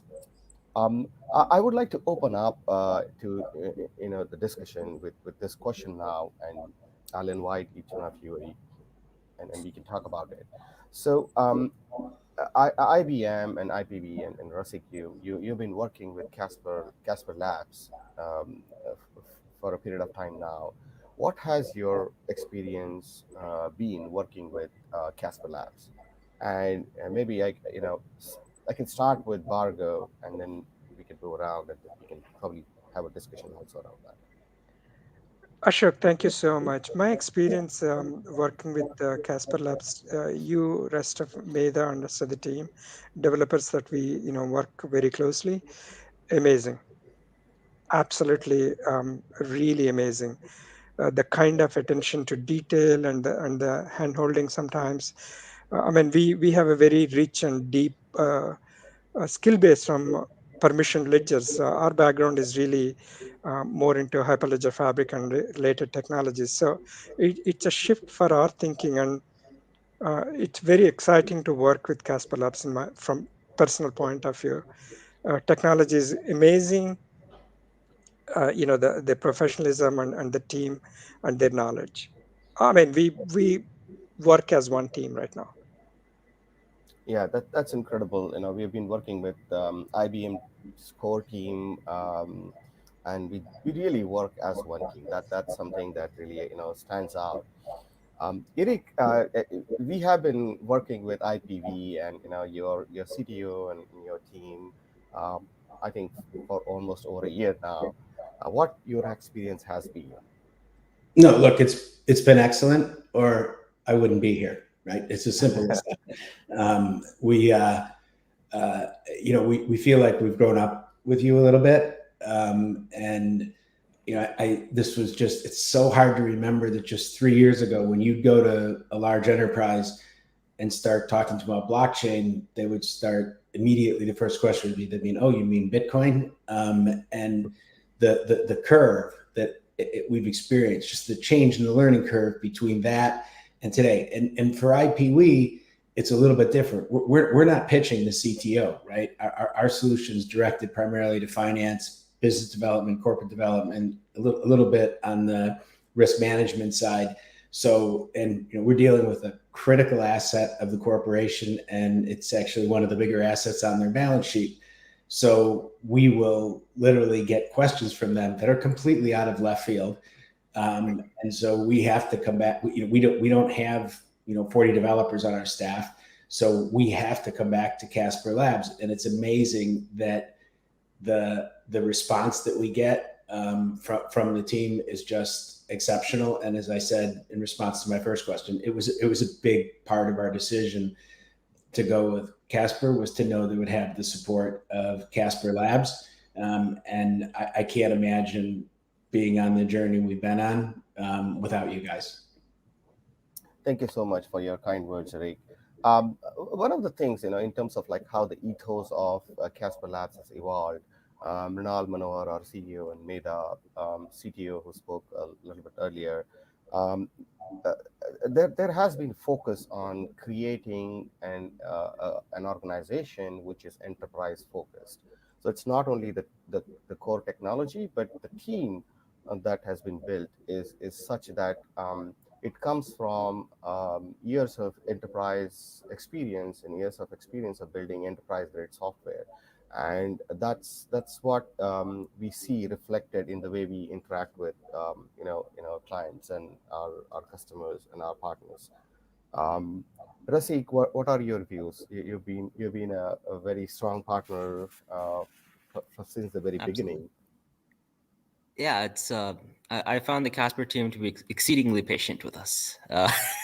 So since we started working with Casper Labs, it's been a learning process, because our developers have been primarily in other chains, primarily working in Rust in some chains and primarily Solidity. So our experiences were kind of in different areas. So working with us through the debugging process and kind of iterating with us on the different DeFi products we're building on chain has been extremely helpful. So the patience that they've shown with us has been, or I guess you guys have shown with us, which I know that sounds kind of weird, like hearing that, but basically, whenever you're dealing with operating on a new blockchain, this is always a problem. Who do you talk to? How long until they rage quit the chat? Not literally, but figuratively, because there's always some level of complexity with it. And outside of that, the excitement is fun, because there's always a level of burnout after a while, right? In terms of building on a blockchain. But with Casper, that hasn't happened even after, I think at this point, 2 years. So it's very exciting to see. It's and I believe the technical skill we've experienced has been fantastic as well. So yeah. Yeah, thank you for the appreciation here.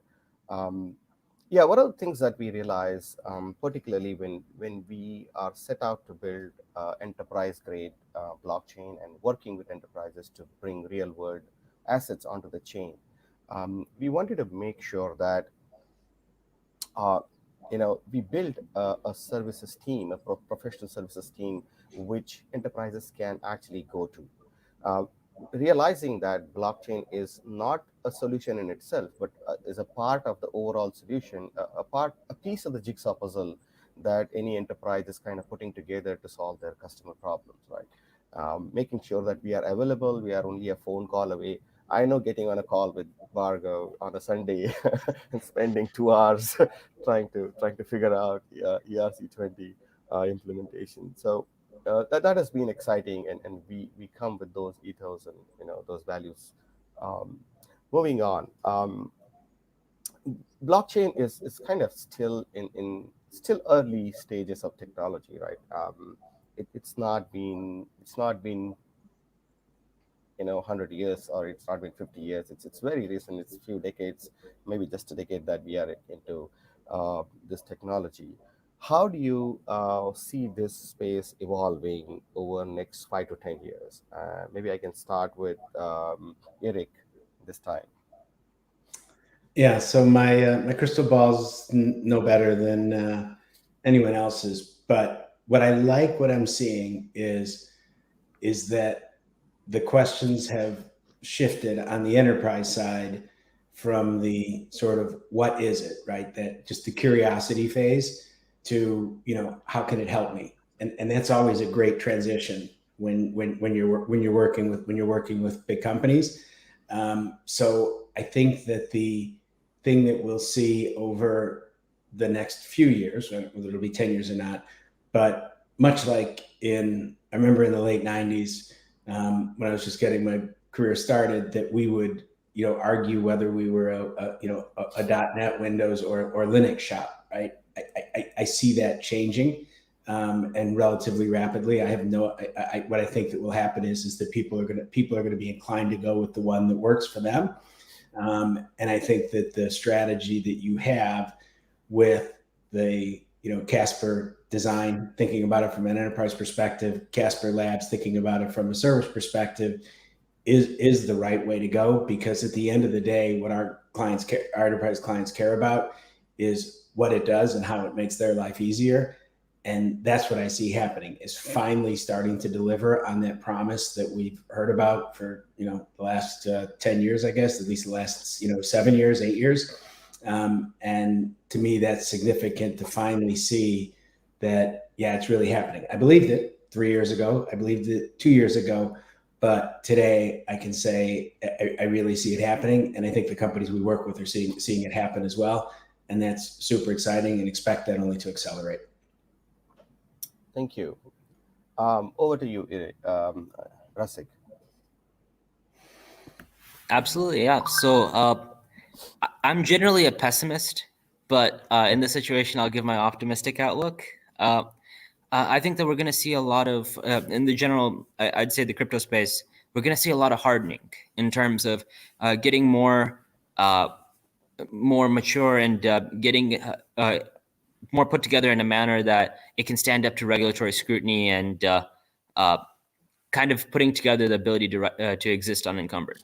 And from there, across the board, right now we're seeing definitely an NFT bubble. I think that'll be probably cooled down into a different form in 5 years, which is similar to how colored coins advanced into tokens today, and completely different look from 4 or 5 years ago, but still having the same intended goal. As well as with, I think that we're going to see more user-friendly stuff. Right now, if you try pitching blockchain or DeFi or anything along those lines to someone, you're going to have like an empty stare for a bit. But soon we're going to be at a point, and I know the question is 5 to 10 years, but I'd say that's maybe like 2 to 3 years out, actually having user-friendly stuff that, it's 3 or 4 clicks and you've taken out an under-collateralized loan for a large amount of money. Now, under-collateralized loans and things along those lines in the crypto space is something I'm very excited for. And I think that if it can't be solved in 5 to 10 years, I'm going to be very disappointed with people. But yeah.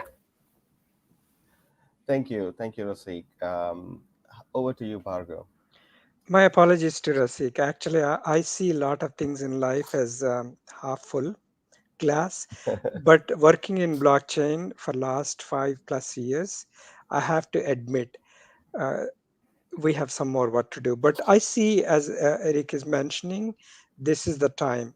There are 3 good things, as I mentioned previously, that give me hope, real hope. One big takeaway is there is a business value, and businesses, early pioneering companies are reaping. So there is a value. Number 2, most leadership or decision makers in enterprises now know that this technology, if they ignore, it's going to be at their peril. It's still not easy for them to understand. So we have some knowledge diffusion to do. We have some advocacy to do, but it's very clear if they ignore, they are at peril. So that's a good news, right? So we can progress and hopefully, take it to the next level. In my view, I think, as I mentioned, some of the trends, I don't believe all the intermediaries will disappear overnight, but I think right now we are in a tolerate mode with this technology, but the next cycle is going to be really disruptive. That actually is going to do some game changing. So that's my belief. Now, will it happen in 5 years, 10 years? I think it is not still a well understood technology. So we have to educate and advocate, but I think there are good signals. That's my view. Ashok. Thank you. And Bhargav, I know that you've been attending seminars and kind of helping disseminate the knowledge and helping people understand the technology. So thank you very much for your contributions there as well. The last question, I think we've got 3 minutes left. All Vishakh, Eric, and Bhargav, you have experience working with Casper Network as well as Casper Labs as an organization focused on enterprises. What would your advice be to any enterprises who are planning to build on Casper Network? Maybe I can start with Eric. Yeah, look, there's in this adoption phase, there's still an educational component. And I think that the key for any enterprise that's heading in this direction or thinks that they're heading in this direction is, talk to the people at Casper Labs. I just can't imagine making a business decision tied to which chain am I going to implement, which one am I going to dedicate significant resources on without doing that. So basically educate yourself and the decision will become apparent. Thank you. Vishakh? Absolutely. So one thing that I've learned with some of the enterprise clients we've taken on is there's always the, it's called, I wouldn't say fear of innovation, but it's more along the lines of kind of struggle with that. And it doesn't have to be innovative when you're integrating blockchain technology. So it's always good to keep that in mind whenever looking at different ways to apply it. It can be something that a road that everyone else has already trod. I know that's a kind of a boring piece of advice. So Ashok, from my point of view, my advice to anybody who is thinking about getting onto a protocol and a blockchain solution, just to be open-minded and give a try to Casper Labs. I want to tell you, you will be compelled to get impressed with your choice. I mean, that's my view. I knew nothing until this April, and I'm a big, huge fan of Casper Labs. So it's very compelling and very competitive. So give it a try and prove it to yourself. That's my 2 cents. Thank you so much. Thank you so much, Eric, Vishakh, and Bhargav. Really appreciate your time coming over here and sharing your experience of building on Casper and working with Casper Labs. Thank you so much. Just as a summary, Casper Labs is a professional services organization building solutions using solutions on Casper Network. Casper is a public network, enterprise-grade, future-proof public blockchain. We welcome you to come over and read up on Casper and understand the technology. We'll be happy to kind of work with you to build enterprise-grade solutions.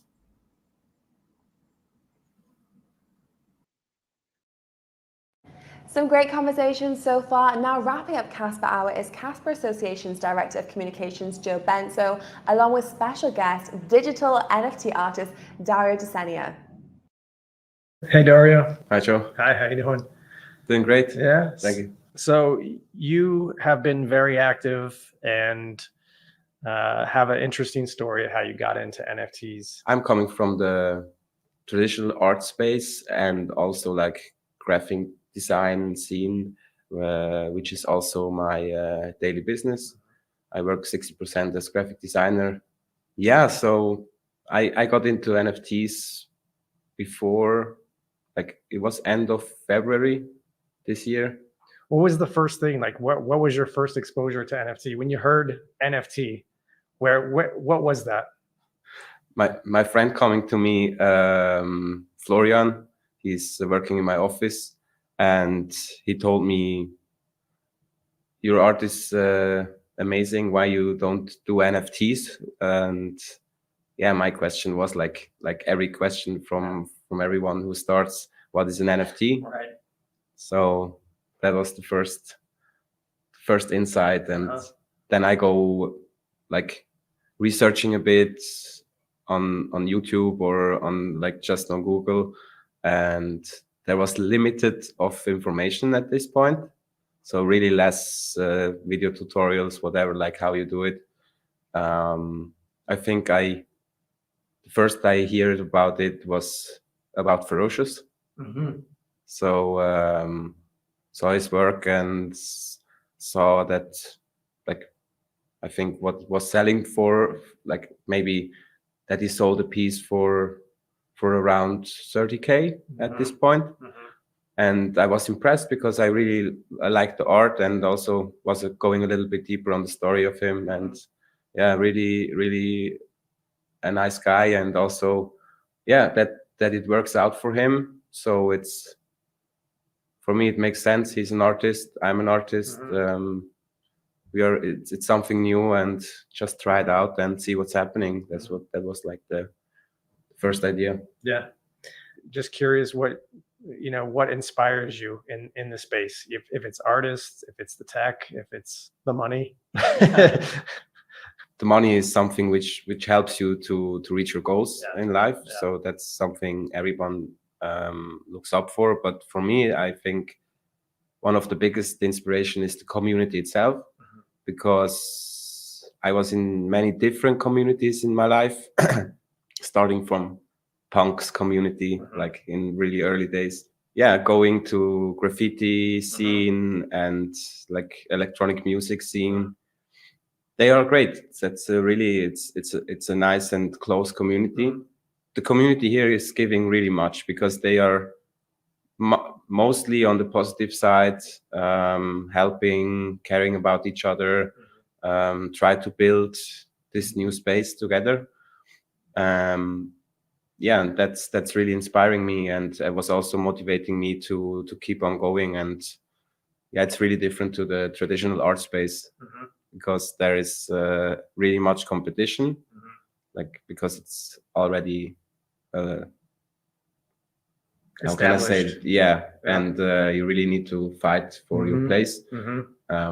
What's also in NFTs, but the people are much more likely to help and to help set things up, and everything like that. So you've worked on a lot of projects, and obviously, one of your projects is the Minds project. People probably know you were wearing the hat for Minds, so like, it's a really awesome project, and I think you have over 1,000 ETH in sales already on this.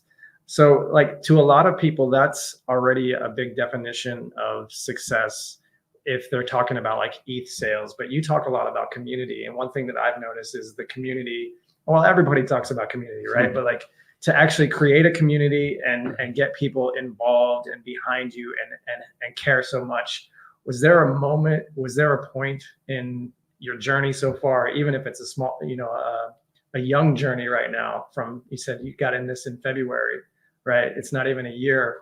But was there a point in this year where you said, okay, this is for me. This is something that I can stick with, and really inspired you to stay with it and keep building what you've built?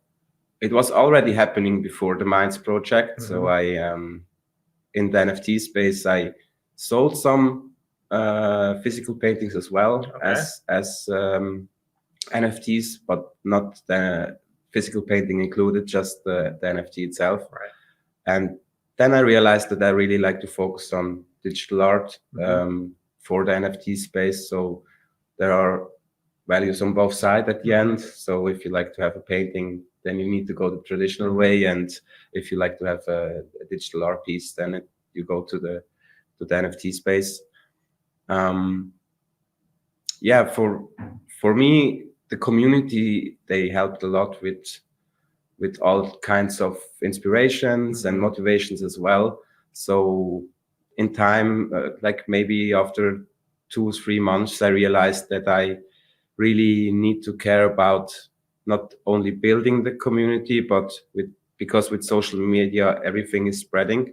So I decided to make a Discord for just my community, which is like more close together. And yeah, I appreciate that. And it gives really much power, because you have people who believe in you and your art, and always be there, and have new ideas coming up. And that's really awesome. That's great. So I mean, when I first got exposed to your work and your NFTs, I would see you everywhere. I would see people sharing your work everywhere across social media. And then I, was in your Discord and realized, wow, you've got thousands of people in here who are really, they're really popping off and like really supportive. And I was like, there's obviously a massive team behind this.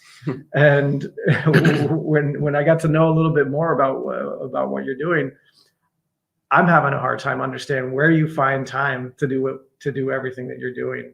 And do you have advice for people that, are getting into this space? Do you feel a little pressure to kind of keep that pace going? And what are the things that you're doing to kind of keep everything rolling? Because you've got thousands of people in Discord, thousands across social media. You got a family, you got kids, right? Yeah, two. You got 2 kids, and and you've got a job as a graphic designer still that you. So maybe you can explain a little bit like what keeps you going. It's a special gift, I guess I have. With being inspired and motivated, I need less energy than normal. So I have more energy to put out for what I like to reach. And coming to the NFT space, it was pressured in the beginning. It was a lot. So like with the family, and I already was feeling it with the day job I have. It's 60% as a graphic designer, working for a Geist agency. So I guess that agency now has a higher level of awareness in the space as well. At one point where I really was feeling there is just not enough time for everything, I was asking my agency if it's possible to make combining my NFT journey with my job, because I don't like to leave my job, because I really appreciate all these people around me. And to work alone as an artist is really, it's not that funny anymore. So I really like the conversations at work, and also having different projects to focus on. So I bring it into my agency as well. And they told me, yes, we can combine this together. And now they help me a lot with the Minds website, like with the whole branding. We made everything together, the whole story. And that helps a lot. So maybe you can talk a little bit about the challenges that you see like going forward. Now you've reached just a certain level of success and awareness in this space. What are you looking forward to for the future in this space, and like what is exciting you about NFTs, about blockchain technology? What are the conversations that you're having that you see potential for the future for what you're doing? We should really think about how we can onboard much more people, like just because it's not that hard. I'm really not a technical tech guy. So even blockchain is for me like really base stuff, which I know, and everything else I don't even care too much. It's only because I don't get it. It's my artistic brain does not let through too many technical stuff. And this is why I did it from myself with some information, so everybody can do that. It's really no problem to set a wallet up or something like that, setting up an account to sell your NFTs, knowing what to do. I think that's a really big thing I like to focus on in maybe the next year, to help first some artists I know, which are friends, and also collector side, people I know from the crypto space, which I already talked in the beginning, but they maybe was not listening. Maybe they listen now when they see what I did in the last year. Me as a Swiss artist, there is not much opportunity to get out in the whole in the world to get noticed. You really have to move as with physical art. You have to move to New York, to Miami, whatever, like Paris, etc. The big cities, and still having a lot to Challenge. do till you to reach your goal. And with the NFT space and the decentral space, it's really a bigger opportunity to get together. Do you feel a responsibility to bring people into this space? I mean, now with a bit of a name in the space, do you feel responsible to onboard people into here? And what do you think about the topic of we're really entering kind of a new renaissance for art? I mean, you come from the traditional art world. Do you see any parallels with digital art and what blockchain technology and NFTs are enabling for artists? Do you really think that this has the full real potential to onboard a lot of people and to be a medium for ideas, right? And really showcasing new pieces of work, like a new renaissance. What do you think about that? I think it's possible to onboard, and people are, when they get in, they are excited about it and they like to learn more. And I think it's only the security, which is sometimes like just a block which you need to go through. And maybe you also need to realize that there is money involved, there needs to be security, and you really need to care about this stuff. And this, maybe people get scared about it a little bit more. But overall, I think this is here to stay. So this space is here to stay. It's maybe not everything which is created right now. So you really have to focus on what you believe from the projects you collect or invest in, and maybe have a deeper look before you just collect something. We are still like, it's always funny with utility aspect, and like now every project has utility behind it and needs to have.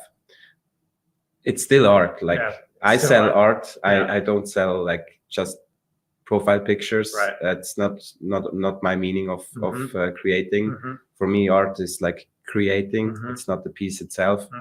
And if people connect with the art, that's my biggest goal I have. It's not only selling the art. It's like more the connection to also inspire others, because now many artists are collectors.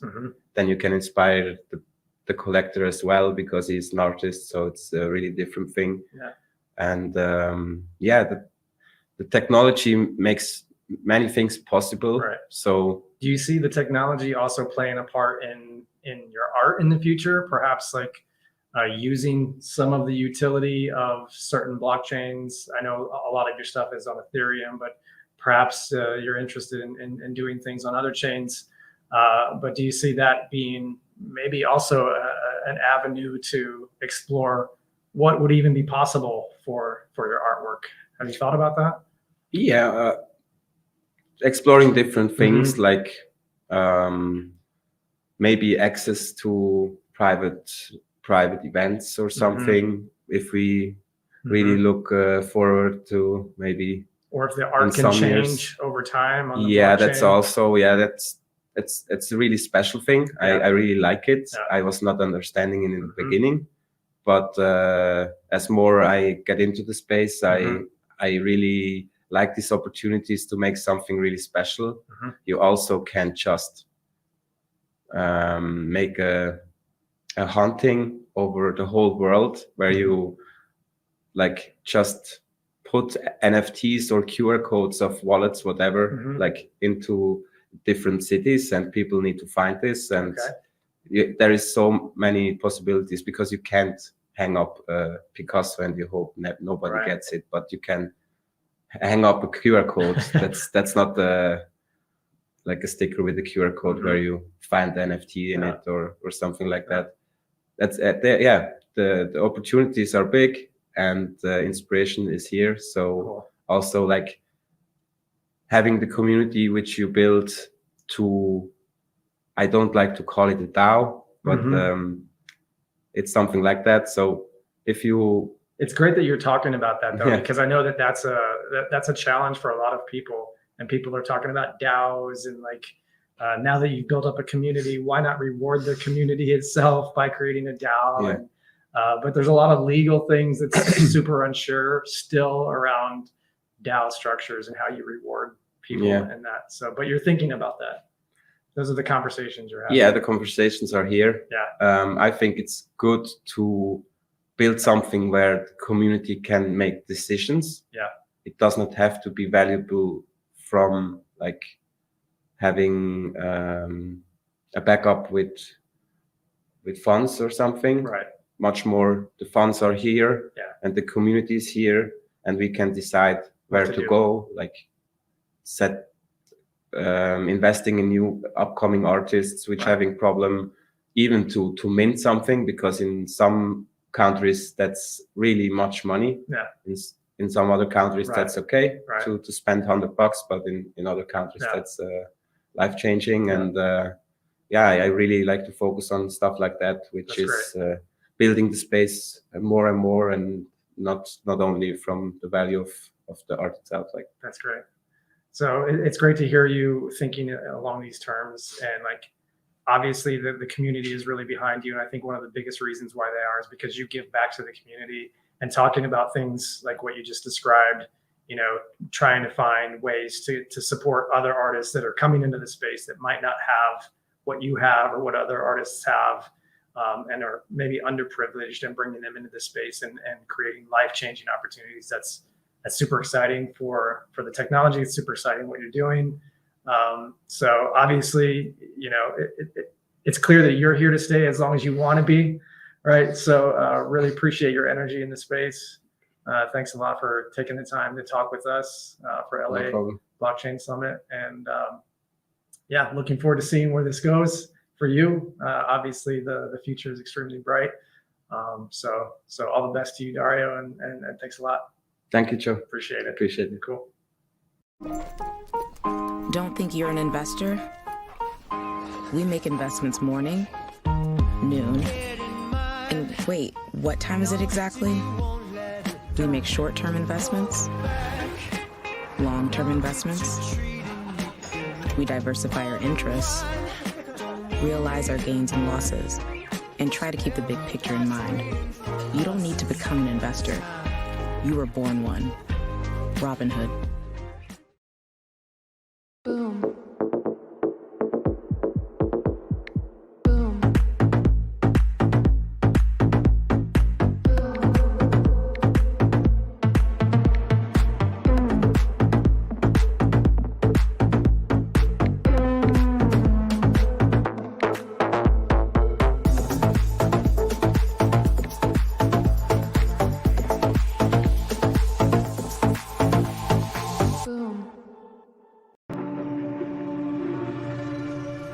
Can you imagine trying to listen to a million opinions at the same time?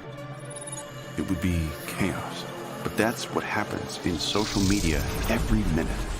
We have to decide what to turn up and what to tune out, which is a problem for anyone interested in crypto, because social has huge influence over the entire market and individual cryptocurrencies. So we created Lunar Crush to bring order to chaos. We listen to every single drop of information across social and distill it into bite-sized, digestible data. This means that you can zoom out to see and hear it all before making investment decisions. And in this brave new world of opportunity, Lunar Crush is leaving outdated ways of doing things behind. No monthly subscription, no bombardment of adverts, no selling your personal data. Because we believe there's a fairer, better, brighter way to fuel this journey. It's called Lunar, a utility token that rewards you for the work that you put into Lunar Crush. All that's left to say is, keep your hands inside the rocket at all times. Let's go explore.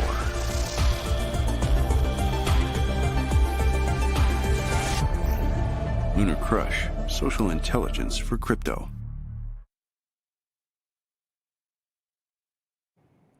What a great hour that was. A huge thank you to Casper Labs and Casper Network. Now here to show us how to create our own cross-chain DeFi platform for free is Yoda Jumredov, founder of Atom Foundation.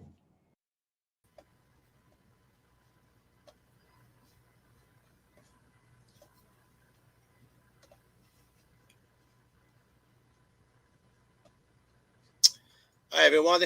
My name is Yoda Regev. I'm the founder and the CEO of Algorand Foundation. I want to give you a little bit update about what is Algorand Foundation first, and then guide you how you can have your own free cross-chain DeFi platform. So let me quick share my screen. So Algorand Foundation is basically an organization that we build in order to focus on one thing and one thing only, which is a solution for liquidity on the blockchain. From our perspective, the liquidity is the most important part because that kind of the base of the entire interface. It's like the internet without speed cannot really work well. Same thing with the blockchain. And there is a lot of right now problem on the blockchain when it comes to liquidity. Either it's real estate or NFT or even the most efficient cryptocurrency. It's not really efficient all the way. So our target is to focus on one thing and one thing only, which is building solution on the blockchain for liquidity. And one thing that we do different is when it comes to marketing and sales. Everybody that know me know that I hate marketing and sales. I hate them both equally. It's not like I don't think they're not important. I just think that we don't need to do them. In my point of view, I think that if you're building a great TV, let's say you're a manufacturer and this is your focus, I don't think you should challenge yourself to build Alibaba or Amazon or compete with Walmart. I think you should collaborate with them. So our approach is basically when we're building a solution is not to build it B2C, but to build it B2B. In other words, to give it for free as a license free so everybody can have their own technology, their own look and feel, and even to charge as much as they like. The main idea behind it is a long tail. If everybody working together instead of competing with each other, and everybody basically have incentive to communicate to his own community, his own solution. So as a network, eventually we'll have far more millions of users together than what we can do by ourselves alone. And I will show you here an example of two projects that we bring into the market. One of them called SmartSwap. I know that the word swap is very confusing, but the SmartSwap basically created by us back then in 2016-17. We back then didn't bother into the market because it's not like Uniswap or PancakeSwap. It's a different solution. It's not AMM. There is no LP. There's no even pools, right? And back then we couldn't bring it into the industry because nobody know what is DeFi, nobody know what is slippage, so we can even not communicate what is slippage free back then. But now that everybody know already what is DeFi, we find that it's the right moment to take it to the next level. And the SmartSwap is basically a new technology that allow you to truly move between blockchain by one click. You don't need to do double click. You don't need to basically even enter how much amount you want. You basically put how much money you want from dollar point of view, and you have to get exactly the same face value on the other chain. And it's not wrap token, it's not side chain, it's not light chain, it's actually cross chain. And the most important part of the SmartSwap is that it's using SP swap provider, which means people can utilize their own account on Binance and other platforms, which is centralized exchange. And in the first time ever in decentralized way, and it took a lot of work from our point of view to centralize those systems, in decentralized way, they can drive liquidity into the blockchain. So it's kind of a CeFi to DeFi really bridge that changed the game.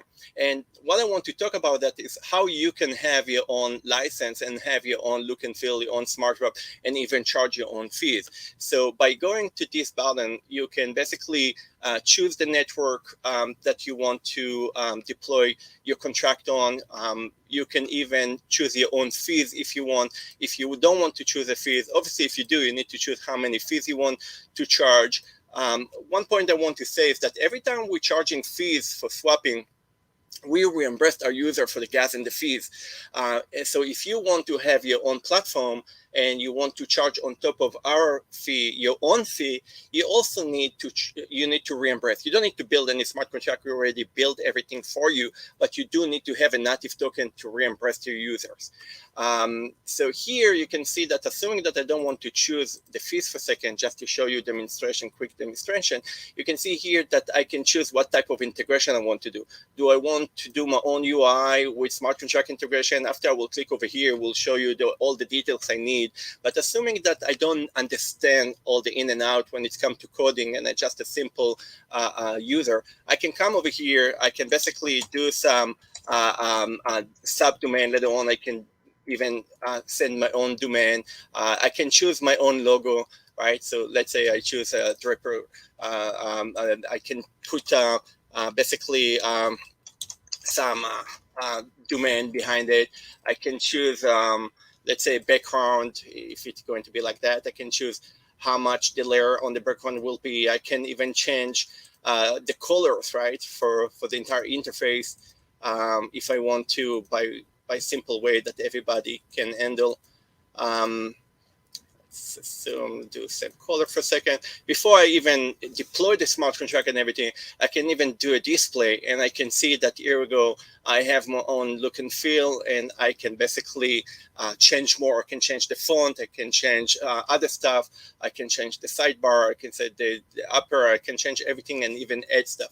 So by one click, you can have your own cross-chain, really cross-chain DeFi solution.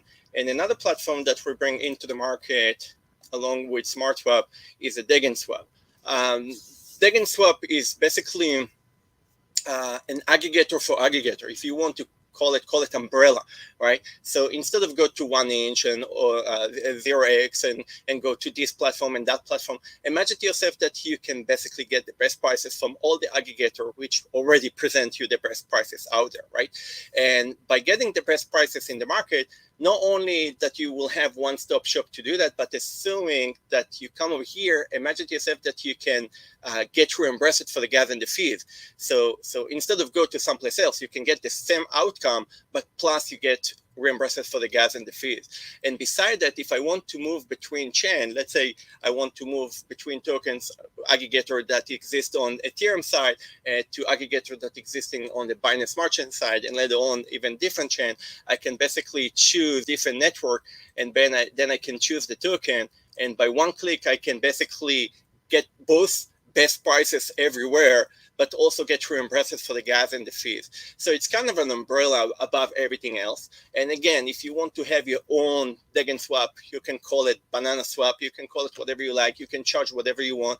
You can basically come to the free license, and again, you can execute your own contract and get your own look and feel. So that's basically two platforms that we bring into the market. And we believe that when we bring stuff to the market, it's very important not to clone them, not to do some, a lot of people cloning stuff, change the logo and just do the same thing over and over again. We investing a lot of money and time in order to develop stuff from scratch. And everything that we're doing is focusing on how to improve the liquidity solution. And beside DegenSwap and SmartSwap, we're also going to bring to the market more and more projects. Some of them probably will not exist in the market for the next few years, some of them even 4 or 5 years, because the market is not even ready for them. There is no even based in order to support those kind of technology. But we are here in order to every time to bring something new. Our community is very supported, and right now we finished to do 2 pre-sale to the SmartSwap and the DegenSwap. It was completely oversubscribed by thousands %. And we going to conduct on the 15th, which is kind of 10 days, each 11 days from now, we're going to conduct a public sale for the DegenSwap. And obviously, if you want to join to our community and you want to participate in the public sale, or if you want to basically be part of our network and to enjoy from our product, or even contribute, or even join to our team, you can reach out. This is the QR codes that you can scan and basically join to our Telegrams. One of them is the Degen Swap, the other one is the Smart Swap. So how much time I have left? Let's see, I think pretty much. So we just started. I think I have a few more minutes. All right, so I will keep this screen so you can scan the QR code, and I will keep explaining a few more stuff, what else we're planning to do in the time that we have left. By the way, just one word to say about the public sale. Those that participate in the public sale, if you are from United States, you will need to be accredited investor. I just want to disclose that it's important to note that we're complying with regulation Reg D, so it has to be by the book, but everybody else can participate even without that. So regarding to Algorand Foundation, one of the things that we are working on beside the Smart Swap and the Degen Swap, it's also to working with not just community or influencer that I believe, by the way, that in the next wave, we're going to see them more standalone, like boutique, if you like to call it, right?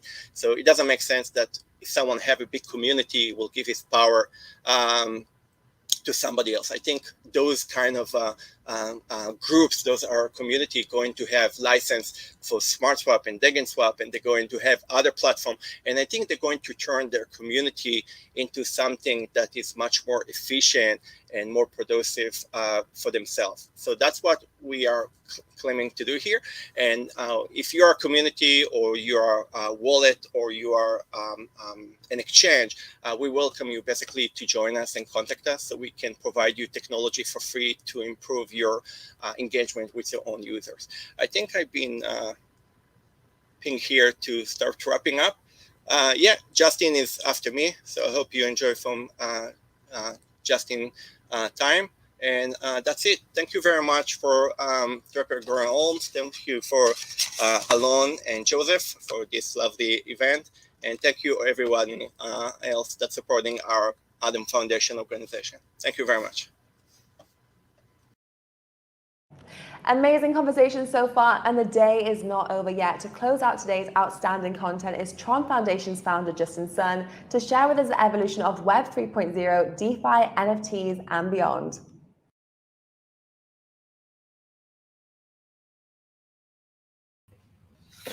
Hello everybody. Hope you enjoy the LA Blockchain Summit 2021. I'm feel happy and privileged to be delivering the closing remarks of the event. So in this year, 2021, we have seen like a bull market we have never seen before.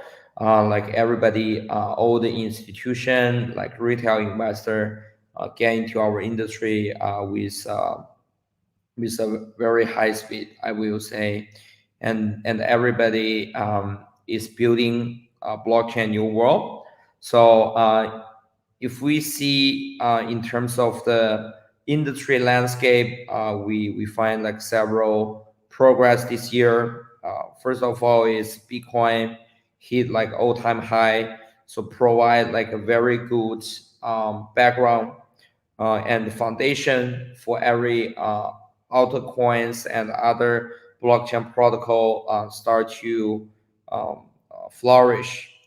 And also we've seen numerous institution interest recently, especially alongside with ETFs, ETNs, those financial product get listed and approval by SEC. So we all know like early 2020, the bull market is driven by Grayscale, which is a trust.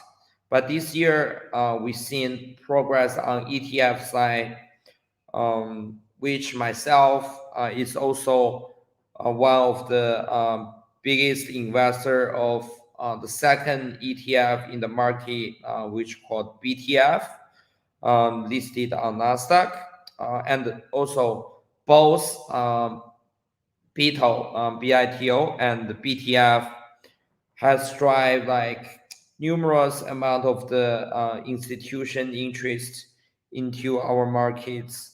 So that's why I think Bitcoins definitely make lots of progress. And also in Europe, we see ETN, basically the equivalent of ETF in United States, has been developed like so fast. TRX, which is strong, we collaborate with Vishakh, which is one of the biggest ETF manager in our space, manage over 500 billion US dollars of financial products. They are also supposed to be the number 3 ETF in United States, and they collaborate with us on launch ETN on Europe markets, which are approved by over 15 Europe countries. So so right now there are only 5 ETNs available in the markets, alongside with Bitcoin, Ethereum, TRX, Solana, and Polkadot. So there is only 5 ETNs available in the markets, which definitely drive lots of institution interest. Right now, Vishakh ETN holding for TRX is around 80 million US dollars, and will continue to grow. I hopefully at the end of this year we will see 100 million US dollars worth of the TRX ETN. And also we definitely see a lot of sovereign states as interest into cryptocurrency. Of course, is led by El Salvador, which is the first country to make Bitcoin as a legal tender this year.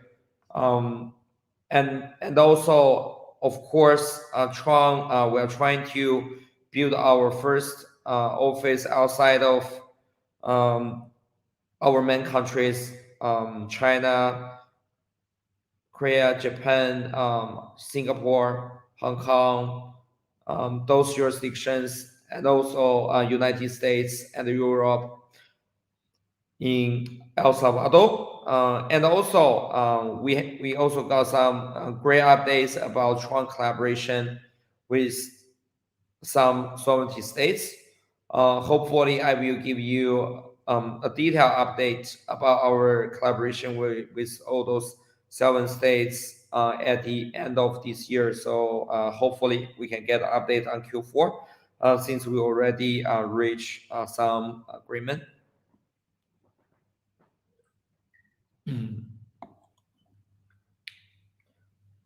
And also, when I first joined crypto world in 2012, our industry is so small. At that time, there's only 3 cryptocurrency you can invest: Bitcoin, Litecoin, and XRP. But after 9 years of development, I think our topic has changed to Web 3.0 and a cross-chain solution. And also Bitcoin and blockchain has become like a very solid foundation for metaverse in the future. And as we all know, Facebook changed their name to Meta, which gonna have full speed on the metaverse building. And I definitely believe blockchain will be a foundation for it. So that's why BitTorrent, which is definitely one of our pioneer product and protocol, started to build BTTC, BitTorrent chain, which is a layer 2 and a cross-chain solution for both Tron, Ethereum, and the BSC, Binance Smart Chain. It's gonna be become a very popular layer 2 and a cross-chain solution for these 3 protocol, and we will continue to add more protocol into the platform, since we believe or cross-chain solution is the future. Also, be aware like TRX these days is also very popular among all the blockchain in the world. We start you to focus on, first of all, stablecoin solution. So we are right now the largest stablecoin settlement layer in the world.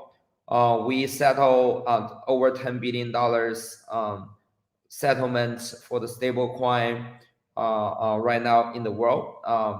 This is basically 5 times more than PayPal is doing.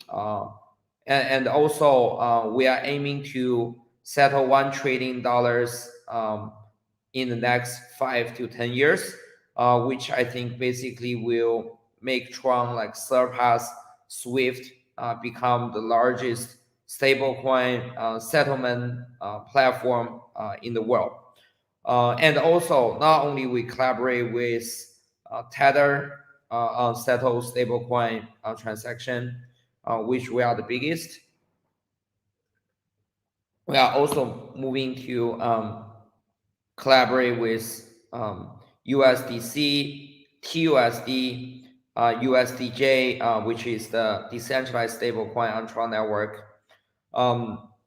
Collaborate with them on building Tron as the biggest stablecoin settlement network in the world.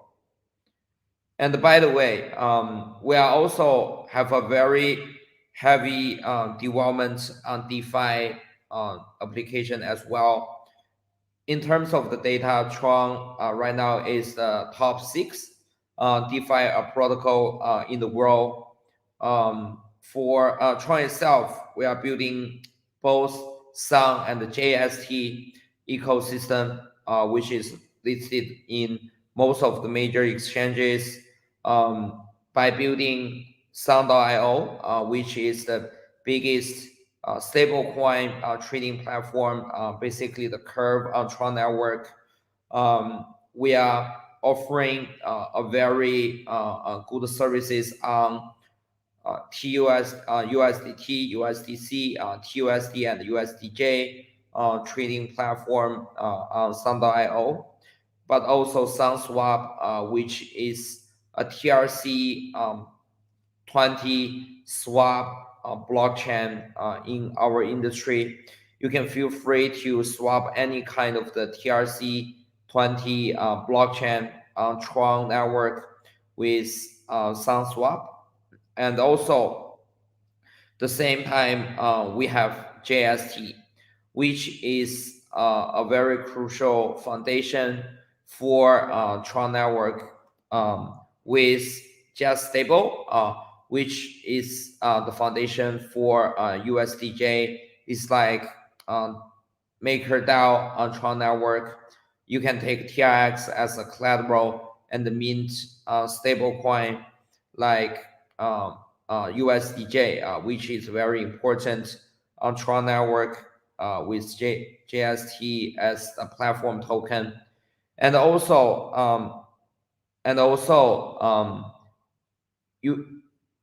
JustLand, basically the compound and RV on Tron is also very popular with over $2 billion US dollars.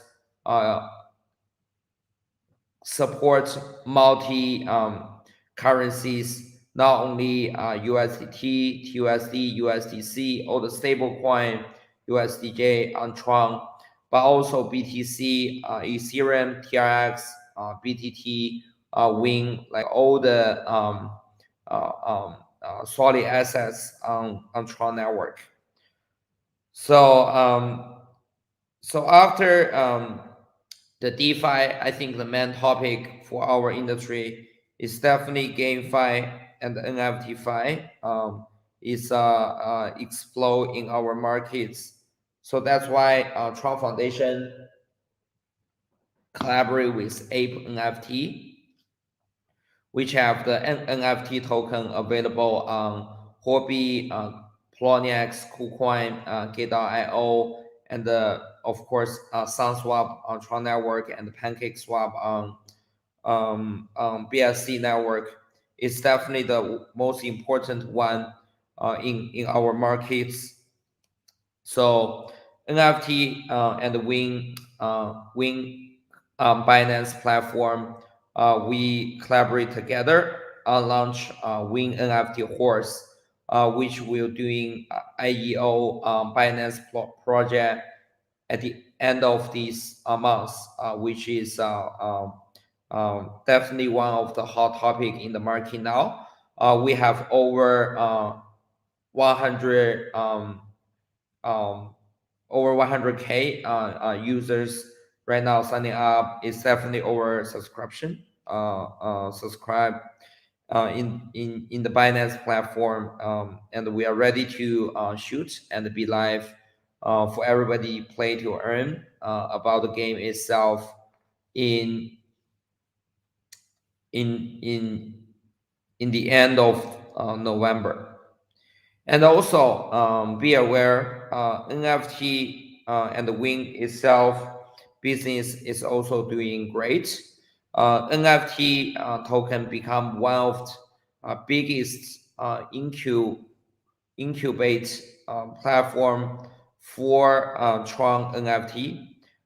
We incubate and deliver T-Punk, Tron Meebits, Tron Bored Ape, lots of good NFT on Tron network, Craftly as Tron NFT trading platform, and also Wink deliver the Wink link as the biggest oracle, basically Tron channeling on Tron network and building the infrastructure for Tron network. So I think today Tron is at full speed on building the next metaverse and the Web3 foundation for the blockchain industry. We have a very fast, efficient, and safe network blockchain foundation for every developers in the world. And also later this year, we just launched a 1.1 billion US dollars stable coin and TRX fund supporting everyone in the industry, and we will continue to provide the best support for all the developers building on Tron network. We will continue to serve our community with a very humble and open mindset. Hopefully, at the end of this year, we will deliver more works and update to you, and hope you enjoy the crypto summer. Even this is winter now, but I definitely believe the crypto summer will continue. Thank you.